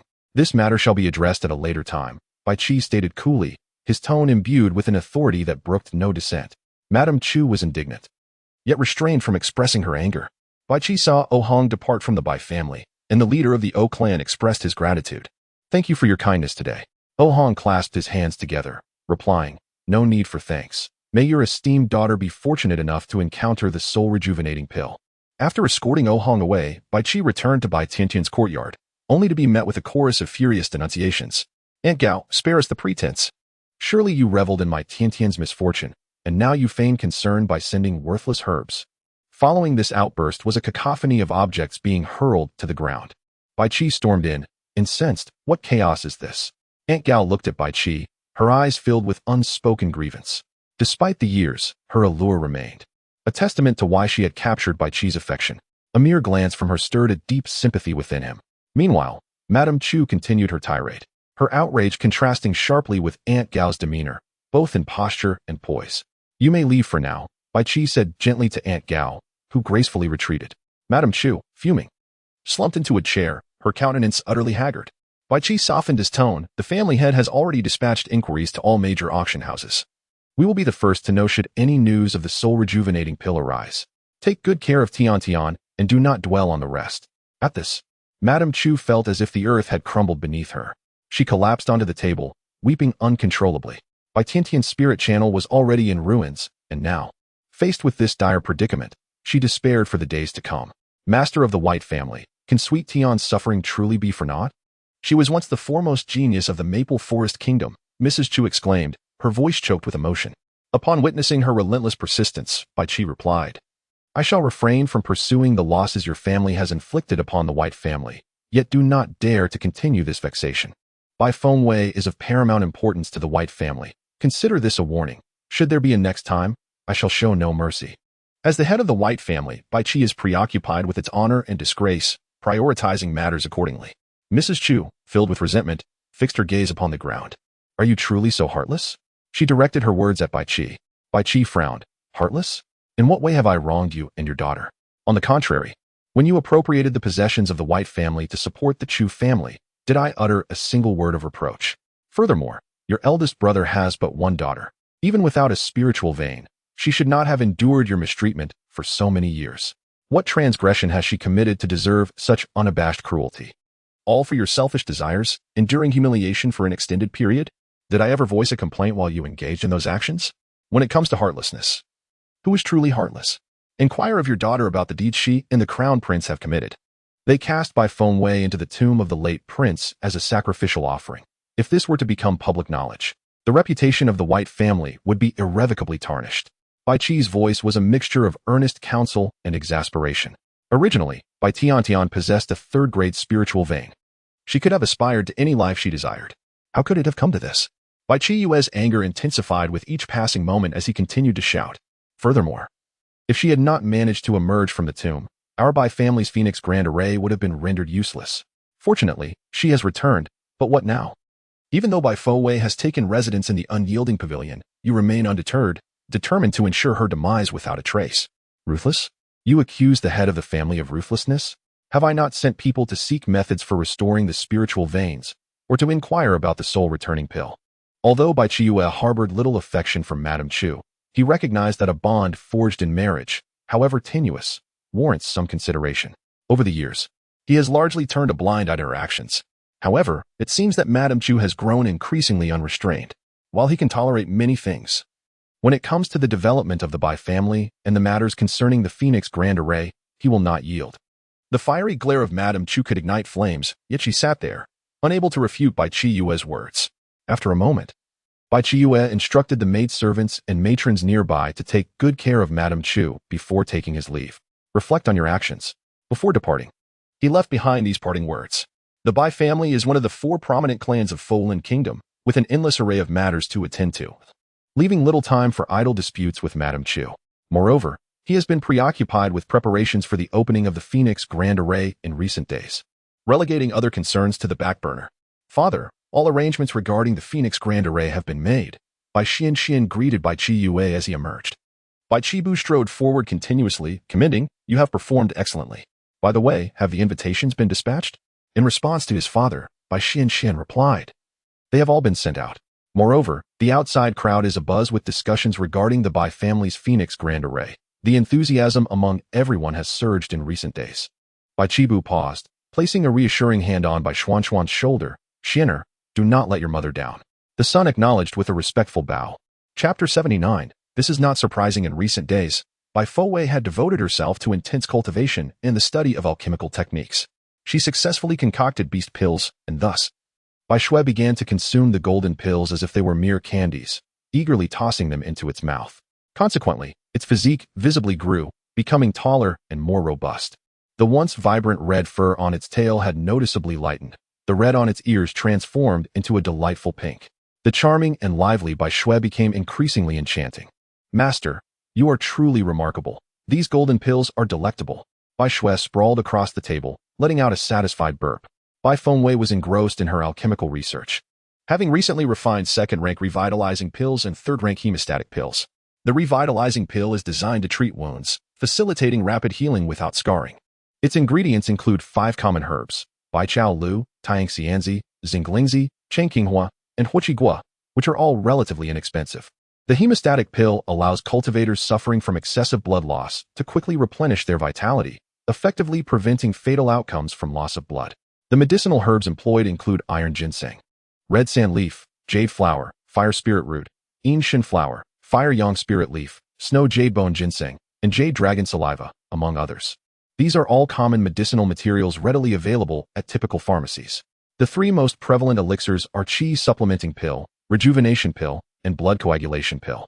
However, even within the imperial city of Maple Forest Kingdom, these commonplace elixirs are in short supply due to the limited number of alchemists.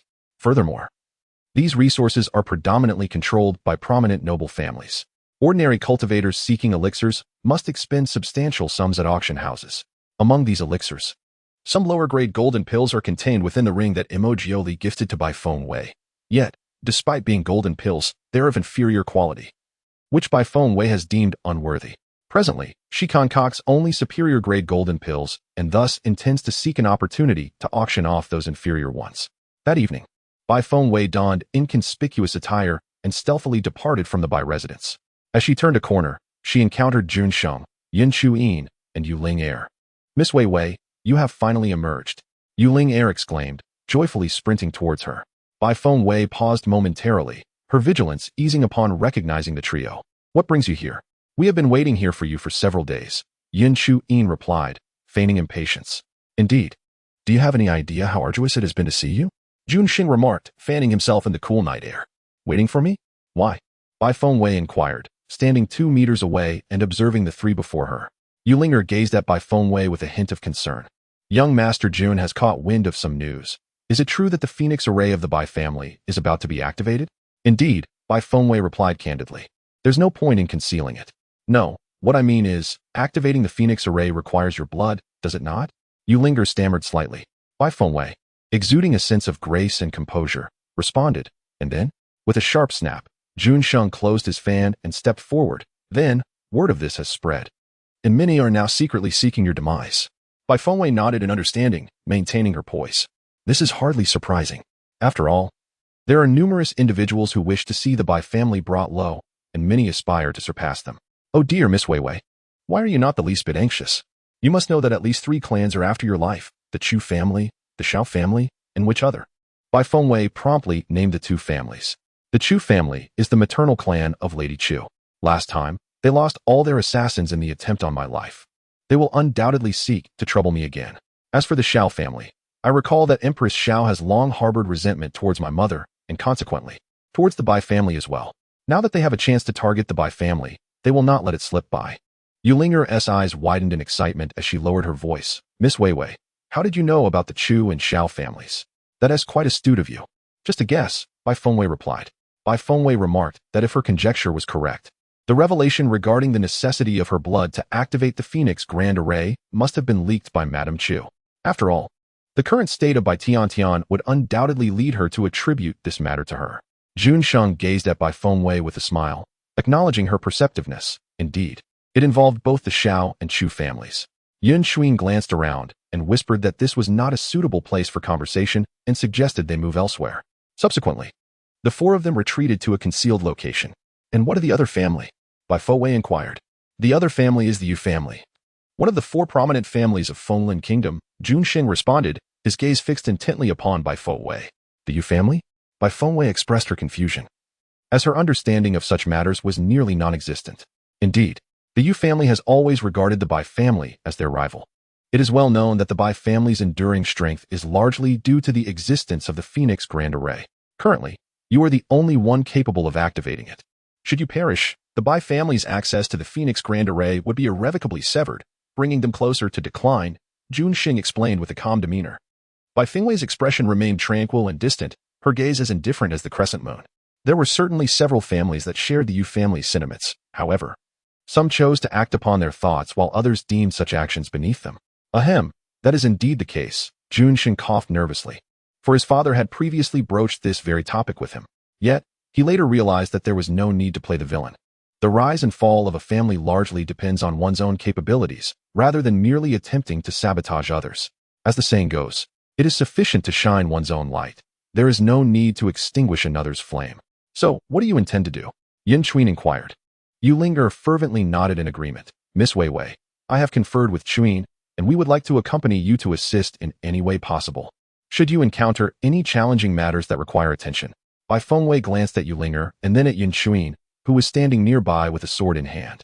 For now, it is unnecessary, she replied. Wei, it would be wise for you to keep them close. It would put my mind at ease. Jun Sheng's gaze towards Bai Fengwei rippled like water under the moonlight. Bai Fengwei averted her eyes with composure and resolutely stated, I reside in the Bai family's no-leaving pavilion, which is fraught with traps and thus unsuitable for your stay. Once the Phoenix Grand Array is activated, I shall vacate the pavilion, at which point you may take residence in the Bai family. But, enough. You need not worry. I am quite safe. By the way, Yin Chuin, how is your injury? She deftly shifted the conversation. Thanks to your elixirs and the assistance from the Jun family, apart from my spiritual meridians, I have nearly fully recovered. After all, the elixirs she provided were of the golden elixir grade, far superior in efficacy to ordinary potions. While Yin Chuin spoke, Bai Fengwei had already learned of his recovery status through Hong Yu. Indeed, as he mentioned, all was well aside from the matter of his spiritual meridians. That issue would eventually find a resolution. She remarked, after all, Yin Chuin's spiritual pulse was merely damaged, not utterly destroyed. Thank you for your auspicious words. Yin Chuin replied with a carefree demeanor. Bai Fengwei no longer lingered, stating that she had matters to attend to before departing. As soon as her words were uttered, her figure vanished. Yin Chuin cast a cold glance at Jun Sheng, questioning whether she had always been this way. Jun Sheng offered a bitter smile, suggesting that perhaps her swift exit was due to my presence here. Chapter 80. Interconnectedness. Taking advantage of the moonlight, Bai Fengwei arrived at the Alchemy Alliance. Upon her appearance, Ohan Yuan, who was instructing Yanli in alchemy, exclaimed with excitement, Master, you have finally arrived. Bai Fengwei, with clarity in her gaze, responded calmly. I have some elixirs that I would like you to assist me in auctioning at the market. As she spoke, she produced a bag containing 3 separate pouches. Inside these pouches were a first-grade qi replenishing elixir, a second-grade rejuvenation elixir, and a third-grade blood coagulation elixir. Ohan Yuan opened the pouch, and, upon seeing its contents, his eyes widened in astonishment as he trembled, exclaiming, Is this a golden elixir? Bai Fengwei maintained her composure, affirming, Yes, it is a golden elixir, though merely of the lower grade. Merely? Ohan Yuan's heart raced. After all, this was a golden elixir. Master, how can you say merely? At that moment, Yin Li, who was engrossed in alchemy, turned red with urgency, asking, "Master Ancestor, can you truly refine golden elixirs?" Oh Hongyuan smacked Yin Li gently on the head, stating, "The evidence is right before you. Do you still doubt your Master Ancestor?" "No, I am simply astonished," Yin Li replied, feeling aggrieved. Bai Fengwei looked at the master and disciple duo, assuring them, "As long as you both diligently cultivate, you will certainly be able to refine golden elixirs." "Really?" Oh Hanyuan gazed at Bai Fengwei with eyes brimming with anticipation. "Of course, your cultivation level and the grade of your alchemical skills are inherently intertwined. A higher cultivation level naturally enhances the quality of the elixirs produced," Bai Fengwei explained earnestly. Regardless, Oh Hanyuan had already become her disciple, and the wealth of experience she had amassed through alchemy would undoubtedly be imparted to him. She continued, "Do you remember what transpired the last time you concocted a cleansing elixir?" Oh Hanyuan quickly grasped the connection and exclaimed, "My cultivation advanced." Bai Fengwei nodded approvingly. "Indeed, your ability to produce blue elixirs is at least partly attributable to your elevated cultivation level. This advancement directly precipitates a qualitative leap in the quality of your elixirs." Oh Hanyuan and Yin Li listened intently, their expressions one of admiration as they gaped in awe. Suddenly, Oh Hanyuan slapped his forehead and pondered, "Why had I never considered this before?" It turns out that cultivation and alchemy are deeply interconnected. The higher the cultivation, the easier the practice of alchemy becomes. At that moment, Yin Li completed the elixir he was working on, momentarily disregarding his previous concoction, and looked at Bai Fengwei with newfound clarity, saying, "Master Ancestor, you are truly remarkable." Bai Fengwei chuckled softly. "This is not mere prowess. Rather, it is the environment you find yourselves in that has hindered your awareness of this connection. Here, the alchemists aspire to be the best, often dedicating themselves day and night to the study of alchemy, thereby overlooking another crucial element, cultivation." "Master speaks wisely," Oh Hanyuan mused. Stroking his beard thoughtfully, Bai Fengwei gazed at Oh Hanyuan, stating, "One of the reasons you have become the most formidable alchemist in Fenglin Kingdom is that your cultivation level surpasses that of your peers. Consider this carefully. Is it not true?" "Indeed, it is so. At least among the alchemists within the Alchemist Alliance, none possess a cultivation level that rivals mine." Oh Hanyuan replied with a hint of pride, tilting his head slightly. "Therefore, while engaging in alchemy, one must not overlook the importance of personal cultivation.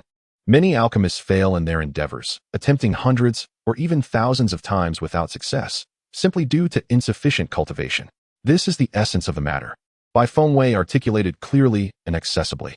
Oh Hanyuan and Yin Li nodded frequently, their expressions reflecting newfound understanding. "No wonder I have failed so many times in concocting the blood condensation pill.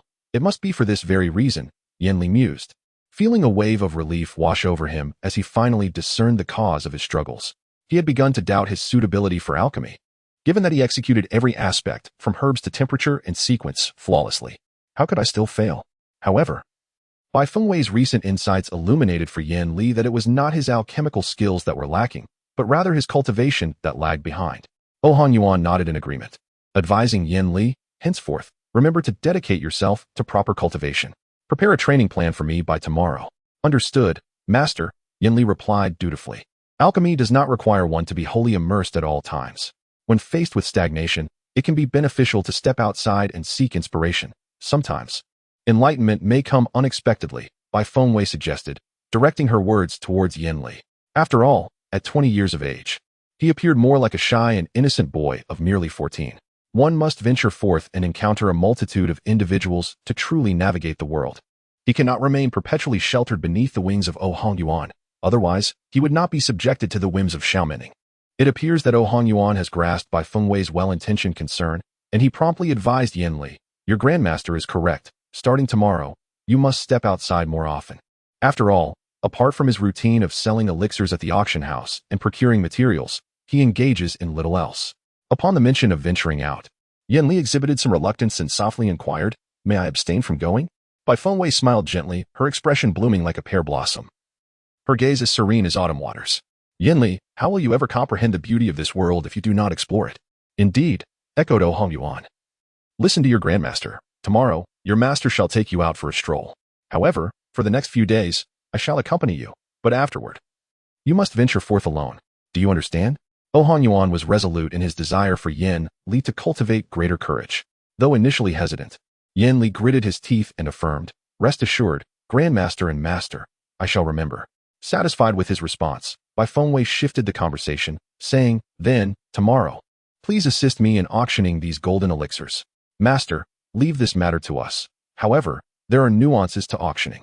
We cannot present all these golden elixirs at once, or else the prices will fail to rise," Han Yuan stated, now resembling a shrewd elder, articulating the intricacies of auctioning with clarity. "Understood, scarcity begets value. You may proceed as you see fit, and also set aside some for research purposes." She was well aware that alchemists are invariably captivated by their elixirs, and the golden elixir is no exception. "Thank you, Master." Han Yuan slyly produced several chi-replenishing pills, revitalizing pills, and blood-coagulating pills. Suddenly, a thought struck him, and he exclaimed, "Master, did you know? The second young lady of the Bai family, Bai Tian, is in a deep coma." "I am aware," she replied.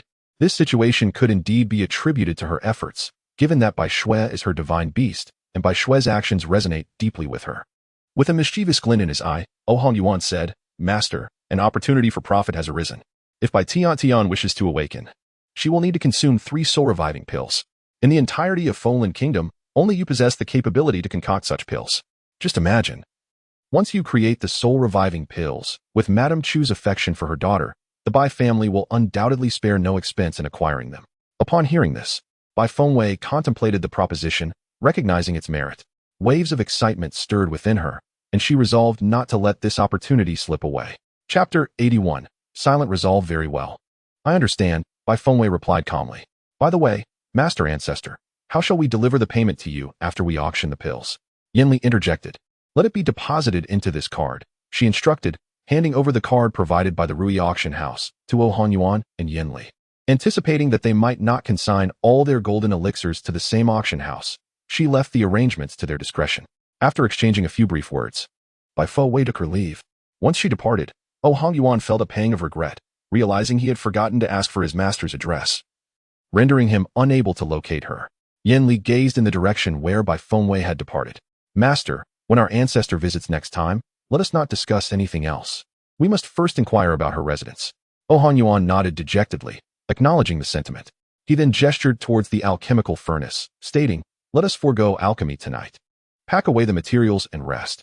Tomorrow at noon, we shall dine out, meander about, and procure some medicinal herbs, followed by a visit to the auction house in the evening."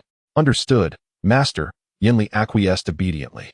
In the dead of night, at the Bai residence, Bai Fengwei stood before the Phoenix Grand Formation. Before her loomed a majestic and noble phoenix statue. The Grand Formation was encased in a barrier, preventing Bai Fengwei from entering. However, through the translucent veil, she could discern a pedestal before the statue, which contained the mechanism for activating the formation. Suddenly, someone spotted Bai Fengwei and signaled to others. Without hesitation, she took flight. The Bai family's guards pursued her closely. After a few agile leaps, Bai Fengwei led them towards Madame Chu's courtyard, and inadvertently returned to the unyielding pavilion. By sheer coincidence, several figures clad in black emerged within Madame Chu's courtyard, and the Bai family guards, hot on her trail, apprehended them and brought them before the family patriarch. In the stillness of the night, several men found themselves in the courtyard of another concubine. Their intentions either malicious or nefarious. Upon interrogation, these individuals confessed that they had come to deliver a message to Madame Chu. They intended to exploit the moment the Bai family's Phoenix Grand Formation was activated. In their fear of death, they divulged that Madame Chu had revealed Bai Fengwei as the sole person capable of activating the formation. Bai Qizhen, consumed by rage, resolved the matter with these individuals on the spot, subsequently sending their lifeless bodies back to the families to which they had pledged their allegiance. With irrefutable evidence in hand, Madame Chu was detained overnight by Bai Qi, who remained impervious to her curses and pleas for mercy. Upon returning to the unfettered pavilion, Bai Fengwei quietly removed her black gown, carelessly casting it aside, oblivious to the presence of another in the room, Bai Shui.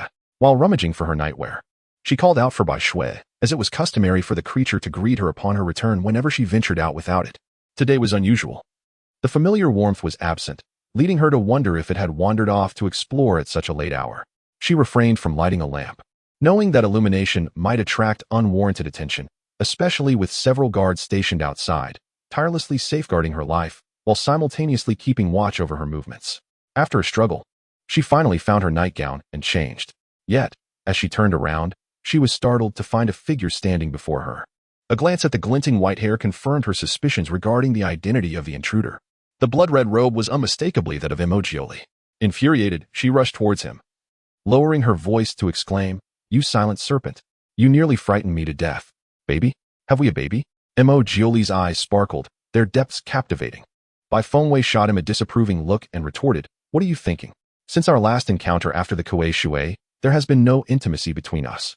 How could I possibly be pregnant? Moreover, she is merely 19. How could she possibly allow herself to become pregnant? A woman's decision to refrain from bearing children indiscriminately is a fundamental responsibility towards herself." Emojioli's gaze dimmed slightly. "What did you mean earlier by scaring the baby?" "When I referred to baby, I was speaking of myself. Bai Fengwei was seething with anger, yet she restrained her volume. Upon seeing Emojioli, she felt an overwhelming urge to unleash her frustration upon him. At times, she found his demeanor utterly perplexing. Emojioli rose, his hair fluttering slightly, casting a glimmer of cold light. "Indeed, Wei Wei is still quite young. We shall discuss matters concerning children at a later time." Bai Fengwei felt a surge of exasperation. That was not her intention. She decided it was futile to explain herself to a snake, lest the situation become increasingly convoluted, and thus chose to remain silent. However, she caught a whiff of blood in the air and wondered, could it be that Bai Shui was injured? "Val Serpent, did you harm my Bai Shui?" As she inquired, she anxiously turned to search for Bai Shui. "Master, it was not me. It was him," came Bai Shui's weak voice from beneath the table. Bai Fengwei paused, then turned to Emojioli, cautiously asking, "Are you injured?" "It's of no consequence." Emojioli presumed Bai Fengwei was concerned for him and sought to reassure her. Little did he know, Bai Fengwei suddenly burst into uncontrollable laughter, exclaiming, "Who would have thought you, so formidable, would also sustain injuries? Should I say you deserved it? Or perhaps you truly deserved it?" Emojioli regarded Bai Fengwei in silence. Even in the darkness, she could sense his chill. After a moment, when she had laughed enough, Bai Fengwei felt a pang of guilt and inquired, "Where are you injured?" Emojioli's icy aura, which could chill to the bone, had finally subsided significantly. He strolled towards Bai Fengwei and, gazing at her carefree demeanor, murmured, "Are you pleased that I am injured?" Bai Fengwei, sensing his presence so close, instinctively took a couple of steps back, her heart racing. "Not at all," she retorted without hesitation. "What a joke. Even if I were secretly delighted, I wouldn't dare to admit it." The fear he instilled in her was so profound that it nearly induced a cardiac arrest. There was no way she could respond truthfully. After all, her life was at stake. Emojioli smirked disdainfully, a hint of exasperation in his smile. "I hope that is indeed the case. Otherwise, I would not hesitate to demonstrate the extent of my power." Bai Fengwei shot him a glance in the darkness. "If you were truly formidable, would you have sustained injuries?" Before Emojioli could reply, she waved her wrist, illuminating a lamp nearby. As she did so, Emojioli swiftly erected a barrier around the room, ensuring that the light would not escape. With a seductive and intense gaze, he watched Bai Fengwei and asked, "Aren't you afraid of being seen?" "Let them see," she replied boldly. "By the way, let me see where you're hurt. Perhaps I can be of assistance." She appraised him from head to toe. Emojioli was captivated by her casual yet enchanting gestures. Her openness and poise became an irresistible poison for him. "Hey, I'm talking to you," Bai Fengwei reminded him when he fell silent. Emojioli, perceiving her lack of understanding, allowed a smile to grace his lips and said, "It is merely a wound on my arm." Xiaobing seized his hand and lifted his garment to take a look, frowning as she inquired, "Why is it still bleeding? Don't you possess a coagulation pill?" Meanwhile, she had already discerned the cause through the red jade, for the wound was tainted with poison. At that moment, Emojioli also spoke, as they both leaned closer to examine the injury. Bai Fengwei lifted her gaze and asked, "What shall we do? Do you think the golden elixir I concocted could be of any aid to your wound?" Chapter 82. Worship me, as Bai Fengwei produced the golden elixir. A fragrant aroma wafted gently through the air, causing Emojioli's eyes to sparkle with delight. Grasping Bai Fengwei's hand, he exclaimed, "A superior golden elixir. Wei Wei, did you truly create this blood coagulation pill?" With a hint of pride, Bai Fengwei replied, "What do you think? Admire me." She playfully shook the elixir in her hand, her demeanor both charming and delicate. They were in close proximity, yet neither felt any discomfort. Emojioli was indeed taken aback. He had anticipated that Bai Fengwei would be capable of crafting pills, but he had not expected her to produce a superior golden elixir so swiftly. It was worth noting that in this realm, only one person could forge a superior golden elixir, his master. It had taken his master many years to accomplish this feat, expending immeasurable effort and energy. As for Bai Fengwei, it had been merely close to 20 days since she had confirmed her affinity for alchemy. Her talent and speed were nothing short of extraordinary. A subtle smile crept upon Emojioli's lips, revealing his mischievous intentions. Bai Fowei, not missing his expression, inquired with a hint of anxiety, "What are you smiling about?" When Emojioli turned his gaze to her, his demeanor softened once more.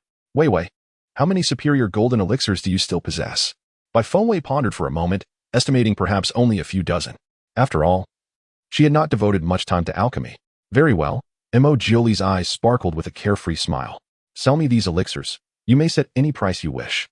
Bai Fowei inquired with curiosity, "Aren't you skilled in alchemy?" "I am not," Emojioli replied candidly. "Then from where do your elixirs come? Especially since they are all golden elixirs?" Bai Fowei asked, intrigued. Emojioli's expression was inscrutable as he slowly explained, "These elixirs were concocted by my junior disciple. My mental faculties are not suited for the path of an alchemist." "Oh, I see," Bai Fowei thought to herself, feeling a fleeting pang of sympathy for Emojioli. Being senior brothers, it seemed there must be a competitive dynamic between them. You claim others can craft elixirs while you cannot. Thus you must have faced numerous setbacks in this regard. Are you then seeking to flaunt my superior golden elixirs?" Bai Fowei asked earnestly. Despite a hint of mischief in her heart, Emojioli wore an unabashedly proud expression, as though the exquisite golden elixir were a testament to his own prowess. "You are quite correct," he declared, taking pride in the fact. "You have no idea. He often parades the elixirs he has crafted before me, and I have endured his arrogance for far too long. He had always taken pride in his ability to concoct golden elixirs, and this time, I vow to temper his arrogance with superior golden pills." Bai Fowei, innocent and harmless, rolled her eyes playfully and graciously remarked, "Then take them all. I can refine more later, and there's no need for any compensation." It was not that Bai Fowei had an aversion to wealth, but after inadvertently forging a contract with the reversal sword, it was now impossible for her to return anything to Emojioli. Thus, she resolved to use these pills as a form of compensation. However, Emojioli held a different perspective. Bai Fowei's refusal to accept payment for his vengeance brought him joy, and he was determined to bring her even more precious gifts in the future as recompense. Moreover, he felt that Bai Fowei's actions indicated she had begun to regard him as one of her own. In high spirits, he pulled her closer and said, Wei, you are truly kind to me." Bai Fowei gently stepped back, saying, "What are you imagining? It's merely a few golden pills. Do not misunderstand." Emojioli chuckled, regarding her with a knowing expression, and said, "You should take a closer look at your own heart." Bai Fowei, feeling a bit anxious, retorted, "What is wrong with my heart? My heart is perfectly fine, upright, and brimming with passion." Emojioli chose not to expose her pretense. Instead, speaking in a tone laced with temptation, "I desire to possess your heart." Bai Fowei's eyes widened in surprise. "You want to eat my heart?" Emojioli, gritting his teeth, replied, "If I wished to consume your heart, would I go through such trouble?" Bai Fowei, now nervous and swallowing hard, quickly said, "As long as you don't eat it, it's fine. By the way, let go of me. I'll fetch the golden pills for you." Emojioli held her with one arm, while the other hand clasped hers, suspended in midair. The proximity between them was overwhelming, a closeness that Bai Fowei found difficult to withstand. Reluctantly, Emojioli released his grip on Bai Fowei. Had it not been for the poison coursing through his veins, which he feared might affect her, he would have already succumbed to the temptation of sharing a bed with her. Bai Fowei meticulously categorized several golden pills into an array of colored vials, each containing 10 pills, 3 different types in total, summing up to 60. All of which she presented to Emojioli. "There are 60 in total. I've kept a few for myself. Take a look," she said, showcasing the neatly arranged vials on the table. Bai Fowei had an affinity for all things beautiful, and even the vials containing the pills had been carefully selected, rendering them visually appealing and unique. Upon seeing these vials, Emojioli felt a warmth blossoming in his heart, reminiscent of the feelings he harbored for Bai Fowei. With a mere wave of his hand, the vials vanished, presumably having been stored away. However, the injury on his hand remained untreated, prompting Bai Fowei to inquire once more, "How will you address your wound?" Emojioli cast a casual glance at it. While the injury itself was minor, the poison posed a significant challenge, necessitating its complete expulsion before the wound could heal. Bai Fowei was taken aback, urging, "You must expel the poison quickly." To her understanding, such a toxin should not be overly concerning for Emojioli. Yet, he languidly replied, "It may take a day." "A day?" Bai Fowei gasped in astonishment, realizing that he would bleed for an entire day. Bai Fowei rolled up her sleeves and examined her hands, feeling the essence of Hanyu flow into her eyes like delicate streams of light. Before long, a formula for an antidote naturally emerged in her mind. She placed down the hand of Emojioli, who was gazing at her intently, and spoke swiftly, "Wait here for me. I shall step out for a moment." The formula required over 10 different herbs, yet she lacked several essential ingredients. Thus, she was determined to gather the necessary materials outside and then return to attempt the concoction of the antidote. Generally, a simple poison could be remedied with a common antidote, but this particular toxin necessitated a specialized elixir for its resolution. Observing Bai Fengwei's earnest demeanor, Emojioli grasped her hand, inquiring, "Where are you going?" "I am off to procure a few herbs," Bai Fengwei replied candidly. This was an opportunity for her to hone her alchemical skills. If she succeeded in crafting this antidote, her abilities would surely ascend to new heights. She felt that such opportunities were fleeting and must not be squandered. Thus, she yearned to complete the antidote that very night. "Do not go out too late," Emojioli cautioned, concerned for her safety. His enchanting azure eyes, deep and mesmerizing, reflected a mix of worry and tender affection that flowed freely in the stillness of the night. Turning to him, Bai Fengwei suddenly proposed, "Then shall you go?" Chapter 83. Honor and Unity. The two exchanged glances for a brief moment, and then Emojioli, with a wry smile, said, "What herbs do you require?" "I shall seek them out."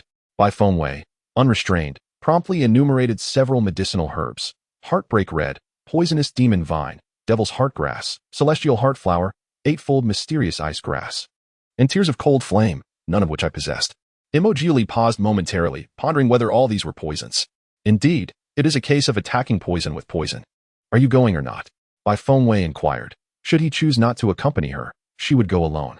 Emojioli, feeling helpless, had no choice but to venture out that very night in search of the herbs Bai Fengwei mentioned. He had always been the one directing others. Never had he been at the beck and call of someone else, and Bai Fengwei was the first for such a trivial matter as procuring medicinal ingredients. After Emojioli departed, Bai Fengwei commenced her research on the alchemical formula. She committed the formula to memory with remarkable ease, subsequently organizing the herbs she already possessed. By the time she had accomplished these tasks, Emojioli returned. Bai Fengwei lightly patted his shoulder, saying, "You should rest for now, do not stand on ceremony." This gesture, seemingly devoid of distinction, was a customary formality between brothers.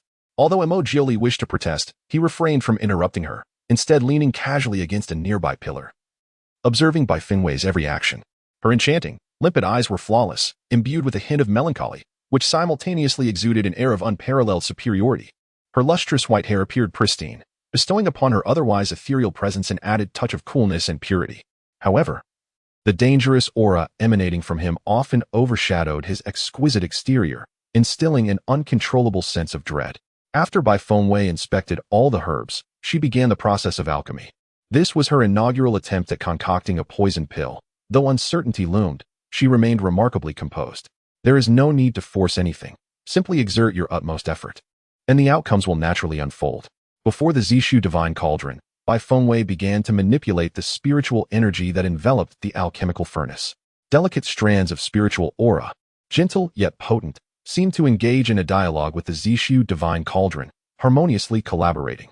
Emojioli was astounded by Bai Fengwei's alchemical techniques, which appeared distinct from those employed by his master and junior brothers. Although Emojioli lacked proficiency in alchemy, he had studied it extensively. He sensed that Bai Fengwei's approach was indeed the most authentic method. Undoubtedly, he believed she would successfully concoct the detoxification pill. He waited quietly behind her, entirely untroubled. Despite the myriad questions swirling in his mind, which he refrained from voicing, Bai Fengwei was wholly absorbed in her alchemical endeavor, her mental focus intensely concentrated. Since this particular pill did not fall within the conventional classifications, she was uncertain of its rank. However, the materials utilized in the sequence of the alchemical process indicated the considerable challenge in successfully crafting this pill. The critical aspects were the dosage and timing of the toxins, which required meticulous precision. Additionally, the spiritual energy employed was unprecedented.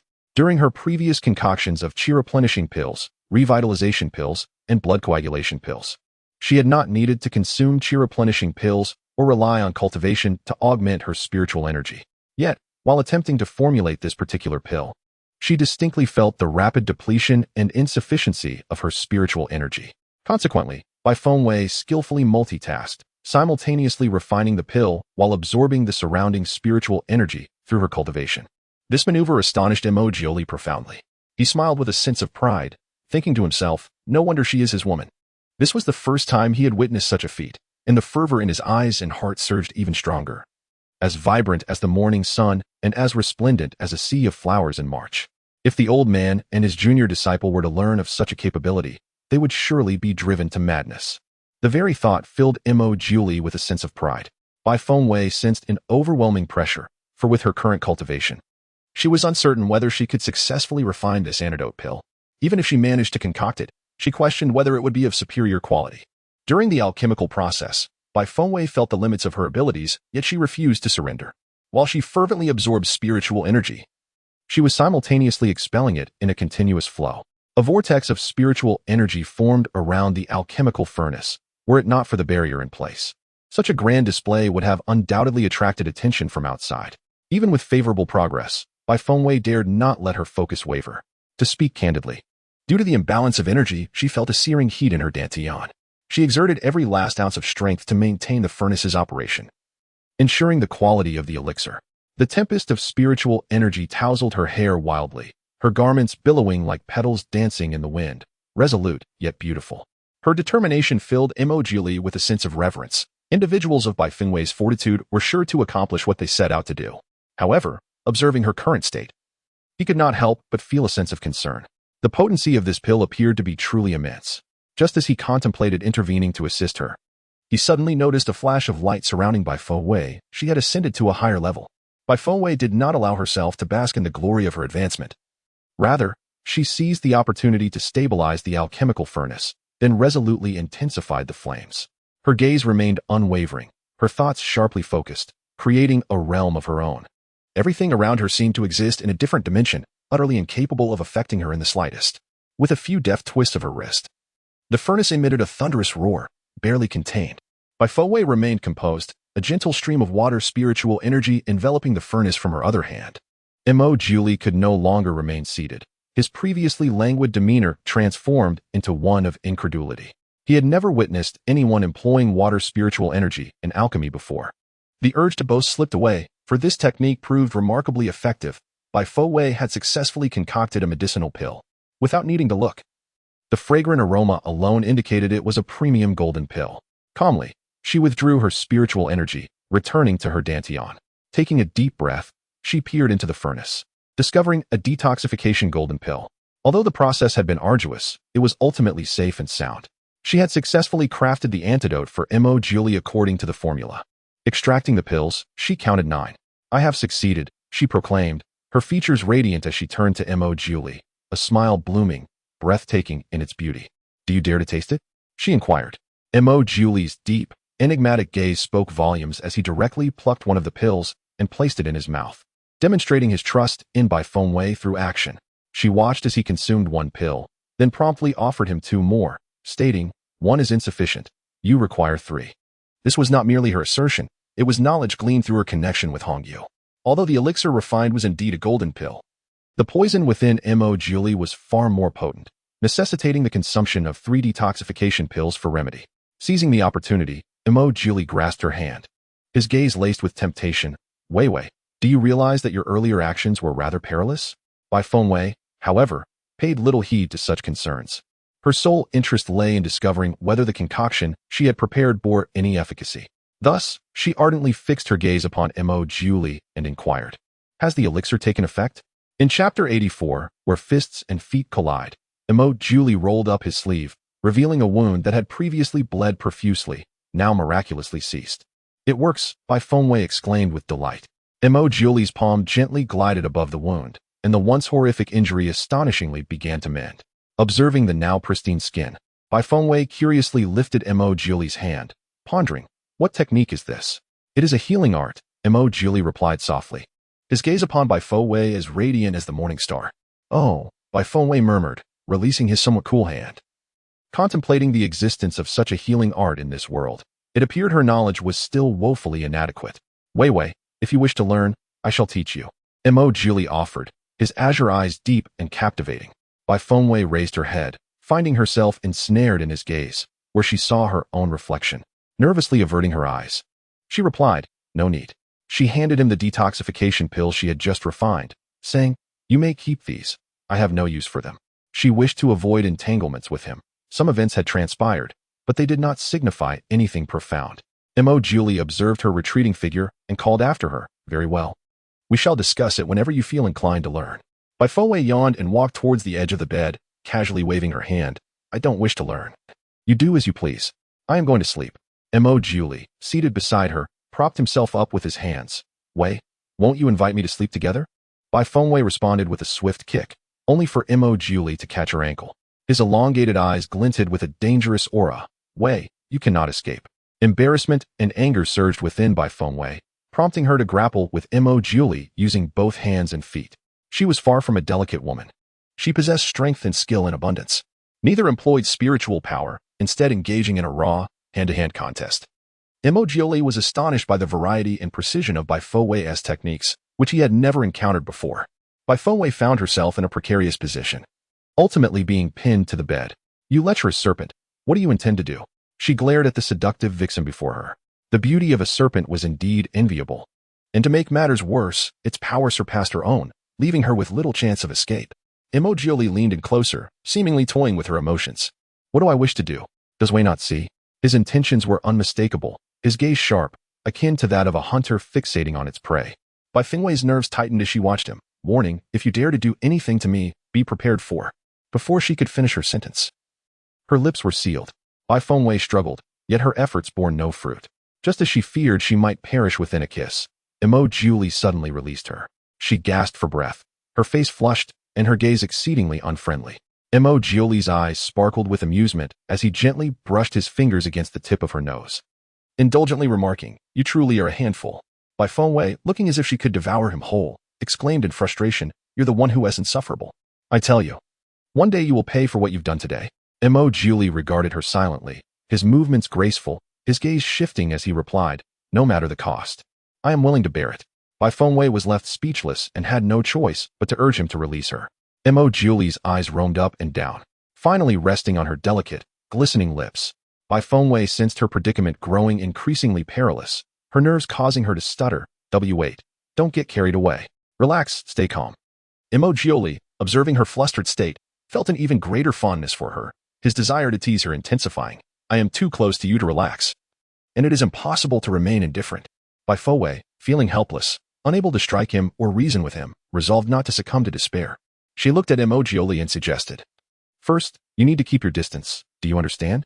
Mo Julie, noticing the glimmer of anticipation in her eyes, swallowed hard, his deep, resonant voice laced with enchantment. I find this closeness quite delightful. Does not Wei Wei also enjoy this sensation?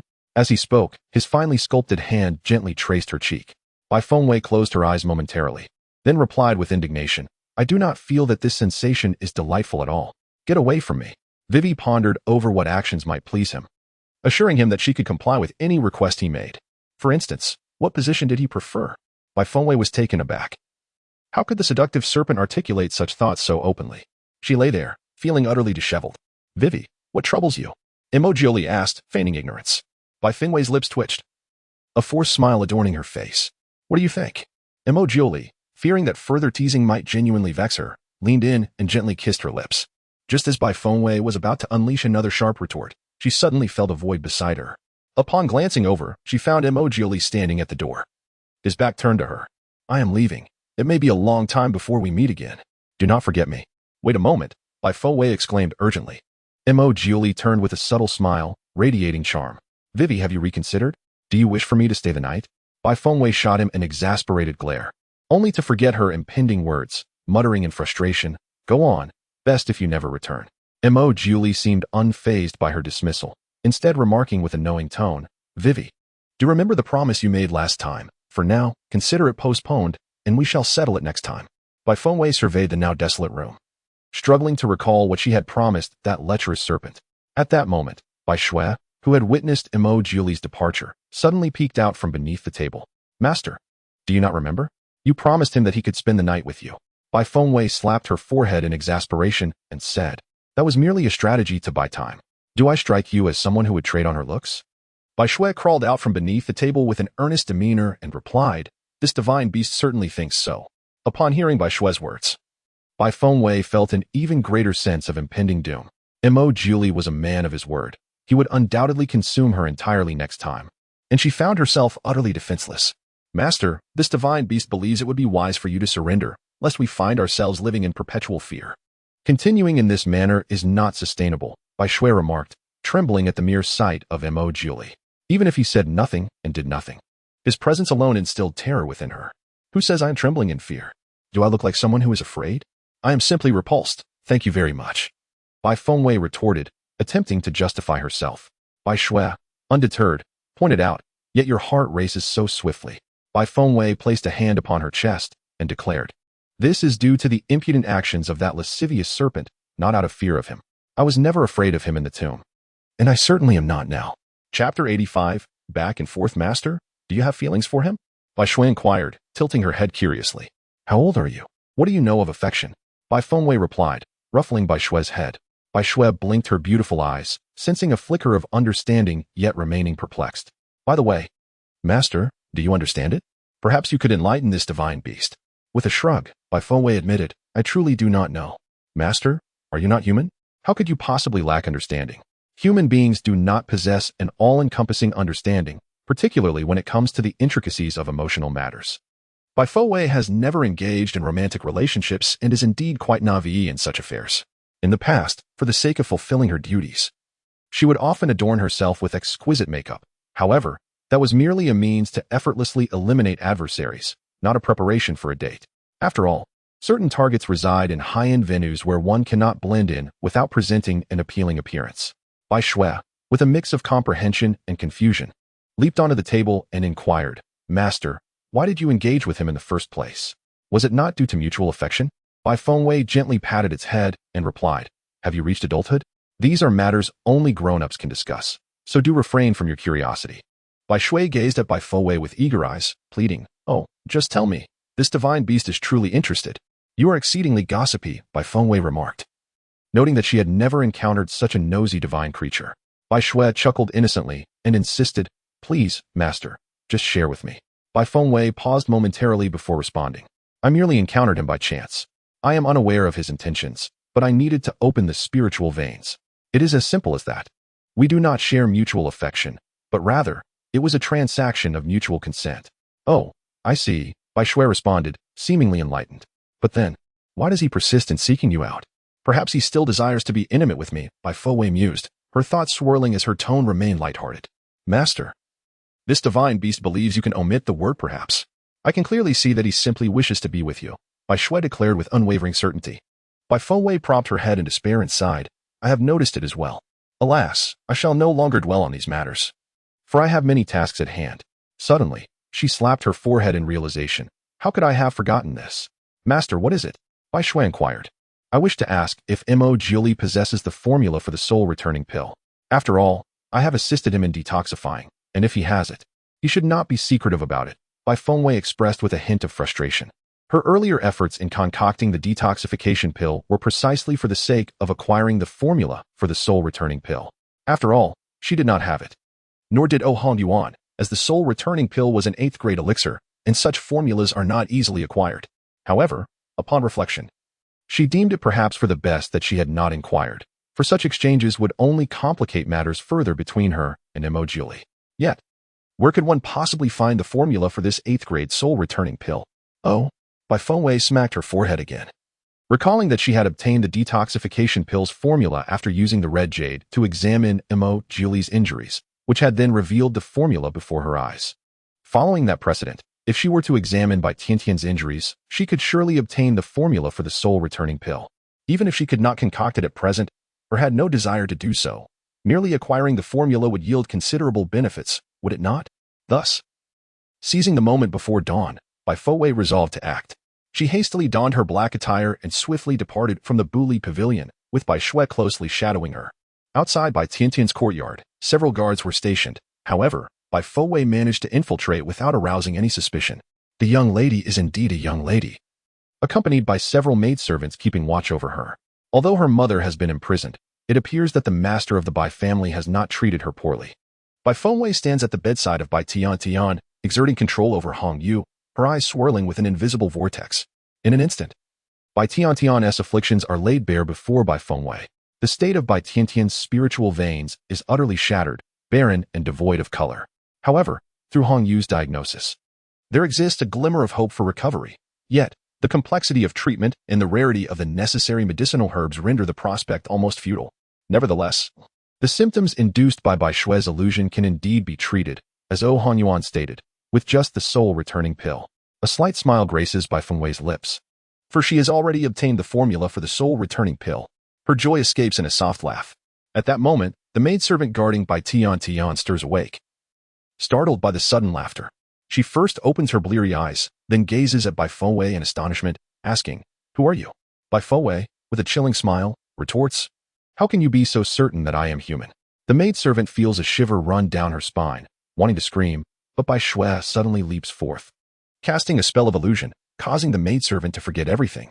Meanwhile, Bai Fengwei and Bai Shui have already departed from Bai Tiantian's courtyard. The maidservant, bewildered, glances around before lying down once more, as if she had witnessed nothing.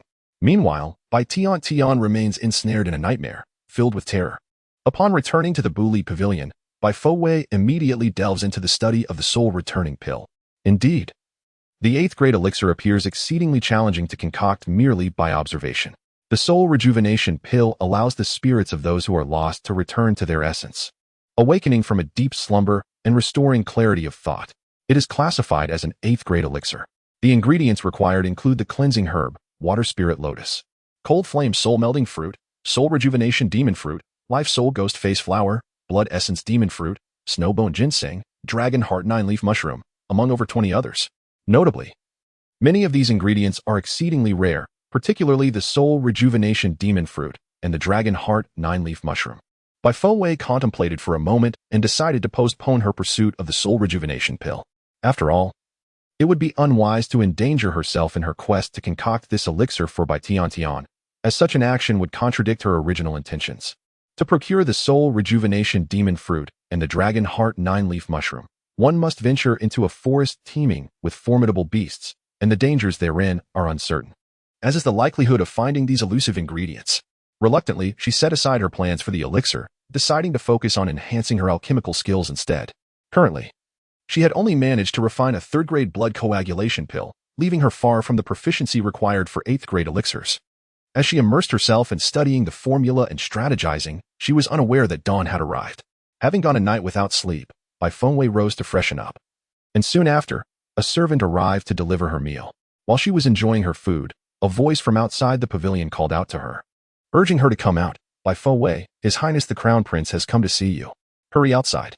Chapter 86. Callous and unfeeling Bai Fengwei impatiently set her bowl down. Was she not allowed to enjoy her meal in peace? She rose abruptly and flung the door open, only to behold a throng gathered outside the pavilion of eternal separation, with Prince Feng Yufan seated at the center, surrounded by admirers. With a self-satisfied demeanor, he addressed Bai Fengwei haughtily, "Bai Fengwei, your ploy of feigned retreat has borne fruit. Is it not a delight that this prince has come to visit you personally?"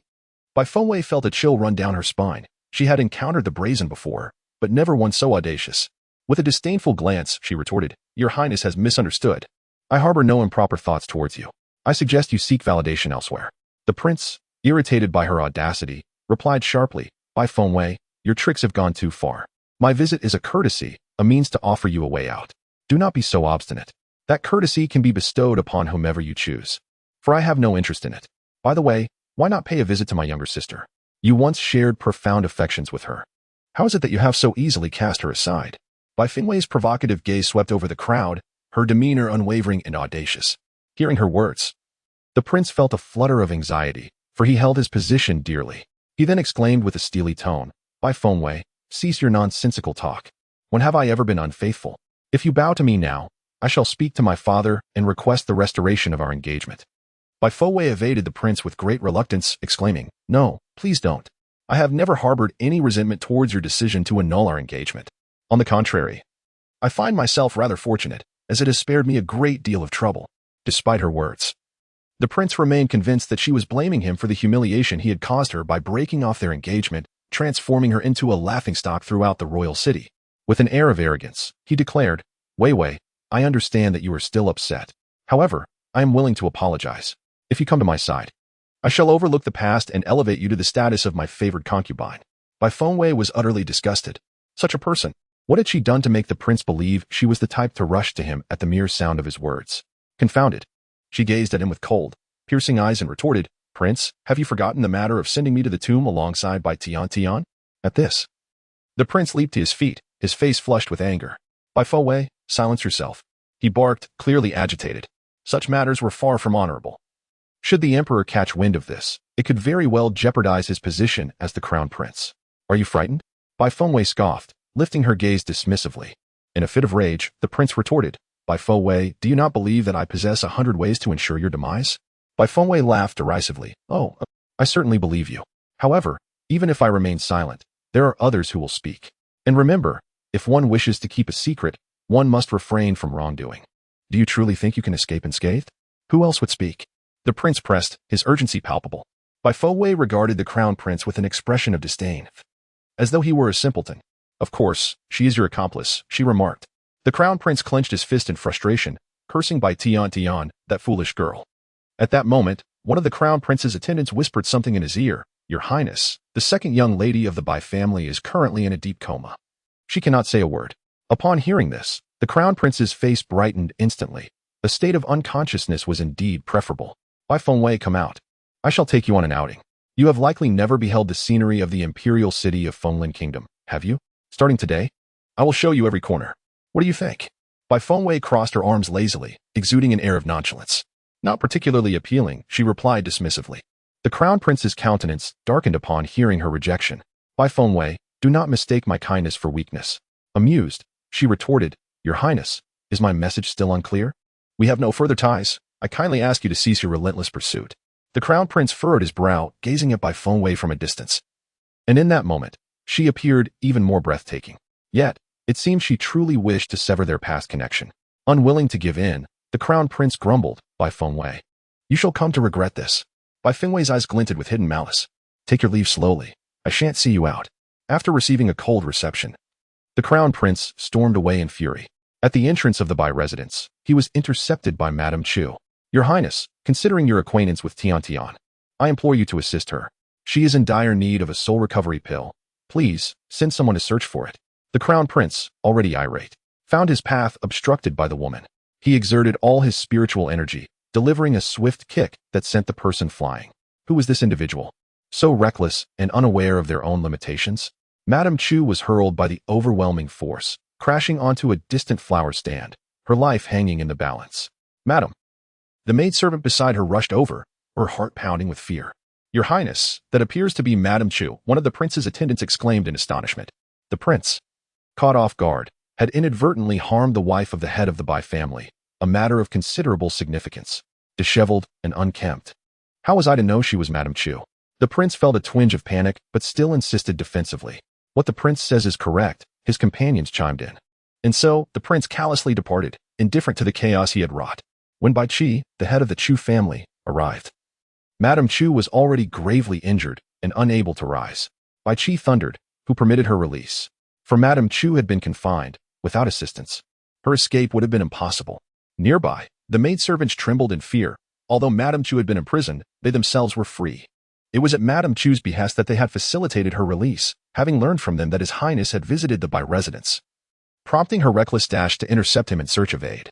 Little did she expect that the prince would mercilessly strike her down with a single kick. Seize them and execute them. Bai Qi commanded, and the guards swiftly advanced to drag away the maidservants who stood by Madame Chu's side. Spare us, master. We only sought to assist Madame out of pity for Miss Tian, the head of the household. We are of the Chu family. You cannot take our lives. In a moment of peril, the old matrons exerted every effort to preserve their lives. Father, perhaps it would be best to punish them and cast them out of the Bai family. After all, they have served Madame Chu loyally for many years. Suggested by Xian from the side. Bai Qi nodded in agreement and said, let it be as you suggest. Upon overhearing the conversation between Bai Qi and Bai Xian, the guards beat the matrons who had unlawfully released Madame Chu and expelled them from the Bai residence. Bai Fengwei, listening to Bai Shui's report, maintained an impassive demeanor, remarking, truly, it is a chain of events. Evil people are met with their just deserts. Chapter 87. Tonight's operation due to the crown prince injuring Madame Chu. Even though Bai Qi harbored no fondness for her, he felt compelled to seek justice for the sake of the Bai family's honor. This matter swiftly reached the imperial palace. And given the crown prince's recent string of offenses that displeased the emperor, he was promptly reprimanded by the emperor's emissaries, who even suggested he relinquish his claim to the throne if he no longer wished to bear the title. This left the crown prince in a state of shock. He could not afford to lose his position. Under the emperor's formidable authority in the Fenglin Kingdom, The crown prince was obliged to present numerous gifts to the Bai family as an apology.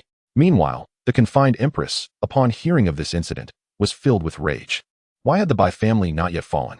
Her hands, adorned with vibrant red lacquer, clenched the edge of the table tightly. "Your Majesty, please temper your anger," advised a cautious matron nearby. "Temper my anger? How can I calm myself when they are still alive? Why does the Bai family continue to thrive?" the empress exclaimed, furiously striking the table. The individuals she referred to were the parents of Bai Fengwei. Prior to marrying her, the emperor had harbored affections for Bai Fengwei's mother, which had long been a source of resentment for the empress. What infuriated her further was the fact that, after Bai Fengwei's father perished in battle and her mother took her own life in mourning, the emperor bestowed a marriage contract upon the daughter of the woman she despised most. Such actions were intolerable to her. The empress was reminded that the Bai family was sustained by the formidable Bai family phoenix array. After a moment of composure, the empress remarked that the phoenix array would soon be activated once more, at which point the strength of the Bai family would ascend to new heights, making it all the more challenging to topple them. "Indeed, Your Highness," the maidservant replied with utmost respect. With a venomous gaze, the empress inquired whether the preparations she had instructed the Shao family to undertake were complete. "Your Majesty, the messages have been dispatched, and all arrangements are in place," the maidservant reported, her head bowed in deference. The empress smirked maliciously, declaring that they would strike tonight, determined to eliminate Bai Fengwei. She was eager to witness how the Bai family would continue to assert their dominance without the one capable of activating the phoenix array. "Your Highness, it is said that the Bai family's unyielding pavilion is exceedingly formidable, filled with numerous traps, and Bai Fengwei resides within," the maidservant expressed with concern. The empress's eyes gleamed with sharpness. Knowing the area was fraught with peril only necessitated meticulous preparation. "What use is it to inform me? Can I venture forth?" "Yes. I shall relay the orders at once for tonight's operation," the maidservant replied, quietly withdrawing. The empress's chest heaved with tumultuous emotions. After more than a decade, why did the annihilation of the Bai family prove so arduous? However, a splendid opportunity has presented itself. For the desire to see Bai Fengwei perish is not confined to a single individual. Madame Chu of the Bai family is indeed deluded, believing that her daughter, whose spiritual veins have been severed, could ascend as the future empress. Such foolishness, if left unexploited, would be a tremendous waste. Thus, the empress bartered the position of the future empress in exchange for crucial information regarding the Phoenix Grand Formation, which Madame Chu possesses. The crux of the matter lies with Bai Fengwei. Her demise would render the Bai family's Phoenix Grand Formation permanently inoperative. Tonight marks the designated hour for Bai Fengwei's death. At midnight, a group launched a grand assault on the Bai residence. Yet, the Bai family's guards had long prepared an ambush, thwarting these intruders at the gates. Amidst the chaos of battle, several experts from the transformation stage descended from various directions, converging outside the Buli Pavilion. Is this the Buli Pavilion of the Bai family? Indeed, it is. One among them, clutching a map, confirmed repeatedly, "The person we seek must be within. Let us proceed." "Hold on," a voice interrupted, cautioning against the perils of the myriad traps within. "Are you not skilled in mechanisms? How do we gain entry?" After a moment of contemplation, the individual replied, "We shall take this path." "Are you certain?" "Absolutely." At that moment, the guards protecting Bai Fengwei detected the presence of these intruders. "Who goes there?" In an instant, a fierce skirmish erupted as both sides engaged. Meanwhile, the one who presumed to be knowledgeable in mechanisms dashed along the narrow path, making his way into the Buli Pavilion. Just when he believed it would be an effortless endeavor, countless arrows pierced through the clouds, converging from all directions. The projectiles, swift as lightning, posed a formidable challenge even to the most powerful of beings.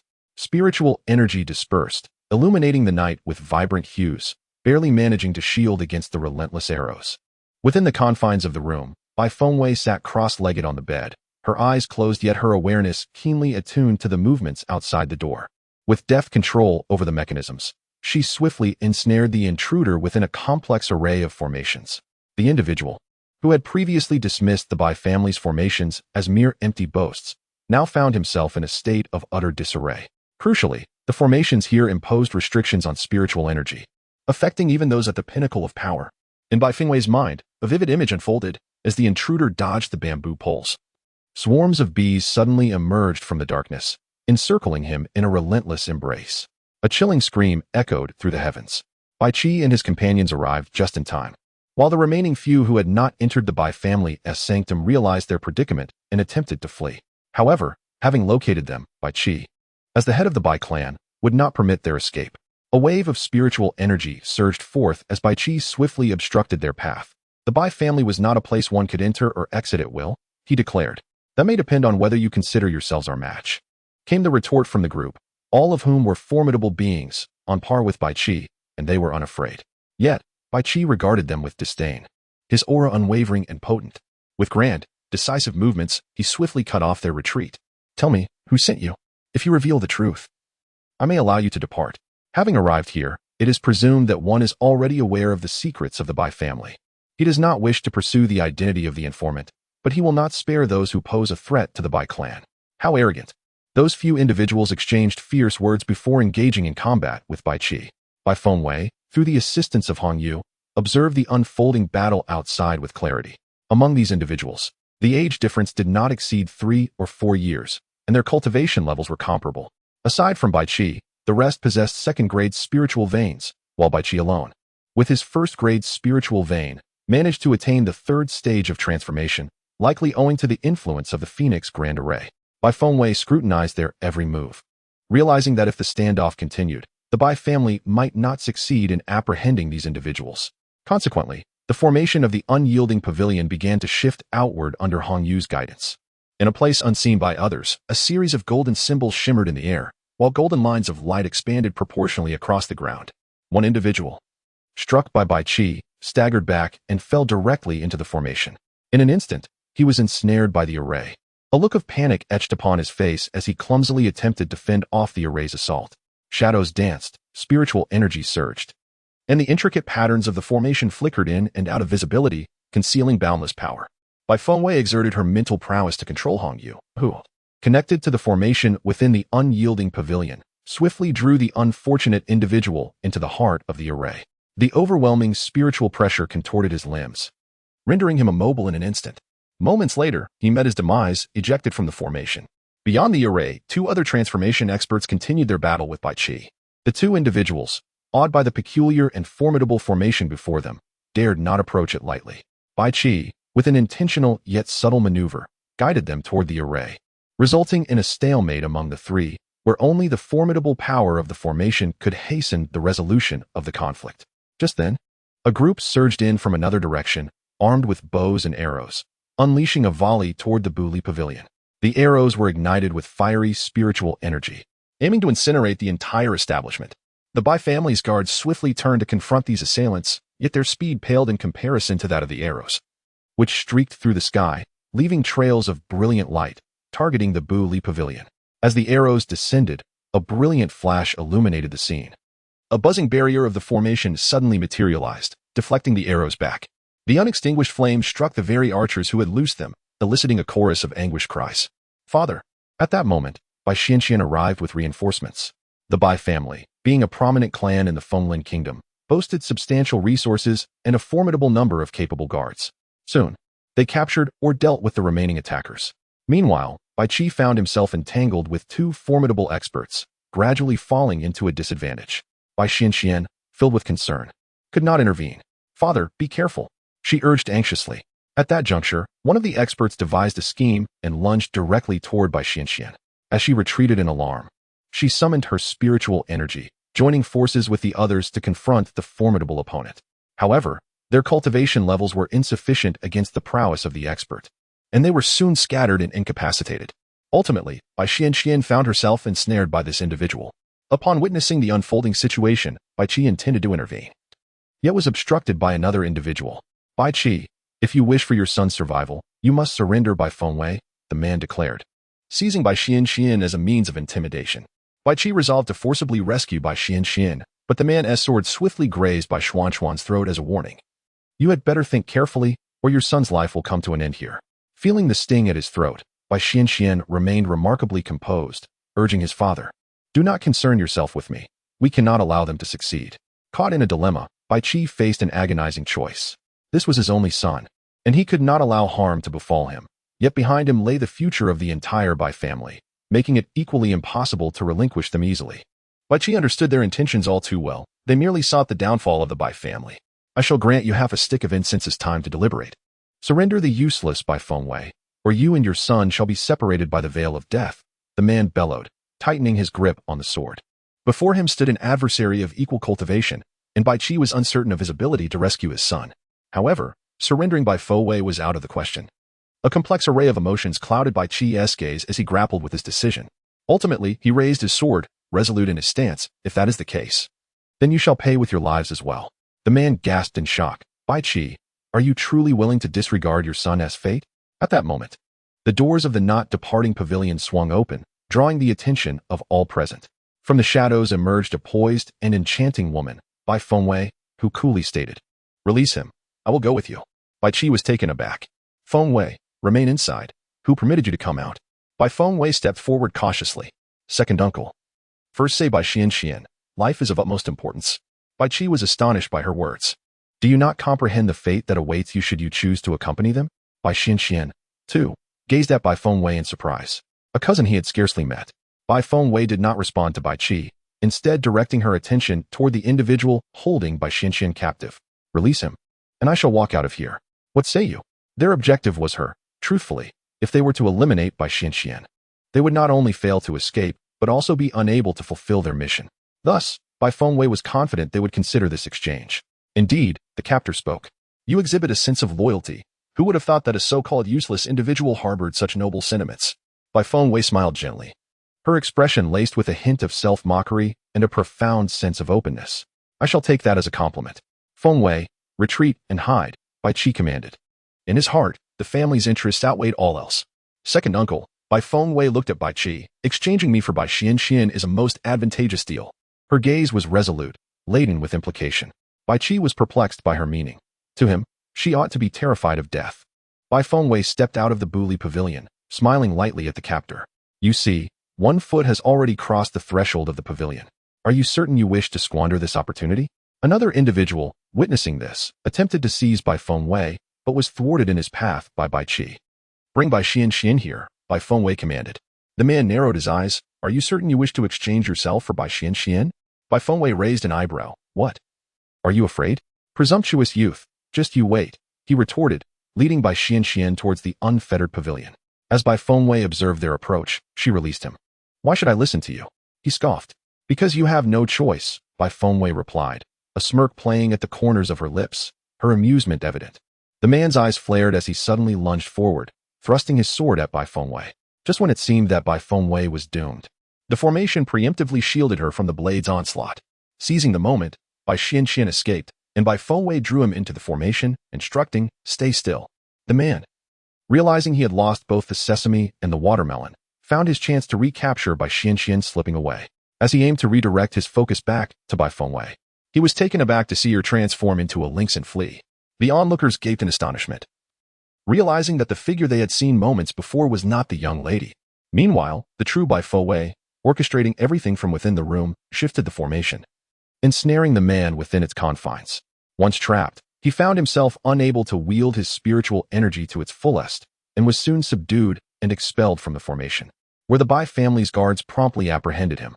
Realizing he had been outmaneuvered, he cursed bitterly. "The Bai family is weak. Without the formation, they would have perished long ago." Bai Xian stepped forward, commanding the guards to seize him. "It seems fortunate for you that the Bai family possesses a formation."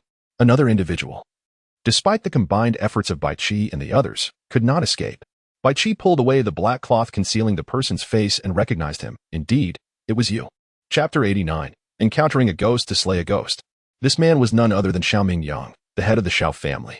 Bai Qi had not anticipated that the patriarch of the Xiao family would take matters into his own hands. It appeared they were resolutely intent on bringing their clandestine conflict into the open. Upon realizing that his actions had been exposed and that he had fallen into Bai Qi's grasp, Xiao Mingliang remained unperturbed and said, "Bai Qi, what can you do to me? Do you dare to kill me?" He was certain that if he were to perish, the Bai and Xiao families would indeed become irreconcilable foes, locked in a vendetta. Thus, Xiao Mingliang was convinced that Bai Qi lacked the courage to take his life. Bai Xian, hearing Xiao Mingliang's audacity, retorted angrily, "You have already invaded my Bai family. Can we possibly retreat?" Bai Qi raised his hand, signaling Bai Xian to remain silent, and turned his gaze toward Xiao Mingliang, stating, "You have been caught in the act. The Bai family has ample justification to condemn you to death." Xiao Mingliang scoffed. "You dare not." Bai Xian drew her sword, intending to teach Xiao Mingliang a lesson, but Bai Qi intervened with a hand. This gesture, However, only emboldened Xiao Mingliang further. As he laughed maniacally, "I told you, you do not dare to kill me. Ha ha." Yet, at that moment, his laughter abruptly ceased. A wave of spiritual energy, originating from an unknown source, sliced through Xiao Mingliang's neck. Bai Qi's pupils constricted at the sight, who possessed the ability to kill within the Bai family undetected, even evading his own perception of spiritual fluctuations. Xiao Mingliang fell to the ground, lifeless and unable to close his eyes in repose. Bai Xianxian crouched down to inspect the scene. "Father, he is dead," Bai Qi remarked, casting a glance at the lifeless figure on the ground. "Put on his veil and dispose of all those who ambushed the Bai family tonight at the mass grave, regardless of whether they are from the Xiao family or another. It matters not. Those who have met their demise while attacking the Bai family cannot be pitted." "Understood." Bai Xianxian and his men set about clearing the bodies, working through the night to consign all those who had assaulted the Bai family to the mass grave. By dawn, news of the incident had spread far and wide. The public buzzed with speculation regarding the identity of the assailants. Upon hearing the news, the Xiao family and other involved clans rushed to the mass grave in search of their kin. The moment the Xiao family discovered the corpse of Xiao Mingliang amidst the remains, it felt as though the sky had fallen around them. Xiao Mingliang was the most powerful member of the Xiao clan, and his death represented an incalculable loss. The news reached the ears of the Empress Xiao, who was consumed by a mixture of grief and fury. "The Bai family, how dare they slay my father?" She seethed. "Your Majesty." The head of the household had made meticulous preparations, yet alas, it was all for naught, costing him his life. A weeping matron beside her lamented. With the death of Xiao Mingliang, the Empress's hatred for the Bai family deepened. "I shall ensure that every member of the Bai family meets a fate most dreadful," she thundered. "Your Majesty, given the Bai family's transgressions, it would be prudent to inform His Majesty and seek his aid in avenging the Xiao family," the matron advised. Yet she too is perplexed. What could be the motive behind the Bai family's actions? If the Xiao family had not launched a surprise attack, how could Xiao Mingliang have met his demise? The Empress wearily pressed her forehead, lamenting that the royal family refrains from intervening in familial conflicts, such as the established protocol. Moreover, the Emperor has always harbored gratitude towards the Bai family. "You would not offer assistance to me." "Your Majesty, they have been deceased for over a decade. No matter how profound the Emperor's sentiments, they shall inevitably wane. Perhaps I should send someone to inform His Majesty of this matter and observe his response," the old matron advised earnestly. The Empress, consumed by her tumultuous thoughts, waved her hand dismissively, conceding, "Do as you wish." As the matron withdrew, the Empress remained alone in the palace, engulfed in desolation. She had believed that with their deaths, the Emperor would cast a more favorable glance in her direction. Little did she anticipate that, despite orchestrating the demise of Bai Fengwei's father and the subsequent tragic end of Bai Fengwei's mother, the Emperor still would not spare her a glance.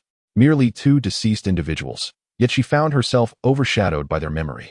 The more she pondered, the more her fury intensified, culminating in her smashing everything within reach onto the floor.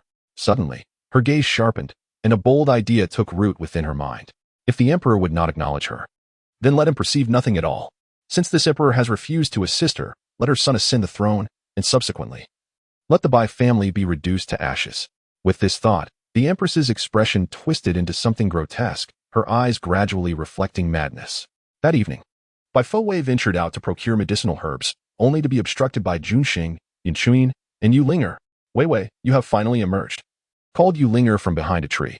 Bai Fengwei approached and asked, "Will you be waiting for me here?" "If not for you, then for whom?" They replied, "I heard that the Bai family was ambushed. Are you unharmed?" Yun Chuin, holding his sword, wore a serious expression. Junxing remained silent, yet his eyes reflected considerable concern. Observing them, Bai Fengwei couldn't help but feel a warmth blossom within her. To think they genuinely cared for her, such sentiment was rather unfamiliar to someone accustomed to solitude. However, gradually she discovered that having friends was quite delightful. Thus, she mustered a smile and said, "I am fine. Thank you for your concern."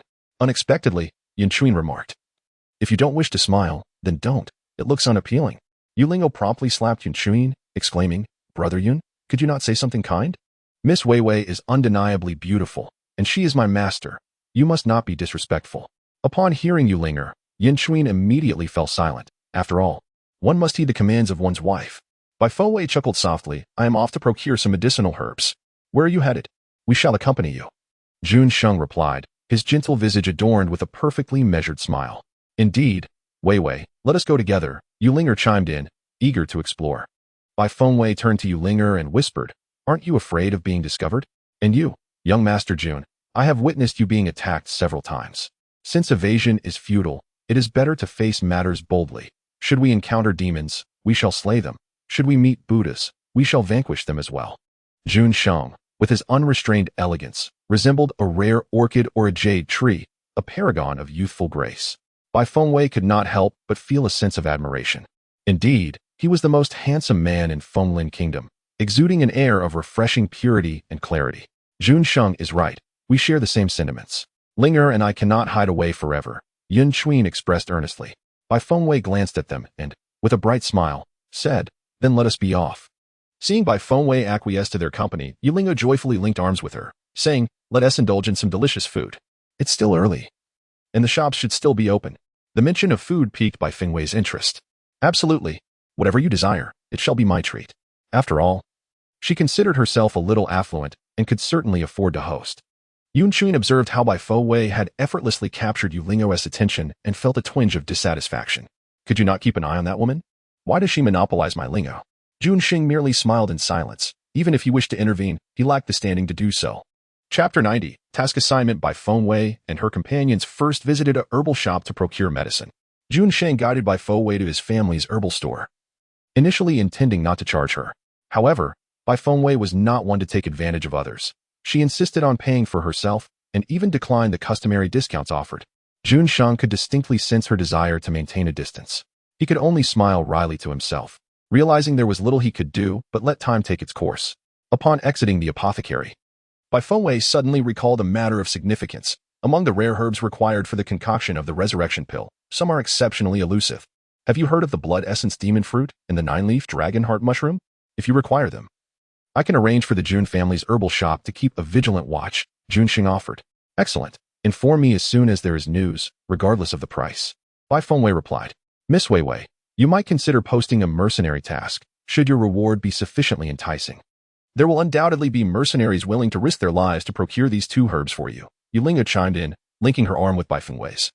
Appearing as clever as a lark, Bai Fengwei was genuinely unaware of the existence of mercenaries in this realm, yet it presented an excellent solution. Where can we find these mercenaries?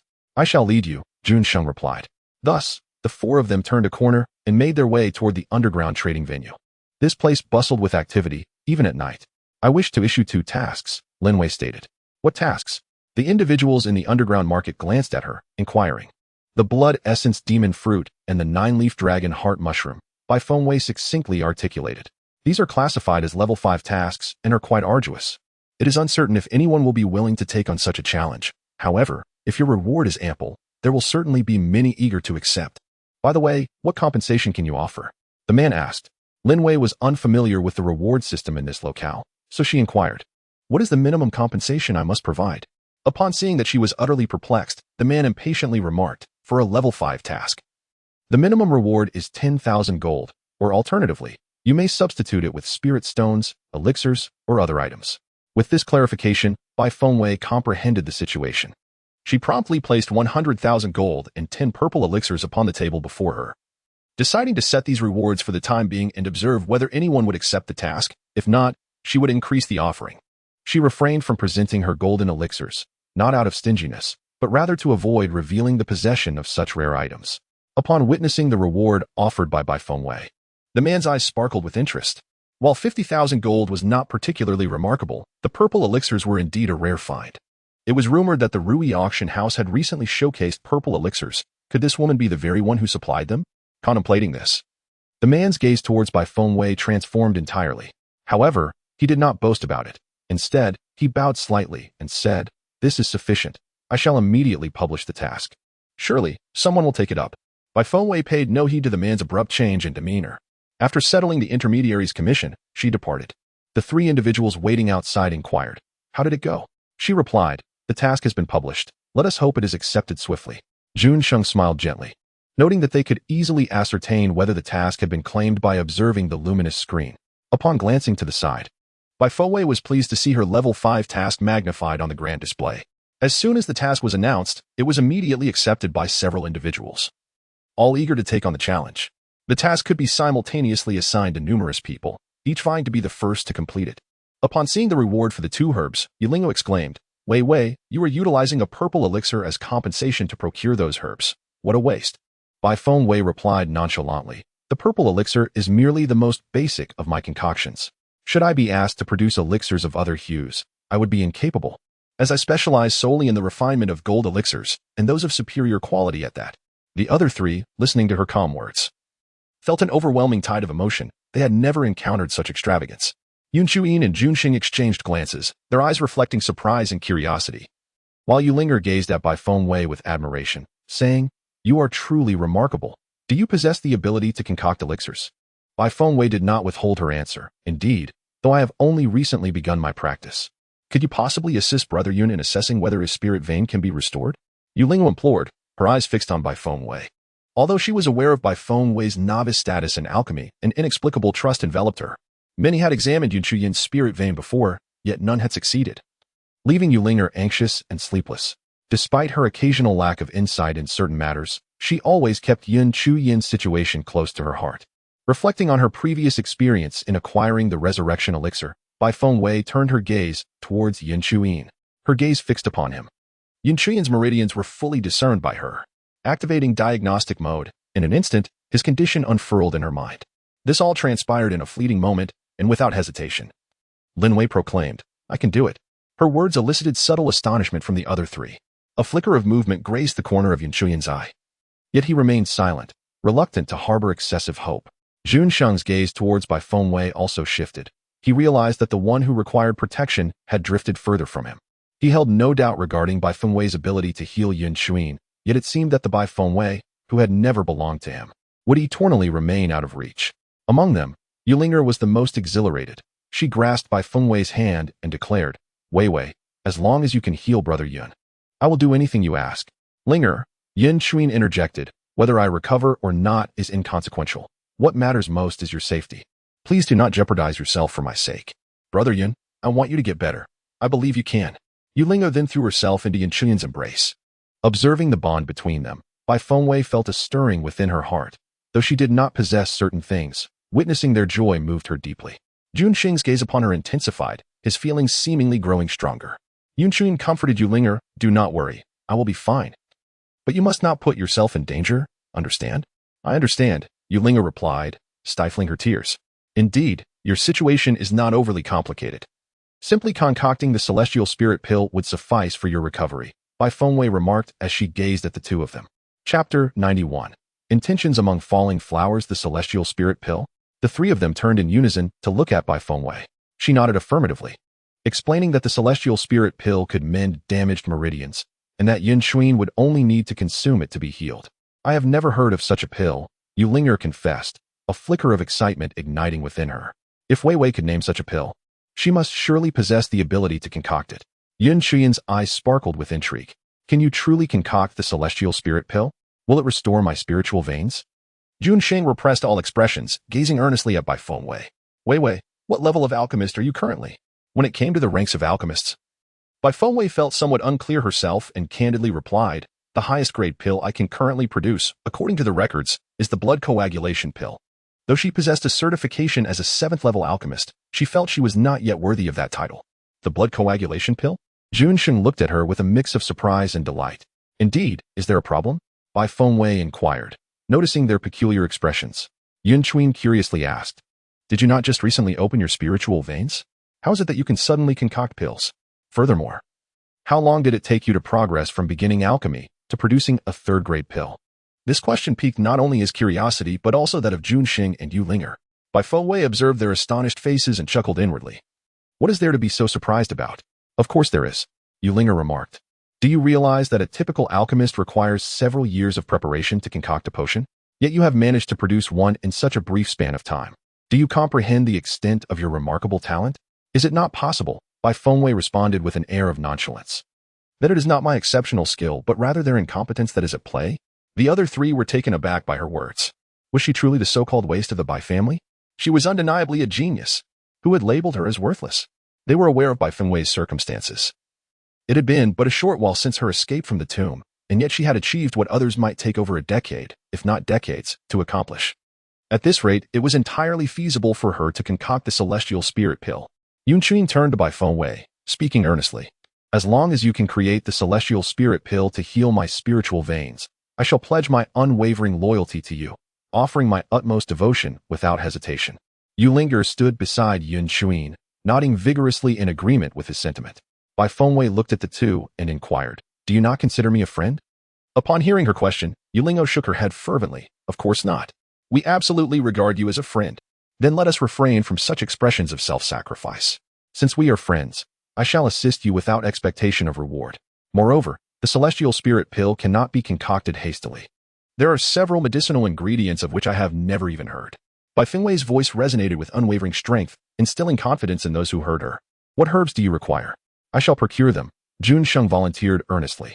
The others were of little concern, yet the 1,000-year-old jade coral, the century-old infernal red lotus, and the century-old primordial azure lotus were indeed rare treasures.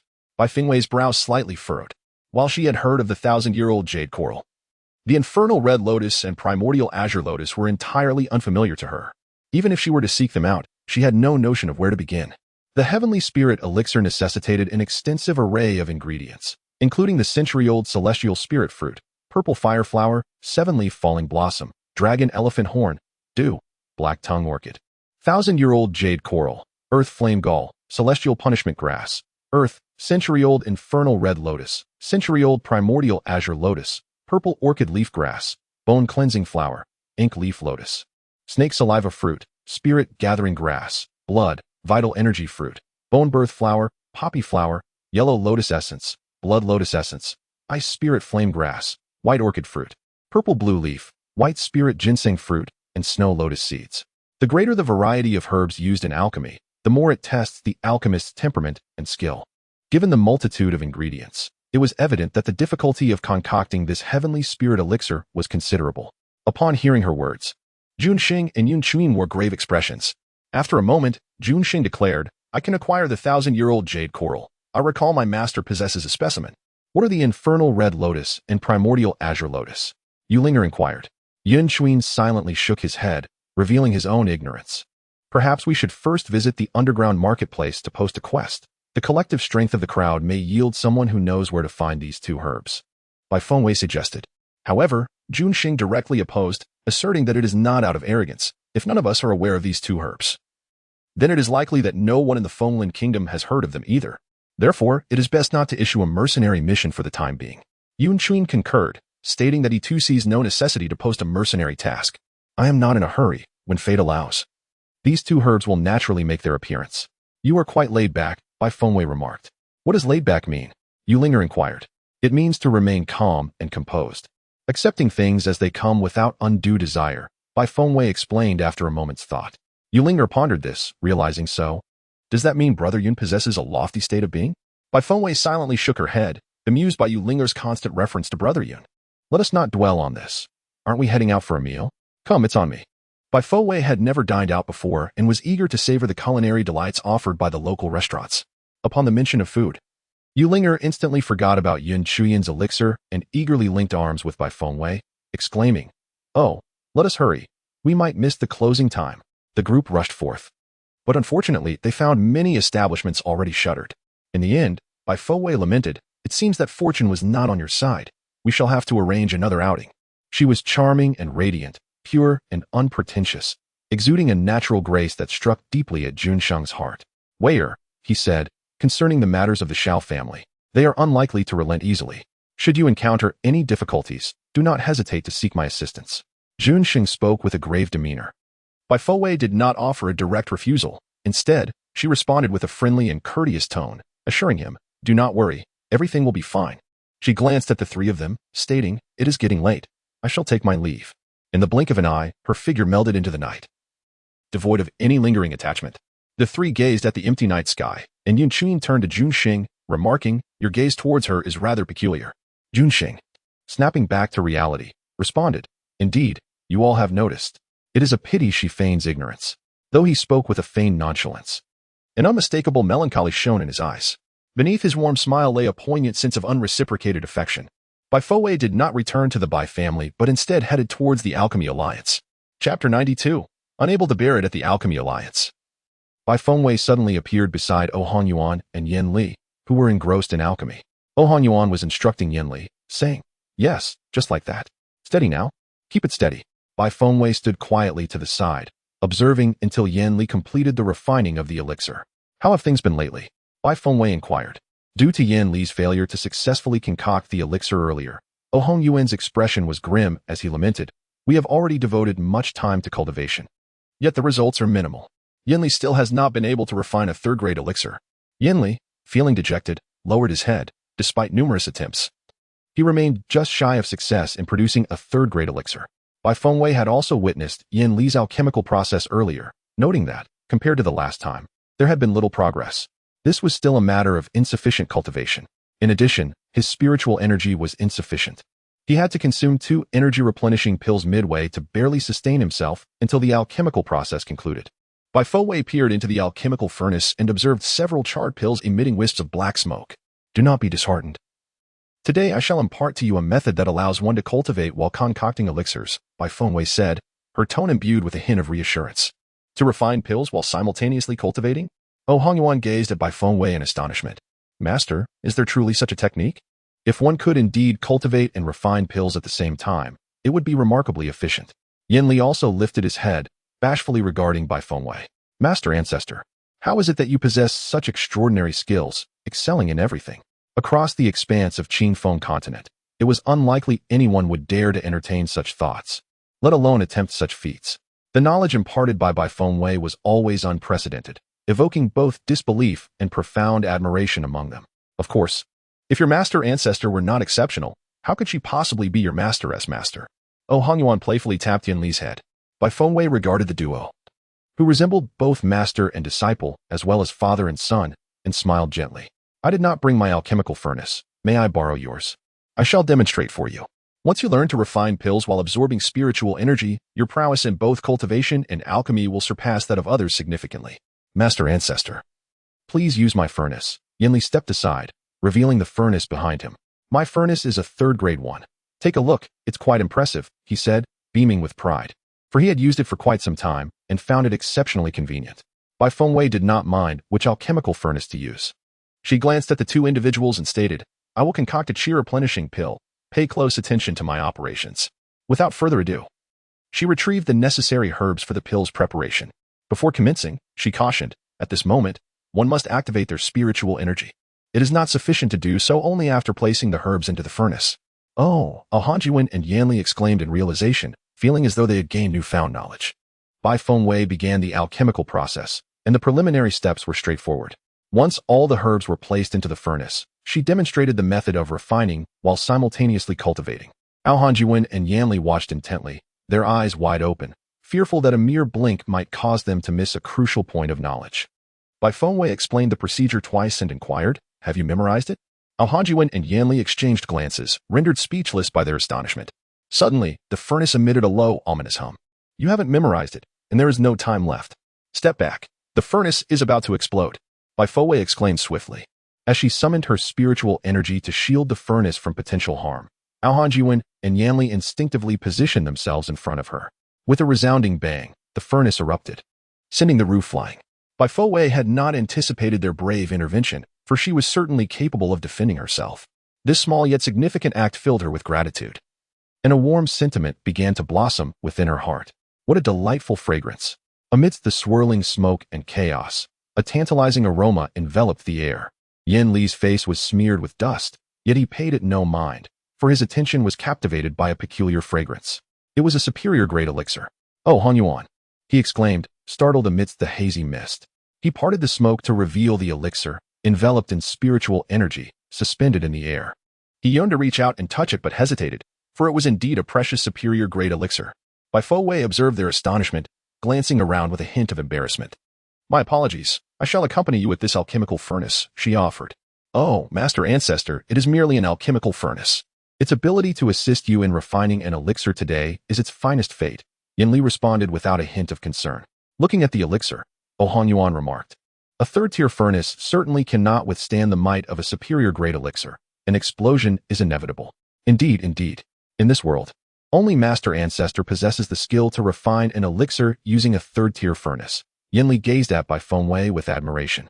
Clad in black, she exuded an air of elegance and an enigmatic charm. Hong Yuan could not help but praise, "Master, Your alchemical skills are truly unparalleled. Listening to their accolades, Bai Fengwei chuckled lightly. Is it really that exaggerated? Please take these few elixirs and practice diligently with the techniques I have just imparted to you. Given time, you will undoubtedly achieve success. Her tone was refreshing, imbued with a commanding presence. Rest assured, Master, we have gained clarity and will practice earnestly, O Hanyuan replied, his voice brimming with uncontainable excitement.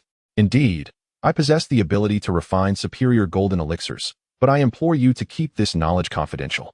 Rest assured, Master Ancestor. We are fully aware. Yin Li's eyes sparkled like the stars, and her tone was resolute, as if she were pledging her very life. Bai Fengwei had another matter to discuss during this visit. She sought to acquire various other colored elixirs, for there are times when a golden elixir is not necessary. On such occasions, utilizing elixirs of different hues suffices. Upon hearing that Bai Fengwei required elixirs, O Hanyuan and Yin Li promptly presented her with an abundance of colorful elixirs, numbering over 100. This is far too much, Bai Fengwei remarked, retaining only 20 while returning the remainder. However, O Hanyuan and Yin Li were insistent. Master Ancestor, your kindness towards us is immeasurable. It is merely a handful of elixirs. Please, do not refuse. In their hearts, they held Bai Fengwei in high regard. For the alchemical techniques of each alchemist are closely guarded secrets, seldom shared openly. Yet, Bai Fengwei had chosen to impart her knowledge directly to them, filling them with a profound sense of gratitude and excitement. No, Master, please take them all. Though Bai Fengwei appeared significantly younger than O Hanyuan, he respected her immensely. He would not belittle her youth. Instead, he sincerely regarded her as his teacher, diligently learning from her and humbly seeking her guidance. As Bai Fengwei finally mustered the courage to request something from them, something they were willing to offer, they felt compelled to present her with all the elixirs they possessed. Unable to resist their fervor, Bai Fengwei acquiesced and accepted the 100 elixirs. As she departed, O Hanyuan briefed her on the status of the golden elixirs she had intended to auction. Thus far, 30 superior-grade elixirs had been sold, yielding over 10 million gold coins. This illustrates the lucrative nature of alchemy. Recently, I shall not make any appearances, as the phoenix array of the Bai family is on the verge of activation, and the phoenix bloodline is something she is determined to possess. Bai Fengwei did not reclaim the black card. Instead, she instructed them to continue selling the remaining inferior-grade elixirs. Once Bai Fengwei left, O Hanyuan slammed his thigh in frustration and reproached Yin Li, saying, "How can you forget everything? I asked you to remember the Master's residence and name, yet you behave as though you are made of wood. Now look, the Master has left again." Yin Li, feeling aggrieved, replied, "Master, you are no better at remembering." O Hanyuan, fuming, retorted, "You certainly have learned to retort quickly. You may not have grasped much, but this you have mastered well. Master, the Grandmaster must be an enigmatic figure. She will return, and we can inquire then," Yin Li said, her sincere and innocent eyes devoid of any deceit. O Hanyuan huffed in annoyance, hands clasped behind his back, scanning the surroundings to ensure the place was tidied. As Yin Li observed O Hanyuan's departure, she began her diligent task of cleaning the house. The news of the appearance of the golden elixirs in the Maple Forest Kingdom reached Madame Chu. While those previously expelled from the Bai family had secretly aided her in gathering information regarding the soul-returning elixir, upon receiving this news, Madame Chu instructed her subordinates to discreetly monitor any potential alchemists capable of refining the resurrection pill, promising to be informed at the earliest sign of progress. After suffering an injury from the Crown Prince, she had been released from confinement, yet now found herself in solitude, attended only by a handful of maidservants. Once a formidable figure within the Bai family, she had unwittingly descended into this state of despair. Not only was her most cherished daughter in a state of unconsciousness, but she herself bore grave wounds, trapped in a silence of suffering. Previously, when she disclosed to the Empress that Bai Fengwei was the sole individual capable of activating the Phoenix Grand Array, she had hoped to utilize the Empress's influence to eliminate Bai Fengwei. However, she was taken aback by the girl's fortuitous resilience, as nothing adverse befell her. Yet, the lack of success mattered little. Should her daughter, Sweet, awaken, she would ascend as the future Empress, and thus Madame Chu resolved to maintain her composure. Meanwhile, the Bai family had officially severed ties with the Xiao family. Before Bai Qi stood several cultivators of similar age, all loyal assassins of the Bai clan. "Did any of you discern who struck the blow?" Bai Qi inquired. "We could not ascertain, my lord. We only sensed the spiritual energy emanating from within the Buli pavilion," the assassins replied, their brows furrowed in concentration. Bai Qi contemplated for a moment, reflecting on his decision to keep them hidden the previous night, as he sought to ascertain whether Bai Fengwei had manifested any spiritual energy. Initially, upon her emergence, He had believed his suspicions to be validated, only to later realize it was merely an illusion. We too were convinced it was indeed Miss Wei. Such is the potency of this illusion that it deceived us all, one assassin remarked. Miss Wei remained elusive throughout, leaving her possession of spiritual power undetermined. Without concrete evidence, mere speculation cannot yield conclusive results. The spiritual energy that ultimately led to Xiao Mingliang's demise may well be attributed to the prowess of the formation. The might of such formations is not to be underestimated. They possess a mystique that has baffled scholars for centuries. However, one cannot dismiss the possibility of human intervention. This point is indisputable, yet if it is indeed human, who could it be? After much deliberation, they still could not ascertain whether Wei had acquired spiritual abilities.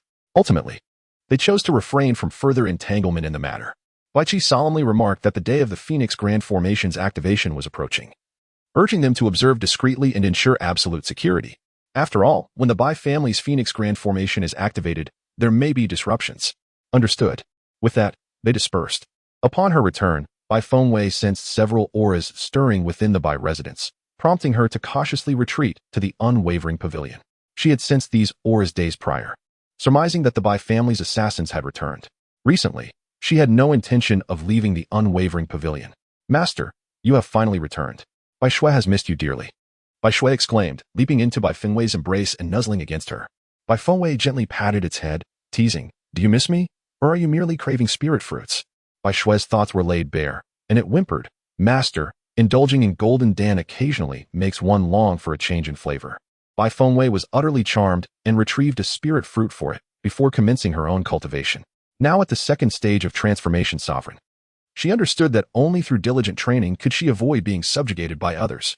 Upon contemplating the constraints imposed upon her, Bai Fengwei's mind immediately conjured the image of that insidious serpent whose terrifying presence was beyond her capacity to confront. Although Mo Jiuli deliberately tempered his aura in her presence, Bai Fengwei could still perceive the overwhelming sense of oppression emanating from him. At that moment, Mo Jiuli reclined arrogantly upon the expansive throne, exuding an air of languid nonchalance. His azure eyes fixed upon the striking young man clad in a snow-blue robe before him. The young man gazed in astonishment at the exquisite golden elixir. Bewildered by its origin, who had crafted such a marvel? Mo Jiuli's lips curled into a slight smile. He merely intended to flaunt this golden pill and had no intention of divulging its provenance. Observing Mo Jiuli's smug demeanor, the young man reluctantly acquiesced, "Senior brother, as long as you disclose your terms, I shall comply with whatever you ask." Mo Jiuli gradually straightened his posture, his mischievous eyes glinting with a knowing smile. "Did you not proclaim yourself the foremost alchemist in the realm, second only to our master? Why then, seek answers from me." The young man, unable to contain his eagerness, implored, "Senior brother, in the past, I was indeed overreaching, and I humbly apologize for my presumption. How could I dare to accept your apology? What is your standing? With the master shielding you? I would not presume to accept such a concession," Mo Jiuli retorted, feigning reluctance, though it was evident he was quite bold in his stance. However, he had no intention of revealing the origins of the elixir. With a casual wave of his hand, the elixir vanished into thin air, leaving the young man in a state of distress. "Ah, but that is a superior grade golden elixir. Even my master cannot guarantee the successful refinement of such a precious item every time. It is truly baffling how Mo Jiuli has stumbled upon someone capable of producing a superior grade golden elixir. Just look at his smugness. He carries himself as if he has ascended to the heavens." The young man, known as Lan Qishou, is Mo Jiuli's junior disciple, clad in a robe of pristine snow blue. He resembles a snow lotus blooming upon the icy peaks, exuding a serene purity that contrasts with Mo Jiuli's chilling depth. While he does not emanate an overwhelming sense of pressure, he effortlessly captivates the attention of those around him, possessing an ethereal quality that invites reverence. With every gesture, Lan Qingzhou appears as an untainted spirit from the snowy mountains.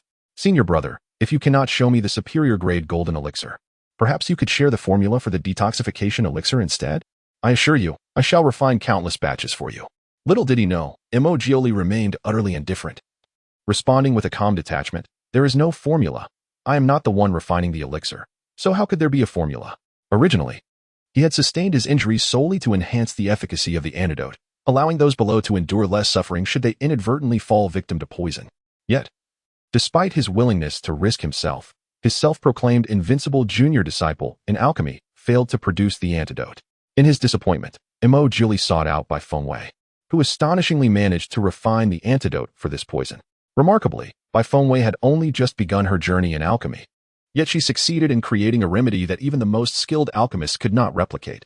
Such unparalleled talent is simply unmatched. Emojioli basked in her glory, feeling as though he had achieved it himself, with a smile playing at the corners of his mouth. Lan Qizhou found himself internally critiquing the situation. If the elixir was not crafted by him, what was there to boast about? Nevertheless, he responded with courteous words, "Senior brother, please provide me with the address of that alchemist. I shall seek him out myself." "Not a chance," Emojioli retorted, his previously relaxed demeanor suddenly taut. His breath momentarily stilled. Chapter 94. Senior brother, please be my guest. Noticing Emojioli's rare tension, Lan Qizhou felt an inkling that something was amiss. In his memory, Emojioli had never displayed such emotions before. He seemed unfazed even when faced with calamity. Why then was he so agitated over an alchemist? Lan Qizhou did not believe that Emojioli was merely trying to keep the identity of this alchemist from him. Thus, his curiosity about the alchemist only deepened. Realizing that his reaction was uncharacteristically transparent, Emojioli attempted to mask it, saying nonchalantly, "Just know that there exists someone in this world whose alchemical prowess surpasses yours. Lest you continue to flaunt your abilities before me." Lan Qizhou smiled gently. "Senior brother, what others create in alchemy is of no concern to you. This alchemist is not connected to you in any way." Emojioli pressed his lips together, aware that Lan Qizhou was trying to extract information from him. His pride shone through as he remarked with a hint of arrogance, "When you manage to concoct a high-grade golden elixir, then we may discuss this matter." Lan Qizhou was steadfast in his dedication to alchemy. Yet it was clear that Emojioli had resolutely decided not to reveal the identity of the master behind the high-grade golden elixir. However, time was on his side. One day, the truth would undoubtedly come to light.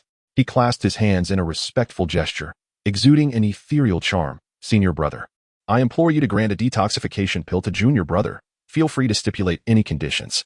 Emojioli's cold, enchanting gaze held a barely perceptible smile, his sleeves flowing gracefully with his movements. "Since you have put it forth so casually, I shall indeed present my conditions." Lan Qizhou replied resolutely, "Please proceed, senior brother."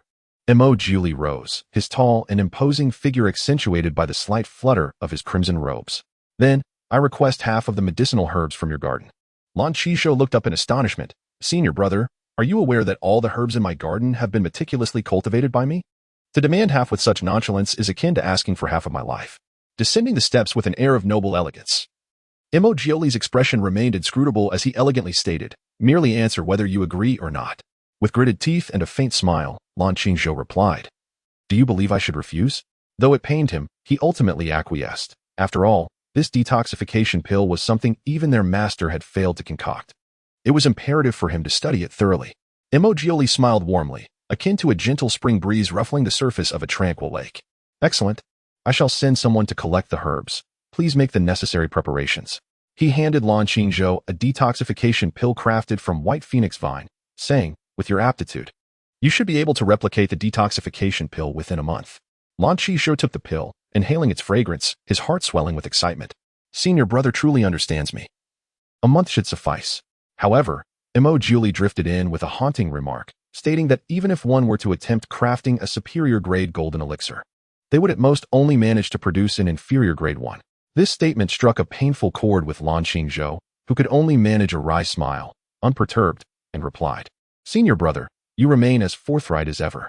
Emojioli, with a touch of pride, cast a sidelong glance, responding in kind.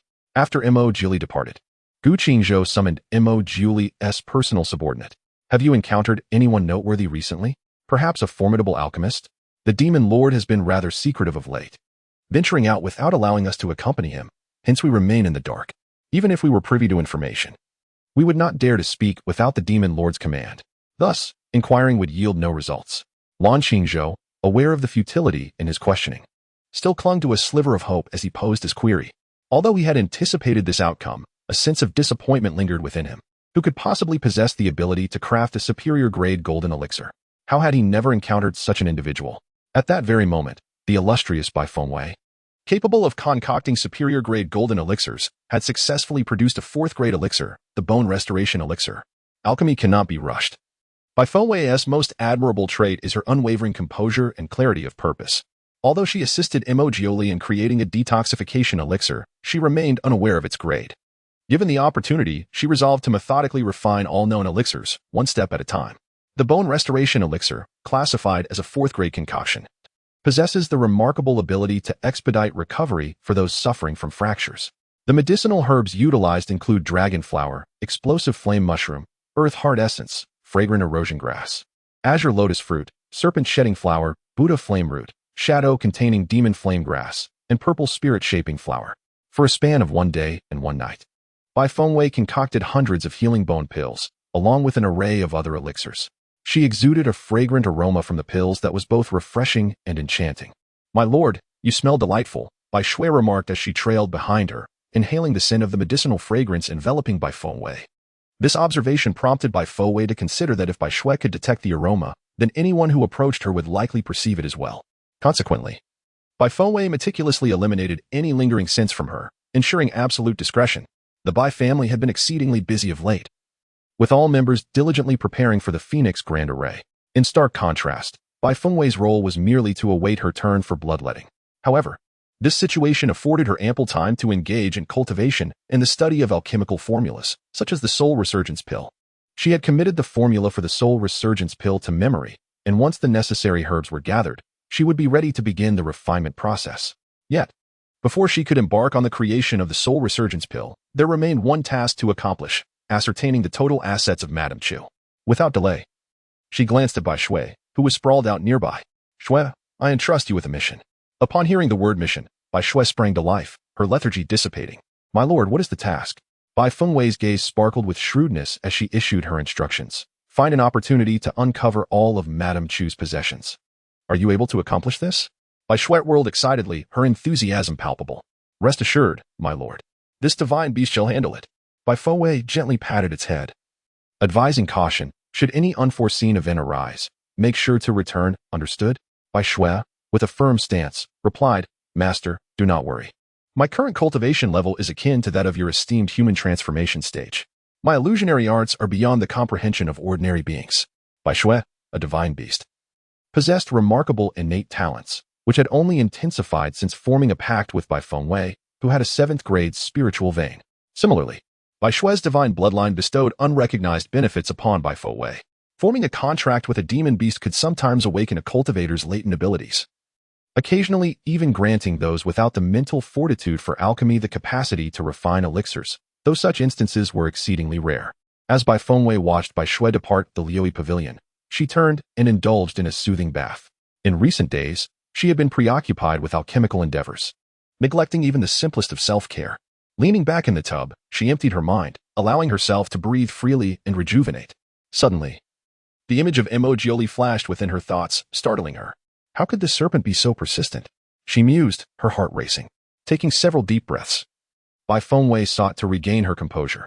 Tomorrow marked the commencement of the Phoenix Grand Array, and she could not afford distractions. The Phoenix bloodline was something she must acquire. It was time for the Bai family's disgrace to be avenged. Chapter 95.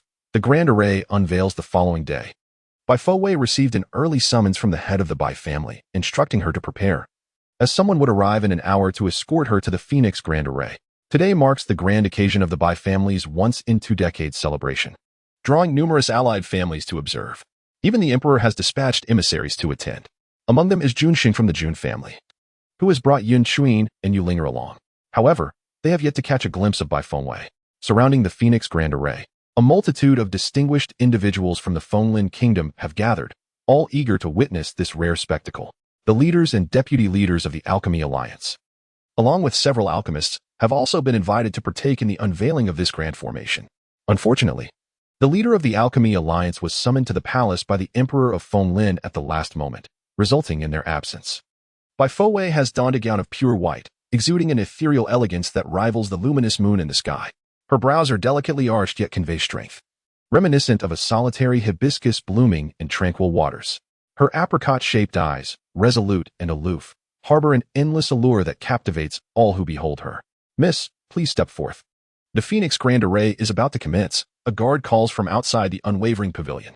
Bai Fengwei opens the door and steps outside with deliberate grace, her expression impassive. Upon her emergence, the guards lower their heads in reverence.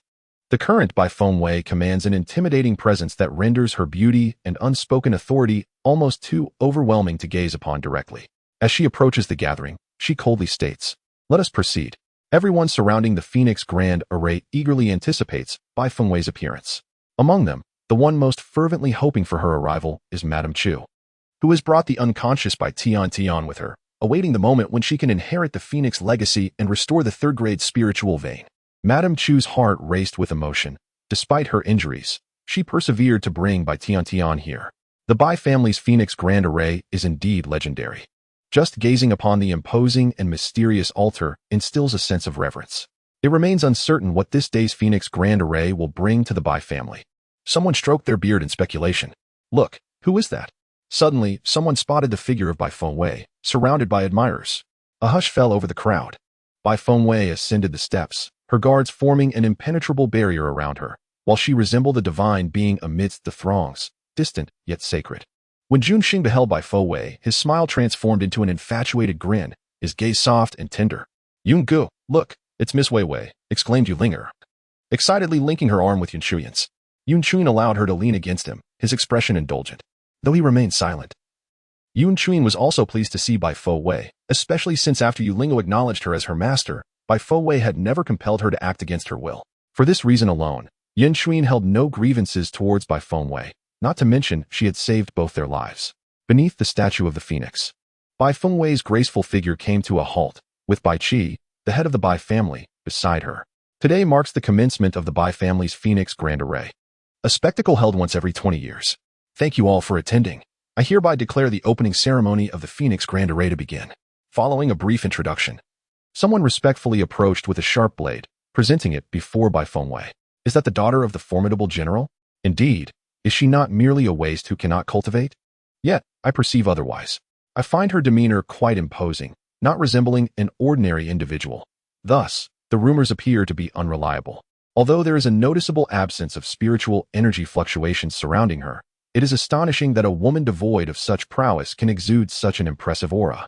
Moreover, she possesses remarkable beauty, unlike any I have seen before. A voice interjected, and the speaker cast a sidelong glance at their son, who seemed rather superficial. The young man lowered his head in discontent, murmuring to himself, for it is human nature to appreciate beauty, just as Bai Fengwei was about to slice her wrist. Initiating the great formation with her blood, a sudden surge of spiritual waves erupted, as assassins hidden among the crowd launched a fierce assault on her. This development caused a palpable tension to envelop those present. Junsheng, realizing Bai Fengwei was in peril, readied himself to act, his clenched fists betraying his emotions. Yulingo gripped Yunchuyan's hand tightly, her nerves taut with anxiety, wondering what to do as Miss Wei was in danger. Yunchuyan's gaze remained fixed on the altar. Upon witnessing the White family's elite warriors spring into action, he reassured those around him, stating, "She will be fine." Indeed, in such a significant gathering, how could the White family be unprepared? The assassins were swiftly dealt with, allowing the ceremony to proceed. Bai Fengwei unsheathed a dagger, unhesitatingly slicing open her wrist. Her determination and decisiveness earned the silent admiration of all present. Even though it would not result in death, such a reckless act of self-harm required immense courage. Bai Fengwei extended her hand, allowing her blood to flow onto the altar. At the moment the altar was stained with the blood of Bai Fengwei. A tempest suddenly erupted above the Bai family, with clouds swirling ominously. A mysterious cyclone descended from the heavens, soon enveloped by radiant light. As a resounding cry of the phoenix echoed through the firmament, all present held their breath, captivated by the unfolding spectacle. Bai Qi gazed skyward with fervor, poised to receive the blessings of the phoenix legacy as it descended. Madame Chu exchanged meaningful glances with those nearby, ready to seize the phoenix inheritance at the first hint of anomaly, ensuring Bai Tian would be at the forefront of the endeavor. The air was thick with anticipation, as everyone yearned for the phoenix legacy, yet beneath the surface tension simmered. Another cry of the phoenix rang out, reverberating throughout the imperial city of Fenglen. Suddenly, a beam of golden light cascaded from the sky, accompanied by countless boxes that fell, each a gift from the phoenix formation to the Bai family. However, the main event was yet to come, as the crowd's focus sharpened with heightened intensity. The phoenix inheritance was imminent, a moment that stirred their very souls. To inherit the phoenix legacy meant an exponential surge in cultivation speed, reminiscent of the legendary General Shenwei. Yet, the inheritance lingered in the air, and as doubt crept into the hearts of the onlookers, a sudden, formidable pressure enveloped them. Astonishingly, a golden phoenix materialized above the Bai family, majestic and serene. Its regal gaze suffused with an aura of nobility, surveying all below. Its colossal form circled overhead, casting a vast shadow. Heavens, it is the phoenix! Someone exclaimed in awe. It seemed the Bai family was destined for even greater strength. After all, this was a phoenix, a creature of legend. Not only outsiders, but even the members of the Bai family were left astounded. Though the Bai family possessed the phoenix grand formation, no one had ever witnessed a true phoenix. With the appearance of the phoenix, all present were rendered speechless, while everyone was entranced by the majestic aura of the phoenix. She withdrew her arm and swiftly consumed a blood condensation pill. Gazing upwards, she sensed a profound connection with the phoenix that had just manifested. Chapter 96. Not a waste. All attention was captivated by the phoenix, eyes filled with awe. At this moment, Mrs. Chu's gaze turned menacing. As dozens of cultivators disguised as Bai family guards leaped into action, their target, Bai Fengwei. The atmosphere grew tense, while everyone's focus remained on the phoenix above. Spiritual energy surged toward Bai Fengwei from all directions. Jun Xing, Yin Chuin, and Yu Linger were the first to recognize this alarming turn of events, their hearts racing with anxiety. Jun Sheng attempted to intervene, but was restrained by his father, who cautioned against rash actions. Yu Linger and Yin Chuin, not being members of the Jun family, were not bound by its authority.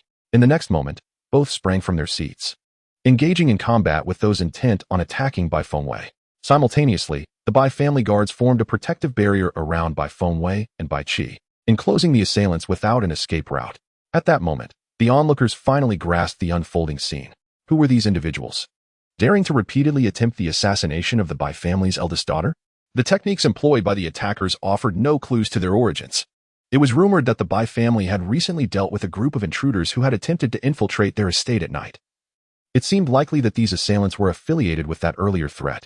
At this juncture, someone spoke in a hushed tone, recounting a recent nocturnal raid on the Bai family.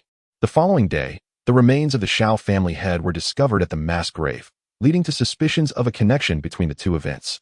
It seems that the Bai family indeed possesses formidable strength, capable of causing the demise of even the Shao family patriarch.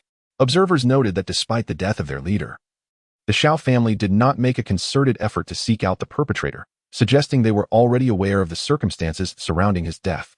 Onlookers had the opportunity to witness several dramatic displays today. Even before the Grand Array was activated, accusations were directed at Bai Fengwei. After witnessing the extraordinary capabilities of the Bai family's Phoenix Array, another spectacle unfolded. The crowd remained riveted by the unfolding combat. Yet it was evident that the intruder would soon meet their end. Yin Chuin and Yu Linger stood resolutely beside Bai Fengwei. Bai Qiyu narrowed his eyes and inquired, "Who are you?" Bai Fengwei replied with a calm yet assertive demeanor, "They are my friends." "Do you have any objections, second uncle?" Although Bai Qiyu's expression was displeased, he refrained from further comment. At that moment, the phoenix in the sky let out a piercing cry before vanishing. As the crowd speculated about the phoenix's whereabouts, a brilliant flash emanated from the phoenix statue before the Grand Array, dazzling the spectators and causing them to shut their eyes reflexively. Observing this, Bai Qiyu exclaimed with excitement, "The phoenix inheritance is about to descend." As the head of the Bai family, I, Bai Qiyu, along with the clan, stand ready to welcome the phoenix inheritance. Bai Qi performed a respectful gesture, standing alongside Bai Xian and Bai Xin. Madame Chu had her attendants lift by Tian, eagerly awaiting her to inherit the phoenix legacy. In a fleeting moment, the radiance of the phoenix statue gradually faded, revealing a glimmering point of light, shimmering with a faint golden hue, which embodied the essence of the phoenix legacy.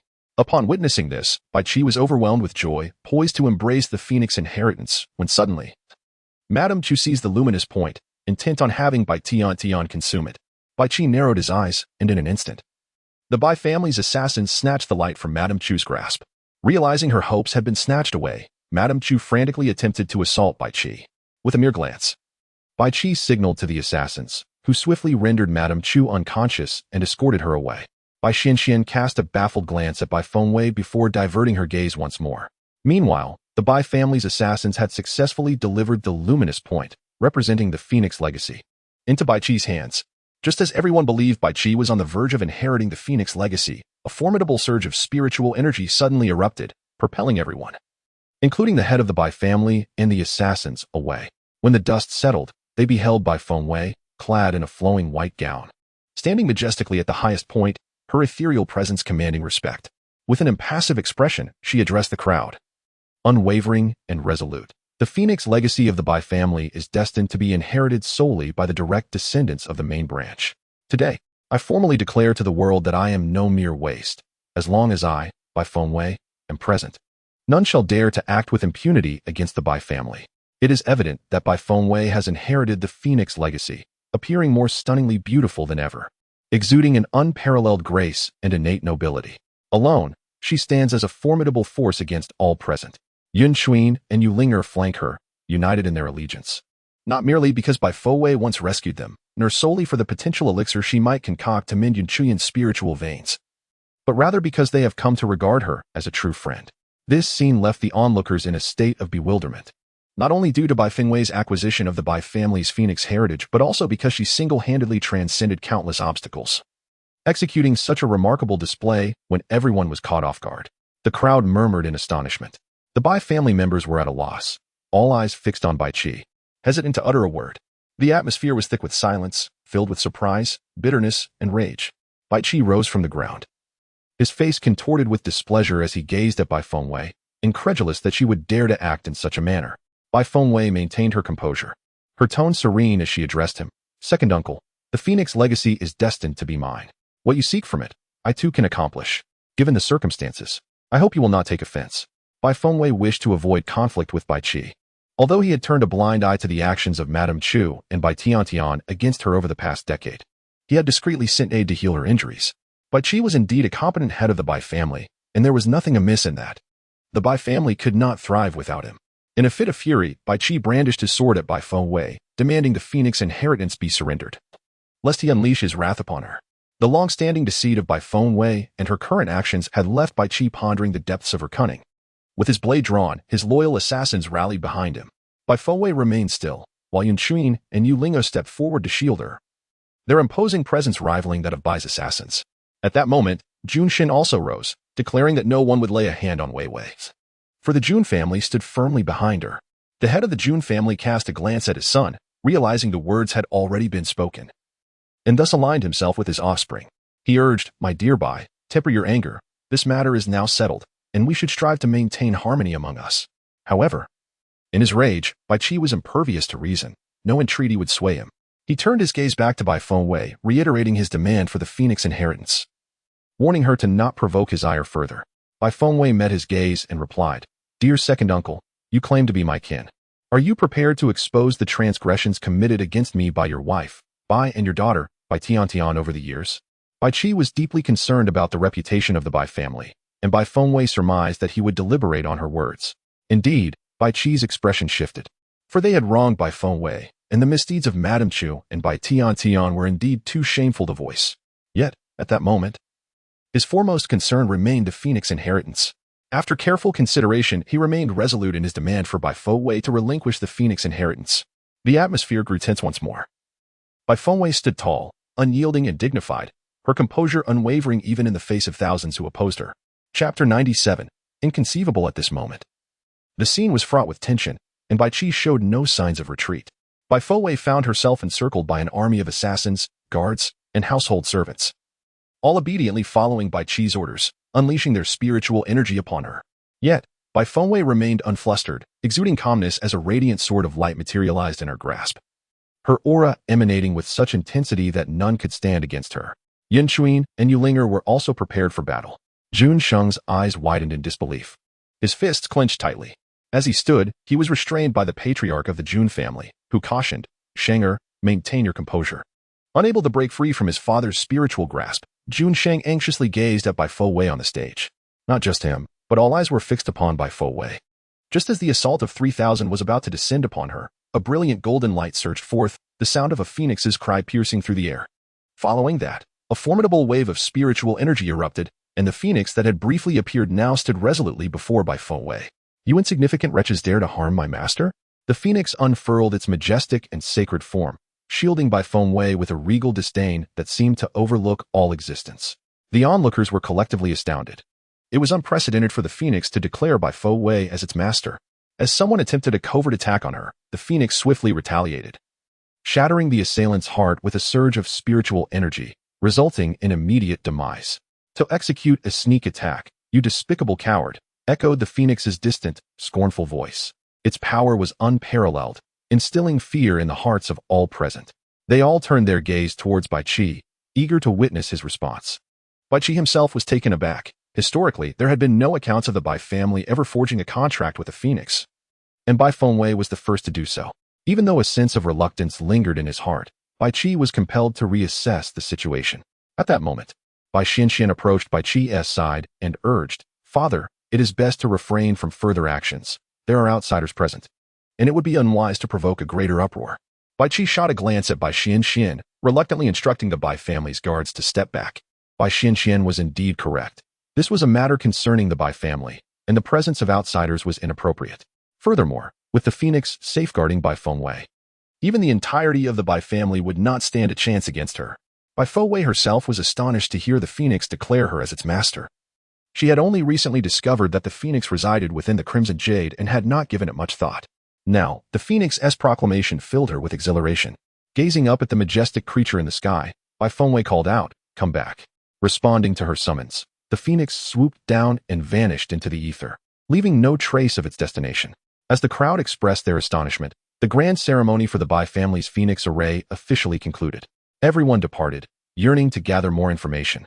Yet the outcome was irrevocable, and they were compelled to leave the Bai residence. However, the news that Bai Fengwei was no mere worthless individual soon spread throughout the imperial city of Folin Kingdom, reaching the ears of the emperor, the empress, the crown prince, and various noble families. As the crowd dispersed, in the grand hall of the Bai family, Bai Qi sat in a position of authority, his expression darkened, while Bai Xianxian stood beside him, hesitant to speak. The Bai family's assassins regarded Bai Fengwei with a glimmer of admiration in their eyes. Outside, the Bai family's guards stood in layers, the atmosphere remaining tense. Bai Fengwei stood at the center, facing the scrutiny of the onlookers with an air of confidence, neither servile nor arrogant. Finally, Bai Qi spoke, "Bai Fengwei, when did you begin your cultivation?" Bai Fengwei replied steadily, "I was sent into the tomb by the crown prince and by Tian. In that moment of impending death, the sealed spiritual veins within me broke through their limits, allowing me to return to life." Her words were succinct yet laden with meaning. The Bai family's assassins furrowed their brows upon hearing this. "Master, how could the crown prince commit such an act? Should we still consider supporting him? A person like this, if he ascends to the throne, may very well turn against the Bai family." The family head did not provide any commitments, as the matter depended on the emperor's arrangements. Bai Qi was no fool. The crown prince's title was not earned through honorable means, and it remained uncertain whether the emperor contemplated appointing another heir. They had merely shown deference to the crown prince out of respect for the emperor. Furthermore, the crown prince was the son of the empress, who hailed from the Shao family. Thus, the resolution of this affair required careful deliberation. At this moment, Bai Fengwei asserted, "Second uncle, esteemed uncles, I stand in opposition to the crown prince. I must confront him, and I hope the Bai family will swiftly delineate boundaries with him." Her stance was unequivocal. As she put forth her demands to the family, everyone gazed at her. She was no longer the timid Bai Fengwei, but a young woman whose cultivation had already reached parity with theirs. Bai Qi reluctantly remarked, "By what right should we heed your words?" The others remained silent, merely observing Bai Fengwei. "You may choose to disregard my words, but I assure you, with my solitary strength, I can easily trample the crown prince beneath my feet," Bai Fengwei declared confidently. She then raised her brow slightly and smiled gently, adding, "However, since I bear the surname Bai, I cannot turn a blind eye to the affairs of the Bai family. If the crown prince ascends to the throne, do you believe the empress and the Shao family will allow the Bai family to remain unscathed? Even if the Bai family possesses the means to protect itself, the outcome will likely be mutual destruction. Therefore, it is imperative to distance ourselves from the crown prince without delay." Her assertions were undeniably accurate. The crown prince and the Shao family were fated to be intertwined. The Bai family and the Shao family had been adversaries for many years. "Master, we find the young lady's words to be quite astute," remarked a hidden guard beside Bai Qi. Bai Qi snorted, "What, have you also quickly defected?" The guards exchanged glances and chuckled. "No, master, not at all. However, our investigations over the years have suggested that the death of General Shun Wei may be closely linked to the Shao family." This revelation sent ripples of shock through the room. Not only was Bai Qi taken aback, but Bai Fengwei was utterly astonished. "Are you implying that my father's death was orchestrated by the Shao family?" she inquired, her gaze sharp and imbued with a murderous intent. In that moment, even her uncles, who had lived for decades, felt a chill creep up their spines. Bai Qi also expressed his surprise. "Why are you only bringing this up now, master? The information we have gathered has been rather tenuous, lacking solid evidence, which makes it unwise to jump to conclusions," the guards responded. Before Bai Qi could voice his thoughts, Bai Fengwei interjected, "I will investigate this matter thoroughly. You must not speak of it to anyone for the time being." Bai Fengwei took the initiative to assume responsibility for this inquiry. At this juncture, Bai Qi and the others found themselves at a loss for words. Miss, what is your current cultivation level? Someone ventured to inquire. Bai Fengwei, without any reservation, candidly replied, I am at the second stage of transformation, sovereign. She refrained from mentioning that a breakthrough to the third stage was imminent. Some matters necessitate a gradual acceptance process, and she understood that not everything about her circumstances could be disclosed to them. Regarding the Phoenix inheritance, it has been passed on to me, given the current situation. I urge all uncles and elder relatives to refrain from instigating unnecessary conflicts. Her tone bore an imperious edge accompanied by a warning. What audacity! Bai Qi retorted, turning his face away. Bai Fengwei glanced at Bai Xianxin beside him and resolutely stated, Second uncle, I possess a method to elevate Bai Xuanxuan's spiritual vein to the second grade. Following that, with the cleansing elixir, his cultivation speed would rival that of a third-grade spiritual vein. Bai Fengwei had resolved to take action concerning Bai Xianxian. Her words elicited astonishment from the assembly. Their gazes fixed upon her in disbelief. Chapter 98, Second-grade spiritual vein. Bai Xianxian, standing behind Bai Qi, suddenly widened his eyes, gazing eagerly at Bai Fengwei. Bai Qi, filled with excitement, sprang to his feet. Is that truly the case? The others remained silent, awaiting Bai Fengwei's response. With a voice that was both firm and melodious, she declared, as long as you uncles and relatives cease to raise issues regarding the Phoenix inheritance, I can immediately grant Bai Xianxian a second-grade spiritual vein. Bai Fengwei was aware that Bai Qi would undoubtedly acquiesce. In the present circumstances, they had little choice. After all, opposing her would be ill-advised. Undoubtedly, barring any unforeseen circumstances, Bai Xianxian is destined to be the next head of the Bai family, as Bai Qi holds him in high regard. Bai Qi exchanged glances with the formidable warriors of the Bai clan before turning his gaze back to Bai Xianxian, ultimately resting his eyes on Bai Fengwei. He stated, In that case, as long as you can deliver on your promises, we shall refrain from fixating on the matter of the Phoenix inheritance. Bai Fengwei smiled faintly, her brows lifting as she beckoned to Bai Xianxian. Come here. Bai Xianxian was taken aback. No? It was not that he doubted Bai Fengwei, but rather that such an unprecedented situation seemed to flow so effortlessly from her lips. Yes, now, Bai Fengwei affirmed. As he descended, without further ado, she raised her hand and enveloped him in a surge of spiritual energy. Her hands moved with an ethereal grace, the spiritual waves vividly alive, their radiance pure and formidable, catching Bai Xianxian off guard. Similarly, the elders of the Bai family were unprepared for Bai Fengwei's swift actions. Observing the pain etched on Bai Xuanxuan's face, they leaned forward in concern, only to retreat to their seats as they witnessed the transformation of his spiritual veins. All hearts were taut with anticipation.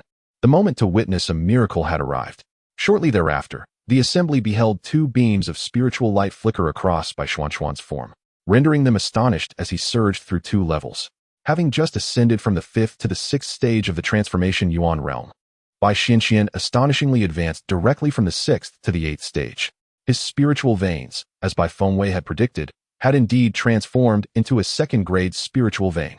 The impact of this incident on Bai Qi and the others was profound. When it transpired, everyone found themselves momentarily at a loss. Bai Fengwei withdrew her spiritual energy, and the power of Hongyu dissipated significantly. Indeed, it was through Hongyu that she sensed the anomaly in Bai Xuanxuan's spiritual veins, prompting her to stage such a dramatic display. While Bai Qi and the others remained in a state of shock, Bai Fengwei continued by presenting a cleansing elixir to Bai Xianxian, stating, Consuming this will accelerate your cultivation. Miss, how did you acquire a cleansing elixir? Someone inquired, pondering whether Bai Fengwei had taken up alchemy herself. If that were the case, it would mean that the Bai family had forsaken a prodigy, leaving her to languish in obscurity. It is worth noting that although the Bai family lacked alchemists, they were not devoid of medicinal concoctions. However, cleansing elixirs were a rarity. Bai Fengwei displayed no emotion, merely responding, It's merely a cleansing elixir. I possess several more. Uncles and brothers, you may take them for your use. As she spoke, she placed a vial upon the table. These cleansing elixirs were what she had procured from Hongyuan during her last visit. Though few in number, they were sufficient to leave them astounded. A blue cleansing elixir?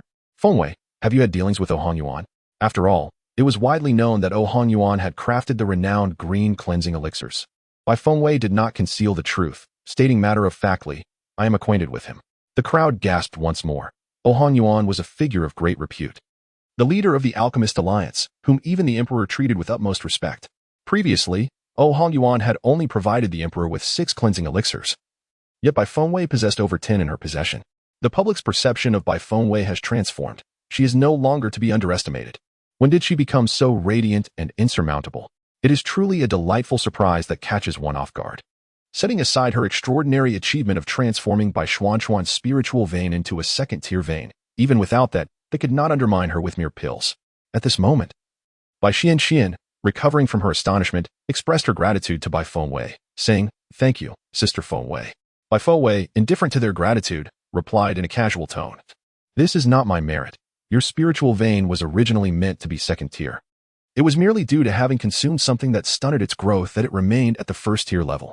Her words floated lightly in the air. But they struck a different chord in the ears of Bai Qi and the others. Particularly, Bai Qi narrowed his eyes, a fierce glint in his gaze, and questioned, "Bai Fengwei, are you speaking the truth?" Bai Fengwei, composed and unfazed, responded, "Truth is subjective. Can you truly believe that someone in this world possesses the ability to elevate a first-tier spiritual vein to a second-tier? If such a person exists, they would indeed be formidable." The evidence was undeniable. Bai Xuanxuan's spiritual vein had indeed transformed into a second-tier vein. Indeed, if someone could truly convert a first-tier spiritual vein into a second-tier one, it would be an extraordinary feat. Thus, Bai Xianxian must have been schemed against long ago. Enraged, Bai Qi smashed the table before him with a punch and commanded, "Someone, investigate who is responsible in our clan." The patriarch remarked, "This matter has transpired for at least a decade. It will be exceedingly difficult to uncover the truth." A white family assassin beside him spoke, "No matter how arduous it may be, we must investigate." Bai Qi, filled with rage, responded, "The disparity between a first-grade spiritual vein and a second-grade spiritual vein is not trivial. If it were not for someone obstructing the way, Bai Xuanxuan's efforts would undoubtedly have elevated his cultivation significantly beyond its current state. Just now, as Bai Xuanxuan's spiritual vein restored to a second grade, his cultivation surged by 2 levels. This serves as evidence. There is nothing further to discuss. We must unearth the individual scheming in the shadows." Bai Fengwei chose to remain silent. She had expressed all that she could and deemed the subsequent events no longer her concern. With a sense of tranquility, she departed.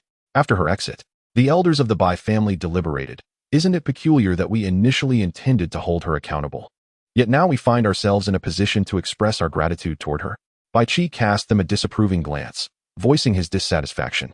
"Isn't this due to your indulgence behind the scenes?" "Haha, patriarch, I believe Miss Fengwei's cultivation is commendable. Moreover, her resolute character and meticulous thinking are undoubtedly beneficial to the Bai family." Someone defended Bai Fengwei. I do not believe you are oblivious to her ulterior motives. Do you not feel a twinge of remorse for so fervently defending her?" Bai Qi did not genuinely blame them. Rather, he had yet to recover from the disheartenment of losing the Phoenix inheritance. "Father, Sister Weiwei is unique. Her circumstances were beyond her control," Bai Xianxian interjected. Bai Qi's anger flared. "You all seem to disregard my authority as the patriarch." Bai Xianxian exchanged glances with the elders, and with a hint of reluctance, replied, "I dare not." All right, Xianxian, come over and show the family head your second-grade spiritual vein," one of them interjected. Upon hearing about the second-grade spiritual vein, Bai Qi's expression brightened, transforming from gloom to joy. Bai Fengwei stepped out of the hall and spotted Jun Sheng, Yulinger, and Yun Chuin waiting across from her. She offered them a gentle smile. Chapter 99. Regret beyond measure. Yulinger hurried over with concern. "Wei, have they made things difficult for you?" Bai Fengwei, with a radiant smile, snapped her fingers and declared, "All sorted. Let us go. I shall treat you to a meal." Seeing her demeanor, the 3 understood that matters had been resolved. Soon, they found themselves on the bustling streets. This marked her second outing during daylight. Yet the mindset this time was entirely different from the last. Previously, she had attended the Qingming festival at the prince's invitation. Now, she was stepping out of the Bai family in all her rightful glory. The streets were alive with chatter, a constant flow of people with diverse appearances. Just moments ago, the news that Bai Fengwei was not a waste had spread throughout the Fenglin kingdom, igniting a flurry of excitement. Wherever Bai Fengwei went, discussions about her ensued. Both flattering and disparaging remarks filled the air. In the grandest tavern of the imperial city, the prince received this astonishing news, his eyes wide with disbelief. "Are you certain Bai Fengwei is not a waste?" he inquired. "Your Highness, that is how the news has been circulated. And people are also claiming that Bai Fengwei has inherited the Phoenix legacy of the Bai family," reported the prince's attendant, his expression resembling that of a bitter melon. "What?" the prince exclaimed, rising from his seat in astonishment. "What did you just say?" He could scarcely believe the news he had just heard.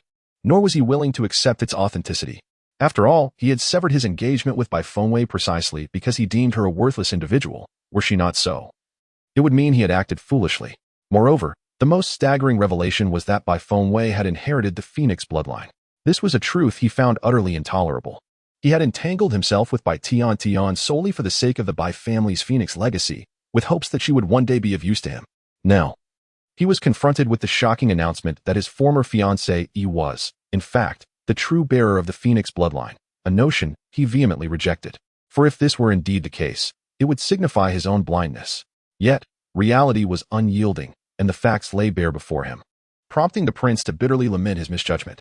Agitated, he called out, demanding swift inquiries be made, berating those around him as inept. What he sought was not mere whispers of rumors, but rather concrete information. If the claims were true, he would not hesitate to accept Bai Fengwei as his consort. After all, her stunning beauty, combined with her Phoenix lineage, could prove advantageous to him. With this thought in mind, the prince hastily made his way to the palace, intent on requesting the emperor's decree for marriage. Not long after the prince departed the tavern, Bai Fengwei, Junxing, Yanquan, and Yulinger entered. Few had seen Bai Fengwei, but Junxing was a renowned figure, and his arrival caused quite a stir throughout the establishment. "Wow, it's young Master Jun. Who would have thought he would appear here?" exclaimed the patrons. "Indeed, he is incredibly gentle," another remarked. "And so handsome." As a few individuals passed by, exclamations of astonishment filled the air. After the initial gasps, someone finally took notice of Bai Fengwei. Who was that person? It remained unknown. Yet there was a consensus that she was unworthy of being seen in the company of young Master Jun. Surely, she desired to draw closer to him. How utterly indiscreet.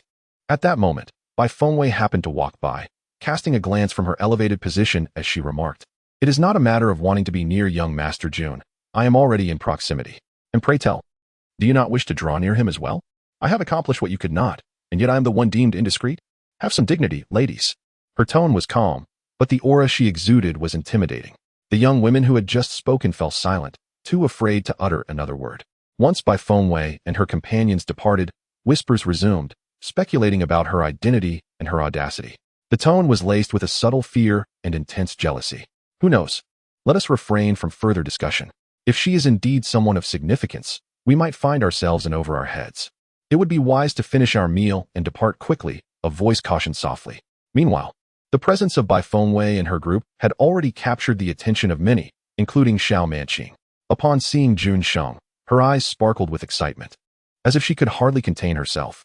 However, upon catching sight of Bai Fengwei, her expression soured with resentment. After Bai Fengwei and her companions entered a private room, Manqing clenched her teeth in anger, thinking, Bai Fengwei, a worthless individual, dares to be seen with my brother, Junsheng.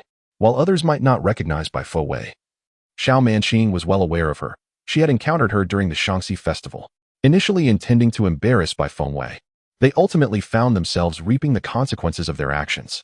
It appears that Bai Fengwei was indeed the orchestrator behind it all. "Miss, I have just received news that Bai Fengwei is not the useless individual we thought. She has inherited the Phoenix bloodline of the Bai family and has once again become a renowned figure in the imperial city of Fenglin Kingdom," reminded the maid by Ximon's side. "Humph, so what if she isn't worthless? She remains utterly insignificant," Xiaoman disdainfully remarked as she cast a glance in Bai Fengwei's direction. "Let us confront her." "Miss, Madam instructed that you should exercise restraint when outside. We must not act recklessly." However, had she been inclined to heed her maid's advice, she would no longer be Xiaoman. Rising from her seat, she dismissed the notion that Bai Fengwei posed any threat. More importantly, the audacity of Bai Fengwei to cling to brother Junsheng was a slight she could not tolerate. Not long after Bai Fengwei and her companions had settled, they suddenly noticed Xiaoman entering. Bai Fengwei offered a light chuckle. "Isn't that Xiaoman?" Upon entering, Xiaoman promptly took a seat beside Junsheng, her voice sweet as she said, "Brother Junsheng, why are you with Bai Fengwei? Her reputation is poor. You must not be deceived by her." All eyes turned to Xiaoman, and Yulinger shot her a disapproving glance, saying, "What? If you are not to be deceived by Miss Weiwei, should we instead fall for your tricks? Have you looked in the mirror? With your crooked features, what gives you the audacity to attempt to attract young Master Jun?" Laughter erupted among the crowd, for there was a conspicuous red handprint on Ximon's face, which appeared somewhat swollen and certainly unflattering. The imprint of a slap was still left by Bai Fengwei. Yet Xiao Manning remained oblivious to the identity of her assailant from the previous encounter. Moreover, this mark refused to fade, exacerbating her distress. Now, with it being brought to light, her anger surged uncontrollably.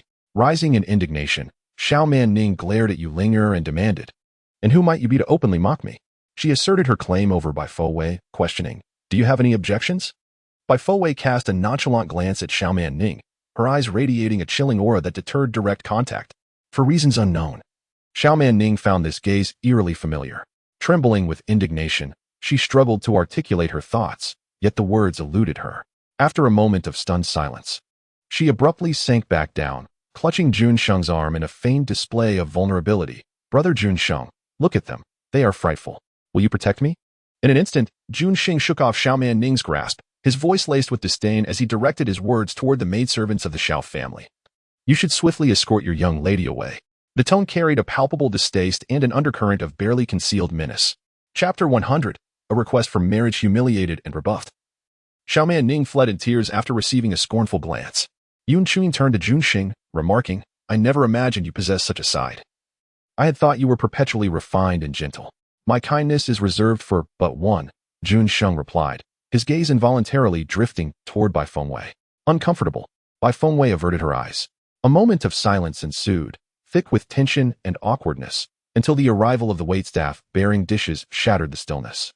Upon seeing the array of delectable dishes, Yulinger and Bai Fengwei were filled with delight. "My, there is so much delicious food. Have you tried all of this?" Yulingo inquired, her gaze fixated on the beautifully presented culinary delights before them. "If it's tasty, indulge yourself. Today, I shall cover all expenses," Bai Fengwei proclaimed with exuberance. She had never tasted these meals, as she had seldom had the opportunity to dine out, and even when she did, financial constraints held her back.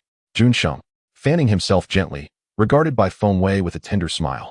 "Fear not, for I shall treat you today. It would be unthinkable for you to bear the cost." Bai Fengwei raised her eyebrows playfully, declaring, "No one is to compete with me for this. If I say I'll pay, then I shall. Rest assured, I possess ample gold and silver." Setting aside the gifts bestowed upon her by Mo Jiuli, her own earnings were more than sufficient. "Very well. We shall not contest with you. However, should we find ourselves bankrupt from your generosity, do not shed tears," Jun Sheng replied with a teasing tone. "Wei Wei, this dish is exquisite. Do have a taste," Yulingo said, her mouth already brimming with food as she placed her favorites into Lin Wei's bowl. This action, however, caused a hint of displeasure in Yun Chuin. "Linger, are you sure you're tending to the right person?" he queried. "Oh, my apologies, Brother Yun. You must try some too," Yulinger exclaimed, flustered as she busily served both Bai Fengwei and Yun Chuin. "Please, do enjoy. I have hands of my own," Bai Fengwei replied, feeling overwhelmed by such attentive care. Meanwhile, Jun Sheng yearned to assist Bai Fengwei but refrained, knowing she would likely resist such gestures. As Yulinger savored the shrimp peeled by Yun Chuin, she flattering remarked, "No, you are my master. Henceforth, I shall take care of your every need." Bai Fengwei paused with her chopsticks. Then, with clarity, responded, "Speak your mind. Is there a need for such formality between us?" Upon hearing this, Yilinger cast aside her reservations and declared, "Wei Wei, my brother Yun and I wish to reside together with you." The implications of her words hung in the air, and Bai Fengwei turned to Yulinger, rephrased that. "It sounds as though the three of us are to share a dwelling." Yin Chuin facepalmed, "Linger." Yulinger stuck out her tongue and clarified, "What I mean is that we wish to stay by your side. Could you arrange that for us?" Bai Fengwei nodded. "Do you wish to remain near me, or is your intent for me to assist your brother in restoring his spiritual veins?" Caught off guard, Yulingo mischievously smiled, "Both." "Indeed. Then you are welcome to reside in the Bai household," Bai Fengwei acquiesced. "Yay." Yulinger joyfully leaned against Yun Chuin's shoulder, saying, "Brother Yun, you will surely recover." Yun Chuin affectionately ruffled Yulinger's hair, his tone gentle, He nodded slightly to Bai Fengwei, expressing his gratitude, to which she responded with a smile, indicating it was no trouble at all. While Bai Fengwei and her companions dined, the crown prince had already arrived before the emperor of Fenglin Kingdom. "Father, I wish to request your blessing for a marriage." The crown prince knelt before the emperor of Fenglin Kingdom. The emperor of the Maple Forest Kingdom bore a pallid countenance, displaying little emotional response to the crown prince's request, merely inquiring, "Whom do you wish to marry?" The crown prince stepped forward and knelt, stating, "Your humble son is deeply enamored with Bai Fengwei and wishes to beseech Father Emperor to bestow her upon me as my royal consort." Upon hearing this, the emperor coughed twice, and after a brief pause, responded slowly, "You have already annulled your engagement with Bai Fengwei. Now you wish to retract your decision. Do you presume that the affairs of this world revolve solely around your desires?" The emperor's words, though measured, carried an undercurrent of discontent, which the crown prince failed to perceive. He persisted, "Father Emperor, I was merely swayed by Bai Tiantian at that time. leading to the dissolution of my engagement with Bai Fengwei. However, I have since regained my clarity and wish to reconcile with her. After a prolonged silence, the emperor finally spoke. She is no longer a match for you. Do not broach this matter again. Previously, Bai Fengwei had been orphaned, and the emperor had arranged her marriage to the crown prince merely to secure some semblance of dignity for her in the eyes of society. Alas, it seemed that circumstances had not unfolded favorably, resulting in her suffering. Upon hearing the emperor's words, the crown prince became agitated, exclaiming, "Father Emperor, Bai Fengwei is but a daughter of a noble family. As the crown prince, I am certain she would accept my proposal." The emperor chuckled softly, remarking, "Crown prince, open your eyes to both yourself and others. Do not let the shackles around you blind your vision. A father knows his son best." The emperor was well aware of the crown prince's true nature. He was merely eager to marry Bai Fengwei because she had inherited the phoenix legacy of the Bai family. His intentions were far from genuine. The crown prince could not comprehend his father's words and fervently implored, "Father, I assure you that Bai Fengwei wishes to marry me. If you doubt my words, summon her to the palace, and we shall inquire directly." The crown prince harbored ambitions, yet his capabilities were limited, constantly seeking external support to secure his position. With her inheritance of the phoenix legacy, Bai Fengwei was destined to become the most formidable member of the Bai family. Thus, he felt it imperative to wed her. However, his wishes were fated to remain unfulfilled. The emperor of Fenglin Kingdom dismissed him curtly, stating, "Opportunities are scarce. You have failed to cherish this one. Do not broach the subject of marriage again." Observing the situation, the emperor deemed his son unworthy of Bai Fengwei. As the crown prince attempted to voice further objections, a mere glance from the emperor deflated his resolve. He departed the palace in disgrace, furiously kicking over a nearby flower stand, muttering to himself that simply securing Bai Fengwei should not be beyond his reach. "Calm your anger," advised those around him. "Once Bai Fengwei becomes yours, whether she wishes to marry or not, she shall be compelled to do so." This suggestion sparked a realization within the crown prince. Indeed, once the deed was done, what was there to fear? With a sudden spark of inspiration, he returned to the crown prince's residence with a smile. Just after his departure, the emperor of Fenglin Kingdom coughed up blood. Oh Han Yuan emerged from behind, addressing the emperor, "Your Majesty, your condition is urgent and complex. I cannot guarantee your complete recovery. If this continues, I fear." The remainder of his thoughts remained unspoken, yet the emperor understood all too well. Chapter 101. There is no need for concern. The emperor sighed, acknowledging his own carelessness. Oh Han Yuan, standing nearby, hesitated to voice his thoughts. Noticing his reluctance, the emperor of the Fenglin Kingdom said, "Lord O, speak your mind. I can endure whatever it is." After a brief pause, Oh Han Yuan replied, "In truth, there may still be hope for your Majesty's health." Upon hearing that there was a possibility for recovery, the emperor's eyes sparkled with intrigue. "Lord O, what must be done?" Oh Han Yuan refrained from revealing the existence of Bai Fengwei, stating only, "It is premature to make any definitive conclusions. I must return and contemplate further." "Then I must thank you, Lord O," the emperor replied, his eyes dimming once more. The sudden deterioration of his health was evidently the result of malicious intent. He was acutely aware of his own condition and did not wish to harbor excessive hope. However, the crown princess' moral failings and unstable character rendered him unfit for great responsibilities. Thus, the future leadership of the Fenglin Kingdom required careful reconsideration. Moreover, the poisoner and her accomplices needed to be eradicated. For now, the priority was to allow Oh Han Yuan to prolong his life. Only after these matters were resolved could he find peace of mind. Although Oh Han Yuan suggested there was still hope for the emperor's health, he dared not offer guarantees. For Bai Fengwei was elusive, and he could not predict her next appearance. After bidding farewell to the emperor, Oh Han Yuan returned to the Alchemy Alliance. At this moment, Madame Chu of the Bai family had awakened and was aware that Bai Fengwei had inherited the phoenix legacy. How could it be that a mere waste like Bai Fengwei was deserving of such an honor? In a fit of rage, Madame Chu began to throw objects and utter curses. It was her daughter who rightfully should have held the title of consort. Yet it was Bai Fengwei who had disrupted everything. It was her daughter's phoenix inheritance that Bai Fengwei had now claimed as her own. The more Madame Chu pondered, the more incensed she became, and she rushed to Bai Qi, seeking justice. "Master of the house, how can Bai Fengwei possess such entitlement? What qualifications does she have to inherit the phoenix legacy? You must compel her to relinquish it for Tian Tian, who is truly a prodigy of the Bai family." Bai Qi furrowed his brow, explaining that matters of inheritance were not solely at his discretion. "You must understand, whoever the phoenix bloodline favors is who it shall choose. If it were within my power to alter this, do you think I would willingly relinquish the legacy?" He had waited for 20 years. And if there were any means to intervene, he would not have remained idle. However, Madame Chu was undeterred, insisting, "Master, it is all the doing of Bai Fengwei. You cannot let her escape unscathed. Look at our Tian. She is so pitiful, all because of Bai Fengwei's malice." Bai Qi, growing weary of her complaints, retorted, "Focus on your recovery and cease your incessant worrying about other matters." Yet Madame Chu persisted, "Master, how can you condone Bai Fengwei's actions? Tian is our own flesh and blood." "Enough," Bai Qi finally erupted. Tian and the crown prince nearly condemned Bai Fengwei to serve as a sacrificial offering in the tomb, jeopardizing the activation of the Bai family's phoenix array forever. Her actions stem from your excessive indulgence.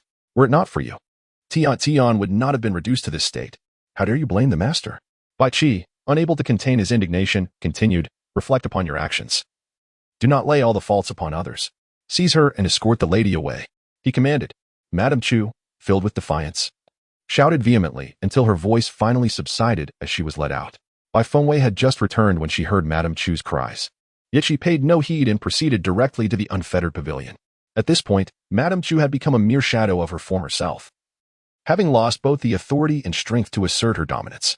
Meanwhile, Aunt Gao, aware of Bai Fengwei's return, promptly sent someone to deliver meals and arranged for a splendid courtyard, offering her the option to move in immediately if she so desired. Bai Fengwei smiled. The treatment afforded to those who could cultivate and those who could not was indeed worlds apart. However, she was not yet inclined to vacate the unfettered pavilion, as there were still matters requiring her attention in a sufficiently secure environment. After bringing Yun Chuin and Yu Linger into the unfettered pavilion, Bai Fengwei instructed them to choose any room for their stay. The rooms were abundant and comparable to any courtyard of the Bai family. Subsequently, Bai Fengwei returned to her own chamber, calling out, Bai Shui, Bai Shui. Yet, there was no response. She mused that perhaps Bai Shui had gone out to frolic and thought little of it. However, just as she was about to change into a different gown, she was suddenly embraced from behind. It was unnecessary to ponder who it was. It was that lecherous serpent. Wei, can you guess what I have brought for you? Mo Jiuli teased upon his arrival. "Do not think to deceive me with sweet nothings," she retorted. Bai Fengwei felt utterly immobilized, for Mo Jiuli exuded an aura of danger that was palpable. At that moment, she was clad in merely a scant layer of inner garments. Mo Jiuli released her, positioning her to face him, casting a fleeting glance at her chest. "Have you forged a bond with the phoenix?" he inquired. Bai Fengwei gently touched the crimson jade adorning her chest and replied, "I am uncertain. I only know that it resides within me." Mo Jiuli's slender fingers caressed her crimson jade, his azure eyes radiating warmth and elegance. "It has already acknowledged you as its master." "Oh," Bai Fengwei responded softly.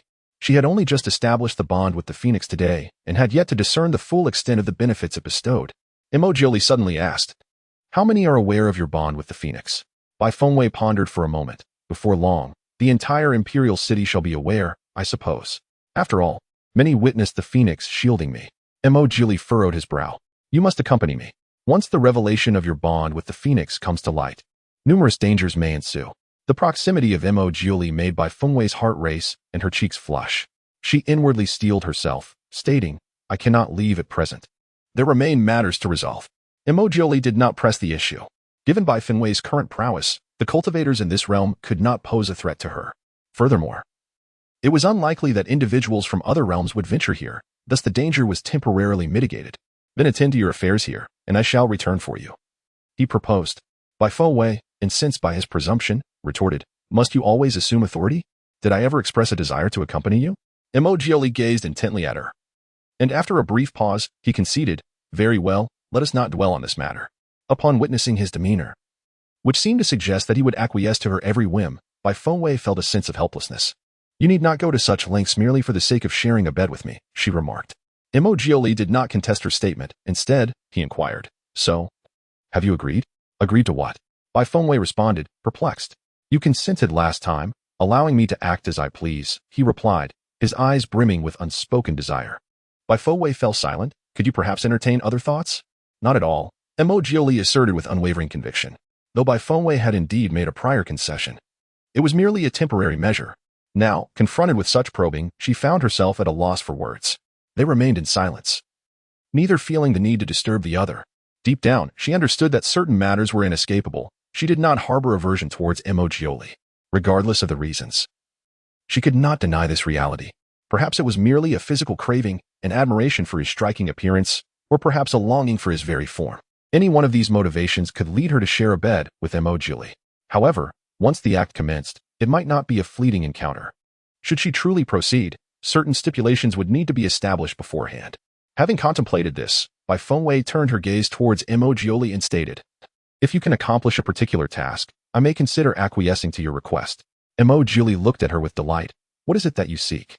Chapter 102. The Phoenix dances in the sky. Bai Fengwei's eyes sparkled with brilliance and clarity as she spoke. "If you truly wish to be with me during our time together, you must refrain from any physical contact with other women or men. Likewise, I shall not engage in such interactions with others."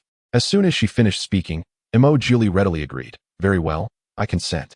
Furthermore, she added, "Should you find yourself enamored with someone else, please inform me immediately.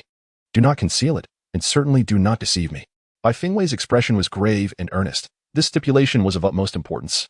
After all, without a foundation of affection between them, the future remained uncertain.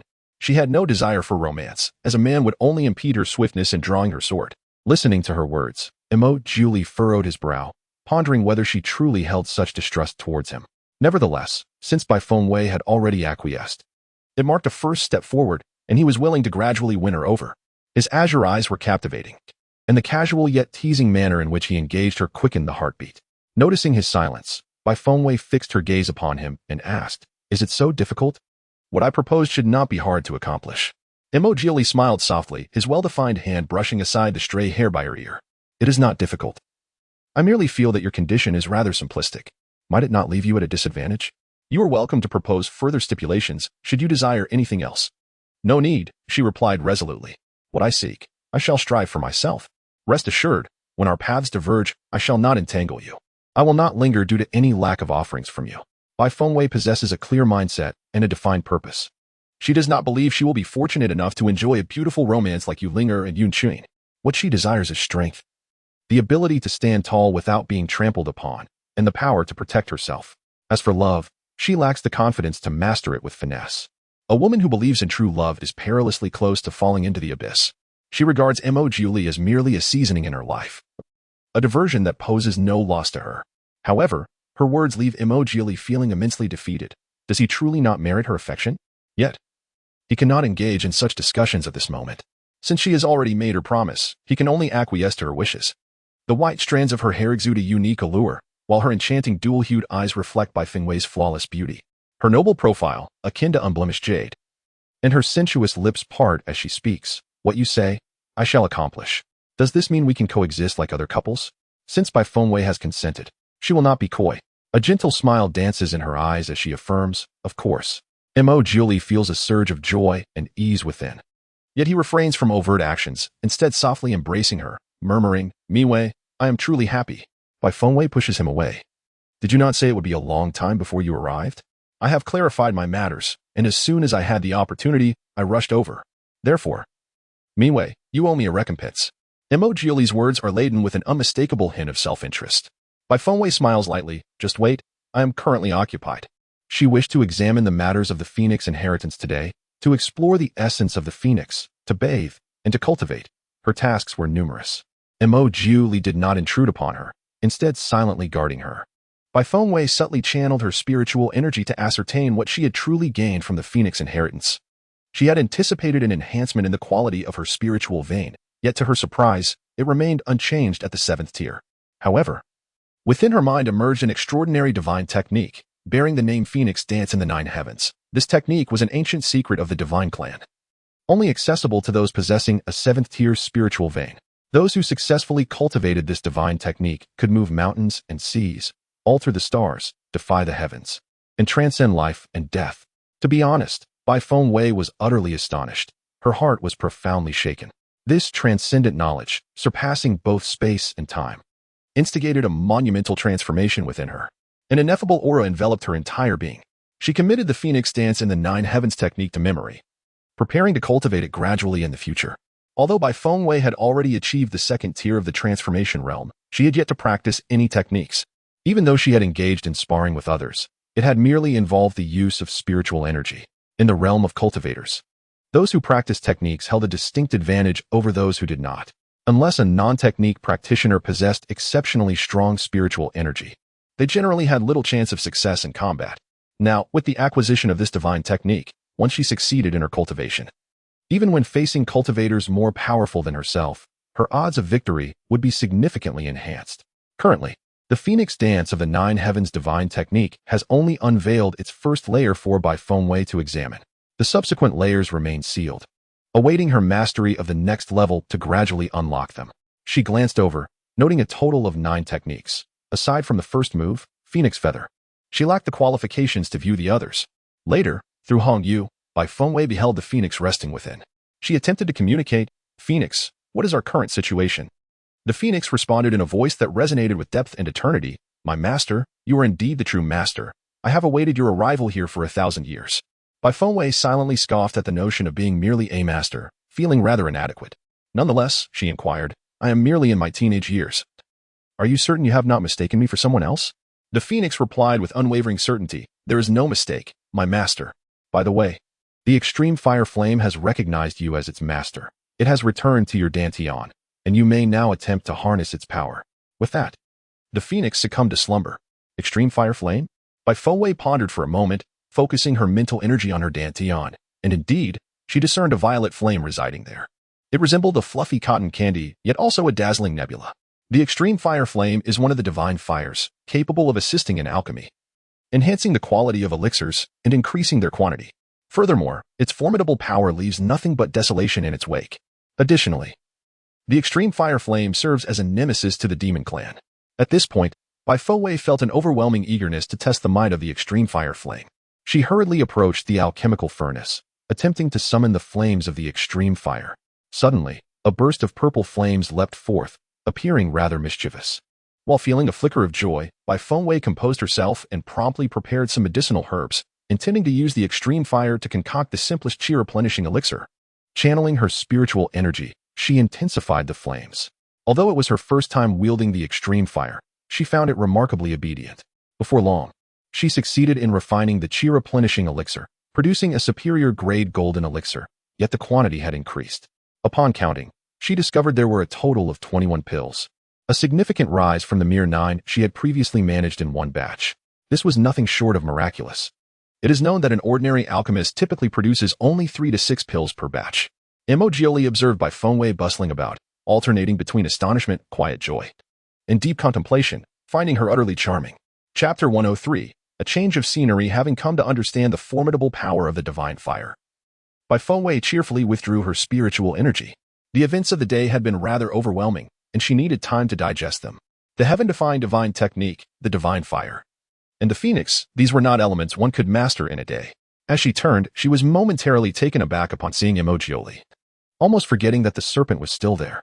Bai Fengwei cleared her throat softly. "Were you waiting for me?" Emojioli leaned languidly against her bed, his eyes shimmering with a beguiling allure. "What do you think?" In that moment, Bai Fengwei felt a pang of regret.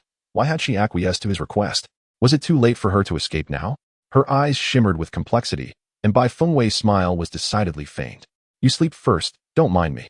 Emojioli's gaze remained unwaveringly fixed upon her. "You are still attempting to evade the truth, but do you truly believe it is of any consequence?" Bai Fengwei, feeling the tension, pressed her lips together and retorted defensively, "I am not evading anything. I merely have unfinished business." Emojioli refrained from exposing her pretense. "Instead, speaking with patience, no matter how late it becomes, I shall await your return." Bai Fengwei brushed against the wall as she turned into another room. Hastily shutting the door behind her, she resolved to take a bath, hoping that by the time she emerged, the serpent would be sound asleep. Harnessing her elemental water powers, she filled the bathtub and heated the water to a comfortable temperature, luxuriating as she sank into its embrace. "May I join you?" Suddenly, a beautiful crimson serpent had emerged beside the tub, its pristine white horns and alluring azure eyes glinting enchantingly. Bai Fengwei's eyes widened in surprise, recognizing the snake-like visage. There was no doubt it was Emojioli. With a hint of exasperation, she exclaimed, "Could you please refrain from appearing out of nowhere? It's rather frightening." Emojioli gracefully slithered into the bathtub, causing Bai Fengwei's skin to prickle with unease. She watched the vibrant red form float in the clear water, her heart racing. "I've told you, don't transform into a snake so casually." Emojioli, submerged, gazed up at her and inquired, "Shall I revert to my human form?" Bai Fengwei nodded fervently, "Hurry and change back. This is quite unsettling." The little serpent's eyes shimmered with a fleeting smile of triumph, and in an instant, Emojioli transformed back into a human. However, This transformation rendered the rather small bathtub insufficient for two individuals. Moreover, Bai Fengwei found herself completely unclothed, creating a scene laden with ambiguity and discomfort. In a moment of inspiration, Bai Fengwei covered Mo Julie's eyes and urged, "You should step outside first."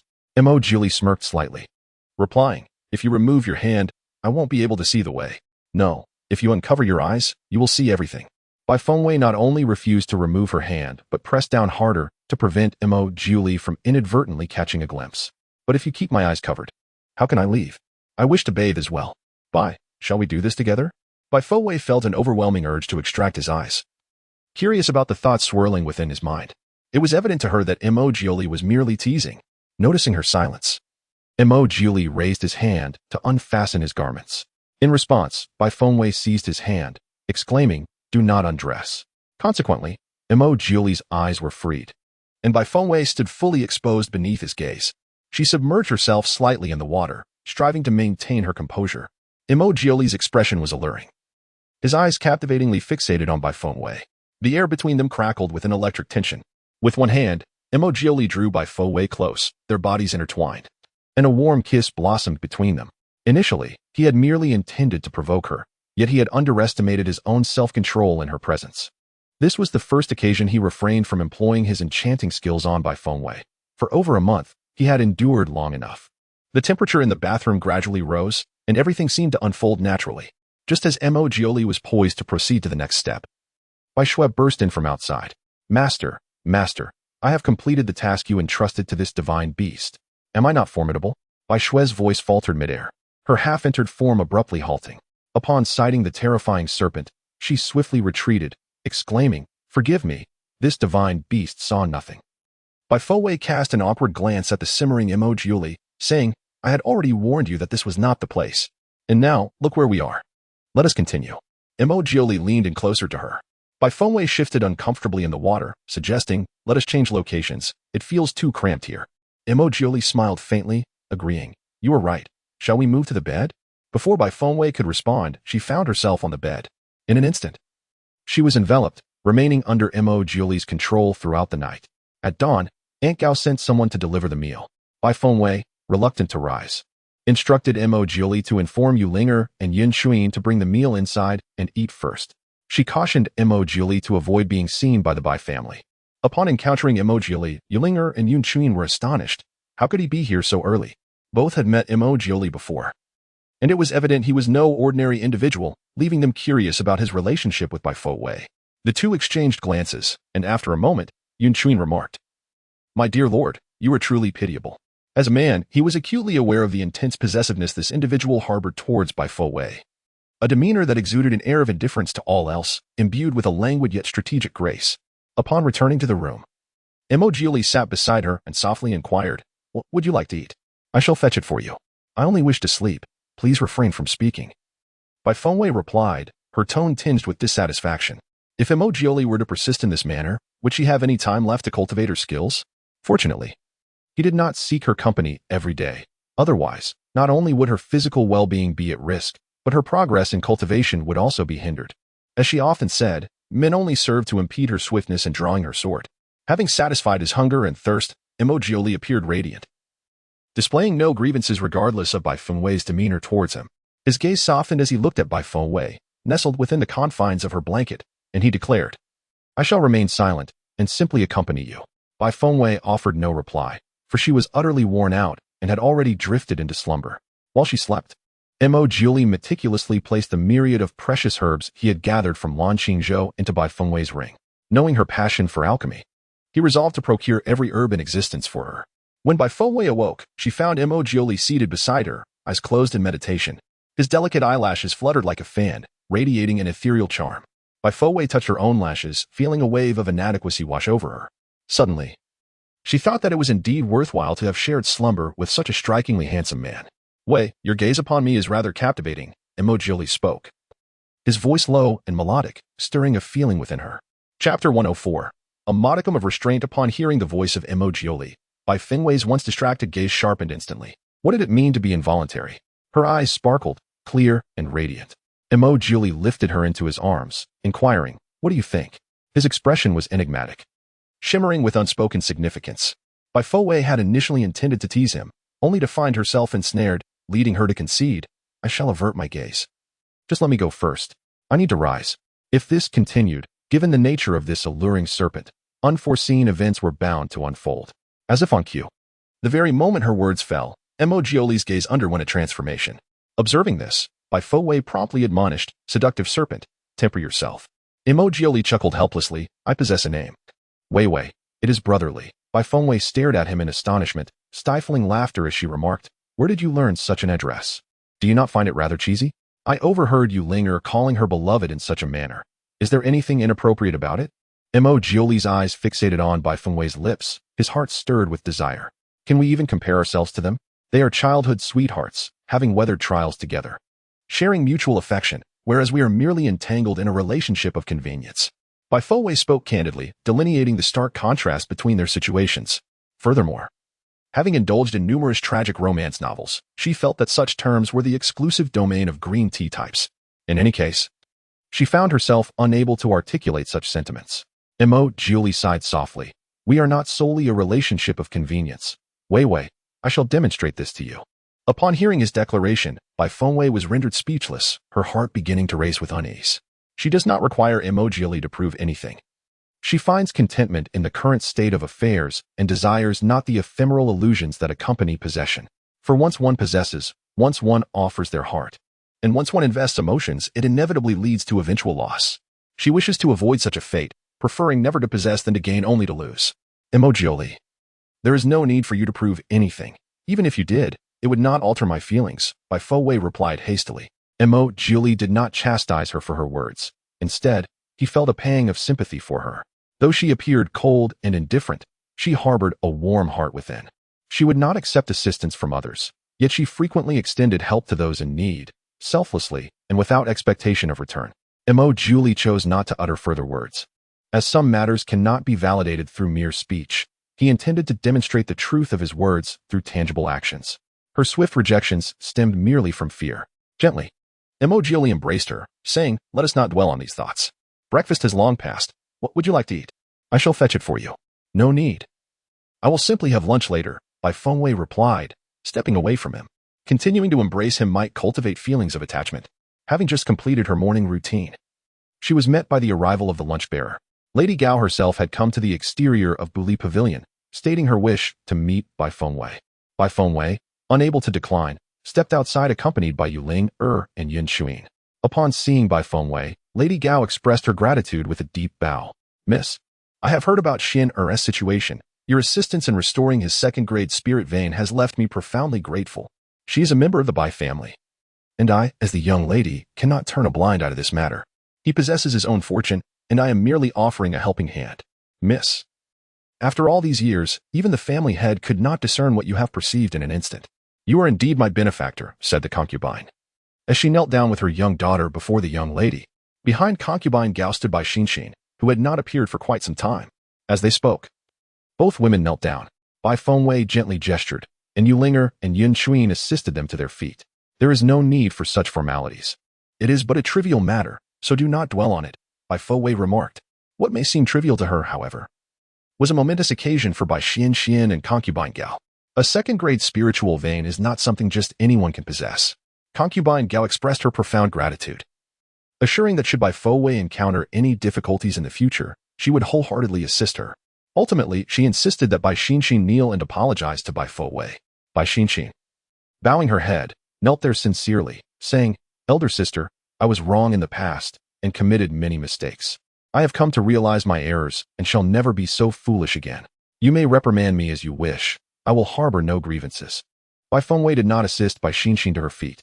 In the past, Bai Xinxin had followed Bai Tiantian's lead, often causing Bai Fowei distress. Allowing her to kneel here could be seen as a form of atonement. Bai Fowei lowered her gaze, her expression calm and indifferent. Since you sincerely acknowledge your mistakes, then you shall remain kneeling for an hour. Bai Xinxin, in her recent remarks, did not evade responsibility nor engage in superficial pleasantries. Had she genuinely sought to amend her ways, Bai Fowei would not have placed her in a difficult position. Bai Xinxin refrained from retorting, not out of fear of Bai Fowei's formidable demeanor, but rather from a profound realization of her own naivety and mistakes following her recent tribulations. Certain actions though undertaken with reluctance, once committed, cannot be undone. She recognized her maturity and understood that to grow, one must first be willing to acknowledge their faults and accept accountability. Kneeling for merely an hour was, for a cultivator, not a particularly harsh punishment, and Bai Xin bore it without complaint. Aunt Gao was greatly pleased, ensuring that Bai Xin was monitored to prevent any idleness. Additionally, Aunt Gao brought several maidservants for Bai Fengwei to choose from. For as the legitimate daughter of the Bai family, she deserved to possess certain privileges. Nevertheless, Bai Fengwei declined these offerings, having grown accustomed to her freedom. Maidservants would only serve as an inconvenience. Moreover, having maidservants around would complicate her clandestine meetings with Mo Julie. Although such thoughts might seem inappropriate, they were nonetheless the truth. Following this, Aunt Gao departed with her entourage, while Bai Fengwei returned to the Buli Pavilion with Yulinger and Yunchuin. The trio shared a meal, filled with laughter, though it was primarily Bai Fengwei and Yulinger who conversed, with Yunchuin quietly tending to Yulinger. Wei, who is that man? How did you come to know him, and what is your relationship with him? Yulinger leaned closer to Bai Fengwei, whispering with curiosity. Bai Fengwei was well aware of whom Yulinger inquired about, yet she herself remained ignorant of Mo Julie's true identity. Allow me to provide a brief introduction. His name is Mo Julie. Though I cannot ascertain his true identity, our relationship is rather intricate and cannot be succinctly articulated. They are neither in a romantic relationship nor entirely estranged. Yulinger nodded in a semblance of understanding, her curiosity piqued as she ventured, Wei. Is your reluctance to accept Jun Gongzi due to him? Bai Fengwei offered a faint smile, responding, if you say so, then let it be. For she herself was equally perplexed. Yulinger looked on with pity, declaring, Jun Gongzi is truly unfortunate. At that moment, Mo Jioli appeared unexpectedly, inquiring, would you like to witness what true misfortune is? His demeanor was audacious, yet his gaze held an icy depth. Chapter 105, Conformity upon seeing Mo Jioli. Yulinger bowed her head, fearful, as she resumed eating. Yunchuin comfortingly patted her head. Bai Fengwei cast a glance at Mo Jioli, cautioning, do not frighten my friend. Leaning casually against the doorframe, Mo Jioli remarked, Wei, it is clearly your friend who has frightened me. You are biased. Bai Fengwei widened her eyes slightly, retorting, is it not shameless of you to say such a thing? Would you truly be frightened? As long as someone harbors intentions towards you. I am left in a state of trepidation, unable to eat or sleep peacefully, Mo Jioli stated, his tone betraying a harshness that belied the humility of his words. At that moment, Yulinger lifted her gaze and said, but Miss Wei only has eyes for you, even if someone else were to admire her. She would never return their affections. For instance, regarding Jun Gongzi, Miss Wei harbors no feelings for him at all, so there is no cause for concern. She will take care of her own romantic entanglements. Lunar Spirit spoke with a precision that resonated with undeniable truth.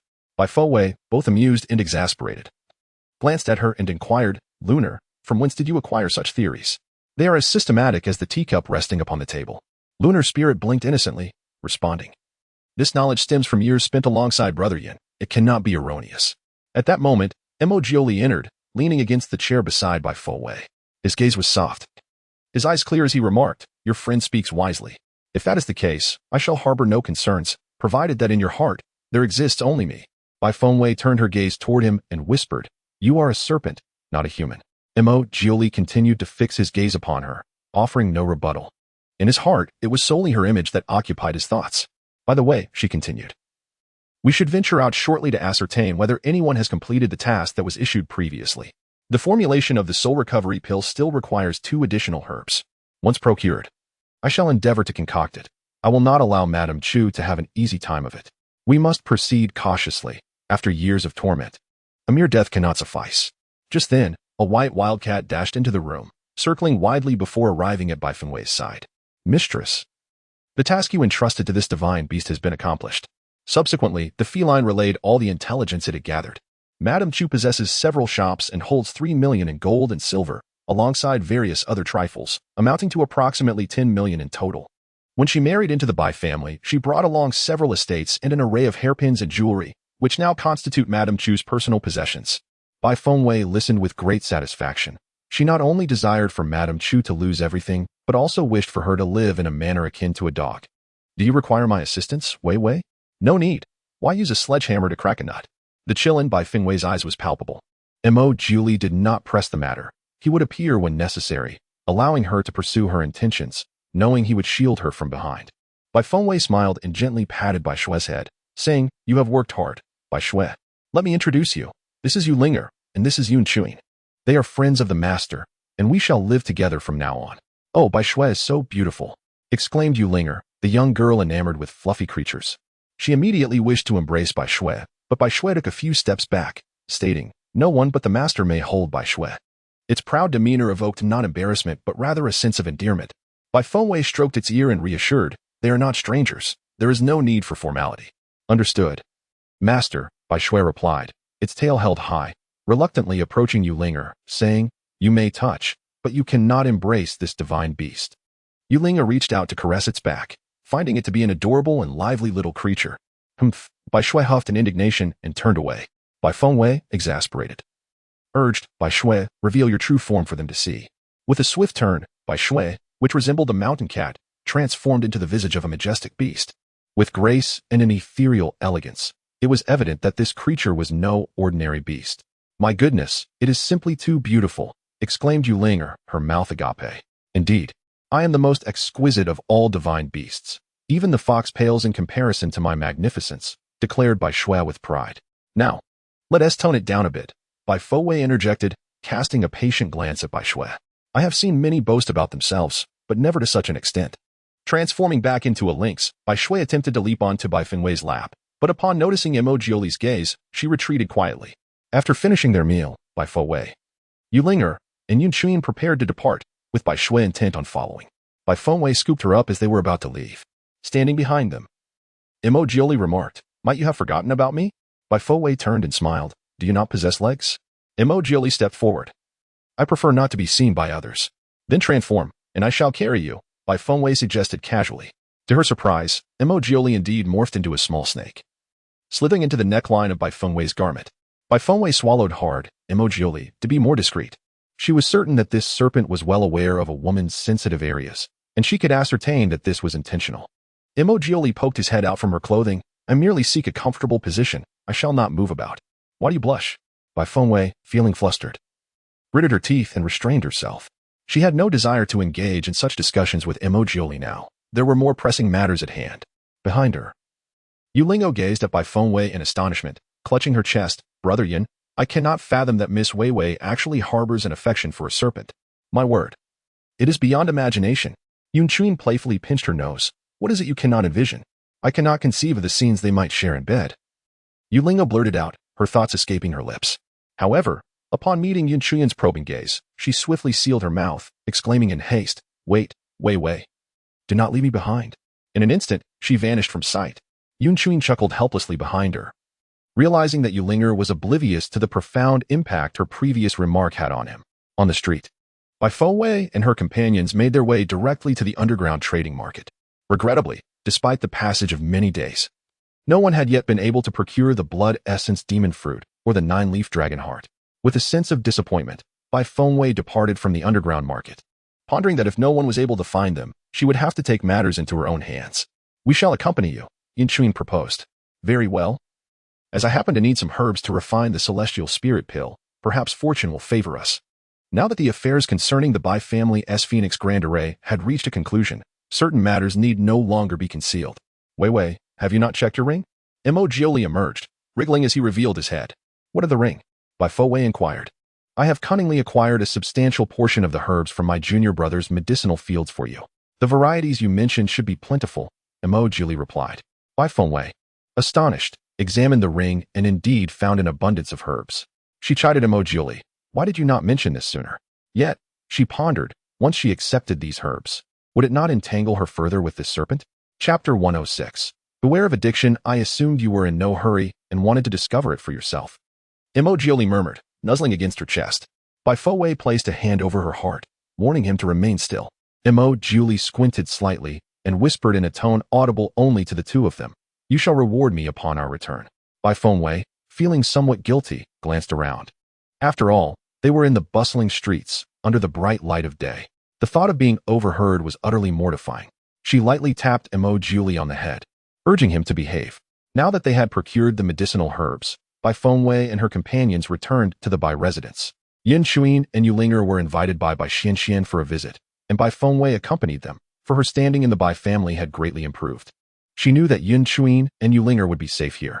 Bai Fengwei also instructed Bai Shui to follow discreetly before allowing them to enjoy their time. Upon returning to the Buli Pavilion, Bai Fengwei began sorting through the herbs. Indeed, the materials Mo had provided were extraordinary treasures, many of which she had never encountered before. Each herb, if presented individually, could be worth a fortune, let alone the multitude she now possessed. Indulgent serpent. How did you acquire such an abundance of herbs? Bai Fengwei inquired, excitement bubbling within her. She was utterly captivated by medicinal materials, especially those she lacked. Mo leaned against a nearby wall, observing her with a satisfied expression. As long as you are pleased, he replied, not regretting the effort he expended in outsmarting his fellow disciple. While I do appreciate them, don't you feel you are at a loss for providing me with so many? Mo expression was cool and composed, a slight smirk gracing his lips. Even if you desire this kingdom, I would gladly bestow it upon you, let alone a mere handful of medicinal herbs. Bai Fengwei chuckled softly, turning to face him, her brows and eyes radiating a delicate charm. Do you find such pleasure in my form? Is a mere few days of intimacy enough to provoke such fervor within you? Mo stepped closer, lifting her chin with a daring glint in his eyes, undeniably captivated. Bai Fengwei smiled gently, aware of the potential for addiction. Perhaps it had already seeped into her very marrow, transcending mere infatuation. Locking gazes with him, her heart raced uncontrollably, it must be said. Mo was indeed a rare beauty of this world. Adorned in crimson, his white hair exuded a chilling elegance, while his azure eyes shimmered like water. Every movement was imbued with grace, each smile languid and carefree. As Mo drew nearer, he queried softly, have you perhaps grown fond of my exterior? Observing her captivated expression, he smiled knowingly. Bai Fengwei, feeling a rush of nervousness, retreated slightly. Am I truly so superficial? Even if I were to find favor, it would surely be in your skills, wouldn't it? He chuckled, caught between amusement and contemplation. Her words had taken him by surprise, yet they brought him great delight. His appearance was universally acknowledged as unparalleled. If Bai Fengwei claimed that his prowess surpassed his looks in captivating her, could he dare to believe he had met her expectations? Bai Fengwei's cheeks flushed slightly. Very well, do amuse yourself for a while. I must commence my alchemical pursuits. She preferred solitude during her crafting, particularly when Mo was nearby, for his presence could easily distract her. Primarily, this beguiling serpent possesses an enchanting allure that is hard to resist. Mo gaze traversed up and down before finally settling upon Bai Fengwei's waist, and he spoke softly. This esteemed presence awaits you outside. Bai Fengwei, however, paid him no heed, channeling all her focus into alchemical endeavors. At present, she had gathered all the necessary materials to concoct the soul restoration pill, including the notoriously elusive blood essence demon fruit and an abundance of dragon heart 9-leaf grass. Resolute, Bai Fengwei commenced the process of refining the pill using her spiritual energy. The soul restoration pill, classified as an 8th-tier elixir, demanded her utmost concentration. Following the prescribed sequence from the alchemical formula, she meticulously placed each ingredient into the cauldron. The spiritual energy required for an 8th-tier pill exceeded that of ordinary elixirs by several folds, necessitating that Bai Fengwei simultaneously cultivate her abilities while refining the pill. Yet, it was evidently insufficient. She persevered valiantly, aware that surrendering would mean losing all her previous efforts. Approximately an hour later, the elixir began to take shape. But at that moment, it suddenly erupted in an explosion. Upon hearing the sound, Mo materialized beside Bai Fengwei. It failed, she remarked, gazing at him with a face obscured by smoke. Mo regarded her soot-streaked visage and gently reassured, you have done remarkably well. Take your time. Bai Fengwei chose to halt her attempts at refining the soul restoration pill, realizing that the sole reason for her failure lay in her insufficient cultivation to harness the power of an 8th-tier elixir. Despite employing the extreme fire flame, she still fell slightly short. After all, it was an 8th-tier pill, and her current cultivation level was merely at the 2nd stage of transformation sovereign. Thus, she resolved to first advance her cultivation, convinced that she was on the brink of breaking through to the 3rd stage of transformation sovereign. The seductive serpent, Bai Fengwei, urgently proclaimed her intent to cultivate, suggesting that he amuse himself for a while. Only by hastily concocting the soul recovery elixir could she proceed with her next scheme. Moreover, her experience in crafting 8th-tier elixirs would enhance her chances of producing the celestial spirit elixir. Mo accompanied her to the bedside, his gaze imbued with an inscrutable meaning. Wait, I can join you in your cultivation, he offered. Very well, take a seat beside me, Bai Fengwei replied, her eyes fluttering open as she shifted slightly to make space for him. Observing her innocent demeanor, Mo bent down to meet her gaze. Wait. Have you ever heard of dual cultivation? I can facilitate your rapid advancement in cultivation. Dual cultivation? Is it as you envision? She inquired, her curiosity piqued. Indeed, It is precisely as you imagine, he affirmed, his azure eyes shimmering with allure. But it is daytime. Bai Fengwei's initial response was not one of reluctance, but rather a consideration of the hour. After all, cultivation knows no bounds of day or night. Diligence suffices. Mo Julie encircled her. But I can teach you. Bai Fengwei, feeling apprehensive, replied, but I am inexperienced. I shall guide you. Do you recall how I assisted you in enhancing your cultivation within the tomb? It can be just as it was then. Mo Julie had already begun his endeavor. Dual cultivation promised mutual benefits, and he reveled in the prospect. Bai Fengwei recollected the events within the tomb after their transaction. Her cultivation had surged to the 9th tier of soul transformation. For the sake of her advancement, she would not refuse Mo Julie's offer. As a precaution, he established a barrier beyond the confines of the room. Upon the return of Yunchuin and Yulinger, they did not pursue other matters but instead noted that Bai Fengwei was deeply engrossed in alchemy, choosing not to disturb her. However, only Bai Fengwei, immersed in an extraordinary sensation, understood that she was quite detached from the process of alchemy. No, she was somewhat involved, after all. Cultivation was ultimately aimed at enhancing her ability to concoct more advanced elixirs. As darkness enveloped the sky, Bai Fengwei was elated to discover that her cultivation had surged to the 4th tier of the transformation venerable stage, which was equivalent to a remarkable leap of 2 tiers. Filled with joy, she rose from her seat, eager to test whether she could now refine the soul restoration pill. Mo Julie, reclining on the bed, observed her silhouette and mused about her tendency to leave immediately after utilizing his assistance. Bai Fengwei turned back, gently touching his face, expressing her gratitude with a soft, "Thank you for your hard work. Do rest well," before heading to the alchemical chamber without a glance back. A bittersweet smile graced Mo Julie's lips. Chapter 107. Open Your Heart. Bai Fengwei approached the alchemical furnace, activating her mental prowess, channeling spiritual energy in the supreme flames, and commenced the refinement of the soul restoration pill. Due to her ascension of 2 tiers, she felt a significant increase in fluidity during the alchemical process. Each elevation in tier represented a formidable advantage over the preceding level for cultivators. With her recent advancement, Bai Fengwei's strength had remarkably intensified. Radiance danced around her as she skillfully placed the medicinal ingredients into the furnace in the prescribed order, diligently following the formula and applying her understanding to concentrate on the refinement of the soul restoration pill. This time, she distinctly sensed that the spiritual energy was no longer so scarce. The power emanating from the Dantian is vibrant and majestic, adorned with a kaleidoscope of brilliant hues. The ancient and mysterious alchemical furnace subtly exudes an aura of tranquility and ancient divinity, as Bai Fengwei steadies the spiritual energy in her grasp. The flames of the primal fire burn fervently. During the alchemical process, time flows swiftly, and before she realizes it, an hour has elapsed. Bai Fengwei begins to feel a twinge of exhaustion. Nevertheless, she remains undeterred, embodying an unwavering spirit akin to the adage of persisting until reaching the Yellow River or refusing to turn back until colliding with a wall. Even in the face of potential failure, she harbors no resentment. Just as the last vestiges of spiritual energy are depleted, a transformation occurs within the furnace. And with a resounding pop, the elixir is completed. Bai Fengwei's eyes gleam with determination as she steps forward to behold the 19 superior grade soul recovery pills nestled within the furnace. She has succeeded. Overwhelmed with joy, she hastily retrieves the pills and rushes to the adjacent room to present them to Mo Julie. "Look, I've successfully crafted the soul recovery pills," she exclaims. Mo Julie, seated upon the bed, slowly opens his eyes to gaze at her, his expression suffused with affection. "I knew you could achieve this," he responds. Bai Fengwei, concealing the pills, hastily splashes water on her face and swiftly dons her dark attire for nocturnal endeavors. With nimble movements and transparent intentions, she turns to Mo Julie and inquires, "I am stepping out for a moment. Will you accompany me?" Mo Julie rises from the bed, remarking, "I thought you intended to leave me here alone. It seems you are not devoid of conscience after all." Bai Fengwei gazes at him, acknowledging, "After all, you assisted me earlier. I cannot be ungrateful." She speaks half in jest, half earnestly, in a manner only they can comprehend. Certainly, with her cultivation of the 7th grade spiritual vein, it would not be challenging for her to break through to the 3rd and 4th levels of the transformation of the venerable. Even without Mo Julie, she could achieve this in a short span of time. However, since she willingly sought Mo Julie's assistance, she felt it necessary to refrain from overstepping her bounds.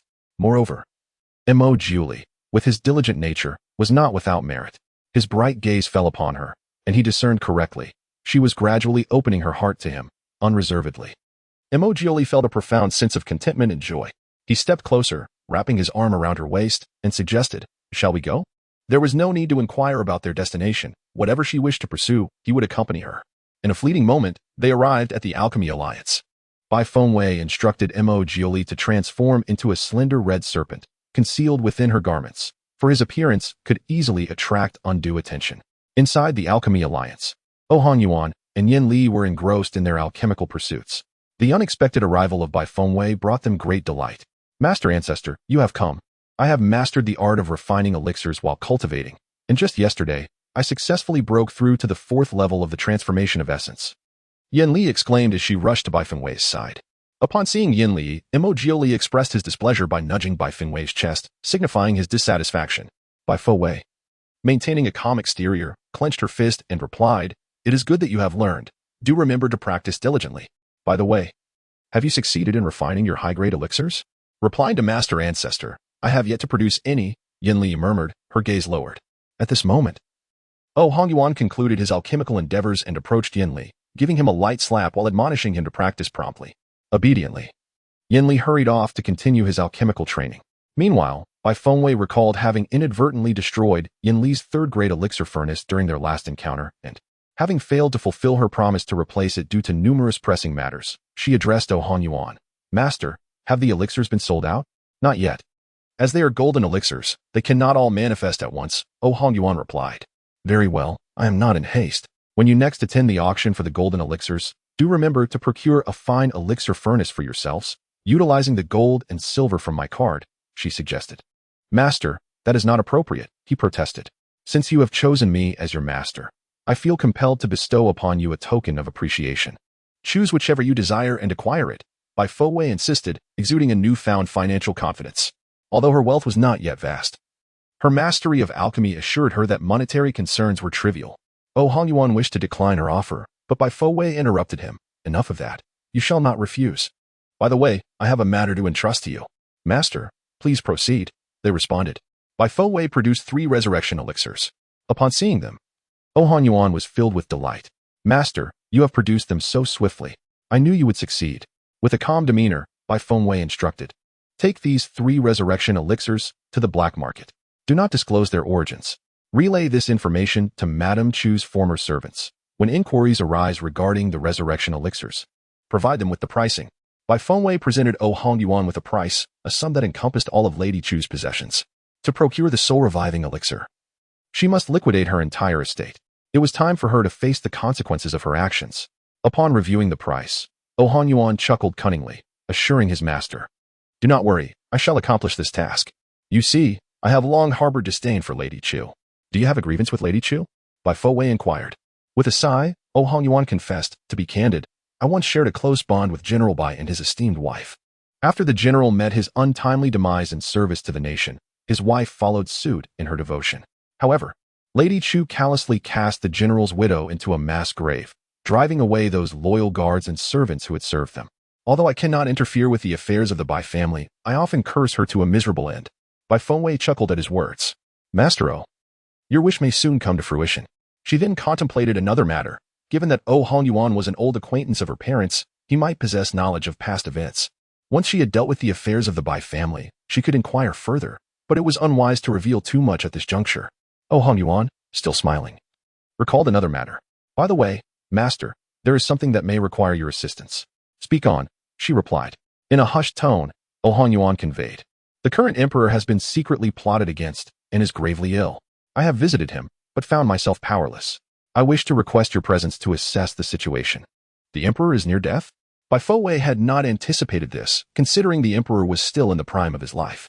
Yet, his demise could not come to pass. If he were to perish, the crown prince would ascend the throne without contest. This was not the outcome she had hoped for. Thus, she said, "Arrange for tomorrow evening." She intended to meet the emperor of the Maple Forest Kingdom. "Understood," Oh Hongyuan replied respectfully. Chapter 108. As it should be after setting the time, Bai Fengwei departed. Oh Hongyuan and Yin Li once again forgot to inquire about Bai Fengwei's name, leaving them in a state of frustration. Let us not dwell on this matter. Meanwhile, Bai Fengwei did not return to the Bai residence. Instead, she had Mo Jiuli take her to a secluded forest. Having yet to learn any martial arts, she felt compelled to test the prowess of the divine technique, Feng Wu, which she had acquired days prior. To avoid attracting unwanted attention, she resolved to practice in a deserted locale. On the cliff, a gentle breeze caressed the air. Mo Julie stood at a distance, silently watching her, patiently awaiting her Fengling Jiutian. Bai Fengwei sat cross-legged, illuminated by the ethereal moonlight, in a tranquil and far-reaching serenity. As she commenced her first trial of Fengwu Jiutian, the Fengyu manifested. Radiance flowed around her, enveloped by spiritual energy, as an enigmatic force began to coalesce. Following the cultivation method of the divine technique, Bai Fengwei concentrated her essence, weaving the seals of heaven and earth. Suddenly, her mastery reached fruition, and a golden light surged forth. Countless sharp Fengyu erupted from Bai Fengwei, numbering at least several hundred, hovering in midair, awaiting her command. Witnessing this spectacle, Mo Jiuli smiled lazily, his eyes filled with affection and pride. However, in the next moment, his smile faded, for all of Bai Fengwei's Fengyu surged toward him, now mere inches away. The corners of Mo Jiuli's lips curled slightly as he harnessed his spiritual energy, preparing to counter the technique she was training in. The two individuals engaged in a graceful exchange beneath the moonlight on the cliff, their movements remarkably fluid. Bai Fengwei exhibited no mercy, while Mo Jiuli navigated the challenges with remarkable ease. Bai Fengwei mused that since Mo Jiuli was present, she might as well utilize him as a training partner. Mo Jiuli shared a similar sentiment, accompanying her until she achieved mastery. After countless rounds, Bai Fengwei gradually realized the formidable power of the phoenix feathers, which, though a single technique, could transform in myriad ways. The quantity and potency of the feathers could also escalate with the enhancement of her cultivation. Filled with excitement, Bai Fengwei acknowledged the prowess of the divine technique. "Inshi, do you think I will one day surpass you?" she inquired, seated on the grass, gazing at the luminous moon perched atop the mountain. Mo Jiuli drew her into his embrace, the crimson robe enveloping her, leaving only her delicate, fair visage exposed. "Are you perhaps hoping that once you surpass me, you will dissect me into pieces?" Upon hearing his words, Bai Fengwei's bright eyes turned towards him. "How do you know?" Mo Jiuli smiled subtly. "I am also aware that you wish to use me for a nourishing soup to rejuvenate your health." Bai Fengwei chuckled softly to herself, admitting, "Indeed, that is my intention. However, to realize this plan seems a distant dream." She sighed with a hint of regret. Mo Jiuli's gaze, imbued with a profound warmth, met hers. "My dear, if you seek to enhance your vitality, why complicate matters? Simply be willing to engage with me more frequently. You must understand, I am the very embodiment of what many desire." Bai Fengwei jolted upright, gazing at him with a sense of helplessness. "You truly embody your nature at all times. You lecherous serpent." Mo Jiuli, unashamed, responded with pride, "It is only fitting." Bai Fengwei stood, declaring, "I shall take my leave." Mo Jiuli drew closer, his voice a soft whisper reminiscent of a shadowy abyss. "I will accompany you." In a fleeting moment, they returned to the Buli Pavilion. The hour already deep in the night. Bai Fengwei, initially intent on a refreshing wash before slumber, found her plans thwarted before she could reach her bed. Mo Jiuli ensnared her soul, turning her into his delectable feast. At dawn, Missouri Jiuli reluctantly departed, whispering, Wei, wait for me." Bai Fengwei slowly opened her eyes, urging, "You should leave now." She was eager to dismiss him. Mo Jiuli's presence was overwhelming, and she could hardly bear it. He kissed her forehead tenderly before vanishing from the Buli Pavilion. Bai Fengwei paid little mind to his absence, rising only after a brief 15 minutes to bathe. She knew she could not forego her morning cleansing. During breakfast, Yulinger and Yunshuin arrived. "The soul-returning pill has been successfully concocted," Bai Fengwei announced. "Wow. Wei, you are incredible," Yulingo exclaimed joyfully. Just then, a cacophony erupted outside the Buli Pavilion. "Bai Fengwei, come out." It was Madame Chu's voice. Yulinger glanced at Bai Fengwei, inquiring, "Who is that?" "Madame Chu. You all continue your meal. I shall investigate," Bai Fengwei responded, setting down her chopsticks and stepping outside, followed closely by Yulinger and Yunshuin. Outside the Buli Pavilion, Madame Chu stood with an air of arrogance, flanked by several maidservants who supported her. Upon seeing Bai Fengwei, she immediately exclaimed, "Bai Fengwei, surrender the sweet phoenix inheritance." Bai Fengwei scoffed, declaring, "What I possess is rightfully mine. You lack the qualification to claim it." Madame Chu was infuriated, for she had long coveted the phoenix inheritance, the sole means to restore Bai Tiantian's third-grade spiritual pulse. Yet, just one step away from her goal, she was ultimately rendered unconscious by Bai Qi's subordinates. To her astonishment, it was Bai Fengwei who ultimately inherited the phoenix legacy. She found it unbearable to accept this outcome. Confronting Bai Qi proved futile. Thus, she resolved to confront Bai Fengwei herself to reclaim the phoenix inheritance, hoping to restore Tiantian to her former state. The arrogance and audacity of Bai Fengwei incensed her further. How could this waste, who had been oppressed by them for over a decade, dare to rise above them? Consequently, Madame Chu cursed, Bai Fengwei, hand over the phoenix inheritance, or face a fate worse than death. Bai Fengwei retorted, is that so? It depends on whether you can outlive me.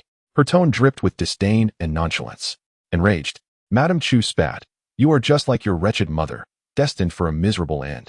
Bai Fengwei narrowed her eyes, radiating a murderous aura. At that moment, Yun Chuin intervened, seizing Madame Chu by the throat. Struggling in midair, Madame Chu gasped, let go, release me. The maid nearby attempted to assist, but was thwarted by a wave of spiritual energy. Madame Chu's veins bulged, her breathing labored and her fear palpable. Bai Fengwei approached slowly, instructing Yun Chuin to release her. Do not soil your hands. She won't be able to bounce back for much longer. Upon hearing these words, Yun Chuin cast Madame Chu onto the ground. Supported by her maid, Madame Chu pointed an accusing finger at Bai Fengwei, exclaiming, you dare to treat me with such disrespect. Just wait and see. At that moment, a maid hurriedly approached from a distance, and upon seeing Madame Chu, she jogged to her side and whispered something. Madame Chu's expression brightened, and she quickly dusted off her clothes before hastily departing. Bai Fengwei cast a disdainful glance at those present, sensing that the real drama was yet to unfold. Miss Wei, what shall we do next? She inquired. Bai Fengwei, with a calm demeanor, replied, there is nothing to be done, we shall simply wait. The trap has already been set, and Madame Chu has no choice but to leap into it. Subsequently, Bai Qi learned of Madame Chu's commotion at Bai Fengwei's residence and personally attempted to offer her some comfort. However, Madame Chu seemed unappreciative, continuing her tirade of curses. Why should she be favored? She is a worthless individual. How could she possibly be chosen by the Phoenix? Madame Chu seethed with rage. Bai Qi retorted, she is not worthless. You would do well to tread carefully. She could easily take your life if she wished. Take my life. Let her come. I dare her. Madame Chu shouted furiously. Bai Qi warned, take care of yourself. Master, you are biased. It is Bai Fengwei and Bai Xianxian who have siphoned away all the good fortune. Otherwise, how could Bai Xuanchuan's second-grade spiritual vein have been restored completely? Madame Chu's words were reckless. Bai Qi narrowed his eyes. How do you know that Xianxian possesses a second-grade spiritual vein? They have not publicized this matter. Only a few are aware. Suspicion began to brew. Chapter 109. A tangled web. Madame Chu, realizing she had misspoken, offered a feeble excuse before choosing to remain silent on the matter. Bai Qi did not press her further. Instead, he discreetly embarked on a secret investigation. After his departure, Madame Chu's thoughts swirled chaotically. She had pressing matters to attend to, the foremost being to awaken Tiantian. Having received news of the soul-reviving elixir, she resolved to procure it at all costs. Once Tiantian was wed to the crown prince, she could once again trample over all her adversaries. When Bai Tiantian ascended to the position of empress, reclaiming the authority of the household would be a mere formality. And as for Bai Fengwei, her fate would be equally grim. Not to mention Aunt Gao and her child, who would be expelled from the Bai family without hesitation. Madame Chu's gaze was sharp, gleaming with a cold light. Before long, a maid stealthily returned. Madame Chu inquired, what news? Madam, I have gathered information. It is indeed the soul-reviving elixir, the maid reported. Upon hearing this, Madame Chu's excitement surged. Then let us procure it at once. Madam, I have learned that there are a total of 3 elixirs, and they are all of the golden variety, the maid whispered, leaning closer. Madame Chu's eyes sparkled at the mention of golden elixirs. Is that not splendid? The maid hesitated before replying. Madam, golden elixirs are inherently expensive, and the soul-reviving elixir is even more so. Understanding the implications, Madame Chu pressed, how much gold and silver do they require? The maid silently raised a hand, indicating a numeral. Madame Chu's eyes widened in astonishment. 5 million. When the maid shook her head, Madame Chu continued, 3 soul-reviving elixirs, at most 10 million. Come, let us go and procure the elixirs now. The maid hesitated to voice her thoughts, for the sum was exceedingly substantial. Observing her in action, Lady Chu scolded. What are you dawdling for? Move. At that moment, the maid stammered, Madam, it is neither 5 million nor 10 million. It is 50 billion. What? Lady Chu felt her legs weaken, nearly collapsing. The maid beside her steadied her, saying, Madam, be cautious. Lady Chu slumped into a nearby chair. Overwhelmed by the enormity of the situation, it is essential to note that she did not possess such wealth. After a brief pause, she suggested, let us wait. Negotiate with them, for 50 billion is simply too much. However, the maid interjected, Madam, there are many eager buyers for the resurrection pill. If we delay, it may be snatched away. This was indeed a valid concern, as the news had already circulated, and interest in the resurrection pill remained high. Upon hearing that the pill might be purchased by another, Lady Chu became restless once more. This could be the sole opportunity to save Bai Tiantian. Yet, 50 billion was an insurmountable figure. Lady Chu wavered. The total of her assets did not even approach that amount. Nevertheless, the thought of Tiantian potentially ascending to the position of empress invigorated her spirit. Resolutely, she declared, "Sell all my possessions, and do so swiftly. The highest bidder shall prevail." With a couple of capable maids at her side, they promptly set to work upon receiving her orders. After a day of fervent efforts, Lady Chu managed to gather only 30 billion from the sale of her entire estate. She initially intended to procure some wealth from Bai Qi, but due to her remarks that morning, Bai Qi had grown wary of her. Furthermore, the soul returning pill was no ordinary elixir. Its presence in the black market rendered it suspect, thus he declined to lend Madame Chu any funds. Consequently, Madame Chu was compelled to seek financial assistance from the Chu family. The head of the Chu family had perished, and the murderer remained at large, leaving the family under the leadership of the eldest son. Madame Chu vowed that once Bai Tiantian ascended to the throne, she would ensure that the Chu family attained the status of a prestigious clan and that her elder brother's daughter would also be elevated to royal consort. Additionally, she promised to repay any borrowed funds in double. Lured by these various incentives, the head of the Chu family lent Madame Chu 2 billion in gold and silver. That evening, Madame Chu, accompanied by her maid, arrived at the underground trading market. The transaction was conducted with utmost secrecy, with money exchanged for goods in a swift manner. Upon seeing the golden pill, her eyes widened in astonishment, for it was undoubtedly genuine. The process was brisk, and once the soul-returning pill was secured, they hurried back to the Bai residence. Meanwhile, Bai Fengwei's dark figure loomed in the shadows. "Master, the transaction has been completed. Additionally, these are the land deeds, property contracts, and promissory notes," Oh Hanyuan stated, standing beside Bai Fengwei. She glanced at the documents, which were originally her mother's. It became clear to her that had she not sent Bai Shui to investigate, she would have remained oblivious to Madame Chu's embezzlement of her mother's considerable assets, much of which had been used to support the Chu family. Now that these items had returned to her possession, it could be considered a restoration of rightful ownership. Bai Fengwei tucked the documents away and remarked, "Let us depart."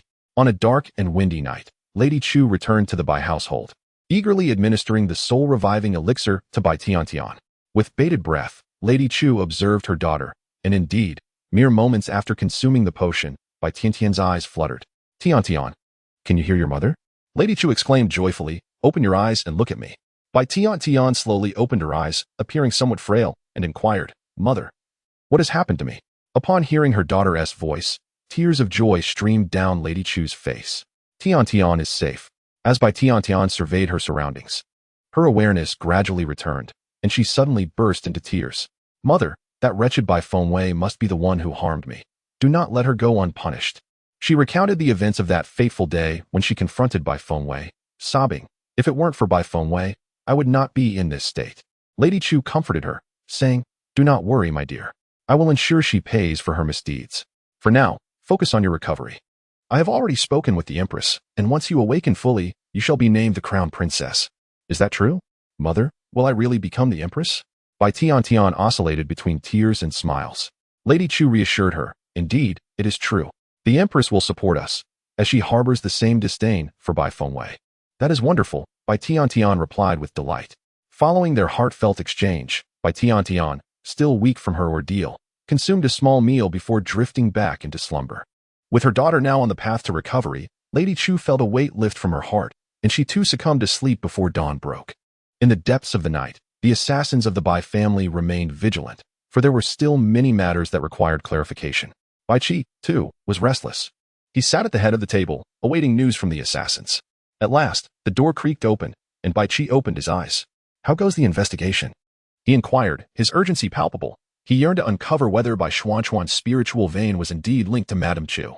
The assassins remained silent, taking their seats at the side. After a brief moment, one of them spoke. "The events from over a decade ago are shrouded in mystery, yet the recent occurrences are indeed surprising." Bai Qi fixed his gaze intently. "What is it?" Chapter 110.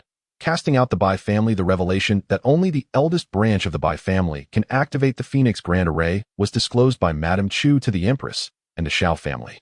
One assassin stated, presenting the evidence. Bai Qi frowned. It was as he suspected. Moreover, Madame Chu has repeatedly bribed assassins with the intent to take the eldest lady's life. As they spoke, the assassins laid out further proof. Bai Qi was already aware of these matters, but had refrained from reacting out of respect for their long-standing marital connection. Additionally, based on Xuanxuan's recollections, he had consumed food sent by Madame Chu's emissaries prior to the verification of the spiritual vein. Another assassin quickly added, I have located the chef who prepared that food. She has been silenced, but perseverance bore fruit. I have found her daughter, who managed to escape. According to the chef's daughter, it is true that Madame Chu had included herbs in Xuanxuan's food that suppressed the growth of spiritual veins. Initially, Madame Chu intended to offer them money to escape far away, but after her scheme succeeded, she resorted to murder to silence them. The scheme was executed with such secrecy and malice that, even after all these years, uncovering it required considerable effort. Bai Qiyue felt an increasing fury, his palm clenched tightly. His eyes bulged, blood vessels suffusing the sclera. All along, Madame Chu's actions had earned her Bai Qiyue's disdain. He had thought her merely selfish. Yet he was unprepared for the depths of her cruelty.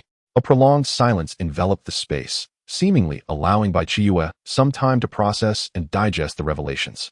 Subsequently, the assassin continued, revealing that Madame Chu had colluded with the Empress long ago. The death of General Shenwei was inextricably linked to them. Each piece of news stoked Bai Qiyue's rage. He shattered the table with a single blow and commanded, bring Madame Chu here. The assassins withdrew. Daylight had fully arrived, and Madame Chu, having slept for but a short while, was abruptly awakened and dragged away. She cried out, what are you doing? Let me go? Madam, the master requests your presence, a few matrons said as they half-dragged, half-carried her towards Bai Qiyue. Bai Tian, hearing the commotion, rushed out and exclaimed, Mother, how dare you treat her so rudely? She remained oblivious to the situation in the Bai household, still believing herself to be the formidable second Mississippi. No one heeded Bai Tian's words. They simply continued to escort Madame Chu away. She, along with a few maidservants, trailed behind, shouting and cursing all the while. As they arrived at the hall, Bai Tian and her companions found themselves barred from entry. Inside, anguished cries and pleas for mercy echoed intermittently, accompanied by heart-wrenching, maniacal laughter. Recently awakened and still lost in the reverie of soon becoming the crown princess, Bai Tian could scarcely comprehend the chaos that had unfolded. Tears streamed down her face as she repeatedly cried out, what is happening? What on earth is going on? Yet, her inquiries were met with silence. Save for the vitriolic shouts and curses, mingled with resentful sobs and piercing laughter. After a quarter of an hour, Madame Chu was dragged out, and a cold voice resounded, ordering her to be cast out from the Bai family. At that moment, Bai Tian finally glimpsed her mother, clutching the divorce decree in her hand. Her eyes widened in shock as she dashed forward to speak with Madame Chu, only to be intercepted by the guards. The two women enacted a poignant farewell, their hearts entwined in sorrow. Witnessing her mother being cast aside by Bai Qi left Bai Tian in a state of profound dread and unease. She rushed to plead with Bai Qi, but her entreaties were in vain. The die had been cast, and the Bai family could no longer accommodate Madame Chu. Her transgressions were far more than mere personal vendettas. They threatened to plunge the Bai family into irreversible ruin, a fate that Bai Qi could not abide. Ultimately, Madame Chu was unceremoniously expelled from the Bai residence. At the entrance, she was subjected to the scornful gaze of onlookers. Her hair disheveled and her appearance akin to that of a beggar, the once regal Madame Chu could scarcely fathom that such a day would befall her. Her maidservants, too, were expelled alongside her, kneeling at her side, imploring, Madam, let us depart from this place. Madame Chu, overwhelmed by her emotions, furiously exclaimed, if you wish to leave, then go. Do you look down upon me with your incessant chatter? The maidservants exchanged glances and, rising in unison, truly departed. Passers-by were subjected to Madame Chu's vehement tirade. It was only after this that they discovered the truth. Madame Chu had been cast aside by the Bai family. In a fit of rage, she pointed at the onlookers and shouted, what are you staring at? My daughter shall soon become the crown princess. Just wait, and you shall see your comeuppance. Yet, her words merely incited a chorus of derisive laughter. Suddenly, the atmosphere shifted to one of silence. Bai Fowei approached gracefully from a distance, clad in ethereal white attire, resembling a figure of compassion. However, upon closer inspection, she bore the unsettling resemblance to a reaper of souls. Bai Fowei passed by Madame Chu without a sideways glance, fully aware of the latter's impending fate. Upon sighting her, Madame Chu lunged forward like a rabid dog, hissing, Bai Fowei, may you meet a wretched end. You shall share the same fate as your short-lived parents, left without a resting place. Madame Chu's voice resonated loudly, capturing the attention of all present. Bai Fowei halted, turned, and retorted, my father is the illustrious general of the Fenglin kingdom, a sworn brother to the emperor. Who do you think you are, daring to speak such nonsense here? Her gaze was sharp and penetrating. Nearby, an onlooker recalled events from over a decade ago, remarking, if it weren't for the illustrious general, the Fengling kingdom would have long ceased to exist. Others murmured in astonishment at her audacity to insult a brother of the emperor, their gazes laden with contempt. Madame Chu, overwhelmed by the crowd's scrutiny, retorted furiously, Bai Fengwei, may you and the Bai family meet a wretched fate. Bai Fengwei replied with a light chuckle, regrettably. Your wish is destined to remain unfulfilled. As long as I am present, the Bai family shall surely flourish. Even in my absence, the Bai family will endure through the ages. Do not be so smug. Madame Chu attempted to retort, but quickly restrained herself. She had initially intended to declare that the empress would not spare her, yet in that moment, she chose to remain silent, wary of giving Bai Fengwei any advantage. Bai Fengwei interjected, if you harbor such disdain for my family, why then did you conspire to bear my second uncle's child and marry into the Bai family? My original aim was to win the heart of General Shenwei, but alas, he proved to be a man devoid of sentiment, prompting me to shift my affections to Bai Qi. In the chaos, Madame Chu shouted bluntly, oh. A ripple of laughter erupted from the crowd, exposing her true nature. Enraged and humiliated, she declared, Bai Fengwei, you shall pay for this, and stumbled away in a hasty retreat. Bai Fengwei averted her gaze and returned to the Bai residence as the onlookers dispersed. Upon reaching the unyielding pavilion, she found Yu Linger and Yun Xuan awaiting her arrival. Weishi, where have you been? Chapter 111. Silent endurance. Bai Fengwei glanced at them and replied, let us discuss it upon our return. The previous night, she had clandestinely entered the palace with Oh Han Yuan to assist the emperor in assessing his ailment. She had tirelessly concocted a golden pill of vitality for the emperor to consume, temporarily preserving his life. However, recovery would not come easily. As three individuals traversed the path, a shadow suddenly darted forth, resembling a ferocious dog lunging at Bai Fengwei, intent on inflicting harm. Simultaneously, the assailant unleashed a torrent of vitriol, exclaiming, Bai Fengwei, it is all your fault. Had it not been for you, my mother would not have been cast out from the Bai family by my father. Bai Fengwei retreated a step, while Yun Xuan exerted a surge of spiritual energy to restrain Bai Tian. Struggling against her bonds, Bai Tian shouted, release me at once. Inflicting harm upon me will bring you dire consequences. Bai Fengwei regarded her with a cold gaze, reflecting on the numerous transgressions of the Chu family. The head of the family possessed the authority to decide her fate. Sparing her life was already an act of mercy. Though immobile, Bai Tian's voice remained unrestrained. Her fervor unabated as she raged, it is you. By what right do you inherit the Phoenix legacy? You are nothing but a useless wretch. You must have engaged in some nefarious deeds to be chosen by the Phoenix. Bai Tian was consumed by bitterness and an overwhelming jealousy. The Phoenix legacy was rightfully hers. Why had everything changed upon her awakening?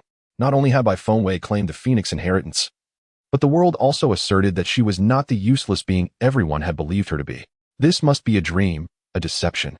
How could Bai Fengwei possibly cultivate without spiritual veins? Bai Tian found herself ensnared in a web of confusion and denial, unable to accept this new reality. Bai Fengwei was merely a victim of her bullying and maltreatment. How could she now flaunt her power?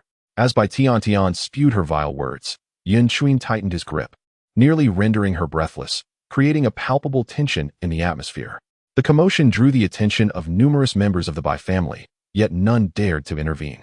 The prowess of Bai Fengwei is no longer a secret within the Bai family. None dare to offend her.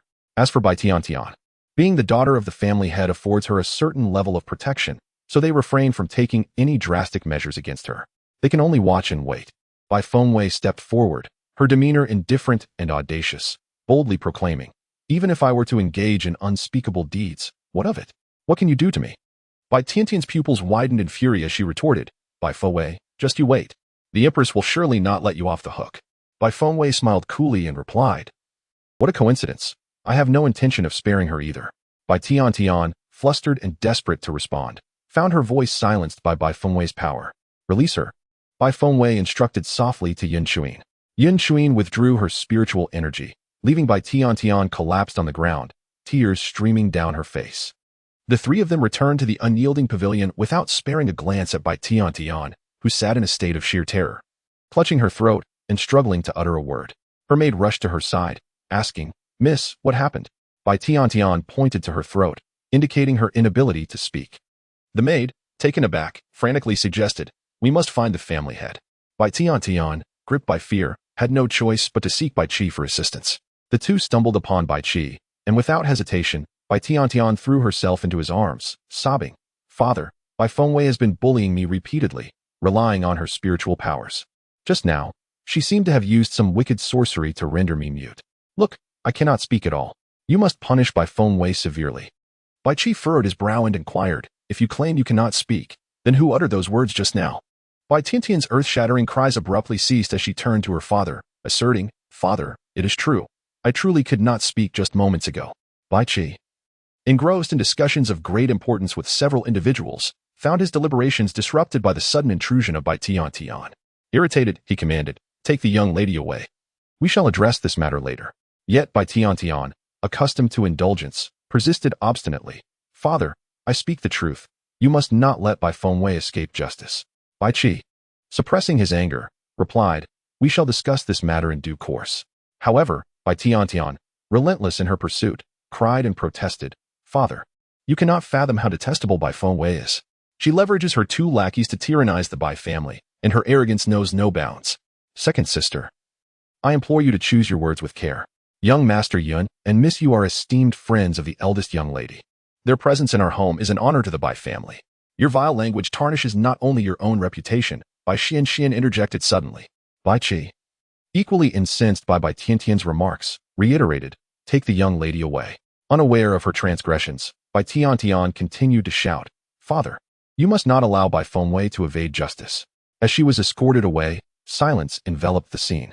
After a brief moment of awkwardness, a messenger outside reported that Bai Fengwei sought to discuss urgent matters with the family head.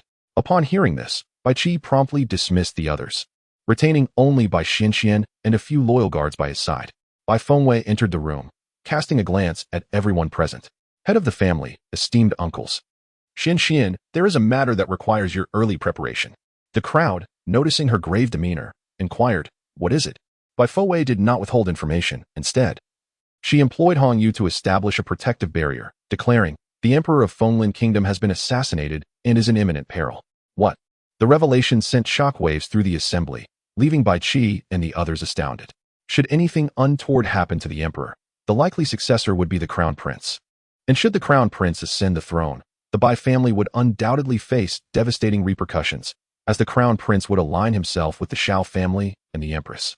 Bai Fengwei took a seat and continued, however, the emperor's condition has stabilized. Upon hearing this, Bai Qi and the others visibly relaxed. How do you know this? Bai Qi asked. Bai Fengwei refrained from giving a direct answer, stating, the precarious state of the emperor's health, along with its stabilization, is known only to the emperor. Han Yuan, myself, and you. No others are aware. Bai Qi and the others exchanged solemn glances, fully aware of the gravity of the situation. Rest assured, we will keep this matter strictly confidential, Bai Qi pledged on behalf of the others. Only then did Bai Fengwei slowly reveal, last night, I attended to the emperor's ailment. And he has already identified the perpetrator behind the poisoning. Who is it? They pressed. The empress, Bai Fengwei responded. The room fell silent. The emperor's restraint suggested he was biding his time for a decisive move.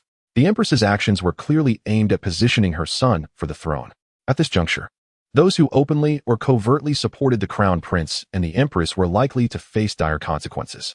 Thus, the Bai family sought to sever ties with the crown prince. Bai Fengwei rose and stated, the information I can provide is limited. The next steps are up to you, my esteemed uncles. After speaking, she dispelled the barrier and departed. Just as Bai Fengwei exited, news arrived that the crown prince wished to see her. I shall not meet him, Bai Fengwei declared resolutely. Chapter 112, Daydreaming. What business does the crown prince have? Bai Qi and the others exchanged glances. At that moment, the crown prince had already obstructed Bai Fengwei's path. Weiya, it has been many days since we last met, and you have become even more enchanting, the crown prince boasted, standing proudly like a peacock displaying its feathers. Bai Fengwei averted her gaze and replied, excuse me. She then attempted to pass by him. Noticing her indifference, the crown prince hurried after her, saying, where? I have already spoken to my father, requesting that he rearrange our betrothal. Await the imperial decree, and prepare to marry me. Hearing his words, Bai Fengwei felt a wave of nausea. Do not indulge in such daydreams. Even if the emperor were to decree it, I would never marry you. Though her words were blunt, the crown prince remained unfazed, confidently asserting, where? I know there are misunderstandings between us. Deep down, you must harbor feelings for me. Do you not? Rest assured, once I ascend the throne, you shall be my empress. Bai Fengwei suppressed a laugh, quickening her pace as she replied, perhaps you should take your leave, your highness. If you continue, I fear I may lose my temper. The crown prince frowned. Bai Fengwei, I have come personally to seek you. What more do you desire? Do not be ungrateful. Do you truly believe I am so infatuated with you? Bai Fengwei turned, her gaze sharp as a blade. Does the Crown Prince not comprehend human speech? I have reiterated time and again that I harbor no inappropriate intentions towards you, Your Highness. It would be prudent for you to refrain from embarrassing yourself here. Enough, Bai Fengwei. There are limits to my patience, the Crown Prince retorted, his breath coming in ragged gasps. With a calm smile, Bai Fengwei replied, I extend the same sentiments to you, Your Highness. And let me reiterate, do not bring humiliation upon yourself. I do not fancy you, nor will I ever marry you. It would be best for you to retreat to where you feel comfortable. You presumptuous prince. Such a lack of self-awareness is astonishing. What source of confidence fuels such audacity? Each of Bai Fengwei's words struck at the heart, driving the Crown Prince into a frenzy. Bai Fengwei, you will come to regret this. Mark my words, there will come a day when you seek my favor. Bai Fengwei regarded him with a languid disdain, yet her presence radiated formidable strength. Then I shall await that day, she said nonchalantly, noticing her fearless demeanor. The Crown Prince softened his tone and inquired, Where, have you inherited the phoenix legacy of the Bai family? What abilities have you acquired? Might you share them with me? Bai Fengwei shot him a disdainful glance. I cannot. Is the Crown Prince truly so blind to the disdain I bear towards him? His inability to perceive such obvious aversion is utterly hopeless.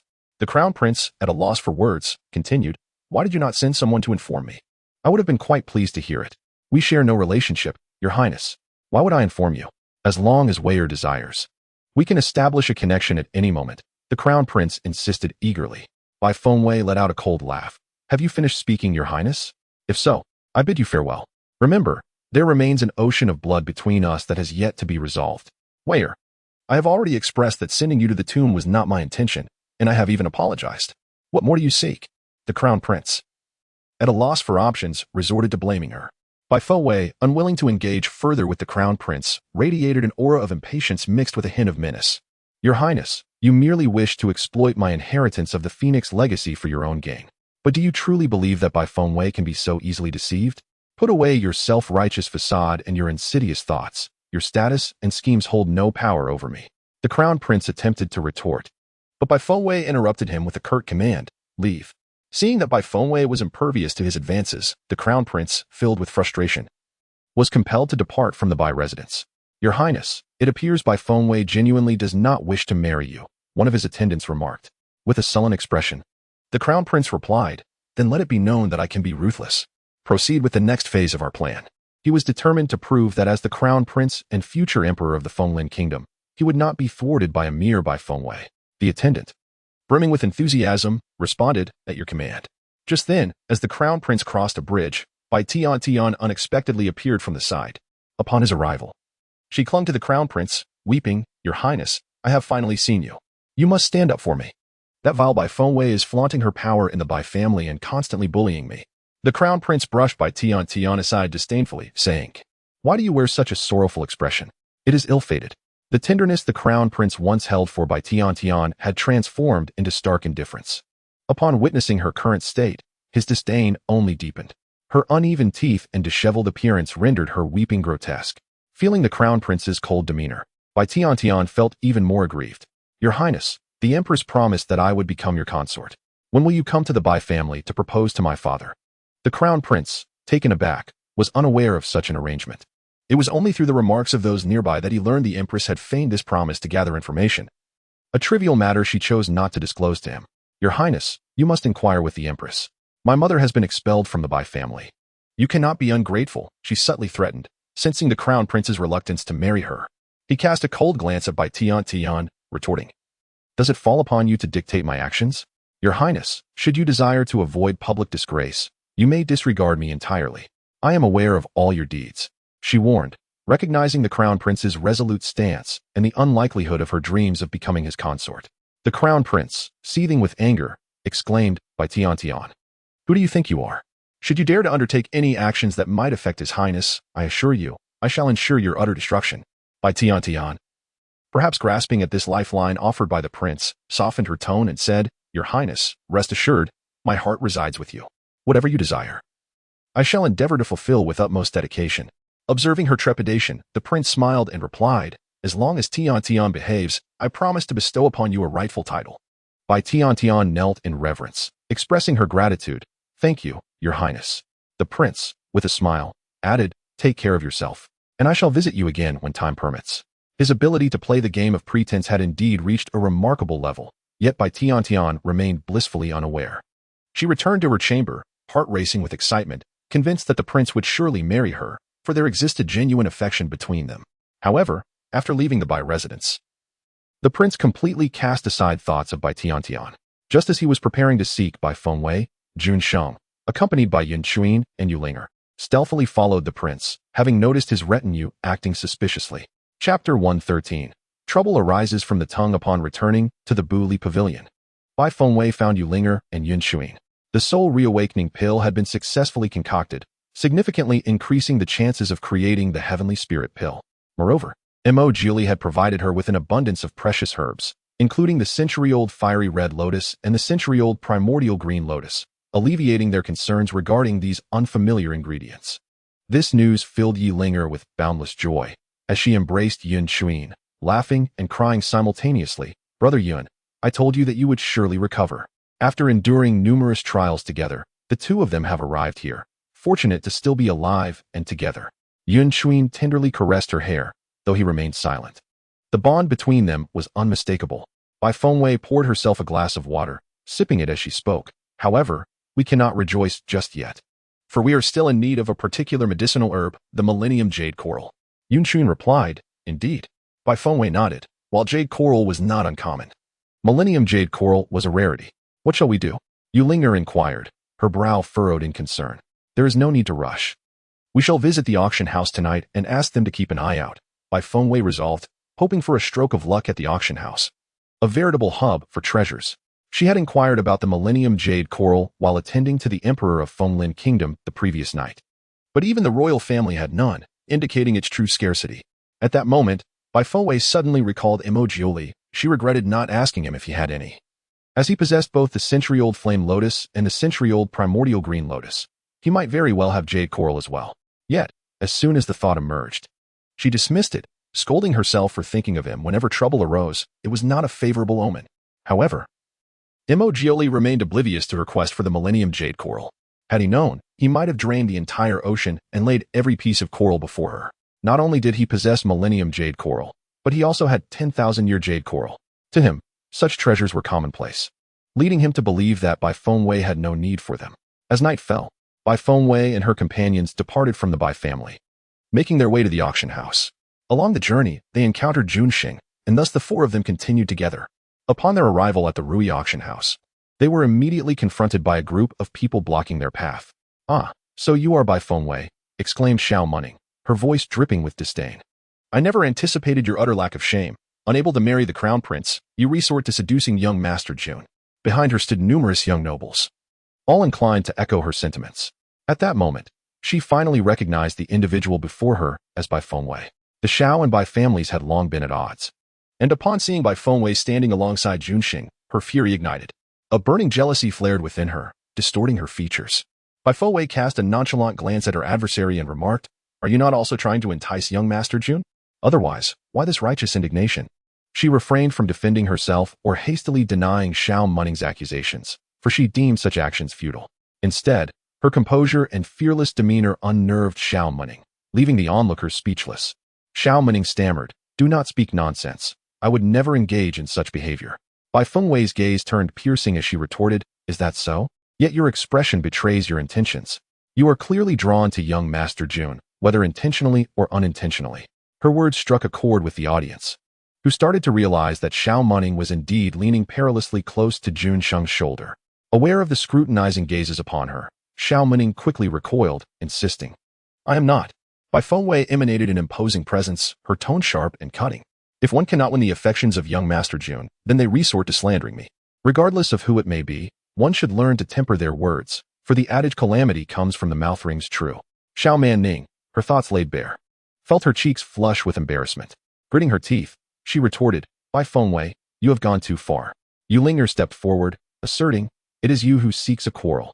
How is it that the one in the wrong is now Miss Wei? Xiao Manning, feeling the weight of scrutiny upon her, was overwhelmed by a profound sense of shame. Why was it that Bai Fengwei, who should rightfully be scorned, had turned the tables to cast blame upon her? Where had the fault truly lain? Yet, Her indignation was far from over. Suddenly, with a voice as smooth as jade, Jun Sheng interjected, a smile playing on his lips. Miss Xiao, the Jun family has already declined the Xiao family's proposal for a union.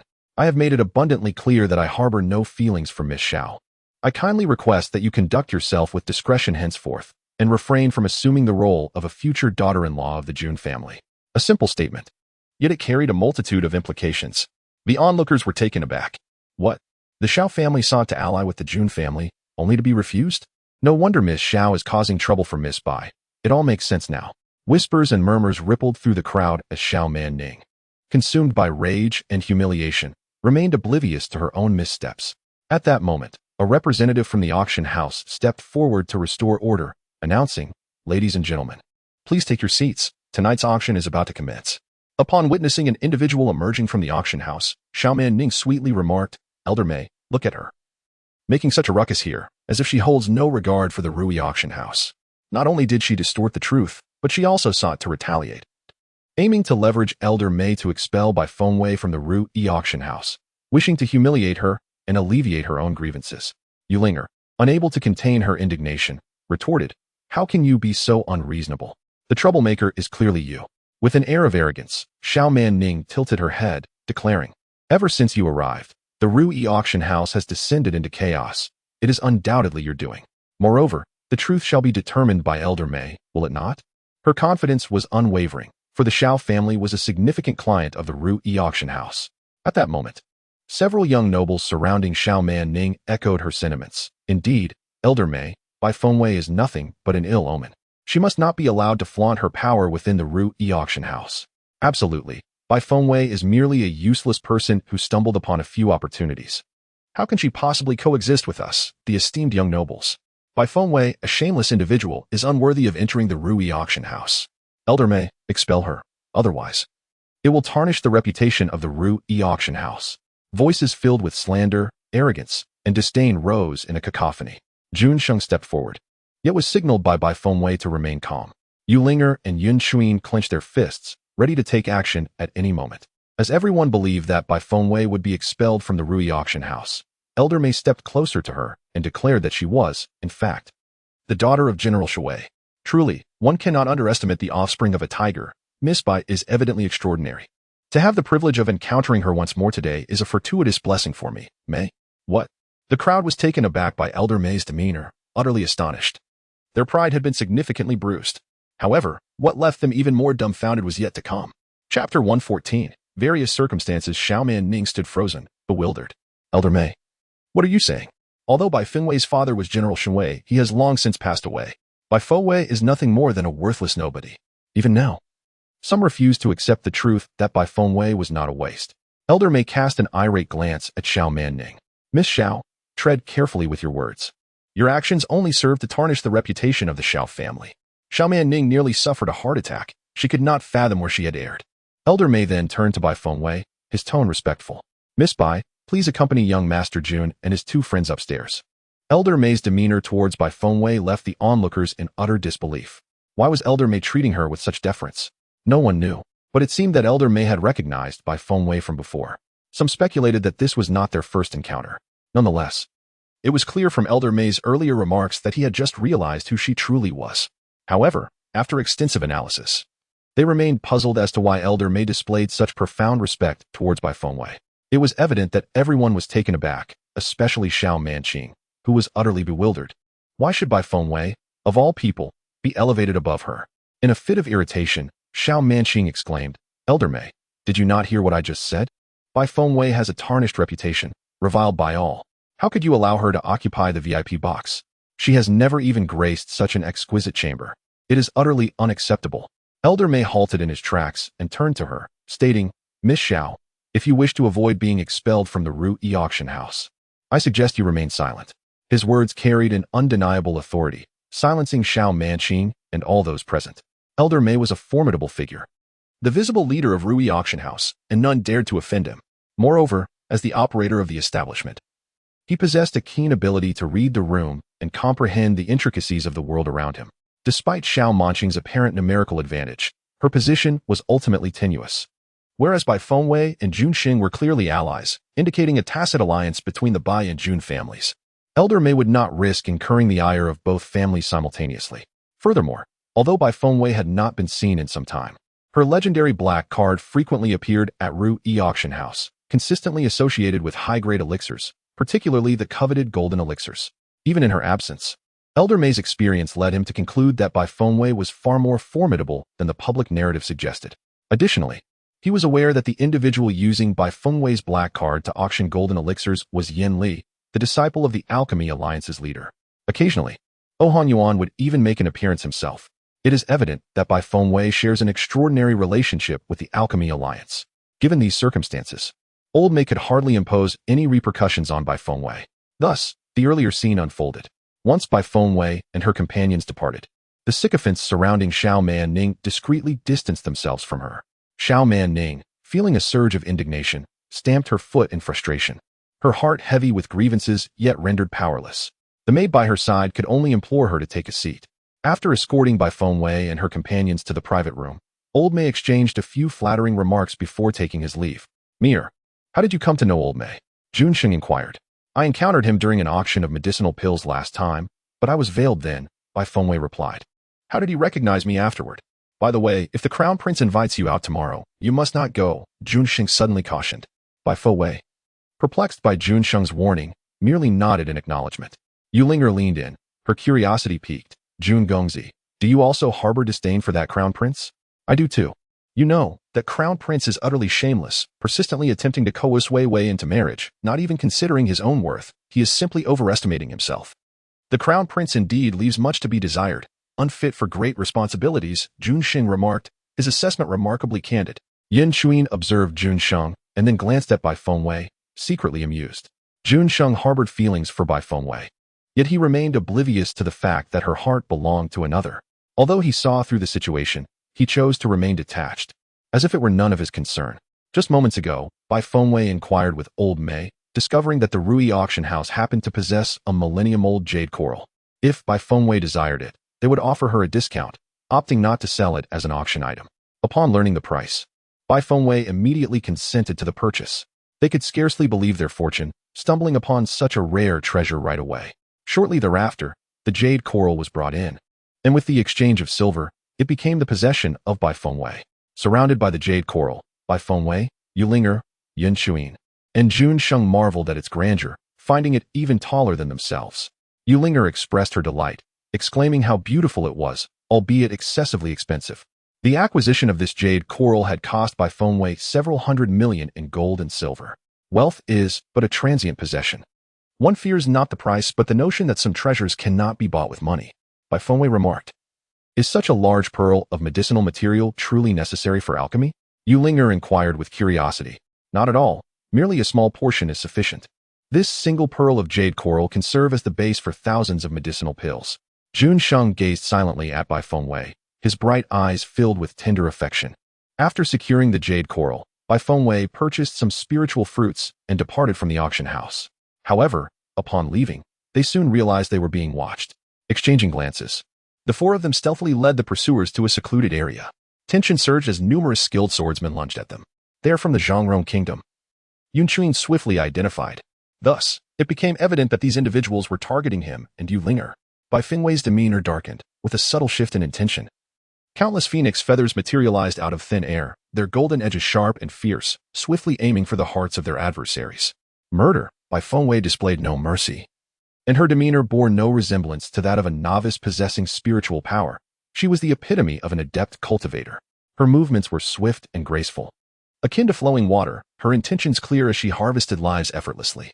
The brilliance of her feathers shimmered with an ethereal glow, rendering even the act of killing a sacred bestowal. In mere moments, her adversaries were vanquished. It seems our whereabouts have been uncovered, Yulinger remarked. Bai Fengwei's gaze was cold and resolute. It matters not. They cannot breach the Bai family. Even if they attempt to come, they shall not return. Rest assured. With me here, none shall harm you. Who are they, and why do they relentlessly pursue you? Jun Xing inquired. Yin Chuin shook her head. We do not know. The events unfolded too abruptly, leaving us no time to comprehend the situation. Bai Fengwei glanced at the scattered bodies around her and stated, next time, we shall capture one and interrogate them. Indeed, A splendid idea, Yun Chuin responded with a light laugh, tinged with self-deprecating humor. They had been so preoccupied with fleeing that the thought of capturing someone for information had eluded them. Having left early and procured the jade coral in advance, it was still not too late. The four of them conferred and decided to indulge in a grand feast, primarily driven by Bai Fengwei and Yu Linger's desires, while Yun Chuin and Jun Sheng could only acquiesce. Chapter 115.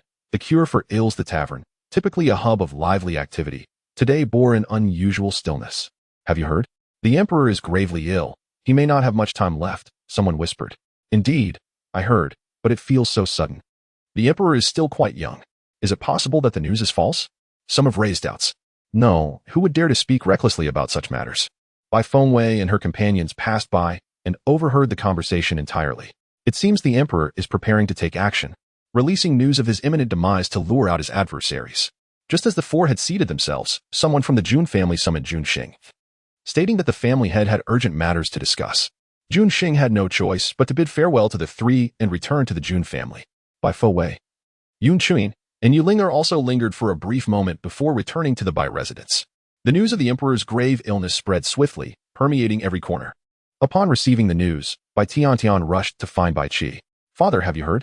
The emperor is gravely ill. Bai Tiantian's eyes sparkled with excitement, as if the emperor's condition were fortuitous for her. Bai Qi frowned, admonishing her, do not discuss matters of the royal family. Nevertheless, Bai Tiantian ignored her father's caution and exclaimed, Father, once the emperor passes, the throne will undoubtedly go to the crown prince. If we secretly assist him, the crown prince will surely look favorably upon the Bai family in the future. Bai Tiantian attempted to persuade Bai Qi to support the crown prince, believing that such an alliance would secure her position as empress. Bai Qi, upon hearing her words, sternly interrupted. You would do well to keep your distance from the crown prince. These matters are beyond your concern. Now that you have awakened, focus on your recovery and leave the rest aside. Bai Tiantian, undeterred by Bai Qi's indifference, urgently proclaimed, Father, let me speak candidly. The empress and the crown prince have already promised me the position of crown princess. Once the crown prince ascends the throne, the position of empress will be mine. Father, you must assist me. When I become empress, will the Bai family not reap the benefits? Her fervent declaration sent a chill through Bai Qi. Previously, when he was still undecided about aligning with the crown prince, he had considered that if Bai Tiantian could win the prince's heart, it might not be a bad outcome. However, circumstances had shifted. This course of action was no longer wise. Tian, the crown prince is not a suitable match. He is unfit to be a good husband. I implore you to distance yourself from him, Bai Qi stated resolutely. Why? Bai Tian retorted, exasperation evident in her voice. She had finally awaited this opportunity. Why should she relinquish it? Bai Qi, with earnest concern, explained, the crown prince possesses a narrow mind and does not harbor sincere feelings for you. Furthermore, the empress hails from the Shao family, and the relationship between the Shao and Bai families has always been fraught. Do you truly believe that the crown prince and the empress will treat you sincerely? His message was clear, and had Bai Tiantian been capable of heeding it, she would not have ventured into such peril. Yet, her obsession ran deep. It was not merely the title of crown princess she desired, but she genuinely harbored affection for the crown prince. She had done everything for him and could not possibly abandon her aspirations at this critical juncture. Father, why are you so stubborn? Relationships can be mended. If we begin to support the crown prince now, it is not too late. Bai Tian asserted with an air of entitlement. Bai Qi let out a deep sigh as he gazed upon his once beloved daughter, now ensnared in madness. With patience, he urged. Sweetie, your father acts in your best interest. You must relinquish your aspirations for the crown prince. Otherwise, you will only suffer. Bai Qi's repeated refusals incited a tempest within Bai Tian, who, nearly driven to madness, exclaimed, Father, why will you not assist me? If you lend your support, I shall undoubtedly become the crown princess. Observing his daughter's loss of reason, Bai Qi responded, some matters are not as they appear. Trust your father's wisdom.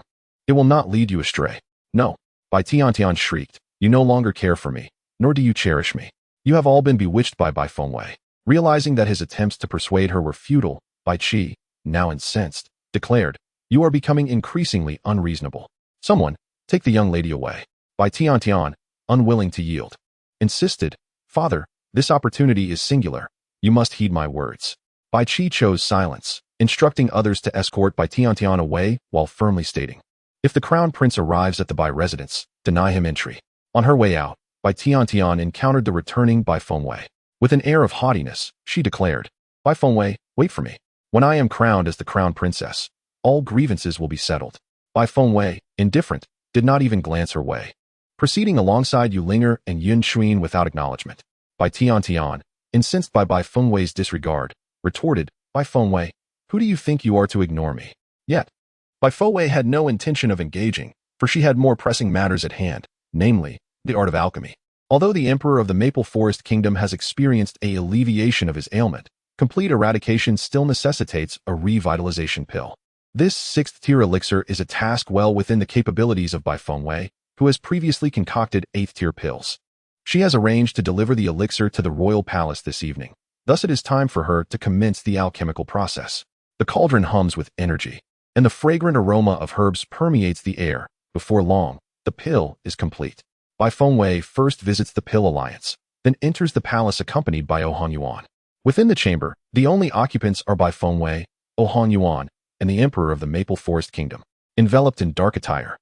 Bai Fengwei's inherent grace and poise remain unmistakably radiant. In her hand, she holds a delicate vial. Yuan stands respectfully by her side. Present the elixir to the Emperor. There are 9 pills within. Consuming one will provide immediate effect, Bai Fengwei instructs. Yes, master, Yuan replies.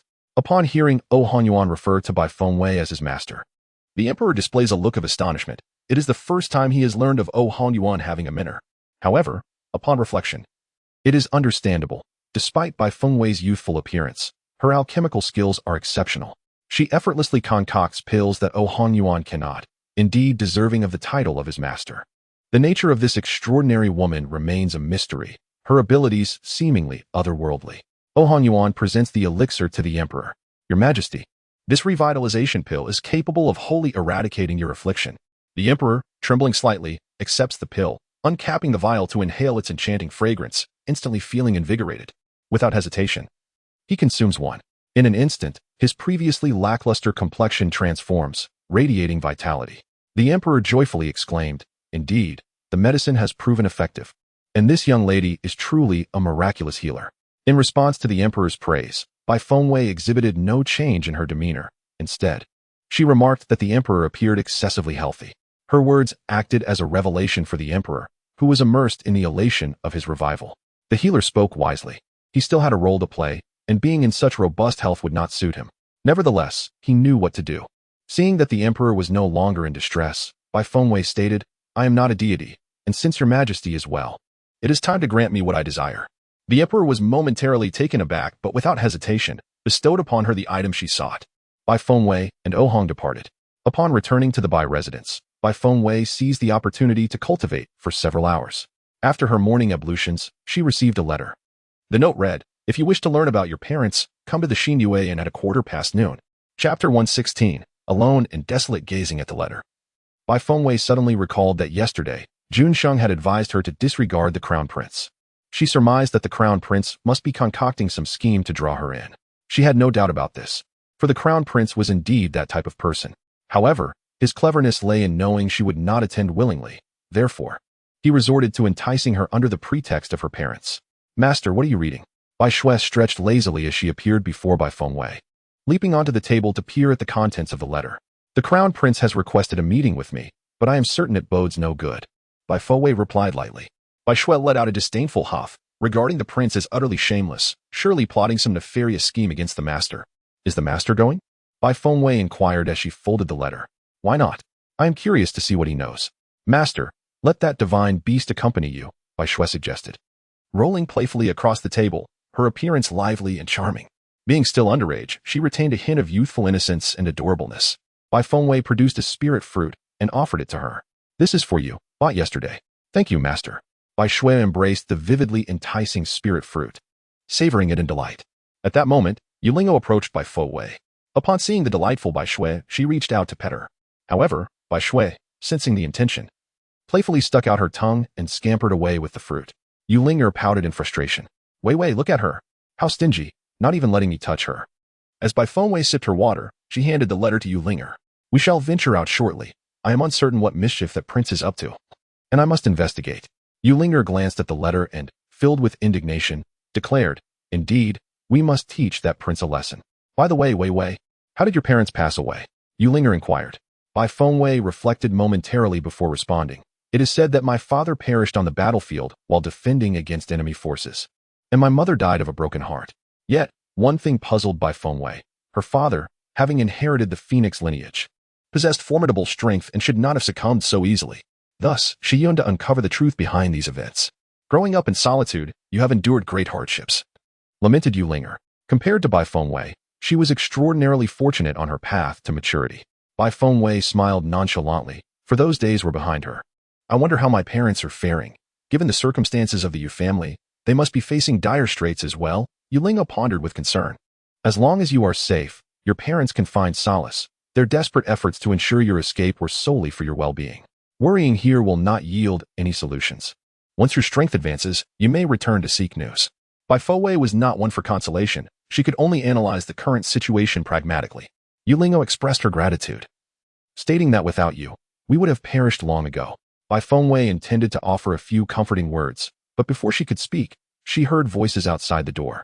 Miss, Aunt Gao wishes to invite you to discuss matters, someone called loudly from outside the unleaving pavilion. Upon stepping outside, Bai Fengwei and Yulinger discovered that Aunt Gao had summoned Bai Fengwei.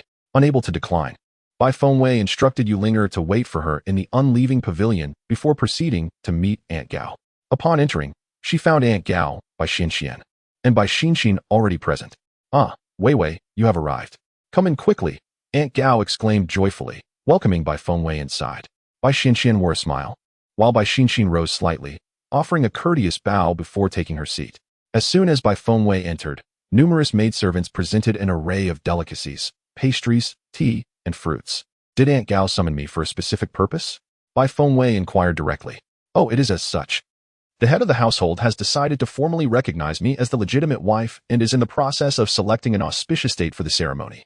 I merely wish to inquire your thoughts on this matter, said Aunt Gao. Then allow me to extend my congratulations, Madame Gao, Bai Fengwei replied, acknowledging that such matters need not be brought to her attention. However, Aunt Gao's consultation was indeed a mark of respect.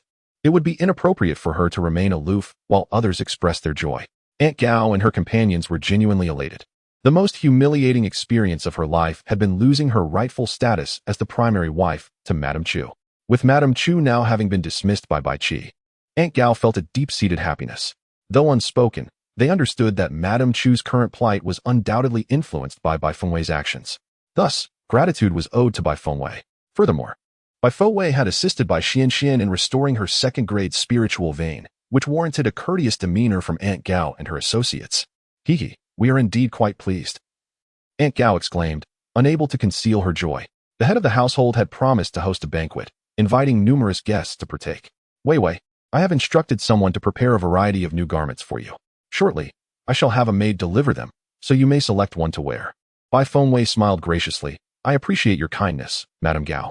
However, Aunt Gao glanced around before softly inquiring, Wei Wei, the head of the household has asked me to inquire how your reflections on the matter we discussed previously are progressing. What matter? Bai Fengwei queried, perplexed. The issue concerning the selection of a husband. Oh, I had completely forgotten about that, but I am not yet contemplating marriage. Bai Fengwei remarked softly that she would not be compelled to do anything against her will. While I too believed there was no need for haste, it seemed that the head of the family was quite eager for you to marry sooner. One could only speculate on his intentions. Madame Chu responded. It is merely to ensure that you bear children promptly, thus securing the continuation of the Bai family's phoenix grand array. Bai Fengwei replied with a light heart, rest assured.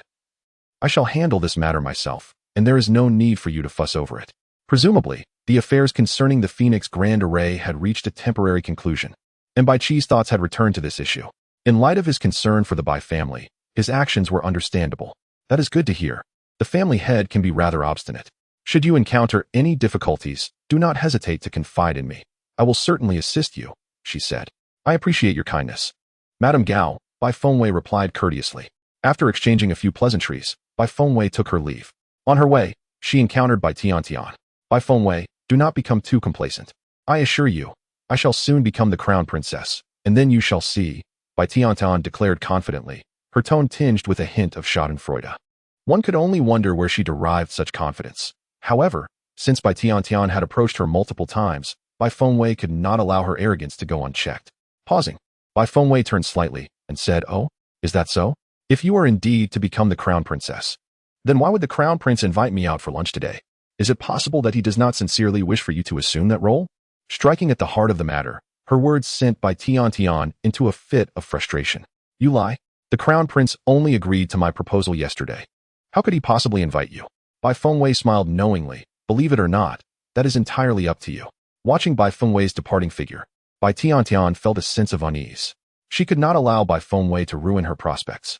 Thus, she resolved to stealthily follow Bai Fengwei at noon to uncover the truth of the matter. Chapter 117. Not yet dead at noon. Bai Fengwei, Yulinger, and Yun Shuin emerged from the never-leaving pavilion and made their way toward the Bai family entrance. Bai Tian trailed them at a discreet distance, carefully concealing her presence.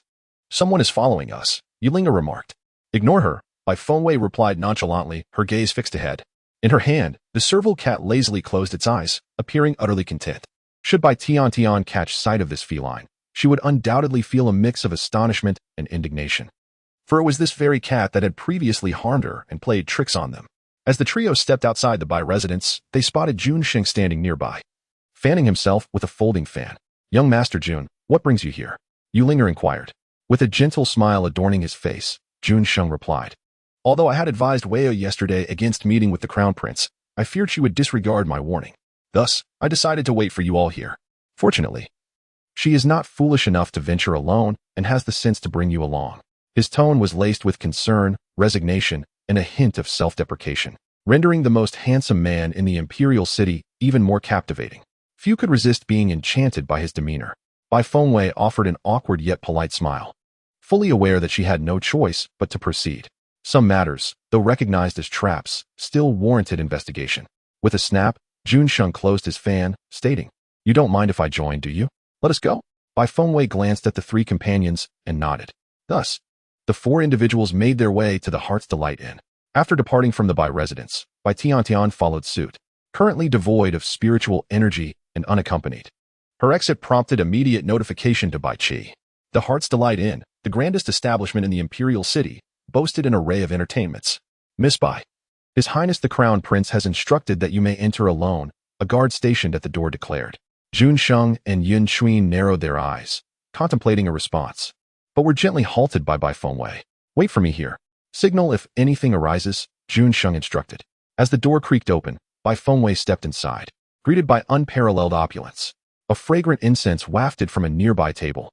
However, upon her entrance, Han Yu emitted a warning, indicating that something was amiss within the chamber. The Crown Prince sat at the table, leisurely sipping wine. Upon noticing Bai Fengwei's arrival, he poured her a glass, saying, Wei, I knew you would come. Bai Fengwei cut to the chase. Speak, what do you know? She inquired, referring to matters concerning her father and mother. The Crown Prince, unfazed, replied, Take a seat. Let us discuss this at a leisurely pace. Bai Fengwei settled across from him, maintaining a cautious distance, fearing she might be overwhelmed by revulsion. Wei, why do you persist in withholding your forgiveness? You are alive and well, and should you marry me, I shall grant you whatever you desire in the future. The Crown Prince asserted, straying off topic. Bai Fengwei's patience waned as she coldly retorted, How much do you truly know about my parents' affairs? The Crown Prince replied, You are too hasty. All will be revealed once we have consummated our union. The prince suddenly rose to his feet, revealing his true nature. Bai Fengwei lightly rubbed her brow, sensing the treachery in the air. The prince smirked lewdly, declaring, No, it is not poison. It is merely a seductive mist designed to make you fall in love with me. Bai Fengwei stood up, appearing weak and weary, realizing that the prince harbored such intentions. He took a couple of steps closer, saying, I never expected a useless person like you could inherit the phoenix legacy of the Bai family. Had I known it was you, I would never have severed our engagement. We are destined to be together, regardless of the circumstances. You belong to me. Today, you will submit, whether you wish to or not. The prince would not let Bai Fengwei escape, as she was not only beautiful, but also displayed commendable strength. Bai Fengwei stepped back 2 paces and asked once more, Will you speak of my parents or not? The prince laughed heartily, My dear, they are already dead. What more do you wish to know? I merely lured you here. The affairs of the deceased hold no interest for me. Bai Fengwei's gaze turned icy. In that case, do not blame me.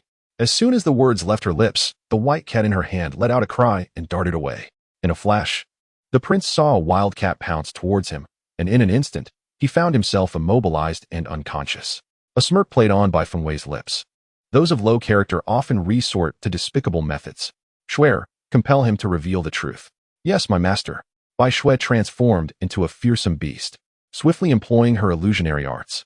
The prince's spirit was beyond his control. He longed to struggle, yet it proved futile, as he succumbed completely to manipulation in a mere second. Shortly thereafter, the prince hazily remarked, "I am not well acquainted with General Shenwei.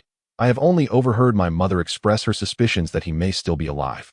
Furthermore, she has been discreetly sending people to investigate his whereabouts, yet there has been no news."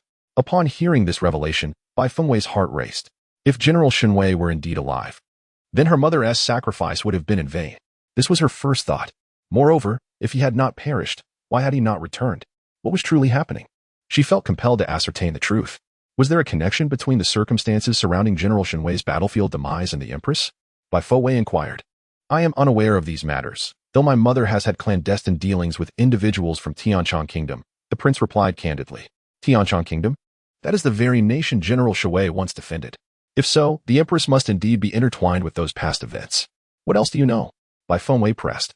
"Beyond this, I cannot say," he answered. Bai Fengwei scoffed. To be so ignorant after all this inquiry, yet dabbling in dubious paths. It seems the prince has reached the limits of his capabilities. Outside, Jun Sheng, Yun Xuan, and Yulinger grew impatient, eager to enter and investigate. But they were obstructed at the door. Just as Jun Sheng and Yun Xuan were about to break in, Bai Fengwei emerged. The prince's attendants were taken aback by her swift exit, pondering how quickly the prince had concluded his affair. However, they had only just spread the news, and the onlookers had not yet arrived. What should be done in such a situation? They rushed into the room and discovered the crown prince seemingly chasing after something, running back and forth. "Your Highness, have you been drinking?" His attendants hurried to restrain him. "Your Highness, Miss Bai has left. What shall we do now?" They realized that the crown prince and Bai Fengwei had not engaged in any intimate relations, indicating that the crown prince was still uninitiated in such matters, and it was now necessary to seek his opinion. Finally, the crown prince was roused by their voices. He glanced around the room and, noticing that Bai Fengwei was no longer present, shouted, "Bring Bai Fengwei back to me." Just as they were about to rush out to retrieve her, Bai Fengwei appeared at the doorway. "Your Highness, what are you doing here?" Her eyes shimmered with a hint of grievance. In Chapter 118, The Heartfelt Inn. Upon seeing Bai Fengwei standing there, the crown prince's face lit up with joy. "I knew you would return." His attendants quickly exited to clear the space, allowing Bai Fengwei to step inside. As soon as she entered, the crown prince embraced her. "I have said that as long as you accept this prince, the position of crown princess will be yours. I shall grant you whatever you desire." Overwhelmed with joy, Bai Fengwei asked, "Is what you say truly so?" The crown prince eagerly replied, "Here is my imperial seal, a token of assurance for you to keep." Bai Fengwei accepted the seal, and together they tumbled onto the bed. Meanwhile, unbeknownst to anyone, a cat slipped through the gap in the window. It turns out that the person earlier was not Bai Fengwei, but rather Bai Tiantian. Due to the cunning beast's subtle illusion, everyone perceived Bai Tiantian as Bai Fengwei. Meanwhile, the true Bai Fengwei had already departed the inn with Jun Xing, Yin Xuan, and Yulinger. On their journey, they encountered Bai Qi. "Fengwei, have you seen Bai Tiantian?" he inquired. "Indeed," Bai Fengwei responded. "Where?" "We four just spotted her heading to the Xin Yue Inn, and the crown prince is there as well." After revealing Bai Tiantian's whereabouts, Bai Fengwei added, "The crown prince is also present?" Bai Qi pondered this with unease, prompting him to lead his companions toward the Xin Yue Inn. This wayward girl. The family had instructed her to keep her distance from the crown prince, yet she dares to secretly meet him. Bai Qi's anger propelled him to quicken his pace. After exchanging glances, Bai Fengwei and her companions followed suit. At the Xin Yue Inn, a bustling crowd thronged the space, filled with numerous young ladies and gentlemen from prominent families. "Find that young lady," Bai Qi commanded. Just then, an enraged shout echoed from the upper floor. "Bai Tiantian, how could it be you?" The crowd rushed towards the source of the voice, only to be met with a startling sight. The crown prince and Bai Tiantian stood facing each other in disarray. One shy and hesitant, the other ablaze with fury. The crown prince had intentionally orchestrated this spectacle for all to witness, ensuring that the scandal involving him and Bai Tiantian would become known to the world. Upon realizing that the person he had been with was Bai Tiantian, not Bai Fengwei, the crown prince was left utterly shattered. "Is it not Bai Fengwei? How did it turn into Bai Tiantian?" His voice, filled with questions and fury, drew an ever-growing crowd of spectators. "Isn't that the crown prince and Bai Jiai, Bai Tiantian? How could this happen?" murmured a voice in the crowd. It soon became apparent that the crown prince and Bai Fengwei had severed their engagement to privately pledge their lives to Bai Tiantian. "Isn't that obvious? How did you only just discover this?" scoffed another, rolling their eyes in disdain. The crown prince, his plans thwarted and feeling betrayed, seethed with rage, exclaiming, Get out of my sight. This was directed at Bai Tiantian. With tears of grievance, Bai Tiantian pleaded, Crown Prince, why are you different now?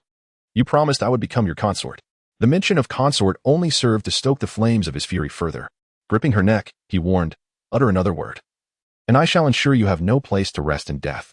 The onlookers, bewildered by the unfolding drama, speculated. Is the Crown Prince trying to evade responsibility after being with Bai Tiantian? The crowd buzzed with diverse opinions. At that moment, Bai Tiantian declared, Your Highness has already bestowed upon me the Crown Prince's golden seal. Are you truly considering retracting it? The Crown Prince was taken aback. Had he not given the golden seal to Bai Fengwei? Why was it now in Bai Tiantian's possession? If the seal truly rested with her, he would be compelled to marry her. Just as he contemplated reclaiming the golden seal, Bai Qi arrived with a throng of people. The Bai family surrounded the room, ensuring that not even a drop of water could escape, while driving away the curious onlookers. Bai Qi witnessed the Crown Prince gripping Bai Tiantian's neck, seething with rage. The Crown Prince's actions today would surely compel the head of the Bai family to seek justice from the Emperor. Upon noticing Bai Qi's presence, the Crown Prince immediately released his hold, rising to don his garments, asserting, Your daughter has seduced me. I am merely a victim of circumstance. What a convenient excuse. Bai Qi retorted angrily. Is the Crown Prince attempting to shift all blame onto my daughter? Daddy, it isn't like that. The Crown Prince promised to make me his consort, which is why I found myself in this situation. Bai Tiantian sobbed. Bai Qi, frustrated and disappointed, shot her an exasperated glance. Silence. Hurry and put on your clothes. Bai Tiantian stifled her tears, presenting the Crown Prince's golden seal. Father, you must believe me. I did not entice His Highness. However, do not cast blame upon him, for I acted of my own volition. Bai Qi was rendered speechless by his ire. Turning to the Crown Prince, Bai Tiantian implored, Your Highness, please apologize to my father, and then we can wed. Wed? Wed? Both Bai Qi and the Crown Prince exclaimed in disbelief. Even with the Crown Prince's golden seal, I would never marry you, the Crown Prince replied nonchalantly. Though Bai Qi was reluctant to see his daughter entangled with the Crown Prince, he found the latter's attitude intolerable. His words were rather ungracious. At that moment, the Crown Prince noticed Bai Fengwei standing at the door and declared, If you were to give Bai Fengwei to me, I would gladly marry both her and Bai Tiantian. His words ignited fury among all those present. Bai Fengwei remained unperturbed, while Junsheng clenched his fists tightly. Bai Qi's eyes widened in disbelief, and Bai Tiantian was utterly incredulous. Finally, Bai Qi declared, No one shall marry a daughter of the Bai family. The Crown Prince's arrogance stemmed merely from his awareness that he would soon ascend to the throne of Folan Kingdom. However, Bai Fengwei had already divulged the truth about the Emperor to Bai Qi, assuring him that the Crown Prince would not succeed. Moreover, a daughter of the Bai family must never leap into such a perilous predicament. Yet, Bai Tiantian cried out in anguish, Father, I am willing to marry the Crown Prince. We have already consummated our union. I must marry him, but why should Bai Fengwei? What right does she have? The Crown Prince, weary of Bai Tiantian's lamentations, found her words tiresome. Bai Qi, filled with indignation, commanded, Someone, take the young lady back. Subsequently, several matrons and maids stepped forward to carry Bai Tiantian away. Let me go? Let me go? I have not finished speaking. The matter is not yet clarified. When will the Crown Prince come for me? Bai Fengwei and the others stepped aside, allowing them to take Bai Tiantian away. The room was left with only the Crown Prince and his entourage. Your Highness, this matter demands your explanation, Bai Qi asserted, tossing his sleeve. The Crown Prince, unfazed, sipped his tea and replied, I am willing to offer compensation, but I shall not marry Bai Tiantian. Compensation? Do you think our Bai family covets your trifling offerings? Bai Qi retorted disdainfully. Let the Emperor decide this matter. With that final statement, Bai Qi departed from the Xinyue with his entourage. After everyone departed, the Crown Prince cast his gaze towards Bai Fengwei at the doorway. Bai Fengwei, have you plotted against me? Chapter 119. The Imperial Marriage Edict. Bai Fengwei's eyes were icy as she slowly replied, What you say is unfounded. You and Bai Tiantian were always mutually enamored, and the current situation is a result of your own desires. Why must you place the blame on me? The Crown Prince slammed his fist onto the table, still attempting to argue. How could Bai Tiantian know I was here? Was it not you who informed her? Bai Fengwei retorted, her voice growing colder. How would I know where she intends to go? Is it my responsibility to oversee her? If one wishes to scheme against her, one ought to consider their own worth. The Crown Prince, now genuinely discerning Bai Fengwei's intentions, recognized that she truly did not wish to marry him. It was not a mere ploy to entice him. His heart was in turmoil as he addressed the ethereal and composed Bai Fengwei. Bai Fengwei, you will come to regret this. It is not she who will regret it, but rather you. Jun Sheng spoke with indifference. In the days to come, Wei will only sail smoothly. Breaking off this engagement is a stroke of fortune. Indeed, the crown prince is impressive, but without this title, you are nothing, Yu Linger added. Yun Qin regarded the crown prince with a cold stare, completely dismissing him. The crown prince surveyed the four individuals before him, feeling a tumult of emotions. It seemed he had genuinely developed feelings for Bai Fo Wei, rather than merely seeking to exploit her. He rose and approached Bai Fo Wei, saying, Wei, if you marry me, I promise to make you the future empress. Jun Shang stepped forward, extending a hand to shield Bai Fo Wei. Crown Prince, please maintain your decorum. Bai Fo Wei also spoke, urging the Crown Prince to recognize the harsh realities of life. The affairs of this world do not unfold according to one's desires. And I am no longer the Bai Fo Wei who could be easily manipulated. In both public and private, our relationship is one of enmity. We shall depart. After delivering this statement, Bai Fo Wei and several others left. The Crown Prince, consumed by fury, raged within the confines of his chamber, leaving his attendants trembling in fear. Upon returning to the Bai residence, Bai Tiantian, undeterred by Bai Qi's objections, insisted vehemently on marrying the Crown Prince. No matter how Bai Qi attempted to dissuade her, Bai Tiantian remained resolute in her decision. Ultimately, she resorted to a threat of suicide to coerce Bai Qi, declaring that if he did not permit her to wed the Crown Prince, she would choose to end her life. This tumultuous affair soon became the talk of the palace, reaching the ears of both the emperor and the empress. Witnessing Bai Tiantian's obstinacy, Bai Qi confined her. To his dismay, Bai Tiantian truly attempted to take her own life. Had she not been rescued in time, she might have already lost her breath. Sighing deeply, Bai Qi remarked, if you are determined to marry the Crown Prince, have you considered the consequences? Bai Tiantian had never been so resolute before. Lying weakly on her bed, she implored, Father, the emperor is gravely ill. Once I marry, I shall become the empress. This is my final plea for your assistance. Please, Father, help me. You have always cherished Tiantian above all. Bai Qi, feeling helpless, replied, if you wish to marry the Crown Prince, it is not impossible. However, you must sever all ties with the Bai family. From henceforth, whether you live or die shall have no bearing on us. Father?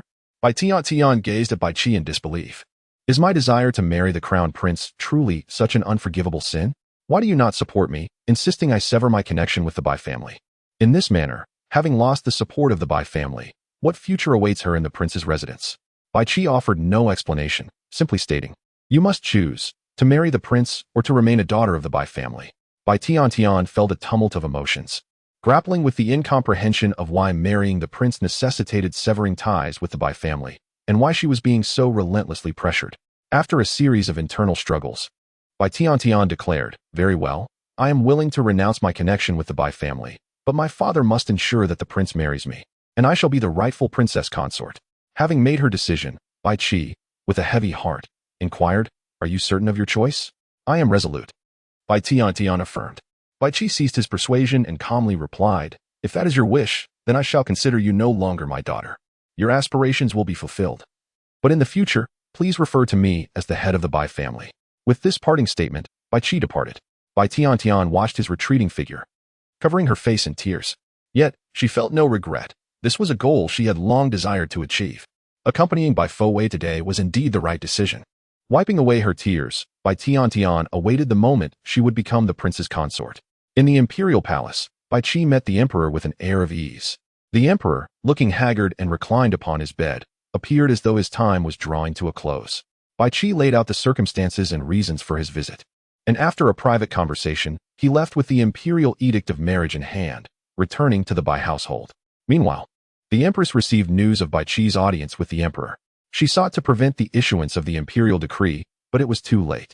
As soon as Bai Qi departed, the imperial edict of marriage arrived at the crown prince's residence. The crown prince, holding the decree, entered the palace to seek out the empress. The empress scolded the crown prince vehemently, feeling as if she had swallowed a fly. The crown prince, unable to fathom why the emperor would issue such a decree, realized that the matter was now irrevocably settled, leaving him powerless to alter it. He lamented, I had intended to share a marital bond with Bai Fo Wei, yet here I am, entangled with Bai Tiantian instead. The empress nearly lost her breath, rebuking him. It is utterly impossible to consider Bai Fo Wei again. We have painstakingly dissolved the engagement. Do you wish to take her back?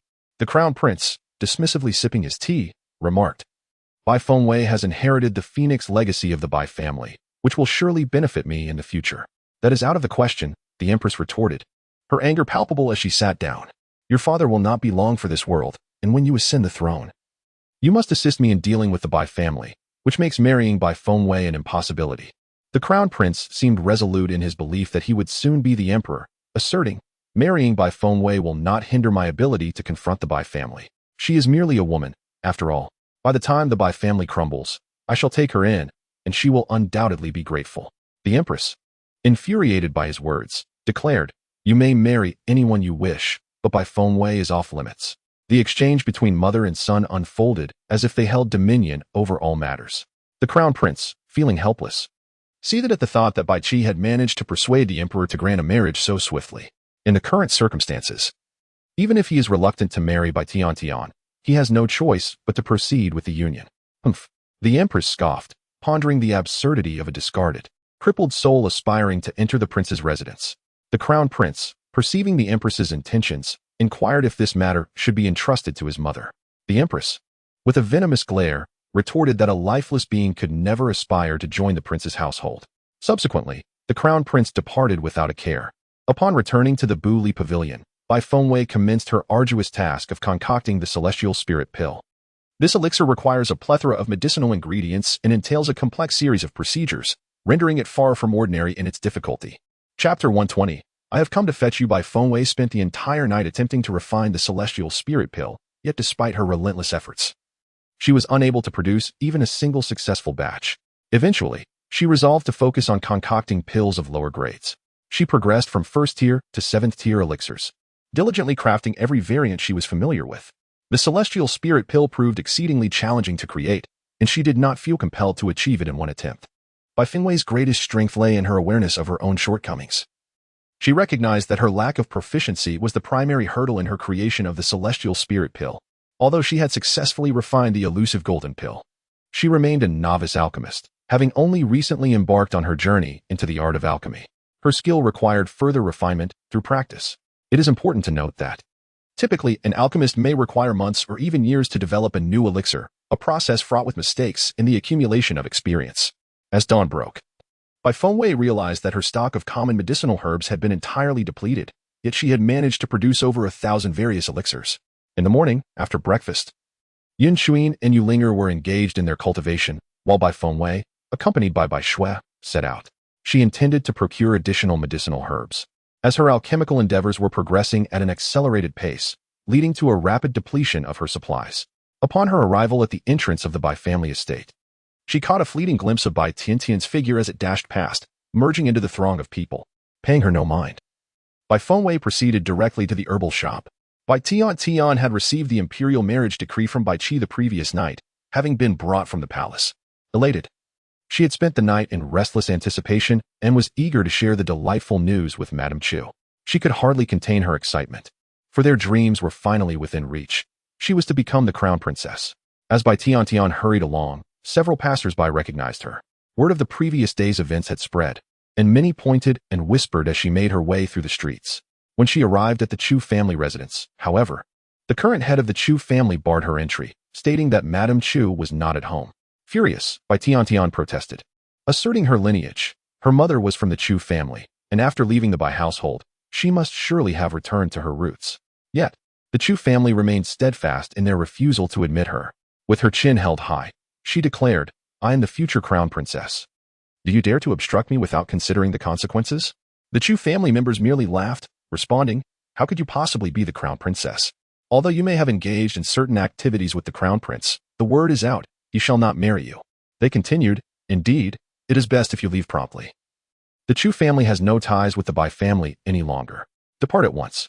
After Madame Chu was cast aside, the Bai family severed all ties and support with the Chu family, leading to an intense animosity from the Chu family towards the Bai family.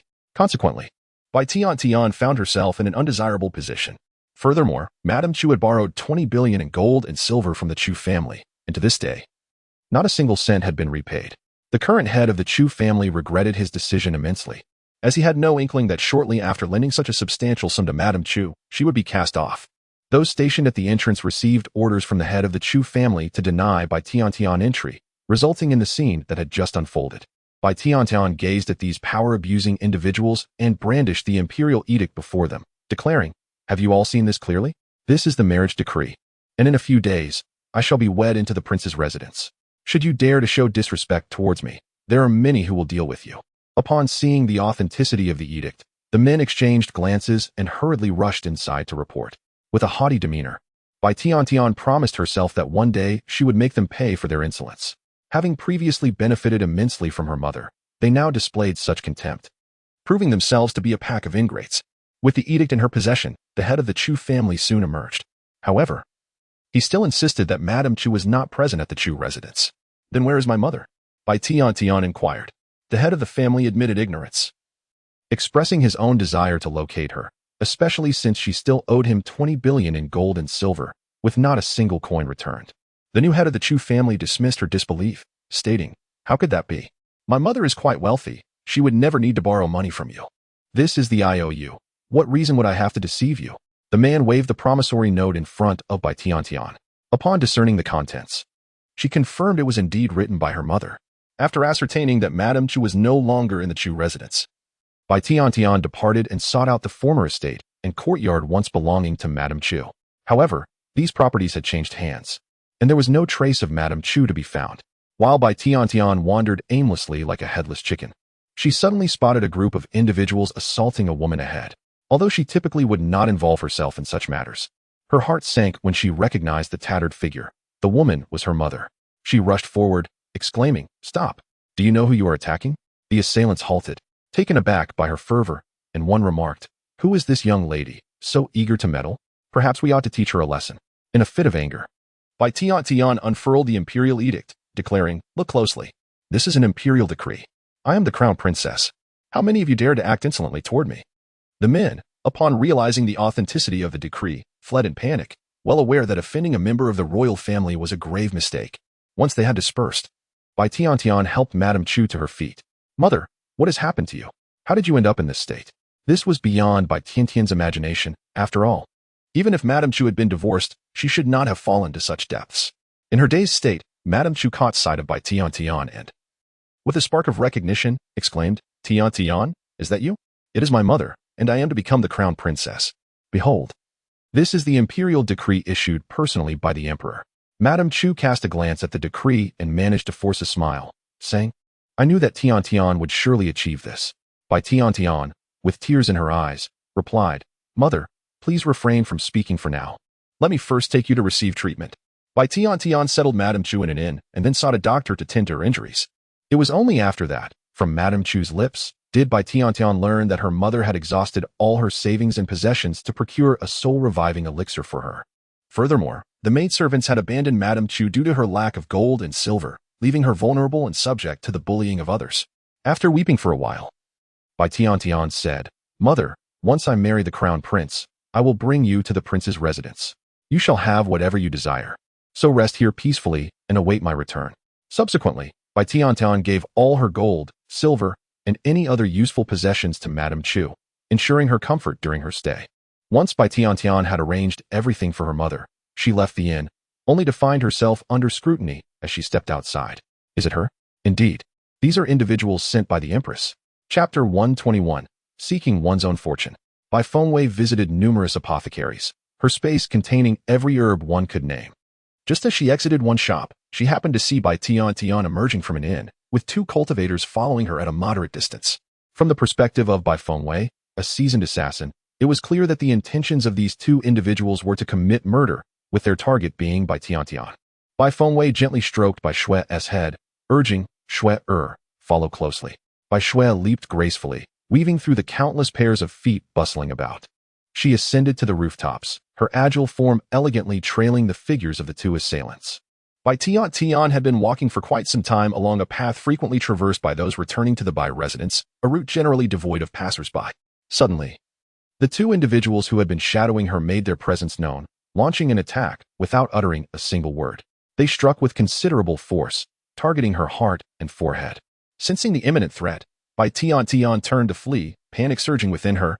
She was devoid of spiritual power and thus no match for her assailants. If struck, her demise was assured. Yet, regardless of her speed, evasion was futile against their onslaught. As the specter of death loomed closer, a myriad of images flashed through her mind, her life's moments playing out in an instant. Her greatest regret was not marrying the crown prince.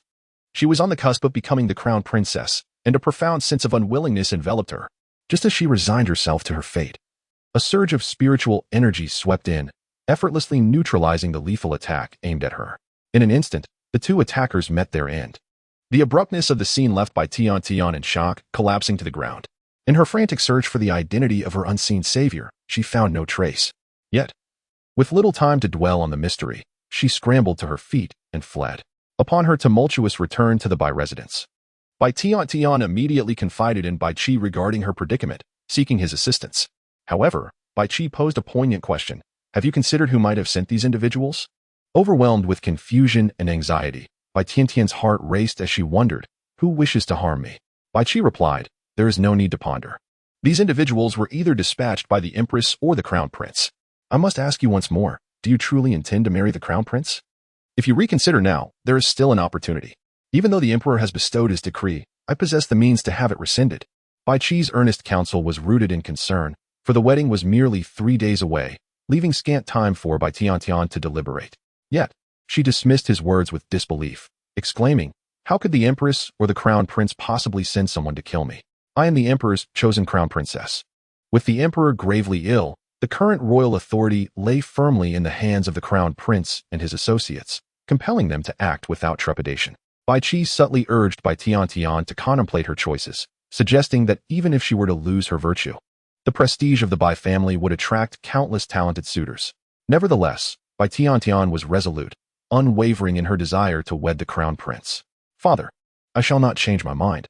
I am determined to marry the crown prince, she declared. If that is your decision, then do not call me father any longer. Bai Qi retorted, after which he ceased to engage with her further. Bai Tian was engulfed in inner turmoil, struggling to comprehend why her intention to marry the crown prince would lead her father to disown her as his daughter.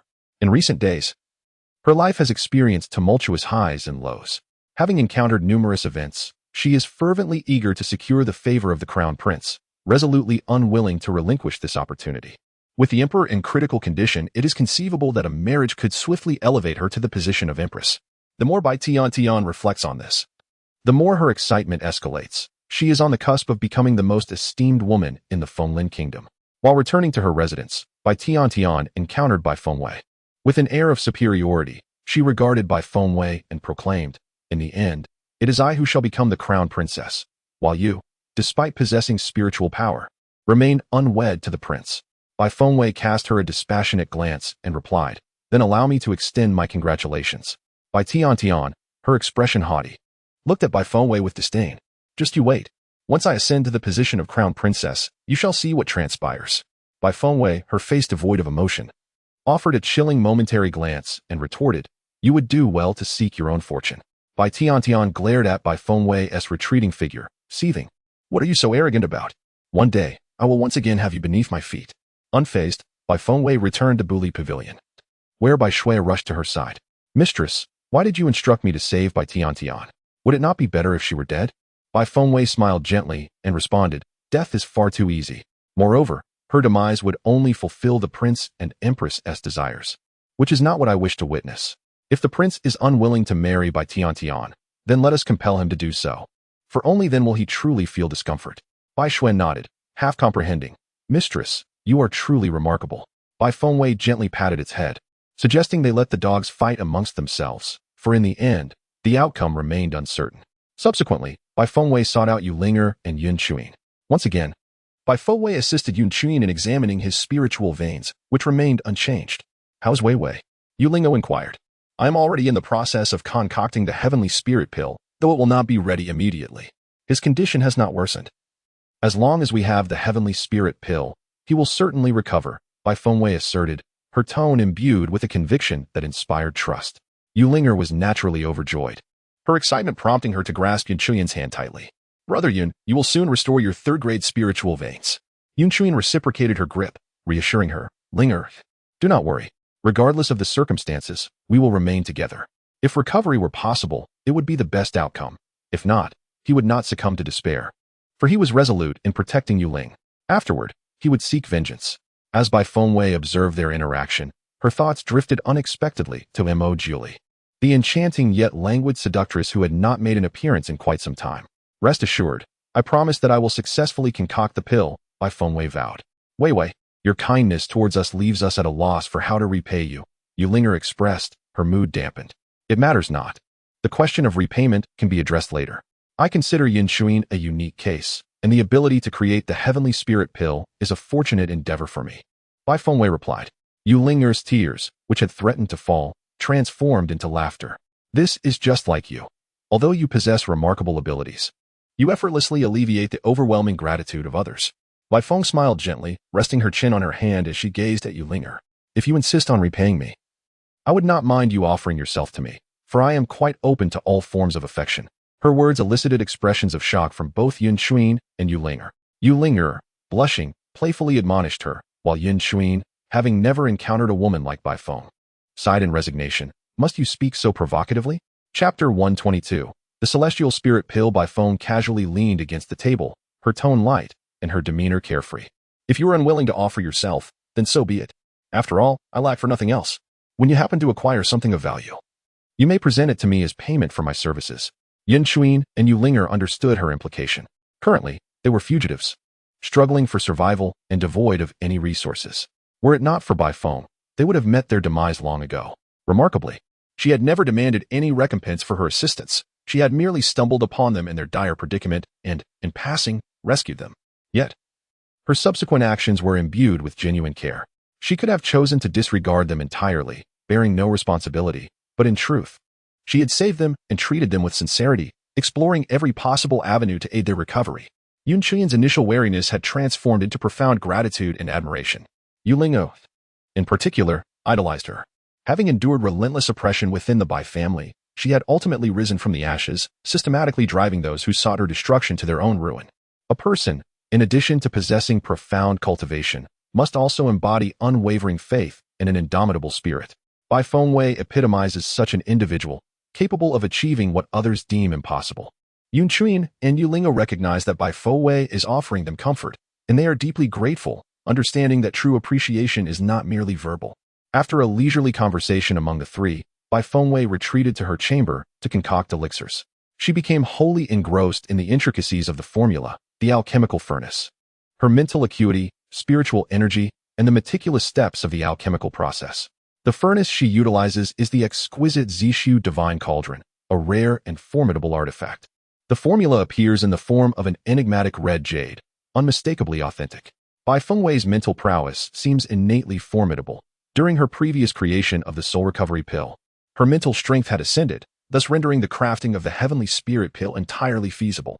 Although her current cultivation at the 4th tier of Huazuan might ordinarily be insufficient for producing an 8th grade elixir, her ability to absorb spiritual energy while refining allows her to transcend this limitation.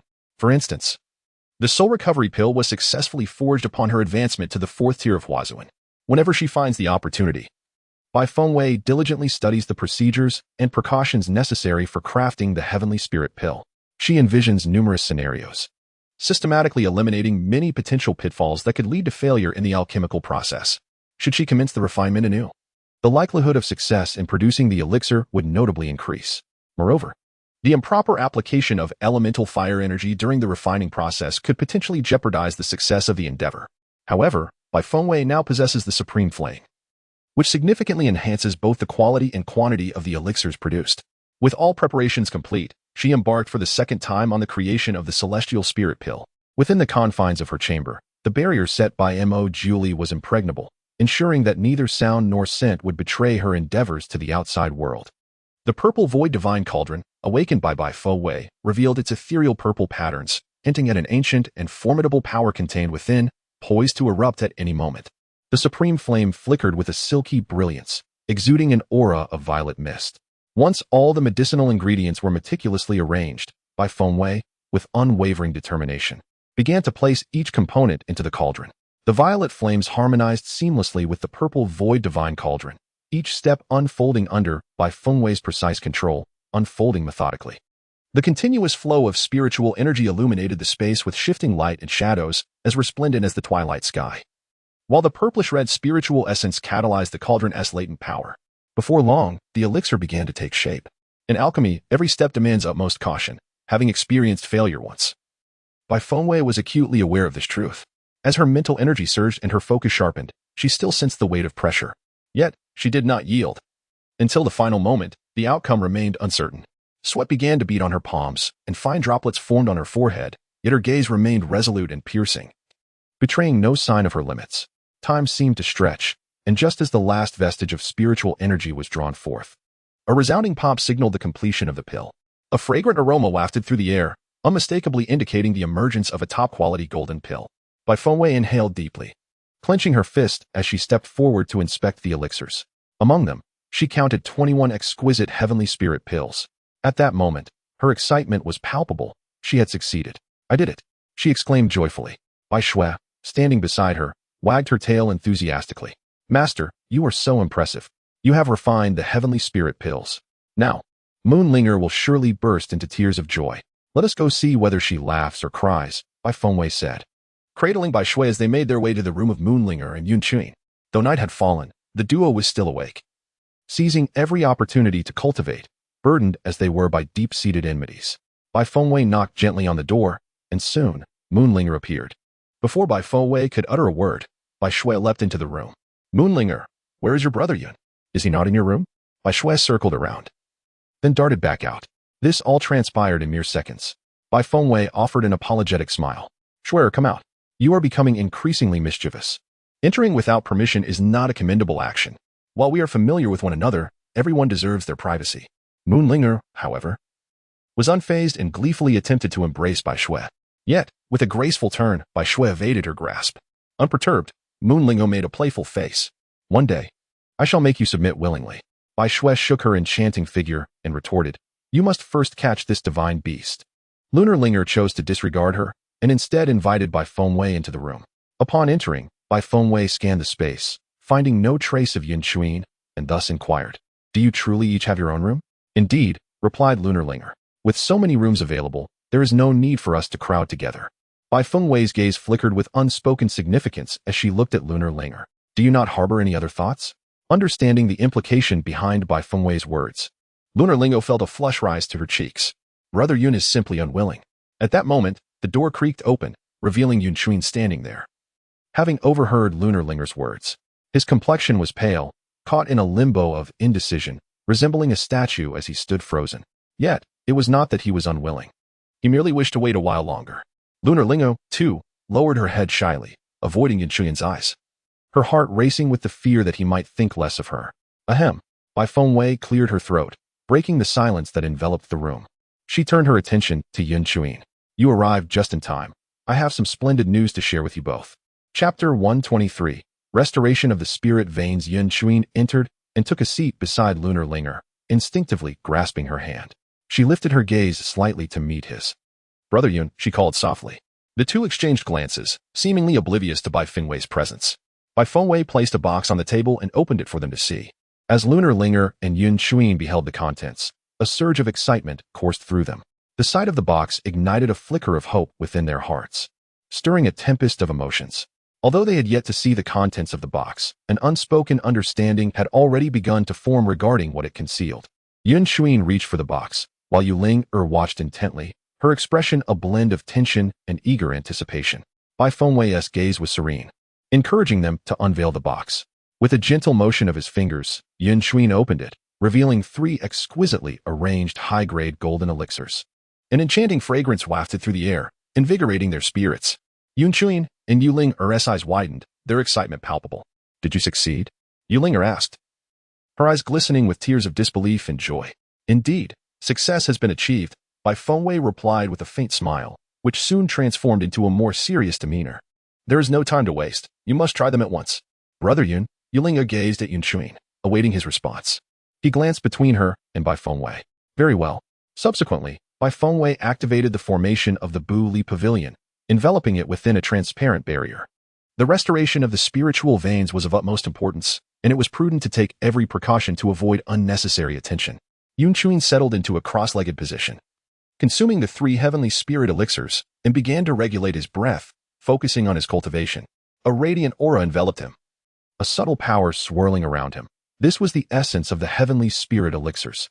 Bai Fengwei and Yu Ling remained vigilantly by his side, ensuring that no unforeseen mishaps would occur during the restoration of the spiritual veins. After all, this was no trifling matter. Few had attempted it throughout history. Before long, Yun Chuin was drenched in sweat, overcome by waves of pain as he absorbed the spiritual energy, his hands trembling incessantly. The moonlit expression of concern and heartache adorned Yu Linger's face, yet all she could do was wait in silence. Bai Fengwei remained composed, continuously monitoring Yun Chuin's bodily changes through the power of Hongyu. She observed as his damaged spiritual veins were gradually mended under the influence of the elixir. The veins resembled shattered iron shards, suddenly drawn back into alignment by a magnet, eventually merging into a unified whole. This intricate process endured for an extensive duration, during which Yun Chuin transitioned from excruciating pain to a state of serene relief. The entire night bore witness to the price required for the restoration of his spiritual veins. By dawn, Yun Chuin's veins resembled a vibrant vine, teeming with life. "Wonderful! Brother Yun, your spiritual veins have healed," Yilinger exclaimed, throwing herself into Yun Chuin's embrace. He held her with one arm, saying, "Wait a moment." Almost immediately, 2 radiant beams of light flickered across his body, and astonishingly, his cultivation level surged 2 tiers, ascending from the 9th stage of soul transformation to the 2nd stage of spirit transformation. Both Yun Chuin and Yu Linger were utterly astonished, joyfully embracing one another in excitement. "How marvelous! Brother Yun, not only have your spiritual veins healed, but you have also advanced in rank." Yu Linger cried and laughed simultaneously, a testament to Bai Shui's words. Yun Chuin expressed his gratitude and relief, saying, "It is all thanks to Miss Wei Wei's elixir." The two were filled with exhilaration, while Bai Fengwei remained composed. Lost in thought, the Tianling pill is indeed capable of restoring spiritual veins, yet could it also be responsible for Yun Chuin's remarkable leap in cultivation? If that is the case, does it not imply that she could potentially reformulate the ingredients of the celestial spirit pill to concoct a potion that enables direct ascension? Upon contemplating this, Bai Fengwei promptly activated her red jade to discreetly observe Yun Chuin's condition. His spiritual veins appeared to be significantly more robust than the typical 3rd-grade spiritual veins. Although he may not catch up to the 4th-grade spiritual veins in cultivation, he would undoubtedly progress faster than those of the 3rd grade.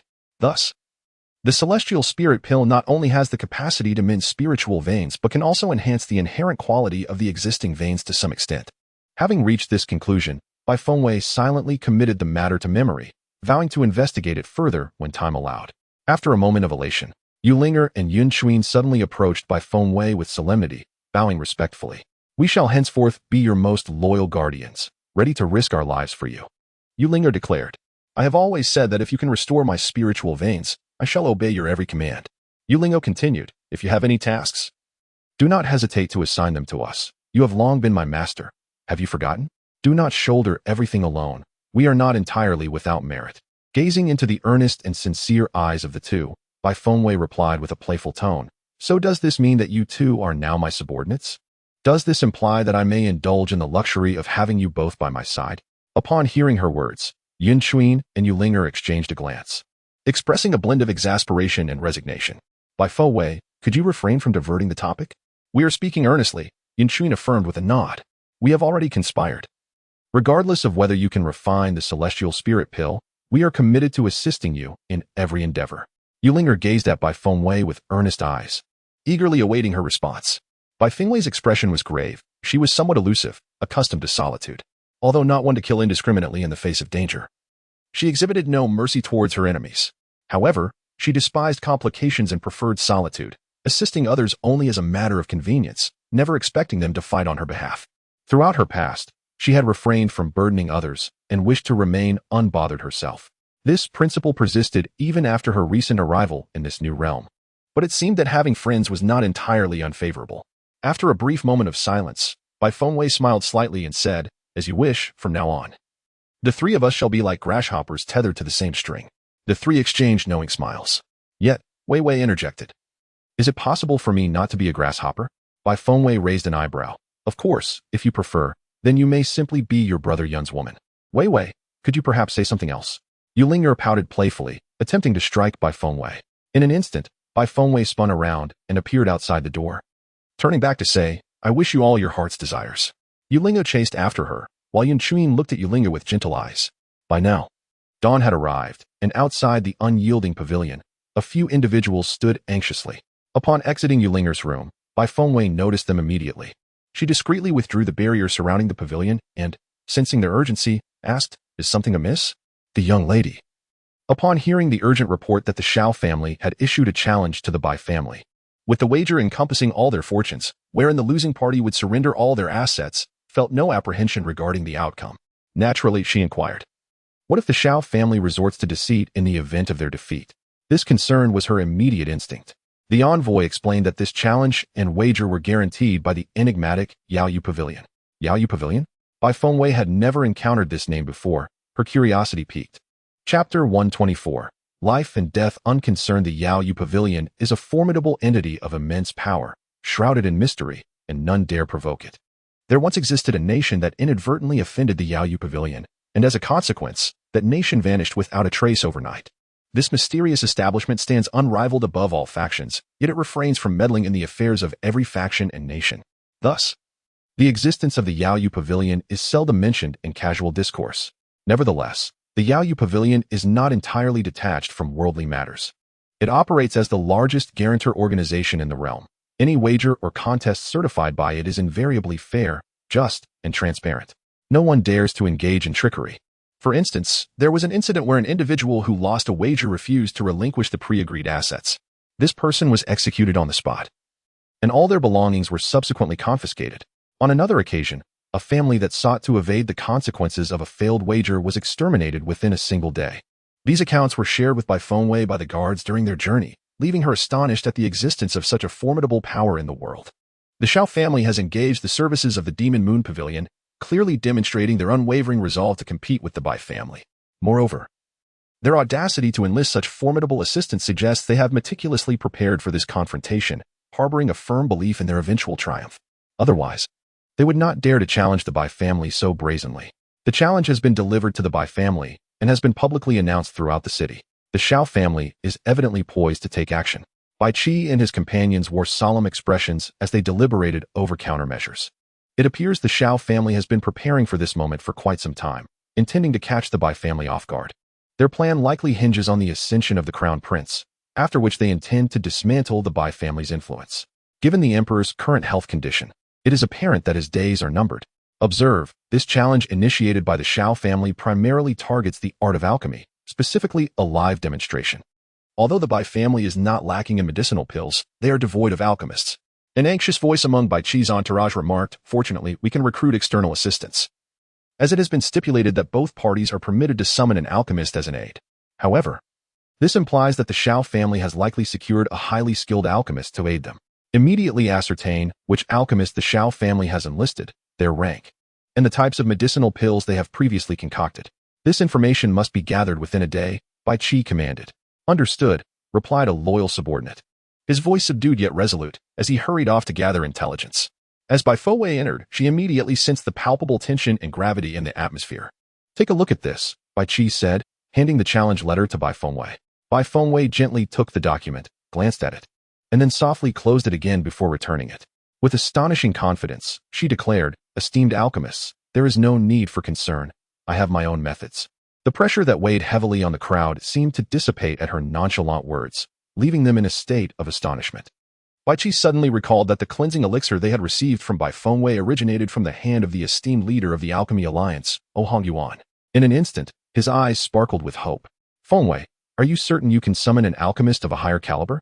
Bai Fengwei did not provide a definitive answer, but instead remarked, "It depends on the level of the alchemist from the Shao family. I shall simply invite one who surpasses their expertise."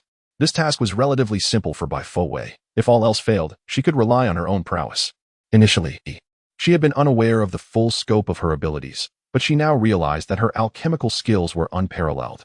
Moreover, she was adept at concocting the elusive golden elixir, a feat no one else had achieved. This alone assured the Bai family would not falter.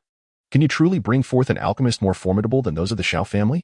The crowd gazed at her with eager anticipation. Bai Fengwei nodded. "Once I ascertain the details, I will speak with Leader O." Her tone left the assembly in disbelief.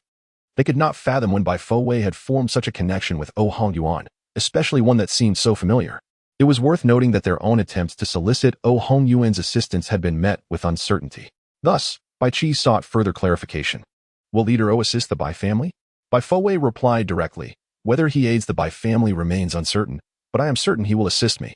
A collective gasp reverberated through the room, nearly causing their jaws to drop in astonishment. However, Bai Qi recalled that in the past, the parents of Oh Mingzhu and Bai Fengwei were close friends, and this realization brought him clarity. Perhaps Oh Han Yuan was extending his kindness to her out of respect for Bai Fengwei's parents. Yet, unbeknownst to him, Oh Han Yuan was entirely unaware that Bai Fengwei was the daughter of General Shenwei, thus rendering any notion of special care moot. Nevertheless, these details were trivial. What truly mattered was securing the alchemist's services. Therefore, Bai Qi declared, "In that case, I entrust this matter to you." Bai Fengwei assured him, "Rest assured." In addition, there was another matter at hand, a contest of cultivation skills among the younger generation. Someone indignantly remarked that the Shao family certainly had a cunning scheme in play. Indeed, just look at what the decree states. 5 rounds of cultivation contests, with participants not exceeding the age of 25, and each may compete only once, in a best-of-3 format. Furthermore, it clearly states that life and death are not to be considered. Bai Qi added thoughtfully.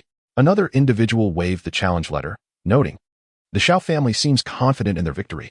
I wonder what kind of external assistance they have secured. From what I gather, among the younger members of the Shao family, the one with the highest cultivation is the son of the former head of the Shao family, who is now 23 years old and at the first stage of soul transformation." Bai Qi glanced at his own son, lamenting that had he not been schemed against in his youth, his cultivation would surely have surpassed the first stage of soul transformation. This thought only intensified Bai Qi's resentment toward the Chu family. Bai Xianxian stepped forward, declaring, "Father, I am willing to risk my life to defend the honor of the Bai family." "Do not act rashly," Bai Qi cautioned. Bai Qi immediately retorted, asserting that this matter required careful deliberation, as it was a battle of life and death, necessitating utmost caution. The assassins beside Bai Qi echoed his sentiments. At that moment, Bai Fengwei interjected, praising Bai Xuanxuan's commendable courage and expressing her willingness to engage in battle. Elated by the support, Bai Xianxian beamed with joy. Bai Qi and the others did not oppose the notion but wore expressions of concern, recognizing the urgency of the situation and the need to finalize the selection of 4 additional participants. "I shall participate," Bai Fengwei declared. Bai Qi and the others regarded her with curiosity, inquiring, "Fengwei, what is your current cultivation level?" "Transformation Sovereign," Bai Fengwei replied. She refrained from specifying her exact rank within the Transformation Sovereign realm, as her prowess at such a young age rendered her virtually unmatched. Alas, a single individual may only participate once, someone sighed, lamenting that otherwise, Bai Fengwei alone could defeat everyone. It was truly unexpected that the once ineffectual member of the Bai family had become their beacon of hope. "Is it not possible to enlist external assistance?" "I have another Transformation Sovereign by my side," Bai Fengwei stated calmly. Her words astonished the assembly, who gazed at her in disbelief. "Are you referring to your 2 friends?" "Indeed," Bai Fengwei affirmed. Prior to yesterday, she had hesitated to make such a claim, as Yun Qian's spiritual veins had been damaged, which limited his abilities to some extent. However, just last night, his spiritual veins had been restored, and his cultivation had advanced. Victory would not be difficult to attain. The crowd rejoiced, as this news significantly enhanced the Bai family's prospects, considering that not everyone could achieve the Transformation Sovereign realm in their 20s. One is permitted to invite 2 foreign aid. And aside from Yun Qian, another is still needed. At this moment, a messenger reported from outside that young Master Jun Xing of the Jun family had come to visit. The gathering turned their gaze, observing a refined and graceful young gentleman approaching with steady strides.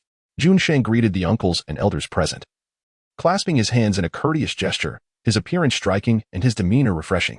Bai Qi remarked, "Young Master Jun, you are indeed the renowned genius of Fenglin Kingdom. Moreover, with your exceptional character, you are destined for greatness." Those nearby nodded in agreement. Jun Sheng humbly responded, "Patriarch Bai, you flatter me. I have come upon hearing that the Shao family has issued a challenge to the Bai family, and I wanted to see how I might be of assistance." As he spoke, his gaze shifted towards Bai Fengwei, who feigned ignorance and refrained from voicing an opinion. Bai Qi and the others followed Jun Xing's line of sight and immediately grasped his intentions, sharing a silent understanding and a knowing smile. Bai Qi continued, "We are grateful for your goodwill, young Master Jun, but this matter could lead to serious consequences. It would be prudent for you to refrain from becoming involved.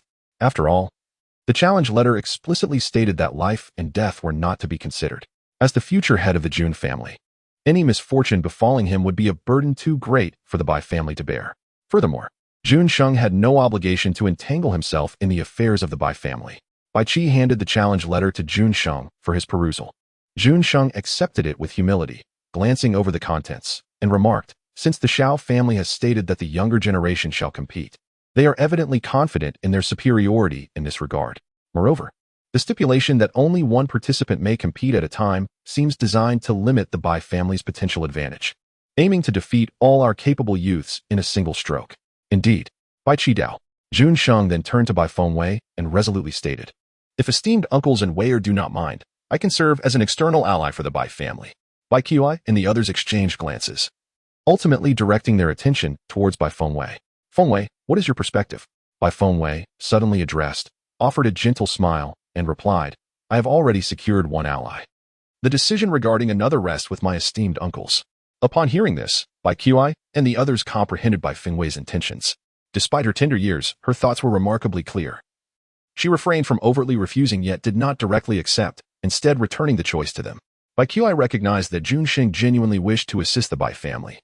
So he acquiesced. "In that case, we are grateful for your willingness, young Master Jun." Thus, the Bai family had found their second external ally. Jun Sheng did not linger, exchanging a few words with Bai Fengwei before taking his leave. After his departure, Bai Qi suddenly inquired, "Fengwei, how have you fared in selecting among the talented youths of the imperial city?" Bai Fengwei momentarily felt disoriented, but recalled Bai Qi's previous mention. She calmly replied, "There are too many. I am at a loss as to whom to choose. Hee. She neither directly stated that she had not considered anyone nor expressed disinterest in making a selection, employing a more subtle approach. This strategy would allow her uncles, eager for her to marry soon, to perceive her as actively choosing, instilling hope and thereby affording her more time. "I find this young Master Jun to be quite commendable," someone remarked, hinting at deeper implications. "Aha, I too believe that this individual possesses a remarkable composure and understated elegance, coupled with an appropriate match in status with Fengwei." One of the uncles jested. Bai Fengwei's lips twitched slightly. "For now, it would be prudent to resolve the matter of the challenge letter. My personal affairs are of little consequence, and there is no need for my uncles to overly concern themselves." Little did Bai Fengwei anticipate being subjected to such persistent matrimonial pressures from so many individuals at this moment. She was merely 19. "I concur. Sister Wei Wei is still quite young, and there is no rush regarding this matter," Bai Xian interjected, attempting to alleviate the tension. However, scarcely had he uttered those words when attention swiftly shifted towards him. "Indeed, Xian, you will soon turn 21. Are you not at the age for marriage? Have you set your sights on any young lady? If so, do not be reticent. Speak up, lest you miss your opportunity." Bai Xian could hardly fathom how the discourse had unexpectedly pivoted towards him. His cheeks flushed slightly as he replied, "I am not in a hurry." Bai Fengwei stifled a laugh at the turn of events. She had intended to divert attention elsewhere, yet before she could utter a word, Bai Xian had unwittingly placed himself in the line of fire. Bai Xian glanced at her, seeking her assistance to extricate him from this predicament. However, Bai Fengwei shrugged helplessly, silently wishing him good luck. He appeared visibly troubled, rendered powerless against the relentless inquiries of their uncles. Seizing the opportunity, Bai Fengwei quietly slipped away, leaving Bai Xian to face the matrimonial onslaught alone. Exiting the grand hall and traversing several corridors, she arrived at a serene garden, where she encountered Bai Tian. Upon spotting Bai Fengwei, Bai Tian arrogantly lifted her nose high and remarked, "Bai Fengwei, I have heard that the Shao family has issued a challenge to the Bai family. How could you possibly contribute?" Bai Fengwei remarked with indifference, "I am now the crown princess. How could I engage in violence? It is you who will take the stage." Bai Tian wore a look of malicious glee. Despite not yet being wed to the crown prince, she radiated an air that proclaimed her imminent status as the crown princess. As if fearful that others might not recognize her impending union, Bai Fengwei maintained a serene expression, her eyes betraying no emotion as she stated, "When I inherited the Phoenix legacy, I vowed to protect the Bai family. Therefore, should anyone wish to harm the Bai family, I shall naturally rise to the occasion." At this, Bai Tian seethed internally, "You wretched girl, on what grounds do you claim the Phoenix legacy? I assure you, all of this should rightfully belong to me. And one day, I shall reclaim it all." Having realized her ambition of becoming the crown princess, her next objective was to retrieve the Phoenix legacy. Just wait, she thought. Once I ascend to the position of empress, will Bai Fengwei dare to refuse me the Phoenix legacy? Bai Fengwei, unfazed by Tian's wild imaginings and self-importance, calmly retorted, "You are unworthy." Enraged, Bai Tian pointed an accusatory finger at Bai Fengwei, exclaiming, "Do not revel in your triumph. I wish for you to be defeated in the arena, and then we shall see how brazen you remain." Bai Fengwei regarded her coldly, akin to gazing upon a corpse. "You ought to pray for your own well-being.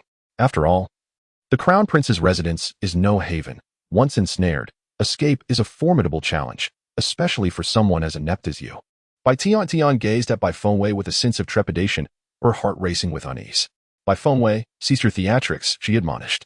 Bai Fengwei responded with a contemptuous smile. Pondering, if one harbors no malice, why fear the malevolent? As their conversation unfolded, Bai Tiantian's once haughty demeanor began to wane. Chapter 126, Refining Essence and Extracting Spirit. Bai Tian departed in a huff, initially intending to berate Bai Fengwei, but ultimately left shaken to her core. The haunting visions she encountered before her fainting spell lingered vividly in her mind, troubling her in her dreams. Indeed, Bai Tian harbored a genuine fear of phantoms, and Bai Fengwei's mere words had instilled fear within her. Nevertheless, she felt a sense of relief knowing that in just 2 days, she would enter the prince's residence as his consort. Regardless of any misfortune that might befall the Bai family, she could safeguard her own interests. The impending challenge between the Shao and Bai families was already common knowledge, a topic of fervent discussion among all. Bai Tian, of course, was well aware of this. Yet, she remained unconcerned for the future of the Bai family, as her sole aspiration was to become the prince's wife. The duel was scheduled for 3 days hence. While her wedding was merely 2 days away, she felt fortunate that this matter would not impede her union with the prince. Upon returning to Buli Pavilion, Bai Fengwei found Yunchuin and Yuling waiting at the entrance. She approached them, saying, "Let us proceed inside."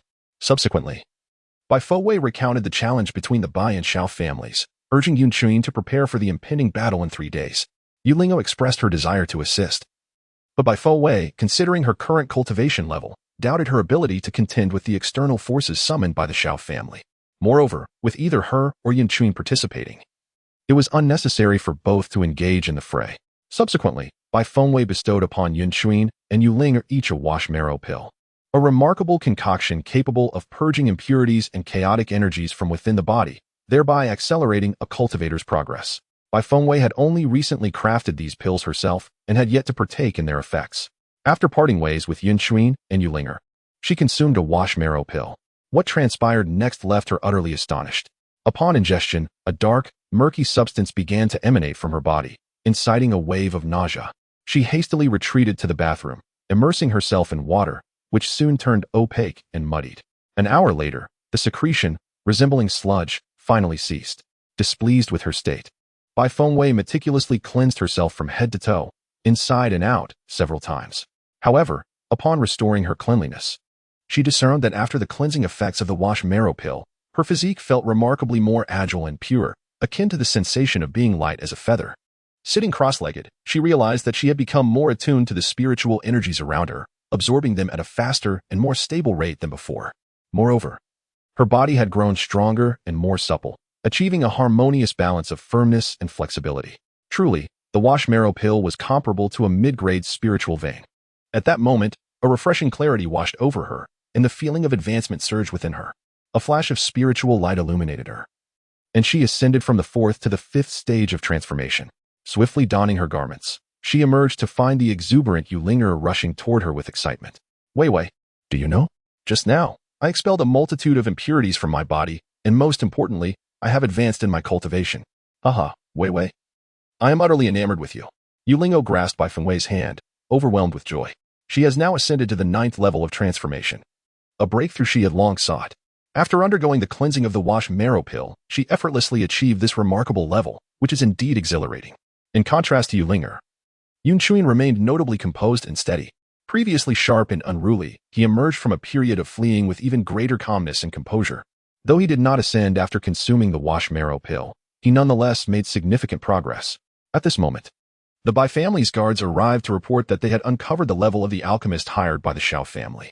Through a covert investigation by the assassins, it was revealed that the Shao family had surprisingly enlisted a 5th-level alchemist. A 5th-level alchemist is an exceedingly rare existence. Bai Qi felt an immense pressure mounting. Bai Fengwei proceeded to the hall, where she learned that the 5th-level alchemist's origins were unknown, yet he seemed capable of concocting green pills. Should the Shao family indeed have secured a 5th-level alchemist, Bai Fengwei would have no choice but to seek out Hongyuan for assistance. That very night, Bai Fengwei visited the Alchemy Alliance.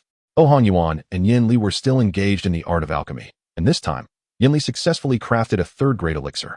He was as jubilant as a child, grinning foolishly in front of Hongyuan. Upon seeing Bai Fengwei's arrival, Yin Li's excitement soared. "Master Ancestor, you have finally come to see us. Look, I have produced a superior grade elixir, and it is green. Bai Fengwei encouraged. Very commendable, yet there remains substantial room for improvement. Thank you, Master Ancestor. I shall persist in my efforts, came the reply. Alchemy cannot be rushed. Once one has grasped the methods and techniques, the remainder is simply a matter of relentless diligence. Han Yuan approached Bai Fengwei and stated, I have also managed to concoct purple elixirs. However, producing golden elixirs may still pose a challenge. Bai Fengwei glanced at Han Yuan's alchemical furnace and remarked, I instructed you to procure 2 quality furnaces last time. Did you not follow through? We did not encounter suitable options, Han Yuan responded. He too yearned for a more refined furnace.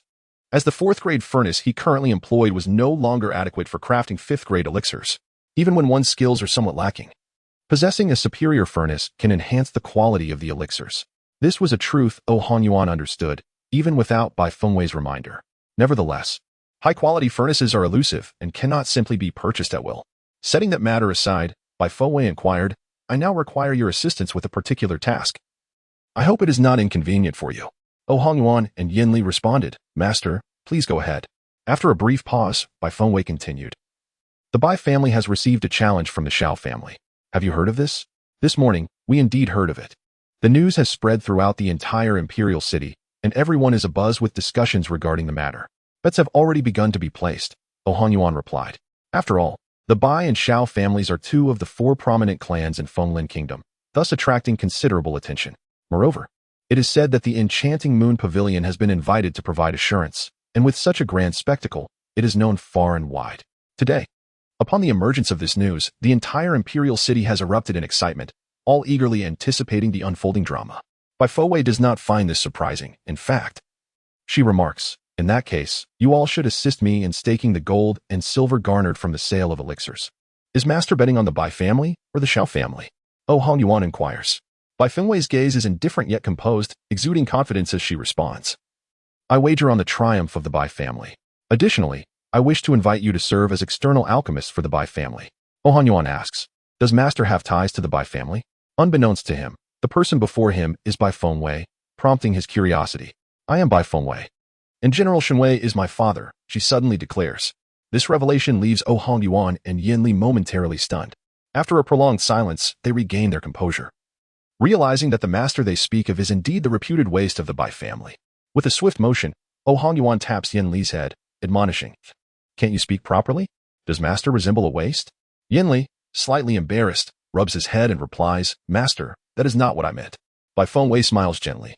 I understand. Do not take it to heart. Han Yuan studies Bai Fengwei from head to toe, then exhales deeply. So you are the daughter of General Shenwei. No wonder I felt an inexplicable familiarity upon our first encounter. I never imagined their daughter would be so formidable. Do you know my father and mother, Lord O? Bai Fengwei inquires. Han Yuan recalled that he shared a profound friendship with General Shenwei and his wife. Are you aware of the circumstances surrounding my father and mother? Moreover, did they have any grievances with the Empress? Bai Fengwei inquired with a pensive demeanor.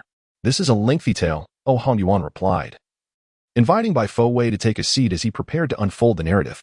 Through his exposition, Bai Fengwei learned that her father encountered her mother during his travels, at a time when she appeared to be injured and was rescued by him and the current emperor. Subsequently, her father and mother fell in love and wed. The emperor harbored deep affections for her mother, which elucidated the empress's persistent antagonism towards the Bai family. Despite the emperor's unrequited love, he cherished her parents as his closest friends. Her father became the formidable General Shenwei of Fenglin Kingdom, safeguarding the realm on behalf of the emperor.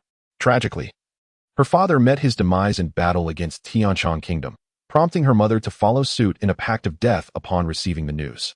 In a matter of brief exchanges, Bai Fengwei conjured a myriad of intricate stories and conflicts regarding the empress's grievances. It was evident that her devotion to the emperor was overshadowed by his affection for Bai Fengwei's mother, leading her to covertly target the Bai family. After Han Yuan's succinct explanation, Bai Fengwei was nearly convinced that the misfortune her father faced on the battlefield was inextricably linked to the empress. This was a matter she vowed to investigate further. What perplexed her now was her mother's hasty decision to succumb to grief. Do you know where my mother is laid to rest? Bai Fengwei asked. Han Yuan sighed and said, after your mother chose to end her life, Madame Chu unceremoniously discarded her at the potter's field. I once sought her out, but by the time I arrived, there was nothing left to find. That desolate place is rife with wild wolves and dogs. He fell silent, understanding that if no remains were discovered, It was likely that her body had been taken by the beasts. This was the root of his disdain for the Chu family. After all, Bai Fengwei's mother was a general's wife. Such a hasty disposal was utterly unacceptable. His dissatisfaction with Madame Chu was profound. Bai Fengwei felt a tight knot in her heart, struggling to accept that her mother might have met such a tragic fate. She refused to believe it. After confirming that Hongyuan would serve as an alchemist for the Bai family, she hurried back home. She chose not to share with Hongyuan the possibility that her father might still be alive. She would reveal that information once she had verification. Before dawn, Bai Fengwei found Bai Qi and informed him that they had secured Hongyuan's assistance for the Bai family, urging him to keep this news under wraps for the time being. Naturally, Bai Qi was delighted, feeling a significant weight lift from his shoulders. Having clarified this matter, Bai Fengwei suddenly inquired, "Second uncle, where is my mother buried?" Her unexpected question left Bai Qi at a loss for words. Bai Fengwei waited patiently for him to respond. She had grown up, and there were truths she needed to know. After a long silence, Bai Qi finally spoke, "When your mother chose to end her life, I was not home. By the time I returned, the Chu family had already ordered her to be taken to the potter's field. We immediately proceeded to the unmarked graveyard in search of your mother's remains, yet we found nothing. The events unfolded rather abruptly, leaving us little time to react." A momentary silence enveloped the air. Then, Bai Fengwei's voice, tinged with a slight chill, broke the stillness. "From the time my mother was discarded at the graveyard to your arrival, how much time elapsed?" "One day," Bai Qi replied. Bai Fengwei clasped her hands tightly, unable to fathom what her mother's remains might have endured. The mere thought of it caused her heart to twist in agony. Deep down, she harbored a hope that someone had rescued her mother, rather than her being taken by a beast. Yet, such fortunate coincidences are rare in this world. Although this matter remains unverified for now, there is one thing I must express. Uncle, I suspect that my father is not dead. Upon hearing her words, Bai Qi's expression shifted to one of profound shock. If he were alive, why had he not returned? Bai Fengwei was unable to answer this question, merely stating, "I have yet to uncover the truth, but this matter is inextricably linked to the Empress." Bai Qi concurred, after receiving the news. "We promptly dispatched individuals to verify the accuracy of the information and investigate the veracity of the events. However, after all these years, we have received very little valuable intelligence. The true culprit lies close at hand. Seeking answers from afar is hardly a wise course of action." Bai Fengwei spoke candidly, "Once I ascertain the facts, if this affair was indeed orchestrated by the Empress, then even if the Emperor chooses not to take action against her, I shall not let her off the hook. Her tragic existence over the past decade commenced following the demise of her father. Additionally, the Chiu family has secretly conspired with the Empress on numerous occasions. Perhaps their collusion began long before." As this thought crossed her mind, Bai Fengwei ceased her conversation with Bai Qi and returned to the unyielding pavilion. Accompanied by Bai Shui, she departed from the Bai residence. After leaving, Bai Fengwei promptly sought out the inn where Madame Chiu resided. However, upon her arrival, she found Madame Chiu being subdued by two cultivators, on the brink of being overpowered. Without hesitation, Bai Fengwei swiftly eliminated the assailants targeting the Chiu family. Having narrowly escaped death, Madame Chiu looked gratefully at Bai Fengwei, but upon recognizing her, a look of fear washed over her. Before she could utter the words, "What are you here for?" Madame Chiu was ensnared by Bai Shui's illusions. Bai Fengwei wasted no time and inquired, when General Shui met his misfortune, "Were you in collusion with the Empress? What schemes did you devise in secrecy?" Madame Chiu responded, "The esteemed General Shui possessed profound cultivation. It was only through the Empress's collusion with the talents of Tianshan Kingdom that he met his end. I was commanded by the Empress to dispose of the general's wife, casting her directly into the mass grave." Bai Fengwei, driven by an inexplicable force, asked, "Are you certain that the general's wife had already drawn her last breath?" Madame Chiu replied, "The general's wife had not entirely perished, but she was indeed teetering on the brink of death." A surge of realization flooded Bai Fengwei's mind. Her instincts told her that her mother still lived. Chapter 128, A Night Foray into the Imperial Palace. "What else do you know?" Bai Fengwei's voice was chilling as she inquired. "I am unaware of the rest." Chu's response was met with Bai Fengwei's swift and decisive action. As she unsheathed her blade and mercilessly ended Chu's life, she sheathed her sword and departed. Outside, the crowd buzzed with speculation regarding the impending competition between the Bai and Shao families. Who do you think is more formidable, the Shao family or the Bai family? It's hard to say.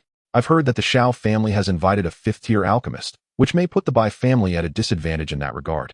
Indeed, while the Bai family possesses the Phoenix Grand Array, their lack of an alchemist puts them at a significant disadvantage. The spectators had already discerned the nature of the contest and began to analyze the strengths and weaknesses of both families.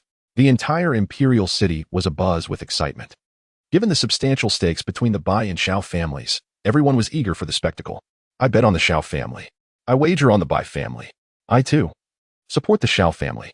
Betting houses sprang up, with various makeshift gambling activities creating a cacophony of fervor. After leaving the inn and returning to the Buli pavilion, Bai Fengwei immersed herself in cultivation and alchemy, delegating other matters to Bai Qi and others, thus sparing herself from involvement. Meanwhile, on the other side, the Xiao family convened with the Empress and the Crown Prince, strategizing to ensure the Bai family would be utterly defeated. The Empress, with a sinister expression, remarked, "This must be executed flawlessly. Are you certain you can inflict losses on the Bai family? Your Majesty, rest assured, our recent restraint has been for this very moment. Not long ago, we specifically invited the most skilled alchemist from Tianchong Kingdom. The Bai family lacks an alchemist, so victory is assured." The Empress replied, "What if the Bai family has also secured a more formidable alchemist?" The current head of the Xiao family declared, "Haha, the Bai family cannot summon aid. Even if they were to invite alchemists, they could never procure a fifth-tier alchemist. After all, there is but one fifth-tier alchemist in the entire Maple Forest Kingdom. And it is known that Hongyuan does not engage in the conflicts among these families. Thus, the Bai family is destined to lose." Upon hearing this, the Empress felt reassured, yet she still cautioned, "This matter is of great significance. We must not let our guard down." Understood, the members of the Xiao family pledged. The Crown Prince, seated with an air of arrogance, remarked, "Are there not the battles among the younger generation? Is the Xiao family truly assured of victory? After all, only if both the alchemist and the combatants emerge triumphant can it be deemed a true victory." The head of the Xiao family responded, "Rest assured, Your Highness, we have thoroughly investigated the cultivation levels of the Bai family's juniors, and the highest among them is merely at the transformation stage. Is there not still a Bai Fengwei? Have you ascertained her cultivation level?" The Crown Prince prompted. The head of the Xiao family replied, "Bai Fengwei is nothing but a waste. Even with the inheritance of the Phoenix Grand Array, she will not possess any formidable prowess. As she has only recently inherited the Phoenix legacy and has yet to make significant progress." The Crown Prince frowned. If victory is already assured, why seek external assistance? The head of the Xiao family explained, "For the sake of caution, we have employed 2 experts at the transformation stage at a high price to suppress the Bai family's arrogance." The Empress scolded, "Fools. Does the Bai family not have the means to invite external aid? With the wager approaching, if the Bai family has not made prior preparations, it is improbable that they will secure assistance from transformation stage experts, especially those under the age of 25. One could say that there is not a single individual of such caliber within the entire imperial city." The head of the Xiao family spoke with unwavering conviction. The Empress and the Crown Prince nodded in agreement, recognizing the necessity of being adequately prepared to catch the Bai family off guard. Subsequently, they deliberated on matters concerning the Crown Prince's ascension to the throne. The Empress remarked that once the Bai family crumbled, the Emperor's fate would also reach its conclusion. The moment the Emperor draws his last breath, they would immediately support the Crown Prince in assuming the throne. The Crown Prince radiated confidence, as if he were already the Emperor of Fenglin Kingdom in that very instant. His father had succumbed to unconsciousness, and according to the physician, it could be just a matter of days.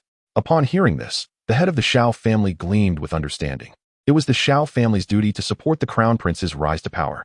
After all, the ascension of the Crown Prince brought only advantages to the Xiao family, without any drawbacks. The Xiao family suddenly established a bet with the Bai family, charging forward with an air of determination and certainty of victory. In contrast, the Bai family appeared to possess little advantage in this wager, leading outsiders to perceive a greater likelihood of the Bai family's defeat. Bai Fengwei diligently refined medicinal pills throughout the day, from dawn until dusk, successfully producing over 1,000 superior-grade gold elixirs. As night fell, she tidied up and refreshed herself before resting for 2 hours. When she awoke, the hour had already passed midnight. Swiftly donning her black attire, she set off for the imperial palace accompanied by Bai Shui. Upon reaching the palace gates, the imperial guards prepared to intercept her, however, brandishing the emperor's token. She found that none dared to stop her. Once inside the palace, she proceeded unobstructed to the empress's palace, with Bai Shui by her side. To outsiders, Bai Fengwei appeared to be merely an ordinary palace maid. She seamlessly blended in without any hindrance, commencing her search for evidence regarding the collusion between the queen and the Tianchong Kingdom, as well as the intricacies of the war that had transpired. Most importantly, she sought information about her father. Bai Shui descended from Bai Fengwei's grasp, and each proceeded on their own path. Bai Fengwei headed directly to the queen's chambers. It was midnight, and the surroundings were nearly deserted, enveloped in profound silence. As she walked, she was suddenly halted by a voice. Hey, why are you so late? Are you trying to be lazy? Bai Fengwei glanced over, and the person, yawning, continued. Hurry up, it's your duty now. If you dare to be late again, I'll inform Her Majesty and have you executed. Bai Fengwei remained silent, leading the individual to assume she was frightened, and with a dismissive glance, they walked away. Bai Fengwei turned her attention to the door before her, opened it, and entered the queen's inner sanctum. The chamber was a veritable maze of opulence, with layers of partitions and an array of lavish objects. She carefully scrutinized her surroundings, beginning her meticulous search. However, after an extensive search, she found nothing. Just as her brow furrowed in despair, a voice from within called for hot water. After 2 calls, she realized they were summoning her. After scanning her surroundings, she located the hot water and made her way into the inner chamber. Upon entering, Bai Fengwei was utterly astonished. To her disbelief, 2 men were sprawled across the queen's bed, and an exclamation of astonishment echoed within her mind. Despite her inner shock, she maintained a composed exterior, mimicking the demeanor of a palace maid as she lowered her head and carried the water forward. Was she dawdling, risking her own head in the process?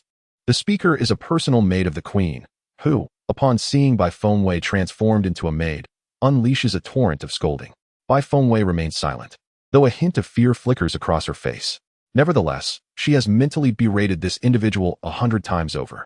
The maid fetches some water and dismissively orders her to leave, stating that she need not come to serve in the palace tomorrow. Bai Fengwei, unfazed, takes the opportunity to survey the room as she departs. Her diligence does not go unrewarded, as she uncovers some intriguing clues. Are you not leaving promptly? A maid urges. Bai Fengwei hastily exits and soon reunites with Bai Shui outside. Bai Shui reports, I found nothing of interest, only that the queen is keeping a male pet. Bai Fengwei is taken aback by the revelation, marveling at the sheer audacity of the queen to openly maintain such a relationship within the palace. While the emperor appears indifferent to the situation, however, it seems the queen has only recently begun this arrangement, as the emperor is currently too distracted to intervene. Bai Shui expresses her disdain, remarking that these male pets are merely children in their early teens, finding the queen's actions revolting. Bai Fengwei shudders at the thought, struggling to fathom the implications. By the way, she adds, I discovered something peculiar in the queen's chambers. We shall act at dawn. Why dawn? Bai Shui inquires, perplexed. Bai Fengwei simply replies, trust me, it will be worth it. Thus, the 2 companions, one human and one beast, patiently await the arrival of dawn. Today marks the day of the crown prince's wedding to Bai Tian, and Bai Fengwei intends to seize this opportunity. At dawn, under the enchantment of white snow, Bai Fengwei transformed into the appearance of the queen's personal maid. As the sun began to rise, the crown prince entered the palace. However, he encountered the queen's personal attendant along the way. Your Highness, the queen has instructed that you need not pay your respects today. The crown prince stood still, comprehending the situation, and remarked, it seems that my mother still cannot accept Bai Tian. In that case, I shall refrain from entering. He glanced at the queen's maid and added, do not be disheartened. My marriage to Bai Tian is merely a necessity. Once everything settles, I shall ensure you receive your rightful place. As he spoke, the crown prince reached out to grasp the maid's hand. Yet, she stepped back, saying, Your Highness, please maintain decorum. There are many ears here. It would be prudent for you to return early. You still have the engagement to the second miss of the Bai family, lest you miss the appointed time. The crown prince, mistaking her retreat as jealousy, responded meaningfully, Even if I wed her, I shall not touch her tonight. If you wish, I can seek my mother's permission this evening for you to assist me at the prince's residence. We could then spend a delightful night together, shall we? 1,000 crows flew through Bai Fengwei's heart. The crown prince was indeed a scoundrel. To escape his entanglements, the personal maid bowed and departed. Her silence led the crown prince to believe she had acquiesced. Satisfied, he turned and left. Meanwhile, halfway through, Bai Fengwei transformed from the maid's form back into that of the crown prince, boldly striding toward the queen's chamber. Within the palace of the queen, the maidens displayed great deference upon encountering the crown prince, reverently greeting him as Your Highness. The maidens on either side knelt in respectful homage. All along the path, maidens were in abundance, and Bai Fengwei could sense the charged atmosphere as they cast glances her way. Among them, the queen's personal maid appeared most elated. Upon sighting the crown prince, her eyes shimmered with excitement, as if she yearned to share a bed with him immediately. Your Highness, what brings you here so early today? She inquired. I have matters to attend to and have come to pay my respects to mother, the prince replied, his gaze sweeping over the queen's maid with a lingering intensity. The maid felt her cheeks flush under his scrutiny, and with a playful pout, she said, Please wait a moment, Your Highness, the queen has just risen. The crown prince settled himself in a nearby sitting room, sipping tea while observing the maid before him. "Do you have free time this evening?" he asked. Upon hearing his words, the maid instantly grasped his intentions and eagerly responded, "I am free." With a glimmer in his eyes, the prince remarked suggestively, "Then I shall send someone to fetch you tonight." The maid's heart raced with trepidation, yet she bravely countered, "But isn't tonight the night of your grand wedding?" The crown prince wore a displeased expression. "That sweet and bland bride pales in comparison to your exquisite beauty. In matters of the bedchamber, she cannot hold a candle to you." Joy surged within the maid, though her countenance bore a hint of concern. "But will the crown princess not be angered by this? Must I truly concern myself with her feelings?" The prince retorted, irritation evident in his tone. Seeing his anger, the maid quickly stepped forward, her voice laced with flattery. "Your Highness, please do not be upset. I shall heed your wishes." The crown prince set down his teacup and turned to the palace maid, a satisfied smile gracing his lips as he gently lifted her chin. "I delight in obedient and skilled women like you," he remarked. The maid felt her heartstrings tugged, her breath coming in uneven waves. "To be favored by the crown prince is a blessing for a humble servant," she replied. "Very well, do not disappoint me this evening," he said, releasing her. The maid, her heart racing and cheeks flushed with embarrassment, longed to surrender herself to the crown prince at that very moment. At that juncture, a voice from outside announced that the empress requested the crown prince's presence for a greeting. Thus, he rose and made his way to the empress's chambers, followed closely by her devoted maid, whose eyes shimmered with affection. Upon entering, the crown prince bowed to the empress and offered his respectful greeting. After exchanging a few pleasantries, the empress dismissed those around her. The crown prince, puzzled, looked at the empress. "Mother, is there something you wish to discuss with your son?" The empress replied solemnly. "There are matters you remain unaware of. For over a decade, I have maintained correspondence with the people of Tianchang. Once you ascend to the throne, I shall no longer need to exchange favors with them." The crown prince furrowed his brow at her words. "Does that mean you harbor secrets, mother?" The empress responded. "It is precisely for this reason that I wish to speak with you privately." The crown prince listened intently. "Please, mother, go on." The empress led him to a wall and pressed an inconspicuous spot. Instantly, a door materialized before them. The white phoenix, transformed into the crown prince, felt a surge of excitement within. It turned out the empress's secrets were concealed here. The queen led the crown prince inside, gazing at the mountain of documents before her. She remarked, "After this matter is resolved, I shall no longer require any ties with the kingdom of Tianchang. Dispose of these items for me, and ensure they are eliminated completely." "Why does mother not handle it herself?" the prince inquired. "Many of these documents bear distinctive insignias from foreign nations. Their destruction here would undoubtedly attract attention. Although the emperor is currently in a deep coma, other royal family members and his subordinates are not to be trifled with." "How could you not grasp this, my son?" the queen explained. To avoid raising suspicion, Bai Fengwei, masquerading as the crown prince, refrained from further questioning and assured her, "Mother, do not worry, I will take care of everything." The queen gathered all the items into a storage pouch and, entrusting them to him, said, "Only by handing these over to you can I feel at ease. Once you leave the palace, your first task is to deal with these items. Do you understand?" The crown prince responded earnestly, "Rest assured, mother, I know what to do." Little did Bai Fengwei anticipate that she would so effortlessly obtain all the evidence of the queen's dealings with the kingdom of Tianchang. After departing from the queen's chamber, she sought a secluded spot to review the documents. Among the revelations, the most shocking was the fact that her father had been poisoned on the battlefield, and the one who administered the poison was sent by the queen herself. Chapter 130. A sudden collapse by Fengwei concealed all the documents and evidence and proceeded to the emperor's chamber.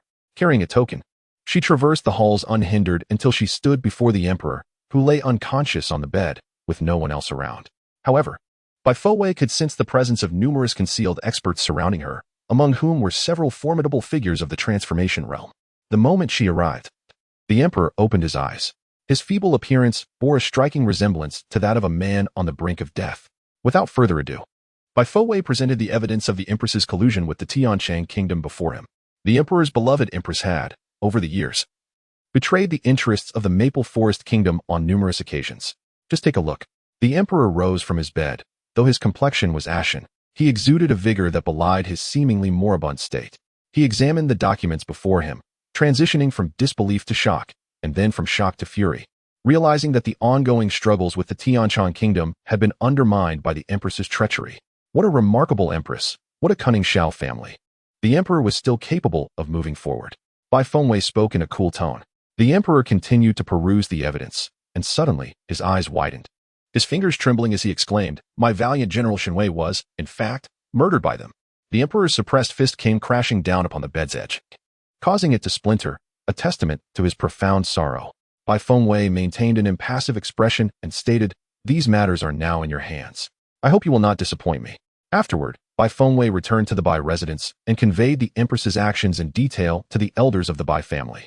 Led by Bai Qi, the elders were filled with indignation. However, it was not the opportune moment to confront the Shao family, for they had already sought them out. The gambling match on the morrow would be a battle to the death. The entire Bai family was filled with righteous indignation, their sorrow and anger reaching a boiling point. Except for Bai Tiantian, every member of the Bai family was enveloped in a tense atmosphere. Bai Tiantian had risen early to groom herself, though she was irked that the Bai family had not hosted a banquet for her marriage to the crown prince. The thought of the potential devastation awaiting the Bai family the following day overshadowed her grievances. After all, she was still the crown princess. Moreover, she felt fortunate that her marriage to the crown prince remained unscathed by the current turmoil. On her way back to the unyielding pavilion, Bai Fengwei encountered Bai Tiantian, who was resplendently adorned, her beauty strikingly vibrant, akin to a final song before death. "Bai Fengwei, I have finally become the crown princess. While you shall ultimately be beneath my feet," Bai Tiantian declared, deliberately blocking her path to flaunt her status. Bai Fengwei's expression remained as calm as still water, her indifferent gaze sweeping over Bai Tiantian. "It is merely an ostentatious title. What you covet is nothing more than refuse I would cast aside without a second thought." Bai Tiantian, feeling disgruntled, maintained her haughty demeanor. "Is that so? Then prepare to bear the brunt of my wrath. There will come a day when you kneel before me, begging for mercy." Bai Fengwei scoffed, her nonchalant eyes glinting with danger. "When you and the crown prince sent me to the tomb, I never uttered a word of plea. Do you truly believe I am someone you can trample at will now?" Bai Tiantian clenched her fists, unwilling to concede. "This is not for you to decide. The entire crown prince's residence will be my support." Observing her obstinate yet foolish demeanor, Bai Fengwei subtly shook her head, perplexed by how she had once been subjected to such bullying by this individual.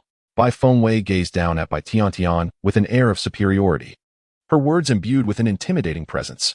"Perhaps the prince's residence shall be your sanctuary, but it may also very well become your tomb. Bai Tiantian, I have afforded you opportunities."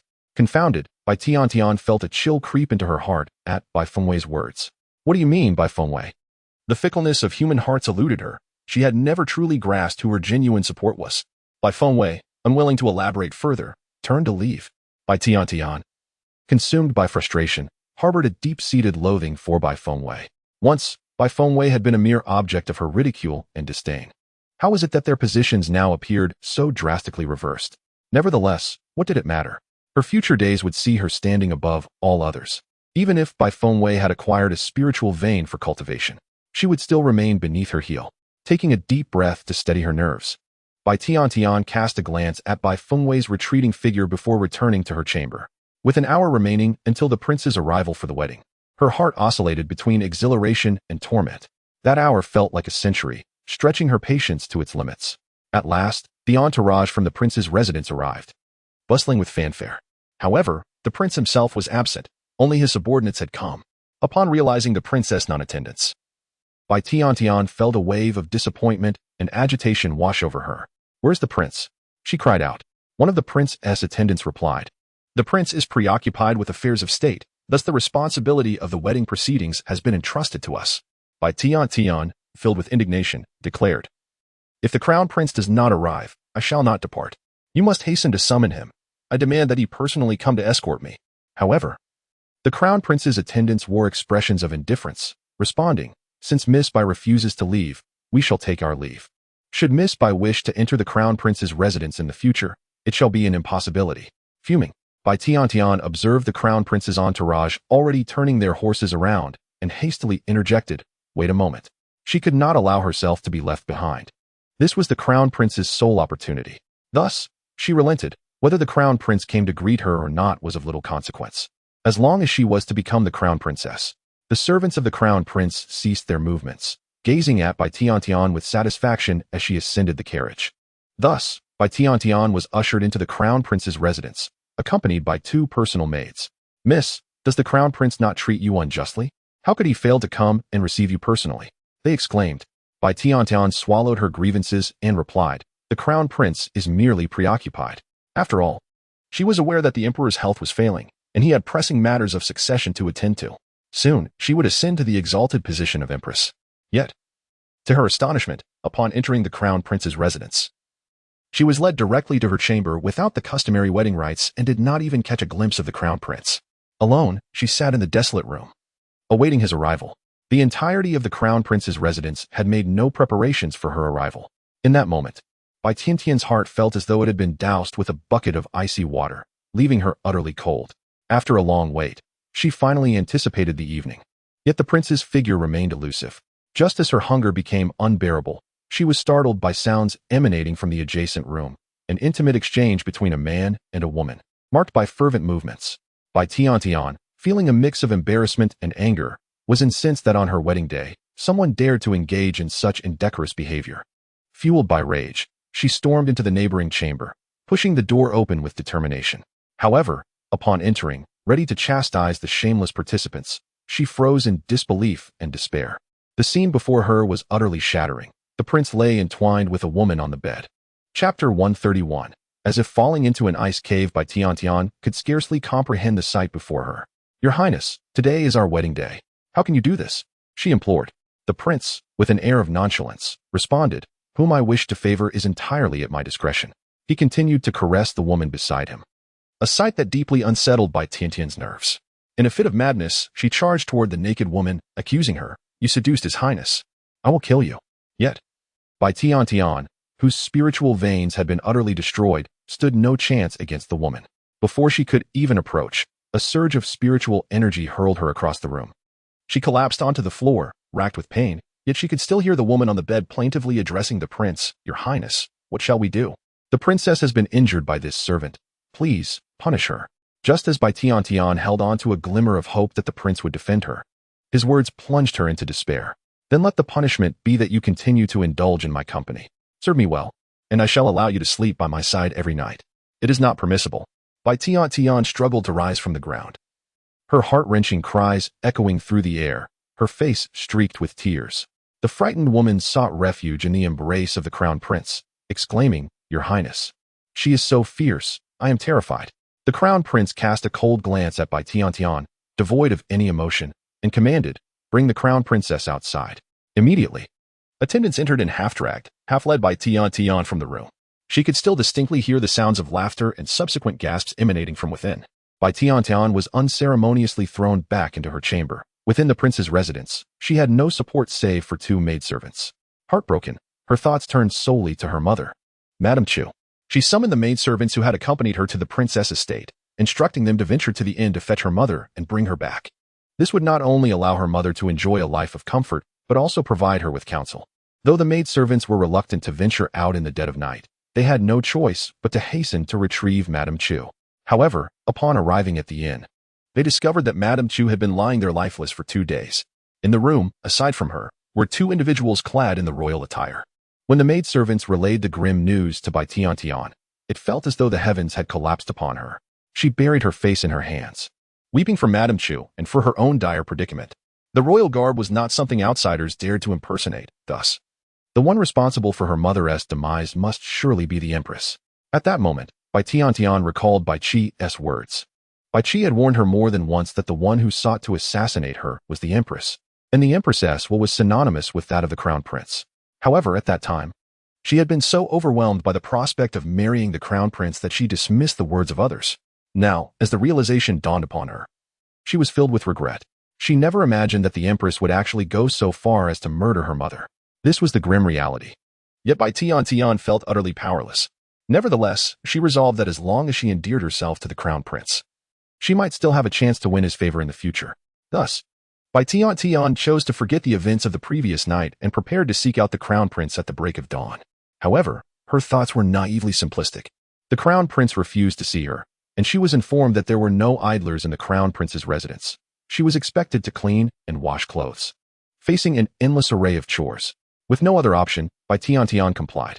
She soon realized that the staff of the crown prince's residence were deliberately making her life difficult. Yet she felt powerless to change her situation. After scrubbing clothes for half an hour, she found herself on the verge of collapse. She yearned for a moment's respite, but any pause would result in the whip of the matron striking her.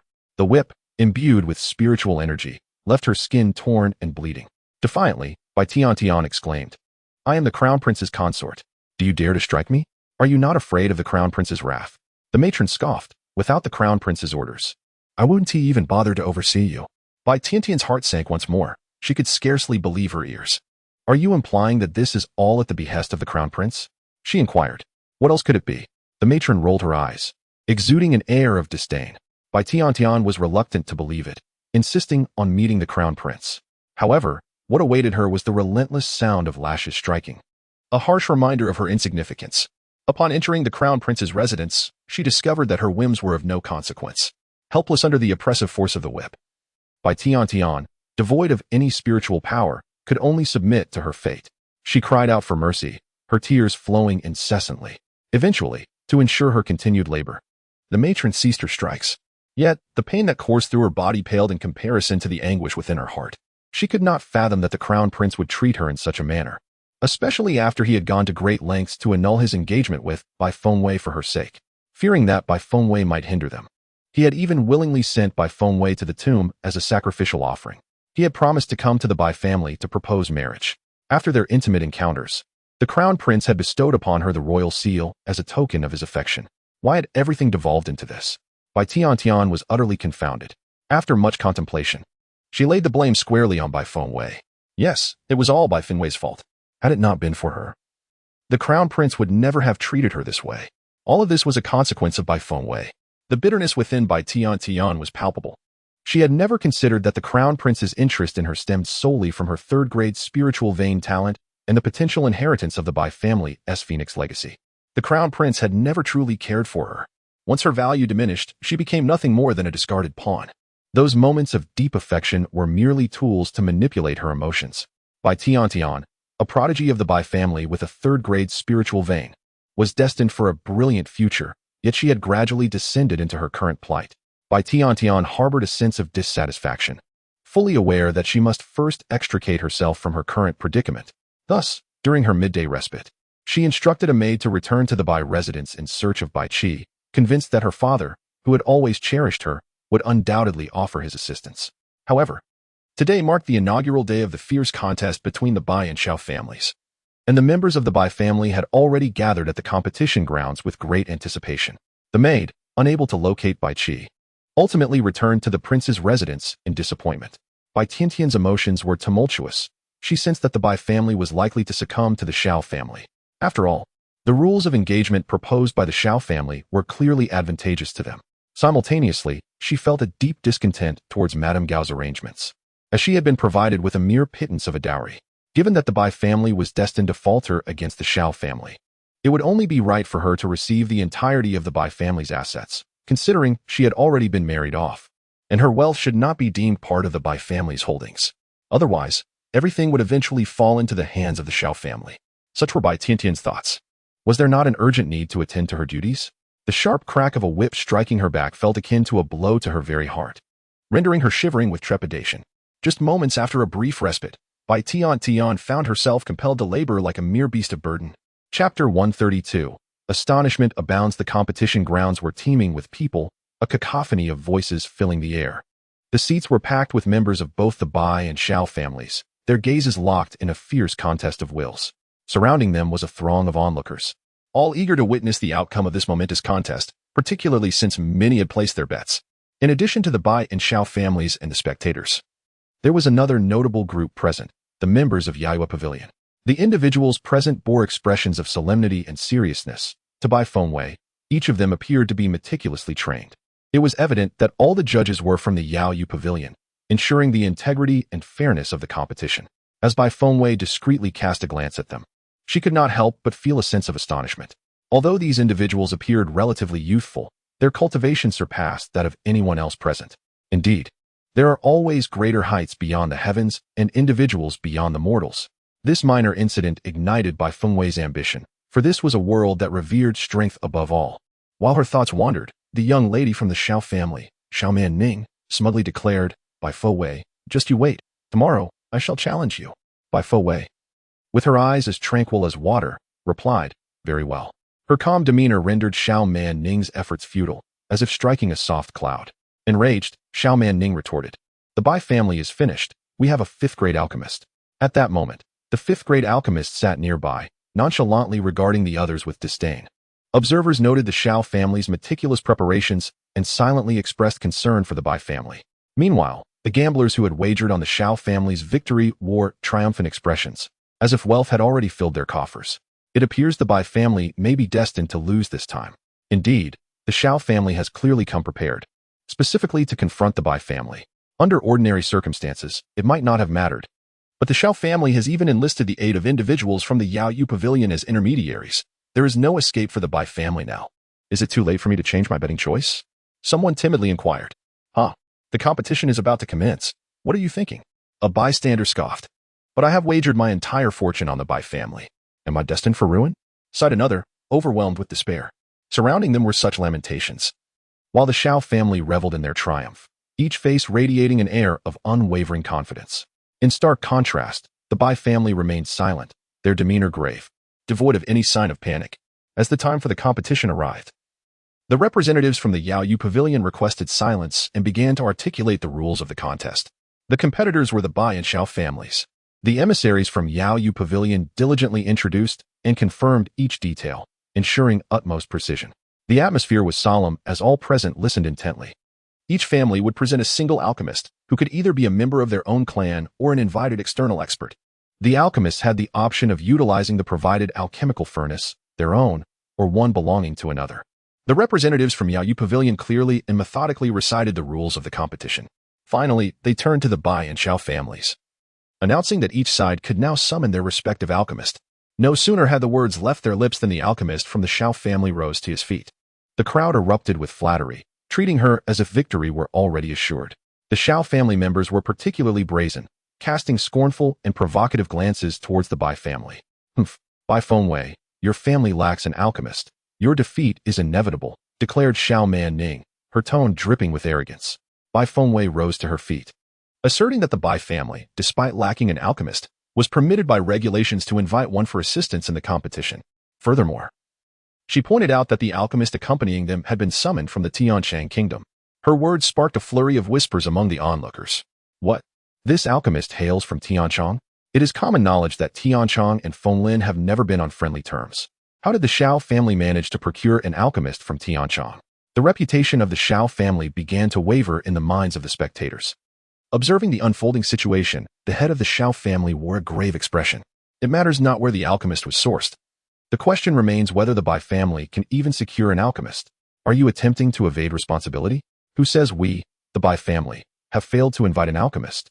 Do not revel in your triumph. Just ensure you do not find yourselves weeping later, Bai Xian retorted. Then by all means, present your alchemist, Shao Manling declared with conviction. At that moment, Bai Fengwei pivoted and strode towards Ao Hanjuan. The crowd began to murmur amongst themselves upon witnessing her direction. Could it be that the Bai family has summoned Yan Li, the disciple of the esteemed Lord of the Alliance, to their aid? Astonished, the onlookers regarded Bai Fengwei with newfound respect. It was indeed no small feat to enlist a third-grade alchemist. However, they were reminded that the Shao family had secured the services of a fifth-grade alchemist.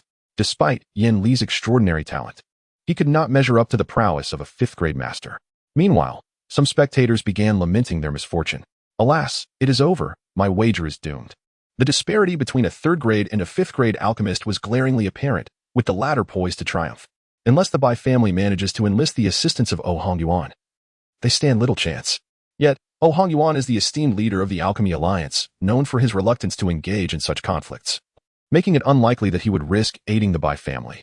Among those present, the Shao family exuded the greatest confidence, firmly believing that their victory in the upcoming competition was all but assured. However, just as the outcome seemed apparent to all, Bai Fengwei positioned herself before Hongyuan. Alliance leader might I implore you to lend your subtle expertise today? With this single utterance, Bai Fengwei revealed that the Bai family had indeed secured Hongyuan's support, asserting that defeating their adversary's alchemist would be a mere trifle for him. The sight of Hongyuan rising from his seat left the crowd astounded. My goodness, the Bai family has actually enlisted the alliance leader. This maneuver left everyone speechless, as they realized that the excitement had finally begun. Among those present, only a handful from the Bai family were in the know, while the rest were engulfed in shock. The Shao family, in particular, was gripped by fear, their expressions betraying their trepidation. The head of the Shao family visibly paled. if the Bai family had indeed secured Oh Hongyuan's involvement. This would transform the contest into a fiercely balanced confrontation, given that Oh Hongyuan was also a fifth-grade alchemist. The outcome was no longer certain. Alliance leader. Why would you assist the Bai family when you have steadfastly refrained from participating in such matters? Someone from the Shao family questioned, their discontent evident. This revelation cast doubt on the Shao family's assured victory. As the conversation unfolded, Oh Hongyuan's words left the gathered crowd utterly astounded. For he revealed that Bai Fengwei was his master. Not only did he assist the Bai family, but he also aided the legendary General Shenwei. And it was ultimately for the sake of his own mentor. What? Bai Fengwei is the master of the alliance leader? Initially, there was a profound silence, swiftly followed by a cacophony of disbelief. They could scarcely fathom Oh Hongyuan's assertion. How could Bai Fengwei possibly be his master? Oh Hongyuan was the leader of the Pill Alliance, the most formidable alchemist in the Fenglin Kingdom, while Bai Fengwei was merely a young girl in her teens. The crowd was bewildered and incredulous. At that moment, the way they regarded Bai Fengwei altered dramatically. They glanced back at her, the former waist of the Bai family. She exuded an extraordinary grace, her every gesture imbued with an innate nobility, poised and self-assured. Even Bai Qi and the others from the Bai family were left speechless. This revelation was new to them as well. They had no inkling of the profound relationship between Bai Fengwei and Oh Hongyuan. When Bai Fengwei previously presented the purple cleansing elixir to them, they had suspected a connection between her and Oh Hongyuan, believing it to be a mere favor due to her ties with General Shenwei. However, the current revelation illuminated the truth. Bai Fengwei was indeed the master of Oh Hongyuan. Bai Qi smirked inwardly, realizing how thoroughly they had been deceived. Meanwhile, the Shao family across the way found the revelation utterly unfathomable, even verging on panic. They could not fathom how Bai Fengwei could possibly be the master of Oh Hongyuan. How could this be?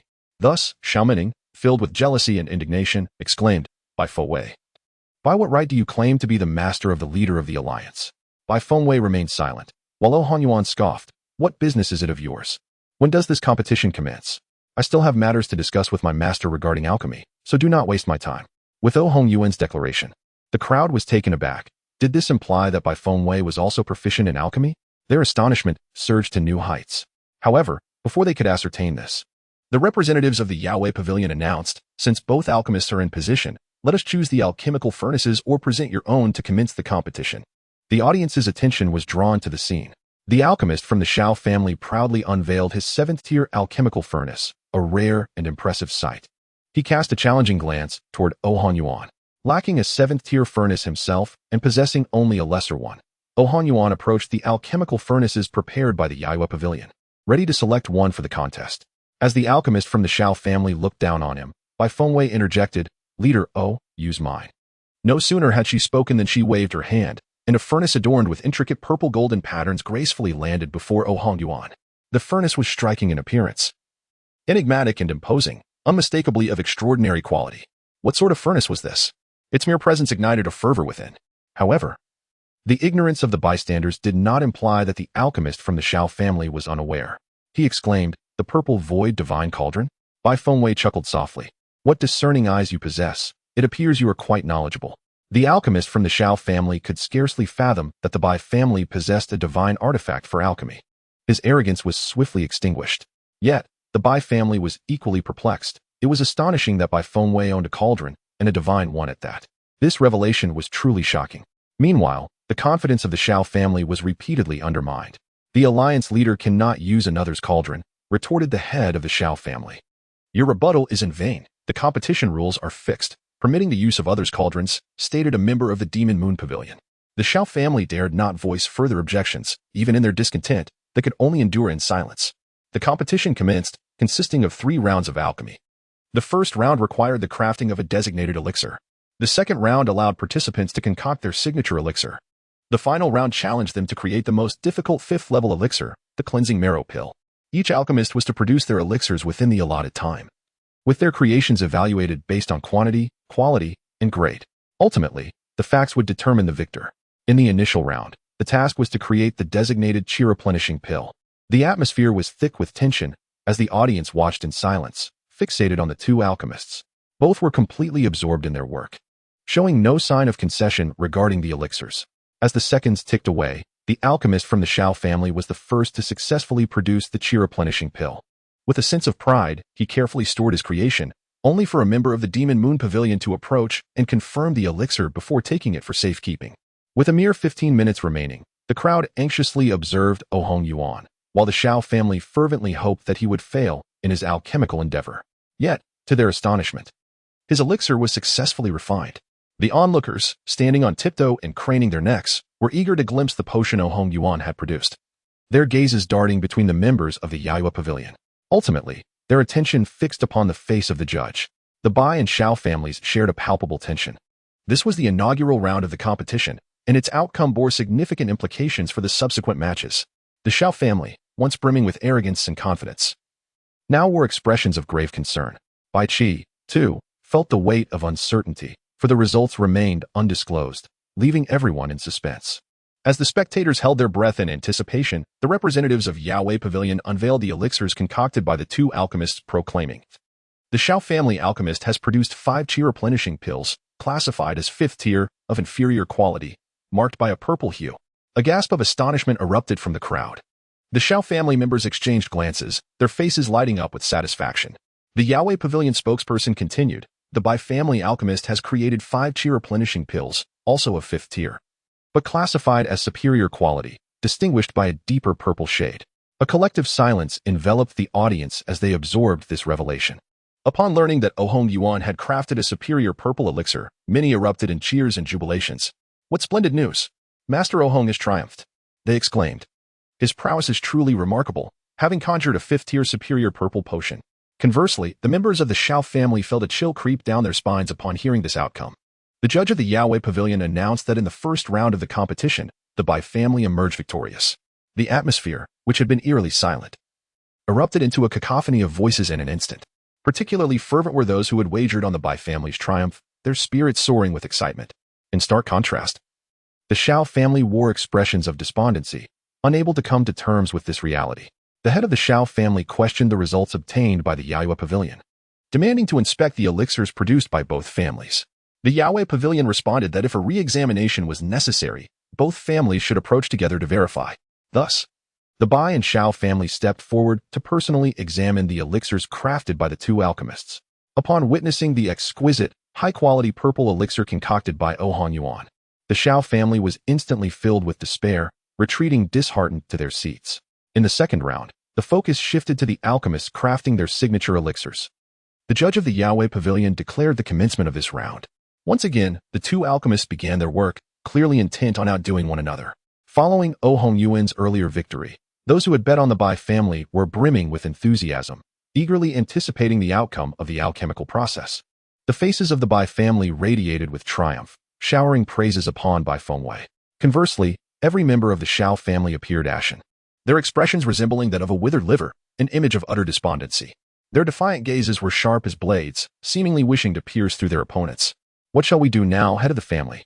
The Bai family has enlisted the help of the esteemed O. Can we still secure victory in the upcoming alchemical contest?" The Xiao family was filled with trepidation, the earlier defeat having eroded half of their confidence. "There are still 2 more rounds to come. Just wait," the head of the Xiao family admonished. At this moment, the alchemy competition had entered a fierce stage, with both alchemists exerting every ounce of their effort to concoct their most familiar elixirs. Bai Feng observed the 2 alchemical furnaces on the stage, clearly perceiving the situation within. Oh Hong Yuan's 5th-tier elixir was nearing completion, and if she was not mistaken, there should be 7 pills. Turning her gaze to the alchemist from the Xiao family, it was evident that he was also close to finishing, albeit still a step away. Just as the audience had eagerly anticipated, both alchemists completed their elixirs in quick succession.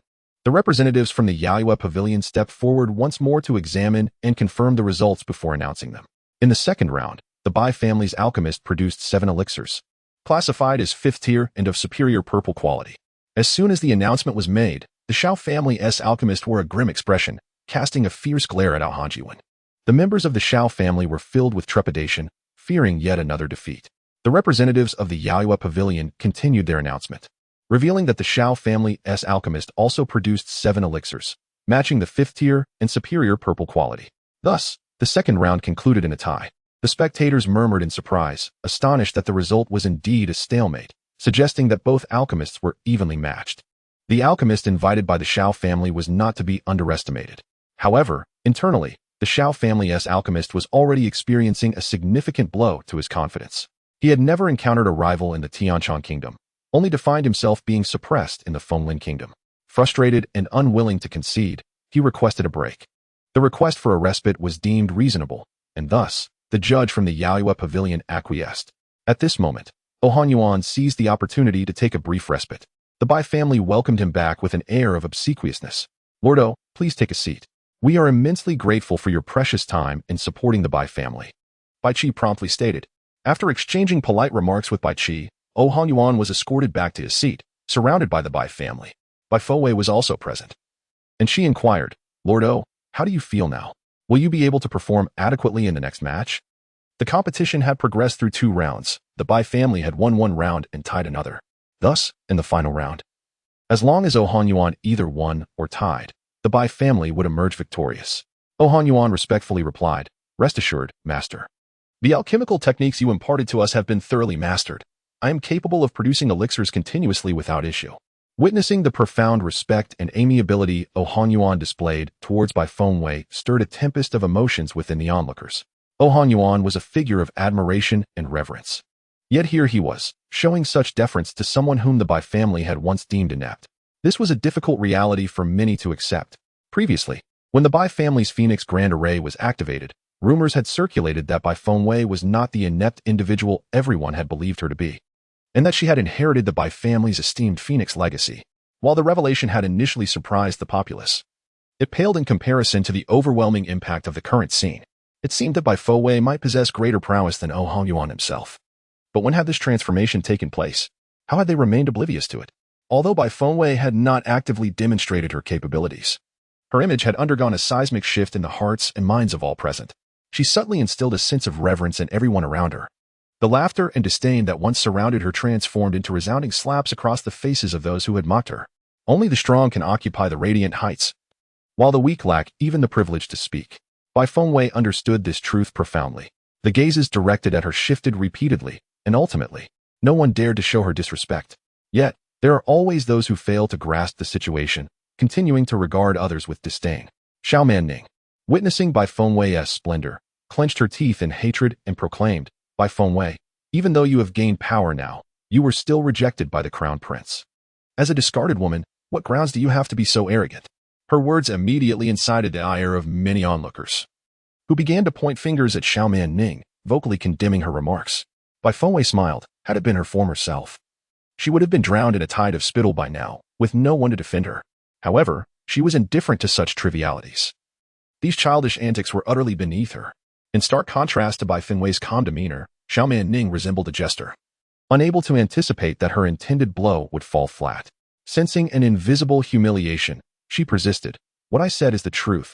Bai Fengwei is a repudiated woman, and in the future, who would dare to marry her? The Bai family, for reasons unknown, had developed a protective sentiment towards Bai Fengwei. Upon hearing her being slandered, their restraint had long since worn thin. Bai Qi maintained his composure, for as the head of the family, it was unbecoming for him to engage in quarrels. However, Bai Xianxian could no longer tolerate the situation. He rose to his feet and addressed Xiao Mining. Only an uncultured individual like you remains unmarried. Moreover, severing ties with the crown prince is a blessing, not a source of shame. You accuse others of lacking upbringing, yet it is you who embodies that very deficiency. Xiao Mining's face flushed with indignation. You speak of me? Look around. Who here behaves as you do, throwing tantrums and creating scenes? Everyone clearly sees your folly. Must I be the one to remind you? Only someone as oblivious as you remains unaware. Bai Xianxian replied without reservation. Xiao Mining, on the verge of tears, fell silent and sank back into her seat, ultimately succumbing to her emotions. She was utterly defeated. Meanwhile, as the altercation unfolded between Bai Xianxian and Xiao Mining, the Xiao family had already devised their strategy as the final round of alchemy was about to commence. Bai Fengwei exchanged a knowing glance with Oh Hongyuan, who ascended the stage with renewed vigor. The alchemist from the Xiao family smirked, his eyes gleaming with certainty of victory. Not only he, but the head of the Xiao family also bore an expression of unwavering determination. In this conclusive round, the task was to concoct the washing marrow pill. The two alchemists began their work, fully engrossed in the process. To onlookers, their performance appeared impressive, however. Bai Fengwei sensed that the Xiao family's alchemists seemed distracted and not entirely focused on the task at hand. As anticipated, when Oh Hongyuan completed his potion, The Xiao family's alchemist seized the moment when all eyes were fixed on Han Yuan and stealthily replaced his concoction with a pre-prepared golden pill. Chapter 135. The Deception of Alchemical Potions. Shortly thereafter, the alchemist from the Xiao family successfully finished his own potion. After the elixirs were presented, the members of the Xiao family breathed a sigh of relief, their eyes gleaming with determination. The representatives of the Yao Yu Pavilion announced, in the third round, the alchemist from the Bai family has produced 5 soul-cleansing pills, classified as 5th grade, of the inferior white grade. Gasps of astonishment filled the air. White. It's actually white. The crowd was in a state of shock and admiration. They had never even seen a white elixir before. The esteem for Han Yuan soared to new heights. It was simply remarkable. The representatives of the Yao Yu Pavilion continued. The alchemist from the Xiao family has also produced 5 soul-cleansing pills, classified as 5th grade, and the grade is. The announcer paused, and an expectant silence enveloped the crowd. Only Bai Fengwei's gaze deepened, eager to discern whether the Yao Yu Pavilion truly possessed the extraordinary prowess as rumored, or if it was merely a facade. Just when the Xiao family believed victory was assured, the Yao Yu Pavilion's representative declared, however, the elixirs from the Xiao family are of the inferior golden pill grade. What? Inferior golden pill? The audience did not erupt in cheers. Instead, they sought to confirm the truth of this claim. Bai Fengwei narrowed her eyes, poised to voice her doubts, when the representative continued, nevertheless, there are issues with the Xiao family's elixirs. The alchemist from the Xiao family committed fraud during the competition, resulting in the disqualification of their results. Thus, the Bai family emerges victorious in this contest. A murmur of disbelief swept through the crowd, leaving everyone in a state of confusion. The Xiao family, already enveloped in euphoria, stood frozen as if struck by lightning. However, in such a moment, surrender was not an option. They were determined to argue their case. Thus, the head of the Xiao family rose and declared, on what grounds do you esteemed cultivators claim that the pills crafted by our alchemist are flawed? Please elucidate the issues clearly. The alchemical process unfolded before all eyes. You must not show bias. A representative from the Yao Pavilion interjected.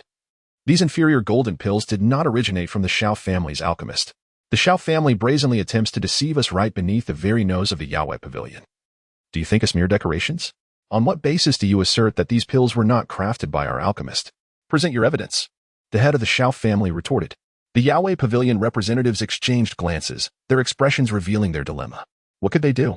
These pills bore an uncanny resemblance to those they had utilized, which had all been concocted by their master's disciple. The origin of these pills remained a mystery to them. Most importantly, they could not disclose anything pertaining to their master. Yet, they were equally reluctant to tarnish the reputation of the Yao Pavilion. Thus, they stated, we request the Xiao family's alchemist to once again forge the washing marrow pill, to demonstrate the ability to produce inferior golden pills. On what grounds? The competition has concluded, and my pills have already been completed. Why must I refine them anew? Is the Yao Pavilion displaying favoritism? The Xiao family alchemist protested vehemently, resorting to obstinacy. The representatives of the Yao Pavilion cautioned, choose your words carefully. The Yao Pavilion is not a target for baseless slander. How can you possibly condemn without evidence? Now, a profound silence envelopes the room as all eyes are fixed on the unfolding events. A member of the Demon Moon Pavilion spoke solemnly, acknowledging the existence of those capable of concocting golden elixirs, yet asserting that these particular elixirs could not have originated from your hands. If not from mine, then surely from yours. The alchemist of the Xiao family retorted boldly. I am well aware of the true origins of these potions, Bai Fengwei suddenly proclaimed. Rising to her feet, all eyes turned toward her, curiosity swirling in their minds regarding her next move. How could you possibly know? Xiaomaning scoffed, casting a disdainful glance at Bai Fengwei. Unbeknownst to her, this remark inadvertently hinted at the dubious origins of the elixirs. Fortunately, the collective gaze remained fixed on Bai Fengwei, with few noticing the implication. The ensuing actions of Bai Fengwei would soon leave the Xiao family's alchemist utterly humiliated. Ascending the steps, Bai Fengwei addressed the members of the Demon Moon Pavilion, suggesting, since there are disputes regarding the low-grade golden elixirs, why not present them for all to scrutinize? The members exchanged glances, ultimately agreeing with Bai Fengwei's proposition. Thus, the 5 low-grade golden elixirs were laid bare before the assembly. Immediately, Bai Fengwei inquired of the Xiao family alchemist, you claim these are your concoctions. Pray tell, aside from these 5 low-grade elixirs, do you possess any others? The Xiao family alchemist responded, I just crafted 5. I have no other golden elixirs on my person. After all, the Xiao family had only purchased 5 low-grade golden pills for him, just in case. Have you ever sold any of the golden pills? Bai Fengwei continued her probing inquiry. No, replied the alchemist of the Shao family. A smirk graced Bai Fengwei's lips. Everyone had heard the alchemist's declaration that he possessed no golden pills and had never sold any. But what does that prove? Questioned the head of the Shao family. Bai Fengwei's gaze sharpened as she surveyed the crowd. He may not have any, but I do, and they are identical to the low-grade golden pills of this esteemed alchemist. With that, Bai Fengwei produced at least 20 low-grade golden pills for everyone to see, inviting them to compare. Meanwhile, members of the Yaowei Pavilion were taken aback. How could Bai Fengwei possess the master's elixirs? They were indeed identical. Was it possible that the Shao family's alchemist had been engaging in deceitful practices? How despicable! How shameless! Whispers erupted among the crowd. The Shao family and their alchemist grew anxious. The head of the Shao family retorted, "Just because you have golden pills does not prove that these elixirs were not crafted by our alchemist. Do not think you can succeed." Bai Fengwei smiled sweetly. "My pills are exactly the same as the 5 you displayed earlier." "What does that imply?" "It suggests that your pills are counterfeit and were not concocted by this alchemist." "You are slandering me," the Shao family alchemist exclaimed in panic.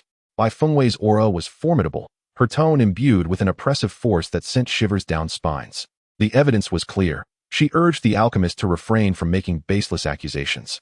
"Because these elixirs are all crafted by my own hand, and your elixirs, if I am not mistaken, were purchased from the Rui auction house, correct?" Upon uttering these words, a wave of astonishment swept through the crowd. On one hand, there was disdain for the Shao family, and on the other, sheer shock and incredulity towards Bai Fengwei. If what Bai Fengwei asserted is indeed true, does it not imply that the Shao family procured elixirs from the Bai family in an attempt to compete with them, aiming to triumph over the Bai family using their own concoctions? Goodness, such an occurrence is a rarity that one might encounter only once in a millennium. You. Do not dare to. The head of the Shao family was rendered speechless. Yet, Bai Fengwei did not grant him the opportunity to speak. Instead, she turned to the individuals from the Yaowei Pavilion and remarked, "To ascertain the truth, we need only summon the alchemist and the overseer from the Rui auction house." Indeed, let us invite Elder Mei from the Rui auction house. He will immediately discern whether this elixir originated from there. The crowd fervently echoed this sentiment. Chapter 136, a stunning revelation. As the crowd insisted vehemently on summoning Elder Mei for testimony, the Shao family grew increasingly flustered. This was because the elixirs in question were indeed purchased by them from the Rui auction house. Although the elixirs bore similarities, each type possessed subtle distinctions. And should Elder Mei arrive, their ruse would be laid bare. The head of the Shao family considered refusal, but Shao Manning, unable to tolerate Bai Fengwei's resplendent demeanor, stood defiantly and declared, "Let them come. Who is afraid? Just wait for Elder Mei to arrive and witness your embarrassment." With an angry shout, the head of the Shao family commanded, "Step back." At this juncture, the Shao family had no choice but to invite Elder Mei. Consequently, Elder Mei was summoned forthwith. The representatives of the Yaowei Pavilion acted as judges, adhering to the established regulations as Elder Mei inspected the 5 golden elixirs. All eyes were fixed upon him, eagerly awaiting his verdict. The atmosphere was tense within the Shao family, their eyes gleaming with indignation. After a brief pause, Elder Mei addressed the assembly, confirming that these golden elixirs indeed originated from the Rui auction house.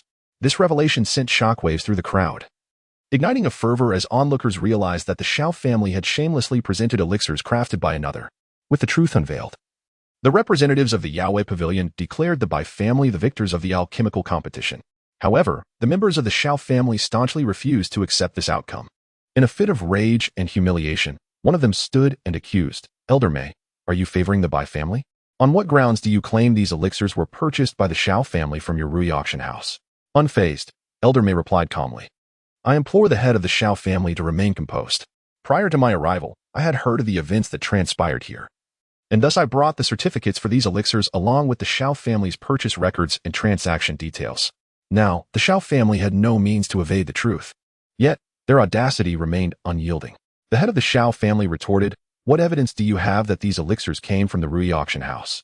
Can a mere auction house possess such a quantity of elixirs?" In their desperation to win, the Shao family was prepared to resort to any means necessary. For the stakes were monumental, affecting the very fate of their lineage.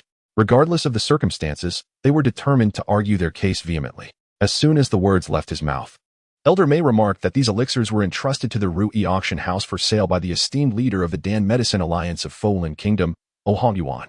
There were several hundred in total, and they had yet to be sold out. If the head of the Shao family desired any, the old man would gladly reserve some for him. This statement not only dispelled the Shao family's doubts, but also delivered a resounding slap to their faces. It was evident that the head of the Shao family lacked discernment, daring to question even the Ru'i auction house, revealing a lack of intellect. The surrounding crowd erupted in murmurs and laughter, utterly amazed by the spectacle presented by the Xiao family today. Fuming with indignation, the head of the Xiao family clenched his fists, feeling somewhat at a loss. What evidence do you have that these elixirs belong to Yuan? Can you summon him to demonstrate his alchemy? After all, we have never witnessed him produce a golden elixir. At this moment, Yuan stood up with an air of self-satisfaction, his demeanor exuding arrogance. Indeed, I am incapable of refining golden elixirs. These were entrusted to me by my master to sell on his behalf. His words astonished the entire assembly. All gazes turned towards the exquisite Bai Fengwei, who sat gracefully clad in a gown meticulously crafted from white satin. Despite the surrounding clamor, she appeared as a goddess, detached and transcendent. The crowd found it hard to fathom Yuan's claim. The notion that Bai Fengwei could refine golden elixirs was utterly shocking. After all, encountering a golden elixir is a rarity that might elude many throughout their lives. Should Bai Fengwei truly possess such extraordinary abilities, one could only wonder how prodigious her talents must be. The expressions of the onlookers revealed their unmasked astonishment, disbelief, and a profound sense of trepidation. At this moment, a representative from the Yao Yu pavilion stood and declared that, since the matter had been made clear, the alchemy competition would conclude here. The chief judge announced that the Bai family had triumphed in 2 rounds, with 1 round resulting in a tie, thus securing victory for the Bai family. The members of the Yao Yu pavilion had lost all patience with the Xiao family, as they had never encountered such poor sportsmanship. The facts were laid bare. And despite being repeatedly humiliated, the Xiao family continued to act in a petulant manner. At this juncture, a member of the Xiao family once again rose to express their dissent, asserting that, given the incompetence of Bai Fengwei, it was inconceivable that she could produce a gold pill, and therefore, these gold pills could not have originated from her hands. This matter had no bearing on the competition. It was an established fact that the alchemist from the Xiao family had committed fraud during the contest, and they ought to cease their unruly behavior, as Bai Qi remarked. The Bai family had emerged victorious, and he wished to avoid any further complications. However, the head of the Xiao family retorted that if Bai Fengwei could produce a gold pill on the spot, he would willingly concede defeat. Bai Fengwei stood up, her expression clear and her gaze calm and serene. You may refuse to accept it, but the results of today's competition are witnessed and judged by the Yao Yu pavilion, with countless cultivators bearing witness. The Xiao family's narrow-minded conduct is truly objectionable. The head of the Xiao family, indignant, exclaimed, "Are you afraid to prove yourself? Bai Fengwei, how could you possibly concoct a gold pill? You are hardly worthy." Xiao Man sneered, raising her voice in mockery. Bai Fengwei replied with a light laugh, "If you wish for me to concoct a pill, it is indeed possible. However, I do not engage in alchemy without due compensation, so if you desire my services, something of value must be offered in return." Now that the Bai family has emerged victorious, she would not frivolously concoct elixirs before the crowd. Bai Fengwei's demeanor was ethereal and unabashedly radiant, her eyes sparkling with confidence. Meanwhile, the Xiao family felt a palpable unease, for Bai Fengwei exuded an overabundance of self-assurance. Yet, they pondered whether this was merely a facade, a ruse to conceal her inability to produce the golden pill. Thus, the head of the Xiao family inquired, "Pray tell, how might you succeed in alchemy?" Bai Fengwei responded with a light-hearted smile, "It is quite simple. Should I succeed in crafting the golden pill, I shall demand the tongue of Xiao Manling." Bai Fengwei, how could you be so ruthless? Xiao Manling gasped in terror, clutching her mouth. The head of the Xiao family remained unfazed, posing the question, "And if you fail to do so?" With an air of elegance, Bai Fengwei turned, her stunning visage directed towards the members of the Yao pavilion, declaring, "Should I be unable to produce the golden pill, I willingly forfeit my arm." A collective gasp of astonishment rippled through the crowd. Today's competition was indeed a crescendo of excitement, and the spectators were fervently engaged, reluctant to miss a single thrilling moment. "Bai Fengwei, are you certain of this?" Bai Qi asked, recognizing the Bai family's current triumph. He wished to avoid any unnecessary complications, knowing that Bai Fengwei was the heir to the Bai family's phoenix legacy, which would prove valuable in the future and should not be compared to the boastful and overbearing young lady of the Xiao family. Bai Fengwei nodded to her kin, signaling them to remain composed. Meanwhile, the Xiao family consented to her terms, and the members of the Yao pavilion agreed to serve as witnesses, pledging to uphold the wager once the outcome was determined. As Bai Fengwei gracefully descended the steps, she effortlessly leapt onto the high platform. She slowly approached her alchemical furnace, captivating all eyes with her exquisite elegance and enduring beauty through the ages. Chapter 137. A resounding slap in the face before Bai Fengwei could commence her alchemical endeavors. Xiao Manqing began to wail and lament. As the most esteemed young lady of the Xiao family, How could she be thrust into a wager? Reluctantly, Xiao Manqing sensed impending doom. How could you agree to Bai Fengwei's unreasonable demands? She lamented, her spirit utterly unsettled. Fear not, Bai Fengwei merely seeks to deceive. She could never concoct a golden elixir, console the bystander. And what if she does? A sense of dread gripped Xiao Manqing. Her tongue felt paralyzed. The Xiao family members scoffed, that is impossible. At that moment, we shall simply sever one of her hands, ensuring she thinks twice before acting so arrogantly again. Upon hearing this, Xiao Manqing's fear began to dissipate. The thought of severing Bai Fengwei's hand ignited a spark of excitement within her. Internally, she cursed, yes. Let us take her hand. Let us see how she seduces young Master Jun after that. The mere image of Bai Fengwei, maimed and helpless, filled Xiao Manqing with an inexplicable joy. She could even envision the disdain on Jun Sheng's face upon witnessing Bai Fengwei's disfigurement. Lost in her thoughts, Xiao Manqing's spirits soared as she eagerly anticipated the sight of Bai Fengwei, bloodied and shrieking in agony. Yet, just as the Xiao family reveled in the prospect of Bai Fengwei's suffering, an unexpected and enchanting fragrance wafted through the air, invigorating their senses. Heavens! It is a superior-grade golden elixir. A sudden exclamation pierced the air, followed by a cacophony of discussions reminiscent of a roaring tide. Bai Fengwei, exuding an air of nonchalance, presented the freshly concocted 21 superior-grade golden elixirs before the crowd and the members of the Yaoet Pavilion. Her demeanor, a tantalizing blend of allure and indifference, was capable of captivating all who beheld her. Each smile and frown possessed the power to enthrall souls. Beneath her delicate exterior lay an air of unrivaled superiority, manifesting in every gesture and movement, epitomizing grace and a disdain for the mundane. At that moment, Bai Fengwei radiated an incandescent brilliance, altering the perceptions of those around her. Not only the onlookers, but even the members of the Yaoet Pavilion were rendered speechless. After all, these were superior-grade golden elixirs, and it was unlikely that anyone in this world had mastered their creation. Moreover, the sheer number of 21 was unparalleled. This occurrence warranted immediate reporting, prompting the members of the Yaoet Pavilion to relay the news to their distant leader. Golden elixirs, indeed, true golden elixirs. Some gazed at Bai Fengwei on the platform with envy. Indeed, they were golden elixirs, and never before had anyone concocted such superior-grade ones. Their voices echoed with awe and trepidation. My goodness, Miss Weiwei is truly remarkable. Could it be that she is the master of the esteemed leader of the European Union? Their words dripped with admiration for Bai Fengwei. In light of this, was it not utterly fantastical for the Xiao family to aspire to surpass the Bai family? 4. Upon closer inspection, Bai Fengwei appeared to be a hidden gem. With today's alchemical competition, the Bai family had already triumphed. And perhaps tomorrow's cultivation contest would also see them victorious. The head of the Bai family, Bai Qi, and others were equally astonished, rendered speechless. For they themselves were unaware that Bai Fengwei possessed the ability to concoct elixirs, and not just any elixir, but a golden core, indeed a superior one at that. What immense honor this was! Even if she were to venture forth alone, she would be an object of adoration, capable of standing tall against all others. Independent of the Bai family. At this moment, Bai Qi felt an overwhelming sense of relief for retaining a modicum of conscience, for at a crucial juncture, he had not turned against Bai Fengwei but had instead aligned himself with her cause.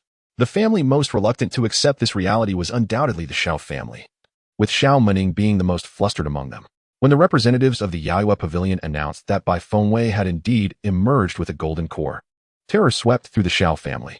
They attempted to feign indifference, claiming that even if Bai Fengwei had succeeded in creating a golden core, the previous altercation had merely been a jest, and they assumed that Miss Bai would not take it to heart. Indeed, they simply wished to ascertain Bai Fengwei's alchemical prowess and insisted it should not be taken seriously. Xiao Mening, in her timidity, echoed their sentiments. However, the Xiao family gravely underestimated Bai Fengwei's resolute nature and misjudged the impartiality of the Yaoet Pavilion. With a smile that harbored an icy demeanor, Bai Fengwei remarked, Miss Xiao, you are exceedingly overconfident. Do you presume everything is as you imagine?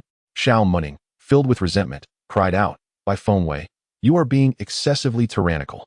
I have already yielded. What more do you desire? Bai Fengwei coldly replied, things shall unfold as they ought. Today, even if I were to release you, the Yaoet Pavilion would not be so lenient. Since you, Xiao family, have invited the representatives of the Yaoet Pavilion as judges and guarantors, did you not inquire about their principles and conduct? Her gaze, devoid of emotion, swept over the members of the Xiao family. She emanated an imposing aura. Her noble elegance intertwined with the dark breath of death, instilling both reverence and a chilling fear in those who beheld her. The members of the Xiao family were undoubtedly aware of the operational style of the Demon Moon Pavilion, which is precisely why they were so terrified. Upon perceiving the ominous turn of events, Xiaoman Ning sprang to her feet and fled. However, the practitioners of the Demon Moon Pavilion swiftly encircled the Xiao family, their solemn demeanor rendering each of them akin to harbingers of death. This scene struck terror into the hearts of all present, compelling them to recoil a few steps, let alone the Xiao family and Xiaoman Ning herself. Overcome with dread, Xiaoman Ning collapsed to the ground, forgetting even the instinct to resist. Before she could utter a plea for mercy, a sharp pain surged through her tongue. It had been severed.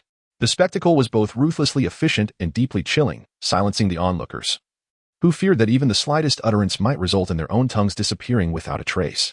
In that moment, the gathered crowd bore witness to the formidable strength and operational ethos of the Demon Moon Pavilion, silencing any thoughts of bravado. Xiaoman Ning's anguished wails echoed momentarily before she lost consciousness. The members of the Xiao family promptly carried her away for medical attention and withdrew. Following the execution, the people of the Demon Moon Pavilion reminded everyone of the impending competition the next day before departing. As dusk approached, the Bai family celebrated a resounding victory in the alchemy competition. After Bai Qi expressed his gratitude to the audience, he too departed with his kin. Han Yuan, Elder Mei, and others were invited to dine at the Bai residence. However, after a brief stay, they chose to leave, as the Bai family had another competition to prepare for the following day. They exchanged words of appreciation and compliments before parting ways, with Bai Feng graciously seeing them off. The bonds among the group grew ever more harmonious. Master Ancestor, your prowess is truly remarkable.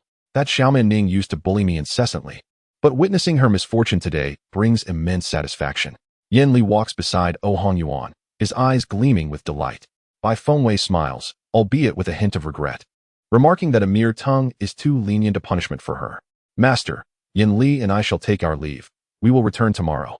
As Han Yuan and Yin Li depart, Bai Fengwei has just returned to the unyielding pavilion when Bai Shui rushes over, exclaiming, "My master, I have missed you dearly." Indeed. The Xia family has encountered a significant misfortune, Yulinger declares with fervent enthusiasm, gazing at Bai Fengwei. In stark contrast, while the Bai family revels in joy, others are engulfed in anxiety. The Empress and the Crown Prince summon the Xia family late into the night to strategize a response. Chapter 138. Underhanded schemes. With the Xia family having lost the competition, the Empress erupts in fury. The Crown Prince, furrowing his brow, questions, "Did we not proclaim that victory was assured? How have we found ourselves in such a predicament?" The head of the Xia family appears utterly despondent, astonished that the Bai family managed to enlist Han Yuan, whose alchemical skills surpass even the greatest alchemists of Tianshan Kingdom. The head of the Xia family recounts the day's events in detail, ensuring that not a word about Bai Fengwei is omitted. The Empress and the Crown Prince are taken aback to learn that Bai Fengwei is not only adept at alchemy but also the disciple of Han Yuan. The Empress is indignant, while the Crown Prince is filled with regret. Had he not dissolved his engagement with Bai Fengwei, he would have wed her yesterday. The more he contemplates, the more discomfort he feels, as a gnawing unease takes hold of his heart. Bai Fengwei, possessing an unparalleled beauty, was further distinguished by her inheritance of the Phoenix lineage and her alchemical prowess, rendering the Crown Prince both enamored and vexed by her unattainability. The forthcoming cultivation competition was a matter of utmost importance. A second defeat could spell the disintegration of the Xiao family. The Empress, torn between anger and concern, recognized the immense pressure faced by the Xiao family, who had already suffered a loss in today's contest. What was intended as an opportunity to eradicate the Bai family now seemed a self-inflicted wound. The head of the Xiao family was even more apprehensive. Should the Xiao family vanish on his watch, he would be condemned as a historical villain. Meanwhile, the Crown Prince quietly mulled over his strategy. Seemingly indifferent to the impending fate of the Xiao family, his thoughts consumed by Bai Fengwei. The disappointment of missing today's alchemical competition weighed heavily on his heart. Determined to attend the event in person the following day, he harbored hopes that Bai Fengwei might rekindle her affections upon seeing him. "There shall be no mistakes in tomorrow's cultivation competition," declared the head of the Xiao family. "Is that so?" The Empress retorted darkly. "Just days ago, you claimed the alchemical competition would be foolproof, yet what was the outcome?" The head of the Xiao family wore a smug expression as he replied, "Today, we miscalculated. Who could have anticipated that Han Yuan would assist the Bai family?" "Incompetent fool," the Empress scolded sharply. Even with Han Yuan's support, the Bai family still possesses Bai Fengwei, who excels in alchemy. "Indeed, your majesty speaks the truth," the head of the Xiao family responded with utmost reverence, fully aware of the Empress's pivotal role in his ascension. The Empress, suppressing her emotions, remarked that she had not anticipated Bai Fengwei's profound concealment of her abilities in this vast Fenglin kingdom. No one was aware of her alchemical skills. Indeed, had she known earlier, the Empress would not have severed their engagement, allowing her to be of service. The Crown Prince lamented this loss. Yet, the Empress remained unfazed, contemplating that had she known of Bai Fengwei's talents, she should have acted decisively and eliminated her before it was too late. Ideally, such an act would have been executed while the girl was still quite young, without anyone being the wiser. However, now it was too late for regrets. The Crown Prince interjected, stating, "Mother, Bai Fengwei must not be harmed. I require her assistance in alchemy for my future." "That is out of the question," the Empress retorted sharply. "I shall reiterate, she must not be wed to anyone." The Crown Prince, though proud, fell silent, contemplating that once he ascended the throne, the fate of the Fenglin kingdom would rest solely in his hands. He could choose whom to marry and how many, without needing anyone's consent. The Empress then inquired about Xiao Manqing's situation and, after cursing Bai Fengwei once more, fell into a contemplative silence. Returning to the matter at hand, the Empress confirmed the candidates for tomorrow's duel and, ensuring all was in order, dismissed the head of the Xiao family. After his departure, the Empress made a resolute decision. Initially, she had intended to align with those supporting the Crown Prince once the Bai family fell into decline. However, she now found it imperative to prepare in advance. Should the Xiao family emerge victorious tomorrow, it would result in a stalemate, allowing for continued peace. Conversely, if the Xiao family were to suffer defeat, they would lose the support of the Xiao clan. The Xiao family now finds itself in a precarious predicament, akin to riding a tiger with no means of dismounting. The upcoming cultivation competition serves as a crucible for the Xiao family, placing their very existence on the line. It is not merely a contest that determines the fate of the Bai family, but rather a battle that dictates the survival of the Xiao lineage. In contrast, the Bai family appears considerably more at ease, for the conspiracy that was originally aimed at them has been unraveled today. Even in the event of defeat, the Bai family would not suffer significant repercussions. However, their objective remains victory, driven by both the current circumstances and the long-standing grievances of the past. The Bai family has no intention of sparing the Xiao family. Thus, Bai Qi earnestly addressed Bai Fengwei, saying, "The outcome of tomorrow's competition rests upon your shoulders. The current situation has rendered the fate of the Bai family reliant on the younger generation. Rest assured, uncle, no one can bring harm to the Bai family." Bai Fengwei assured him. Suddenly, a commotion arose outside as someone rushed in, exclaiming, "It's terrible! It's terrible! Bai Qi, Bai Fengwei." And others looked outside to find a frantic individual reporting, "It seems the young master has been poisoned." "What?" Bai Qi exclaimed, rising abruptly and hastening towards Bai Xuanxuan's quarters, with Bai Fengwei closely trailing behind. How could Bai Xianxian be poisoned at such a critical moment? As Bai Qi hurried along, he inquired about the situation and learned that Bai Xianxian had just indulged in a midnight snack before preparing for an early rise to the competition the following day. To their dismay, it turned out that the late-night meal was tainted. Enraged, Bai Qi commanded that the perpetrator behind the poisoning be identified immediately. They swiftly arrived at Bai Xianxian's courtyard, where they found that Bai Xianxian had already consumed an antidote, alleviating the effects of the poison. However, the perpetrator of the poisoning was particularly cunning. The nature of this poison is such that even after an antidote is administered, one must still recuperate for a day before regaining full strength. Her intention was to prevent Bai Xianxian from rising and attending the competition the following day. It is evident that this matter is closely linked to the Xiao family. After a series of investigations, the guards traced the source of the poison back to a former wet nurse of Madame Chu, who was inherently greedy. Initially, she was hesitant to poison anyone at the behest of the Xiao family, but reassured by their claims that it would not result in death.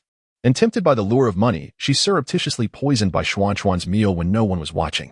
Upon learning the details, Bai Qi was infuriated and immediately ordered the confiscation of all the wet nurse's possessions, punishing her and expelling her from the Bai household.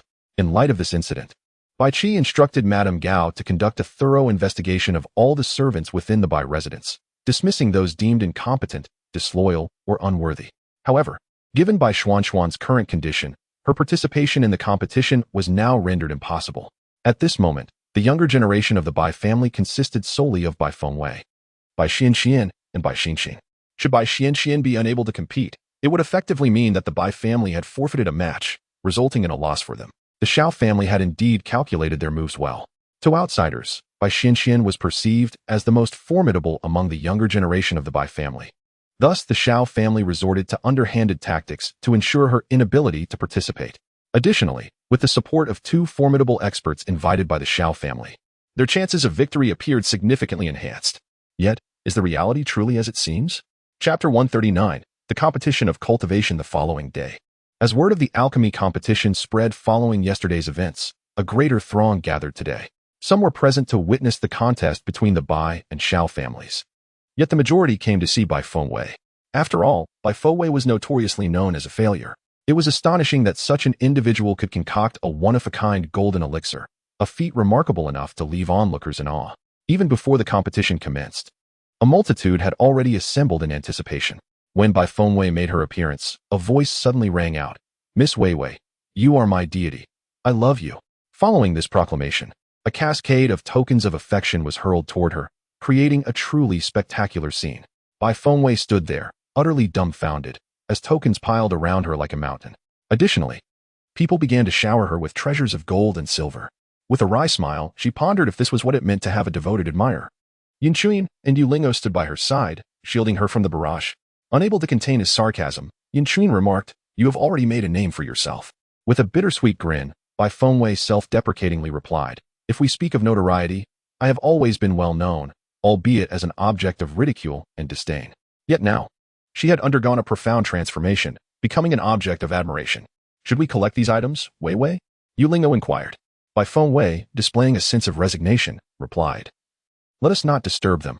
They will be claimed by their rightful owners later." The trio advanced through a sea of fans eager to catch a glimpse of her, reminiscent of a grand fan meeting. Ultimately, to maintain order, the Bai family in the Yaowei pavilion dispatched numerous cultivators to encircle the area, preventing any unnecessary chaos. On the other side, the situation was equally fervent. The moment Junxing appeared, he was besieged by countless ladies, who tossed handkerchiefs and purses in his direction.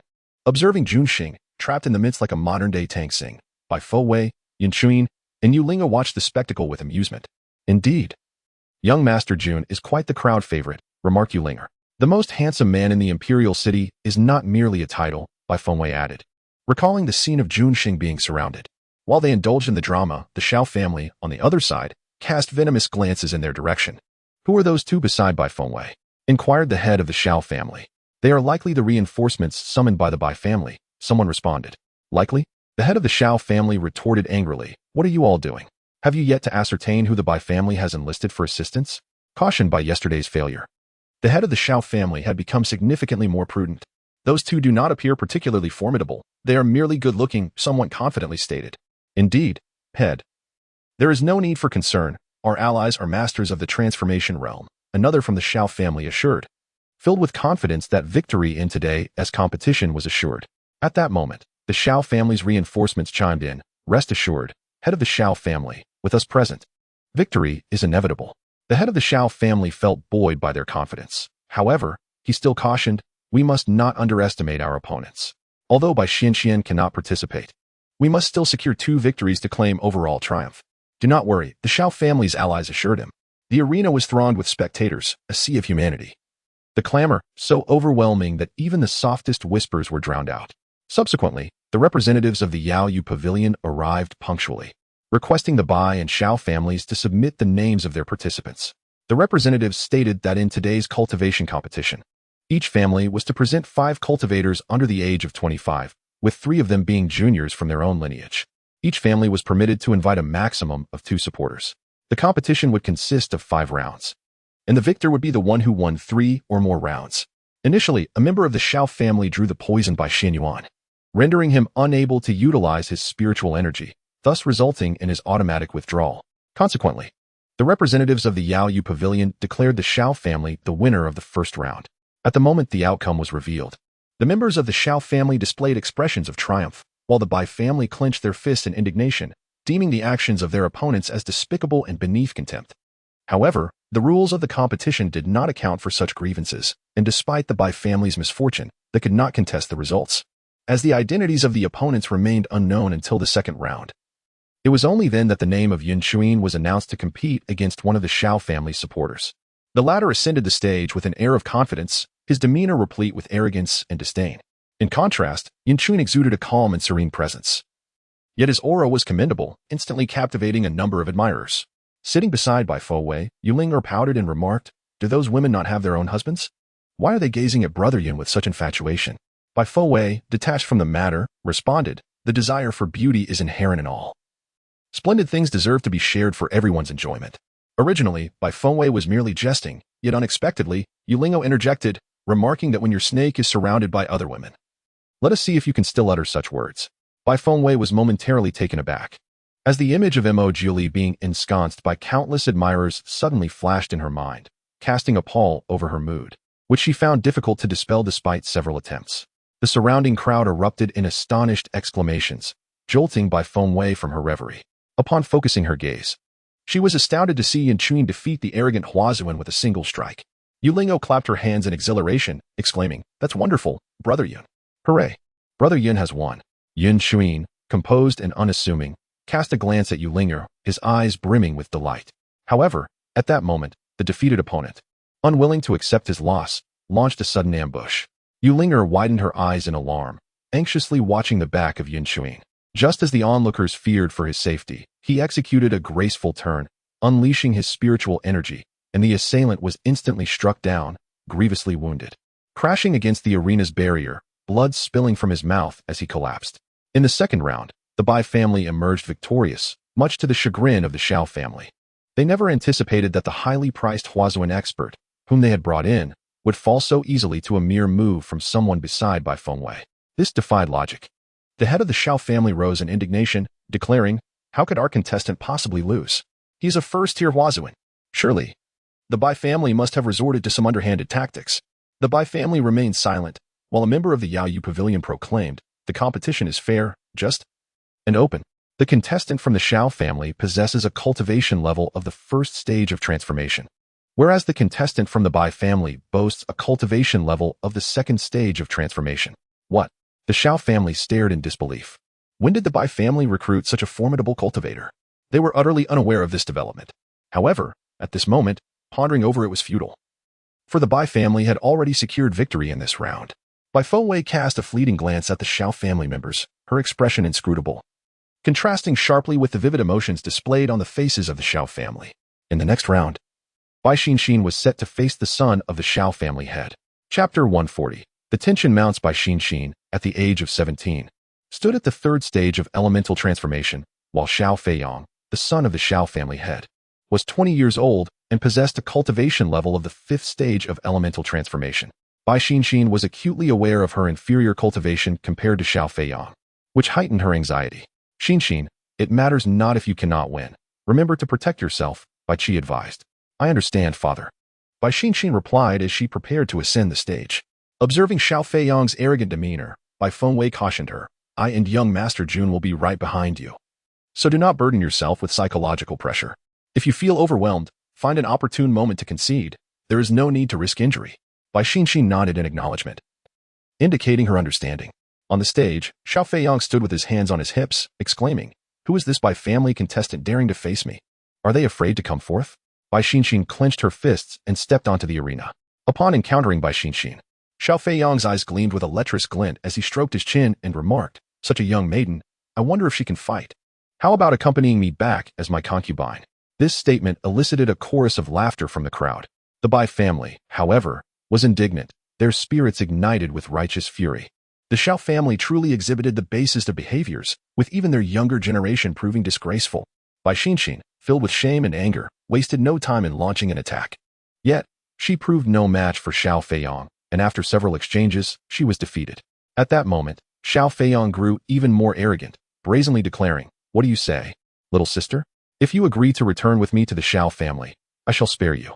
Bai Xinxin, unwilling to entertain his words, simply stated, "I concede." The people of Yaoyu Pavilion had already announced the victory of the Xiao family, yet Xiao Feiyang continued to assail Bai Xinxin relentlessly. Taken aback by Xiao Feiyang's despicable behavior, she was caught off guard and sustained grave injuries. Witnessing Bai Xinxin in such a battered state, Xiao Feiyang laughed heartily. The onlookers remained silent, their eyes wide open to the true nature of the Xiao family, feeling an even deeper pity for the Bai family and Bai Xinxin. "Xiao Feiyang, the match has concluded.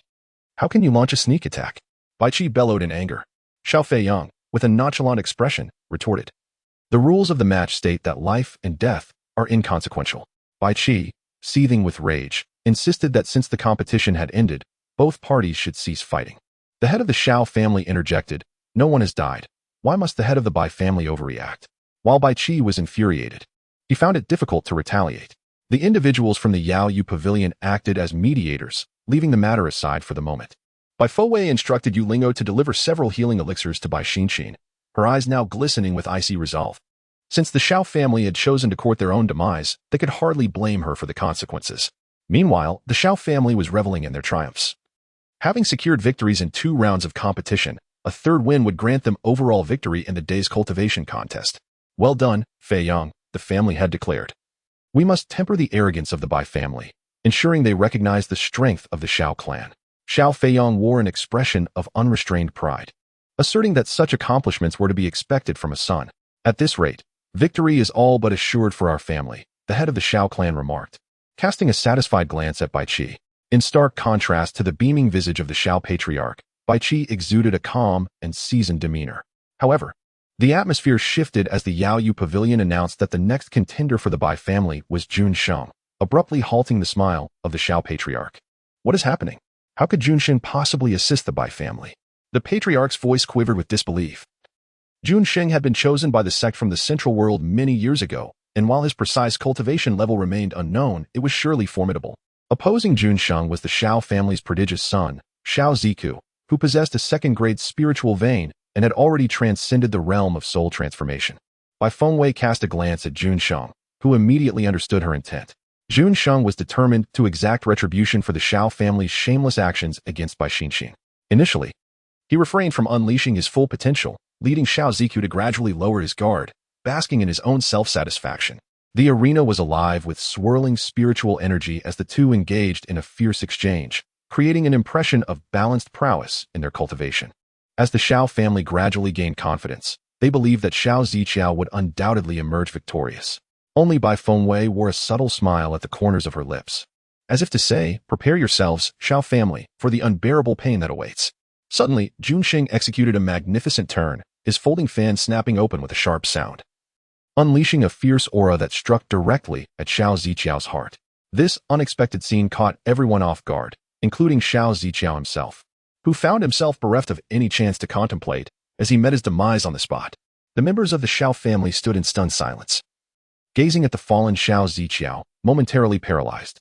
It was only when the representatives of the Yaowei pavilion declared the Bai family the victors of this round that the Shao family was jolted back to reality. Overwhelmed by despair, they hurriedly lifted Shao Ziqiao, only to discover that he had already lost his life, rendering any hope of revival futile. The Shao family roared in anger, demanding to know how such an act of murder could be allowed, insisting on lodging a complaint. Yet, their pleas were met with futility. The rules were clear, life and death were beyond discussion, as affirmed by the decisive proclamation of the Yaoyue pavilion. Observers, rather than feeling pity for the Shao family, experienced a sense of satisfaction, for Shao Feiyang's earlier display had been utterly disgraceful, drawing scorn not just from the Bai family but from the onlookers as well. With the Shao family now facing defeat, many deemed their plight entirely justified. Overwhelmed by grief, sorrow, and fury, the Shao family could hardly fathom this outcome. With Shao Ziqiao's loss, the contest had reached a stalemate between the Bai and Shao families. The fate of the Bai family's triumph now rested entirely upon the final match, which, without a doubt, left only Bai Fengwei as their remaining contender, while the Shao family still held one last expert yet to enter the fray. The enthusiasm of the crowd reached a fever pitch, particularly those who had come specifically to support Bai Fengwei, who were brimming with fervor. Miss Weiwei, we stand by you. Vanquish the Shao family.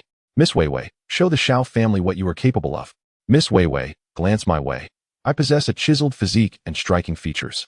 Might I have the honor of dining with you after the competition? Miss Weiwei, my wealth is boundless. Whatever you desire, I shall procure for you.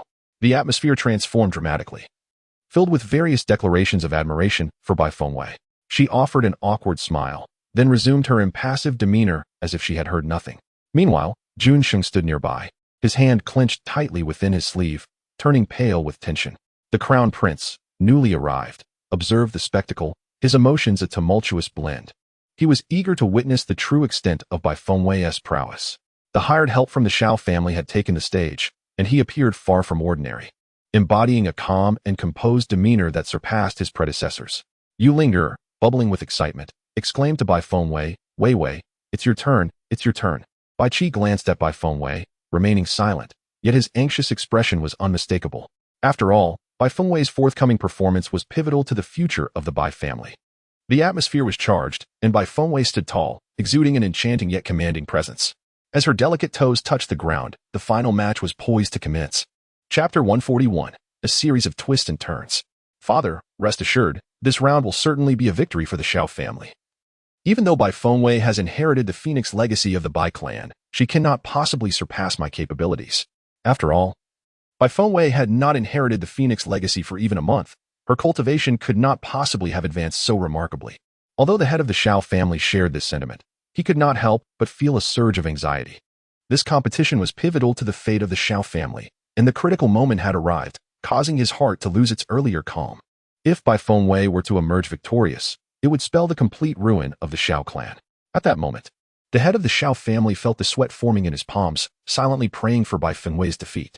Meanwhile, the other members of the Xiao family, upon seeing Bai Fengwei step onto the stage, wore victorious smiles, convinced that she was destined to lose, and that the Xiao family would surely triumph in this round.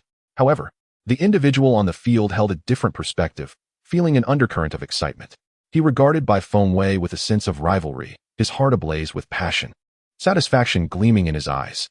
This man wielded a soft sword, exuding an aura of sharpness that suggested he would be a formidable opponent.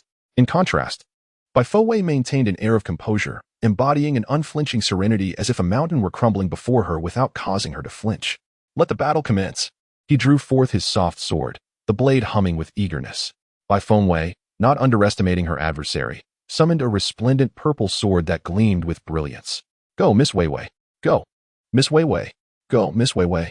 At that moment, the cheer was somewhat incongruous amidst the tension in the air. Nevertheless, the combatants remained undeterred by the commotion outside the arena. Focusing solely on the battle at hand, the two engaged in a series of tentative strikes, and after several exchanges, they each retreated to their respective sides. The spectators gazed in awe at the arena, utterly captivated by the two combatants. The radiant aura they exuded was nothing short of dazzling, particularly that of Bai Fengwei, whose demeanor was both regal and transcendent, emanating an air of unparalleled supremacy and formidable presence. Her opponent, however, was equally formidable, wielding a soft sword that danced through the air, unleashing erratic waves of spiritual energy that caught the onlookers off guard. As the duel progressed, a quarter of an hour slipped by unnoticed, with the audience fixated on the stage, fearful of missing a breathtaking moment. Suddenly, the opponent's soft sword snapped taut, releasing a surge of potent spiritual energy that hurtled directly towards Bai Fengwei. She conjured a protective barrier to fend it off, but it shattered mere seconds later. Just as she narrowly evaded this onslaught, another attack loomed before her. A relentless barrage of techniques bombarded Bai Fengwei, tightening the hearts of the spectators with anxiety. In that precarious moment, a radiant golden light enveloped Bai Fengwei, and a shimmering barrier emerged, instantaneously repelling her opponent's energy and strikes. Seizing the opportunity, she perfected the second maneuver of the celestial technique, Phoenix Dance in the Sky, known as the Phoenix Shield. Her expression was serene yet piercing, with her gaze both chilling and alluring as a wave of power erupted from her, causing the entire arena to tremble. Her adversary staggered, nearly losing their footing. With the momentum on her side, Bai Fengwei executed the Phoenix Feather with exquisite finesse, filling the arena with the resounding roar of her prowess. Wherever the Phoenix Feather passed, it left a trail of devastation. Under the relentless assault from Bai Fengwei, the allies of the Xiao family found themselves utterly helpless, already battered and exhausted. Under the oppressive dominance of Bai Fengwei, there was no room for resistance. At this moment, it seemed that the outcome was already determined, and a wave of cheers erupted, elevating the admiration and adoration for Bai Fengwei to a fever pitch. Witnessing this scene, the Xiao family was the most anxious. How could this be? He was a fifth-tier transformation master. Had Bai Fengwei truly reached such an extraordinary level? The head of the Xiao family muttered in disbelief, his eyes filled with terror. The others from the Xiao family shared his sentiments, with some having fainted from sheer fright. However, the subsequent turn of events brought smiles back to the Xiao family. The individual unleashed his contracted demon beast, alleviating the pressure and initiating a counterattack. This demon beast was a fierce white wolf, exuding an intimidating presence, causing everyone to sweat for Bai Fengwei. After all, it was one person against another and a beast, presenting a significant challenge. The formidable appearance of the demon beast suggested it would not be easily dealt with. What should we do? I never expected this individual to possess such a powerful beast. Someone voiced their concerns. It is known that powerful demon beasts are exceedingly difficult to contract. Typically, The beasts contracted by cultivators are not particularly formidable, often resembling mere pets. Additionally, maintaining a demon beast incurs substantial costs, leading many cultivators to forego contracting them altogether. This was their first encounter with such a formidable creature. Thus, with the assistance of the demon beast, they could not be certain if Bai Fengwei would emerge victorious. The white wolf launched a fierce assault on Bai Fengwei. Its fangs menacingly sharp, its combat prowess not to be underestimated. Bai Fengwei smirked and promptly released her own companion, Bai Shui. The moment Bai Shui entered the fray, the situation shifted dramatically as the white wolf found itself subdued by the pressure of bloodline dominance. Originally bearing a ferocious countenance, upon glimpsing the enchanting figure of Bai Shui, it resembled a dog, whimpering and prostrating itself on the ground, wagging its tail in a plea for mercy. This astonishing sight left all present utterly astounded.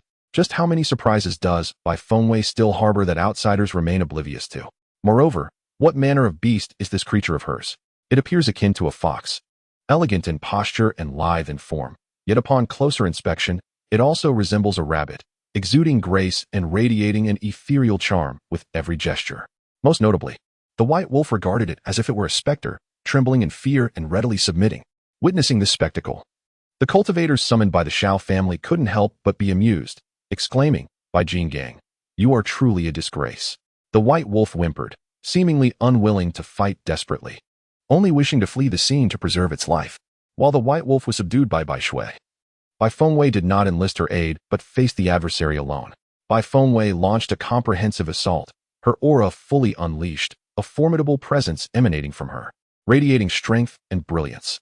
In that moment, she resembled a celestial being descended from the heavens, glowing with an otherworldly light, her purple aura soaring skyward, compelling reverence. Suddenly, her opponent predictably spat blood. The crowd erupted in delight, exclaiming, "What a spectacle! Miss Wei is truly magnificent." In stark contrast, the Shao family trembled in fright, muttering, "Useless! Are you not at the 5th stage of transformation? How can you not even defeat Bai Fengwei? Get up and vanquish her at once." The man, rising with an air of defiance, cast a sidelong glance at the head of the Shao family, as if to convey, "Speak another word, and I shall rend you to pieces." His gaze was so fearsome that even the head of the Shao family, gripped by trepidation, fell silent. "Do you surrender?" Bai Fengwei inquired. The individual chuckled and remarked that conceding defeat was not in their nature. Bai Fengwei chose not to speak further, reigniting the Fengyu, her eyes ablaze with lethal intent. Chapter 142. Radiant's unbounded streams of spiritual energy were unleashed with precision towards her opponent, who appeared utterly disheveled. For those unwilling to yield, one must compel them to acknowledge their defeat. As for the obstinate, the only recourse is to eliminate them entirely. Bai Fengwei ceased to show leniency, instead channeling a formidable technique, as the arena shimmered with intertwining auras and fervent spiritual energy, igniting the spectators' passions. Sword chi cleaved through the air, aimed directly at her opponent's visage. The audience held their breath, seemingly suspended in time as they awaited the outcome. At that moment, her adversary unexpectedly summoned a treasured artifact, successfully countering Bai Fengwei's fatal strike, causing a dazzling eruption of spiritual light within the arena. This spectacle reignited hope within the previously tense Shao family. The onlookers found the duel to be extraordinarily captivating, their admiration for Bai Fengwei escalating boundlessly. Remaining unfazed as her opponent wielded the artifact, Bai Fengwei calmly gathered her spiritual energy upon the violet blade. Her opponent consumed several pills, rejuvenating himself entirely. Just as he prepared for a desperate counterattack, a torrent of violet spiritual energy surged forth, enveloping the entire arena. This formidable force far surpassed the 5th tier of the transformation realm, an aura so potent that a moment's misstep could result in obliteration. The smile that lingered on her opponent's face abruptly shifted to one of gravity. Caught unawares, he hastily sheathed his soft sword and declared, "I concede." Well, the crowd gasped in astonishment. No one anticipated that this individual would concede at such a moment. Bai Fengwei, who had initially aimed to deliver a fatal strike, found her offensive poised to unleash when she received the news of his surrender. Consequently, she was compelled to retract her attack, a course of action fraught with peril, risking injury at best, or death at worst. Instinctively withdrawing her offensive, Bai Fengwei was suddenly beset by regret. Why had she chosen to act with honor? Though her opponent had surrendered, his life or death was of no concern to her. Yet, it was too late, for her technique had already been forcibly retracted. Almost immediately, she felt a sharp, metallic taste in her throat. She had inadvertently harmed herself. While onlookers might not discern her distress, her opponent perceived it all too clearly. silently critiquing Bai Fengwei's commendable prowess overshadowed by her foolishness. The individual bowed and declared, "I am Tianji, and today I concede defeat to Miss Bai with utmost respect." Bai Fengwei sheathed her radiant sword and replied, "Thank you. Miss Wei has triumphed. How splendid." She performed magnificently. Those who had come to support Bai Fengwei cheered and waved flags, their faces aglow with excitement. Truly, it was a moment of great satisfaction. The Bai family had emerged victorious, and fortune smiled upon them, eliciting joyous laughter. Those who had wagered on the Bai family's victory were beside themselves with elation. However, amidst the jubilation, there were also those who had bet on the Shao family's win, some weeping, others lamenting, and a few even fainting in despair. The atmosphere buzzed with noise, while the Shao family stood frozen in disbelief, their eyes wide with shock. In their hearts, one thought prevailed: the Shao family was doomed. "No, we cannot concede defeat." The head of the Shao family suddenly rose, trembling with fury, having already lost the alchemy competition yesterday. If they were to lose the cultivation contest today as well, the Shao family would find themselves with no room for maneuver. Upon witnessing the head of the Shao family standing, the crowd fell silent, eager to hear his words. "Master Fong, I have exerted my utmost effort. It is not due to a lack of diligence on my part, nor is it a matter of arrogance. I must assert that none present here can defeat Miss Bai, and I am powerless to change this fact." At this proclamation, the audience erupted in astonishment. Was Bai Fengwei truly so formidable? The evidence lay before them, and even those who were skeptical or envious of Bai Fengwei had no choice but to acknowledge her victory. The prince, observing from the side, felt an inner turmoil. Bai Fengwei stood on the stage, exuding grace and brilliance, her demeanor captivating, her presence unparalleled and transcendent. In the earlier confrontation, she had displayed her extraordinary prowess, radiating with an incandescent glow. Now, as she stood there, she appeared even more radiant and unique. The prince clenched his fists, regret gnawing at him. If those past events had not transpired, could he and Bai Fengwei have shared a life together? Not far behind Bai Fengwei, Junsheng beamed with delight, admiring her silhouette. Proud of her achievements, the outcome was unacceptable to the Shao family. The head of the Shao family shouted, "No, even if it costs me my life. You must defeat her." Fong Chenji replied, "I must respectfully decline. The rules of the competition do not mandate a fight to the death. The victor has been determined, and there is no necessity for me to risk my own life. I will return the reward provided by the Shao family in full." With this, the Shao family found themselves at an impasse. The members of the Shao family were engulfed in utter chaos, their voices rising in a cacophony of confusion. The head of the Shao family, overwhelmed with dread, sank heavily into the chair behind him. The emissaries from the Yao Yu pavilion announced that in the final match, the Bai family emerged victorious, thereby concluding the cultivation competition, with the Bai family claiming 3 victories to the Shao family's 2. Consequently, the Bai family was declared the overall winner of the competition. Upon hearing this, the members of the Bai family could scarcely contain their elation, while the Shao family was left in a state of lamentation and bewilderment. Subsequently, the representatives from Yao Yu pavilion proclaimed that in the wager between the Bai and Shao families, the Bai family had triumphed in every regard. A wave of cheers erupted, and Bai Fengwei turned to return to her seat. At that moment, she was halted by Fong Tianji, who remarked that Bai Fengwei was exceptionally gifted and surely destined for greater realms beyond this mere domain, expressing a desire to befriend her. Without so much as a glance, Bai Fengwei coldly replied, "I do not require friends," before nonchalantly rejoining the ranks of her family. Her untroubled demeanor left Fong Tianji momentarily crestfallen. The Shao family's resolute assertions had ultimately led to their own downfall. Upon returning to her seat, Bai Fengwei felt a sense of relief, having witnessed the Bai family's overwhelming success in the 2 matches. "Wei Wei, you are simply remarkable," Yulingo exclaimed, beaming with joy as she approached her. Even Yun Chuin, typically so indifferent, wore an expression of satisfaction. Just as Bai Fengwei settled into her seat, someone beside her suddenly squeezed in, exclaiming fervently, "Miss Wei Wei, I wish to marry you. This is my finest weapon. I present it to you now." The arrival of this individual was unexpected, nearly startling Bai Fengwei and Yu Linger. Yun Chuin, with swift reflexes, promptly hurled the intruder outside. Subsequently, the members of the Bai family and the Yao Yu pavilion began to restore order. Meanwhile, the Shao family was in disarray, some weeping while others fled, having lost all sense of direction. "What shall we do now?" someone inquired of the head of the Shao family. At that moment, the head clung to a sliver of hope and addressed Bai Qi, remarking that the Bai family was indeed a wellspring of talent, and that the head of the Bai family was truly a capable leader. Bai Qi, though reluctant to engage, felt compelled by courtesy to respond, attributing their success to the diligence of the younger generation, which enabled them to emerge despite the Shao family's relentless pursuit. Hearing Bai Qi's sarcastic remarks, the head of the Shao family felt a surge of indignation, interpreting it as a veiled insult. Nevertheless, he restrained his temper and stated that the Shao family merely wished to engage in friendly competition with the Bai family. As for the wager, the head of the Bai family need not take it seriously. If the head of the Bai family were amenable, the two clans could consider an alliance, setting aside past grievances to progress together. The Shao family seemed intent on reneging on the agreement, seeking to evade any repercussions.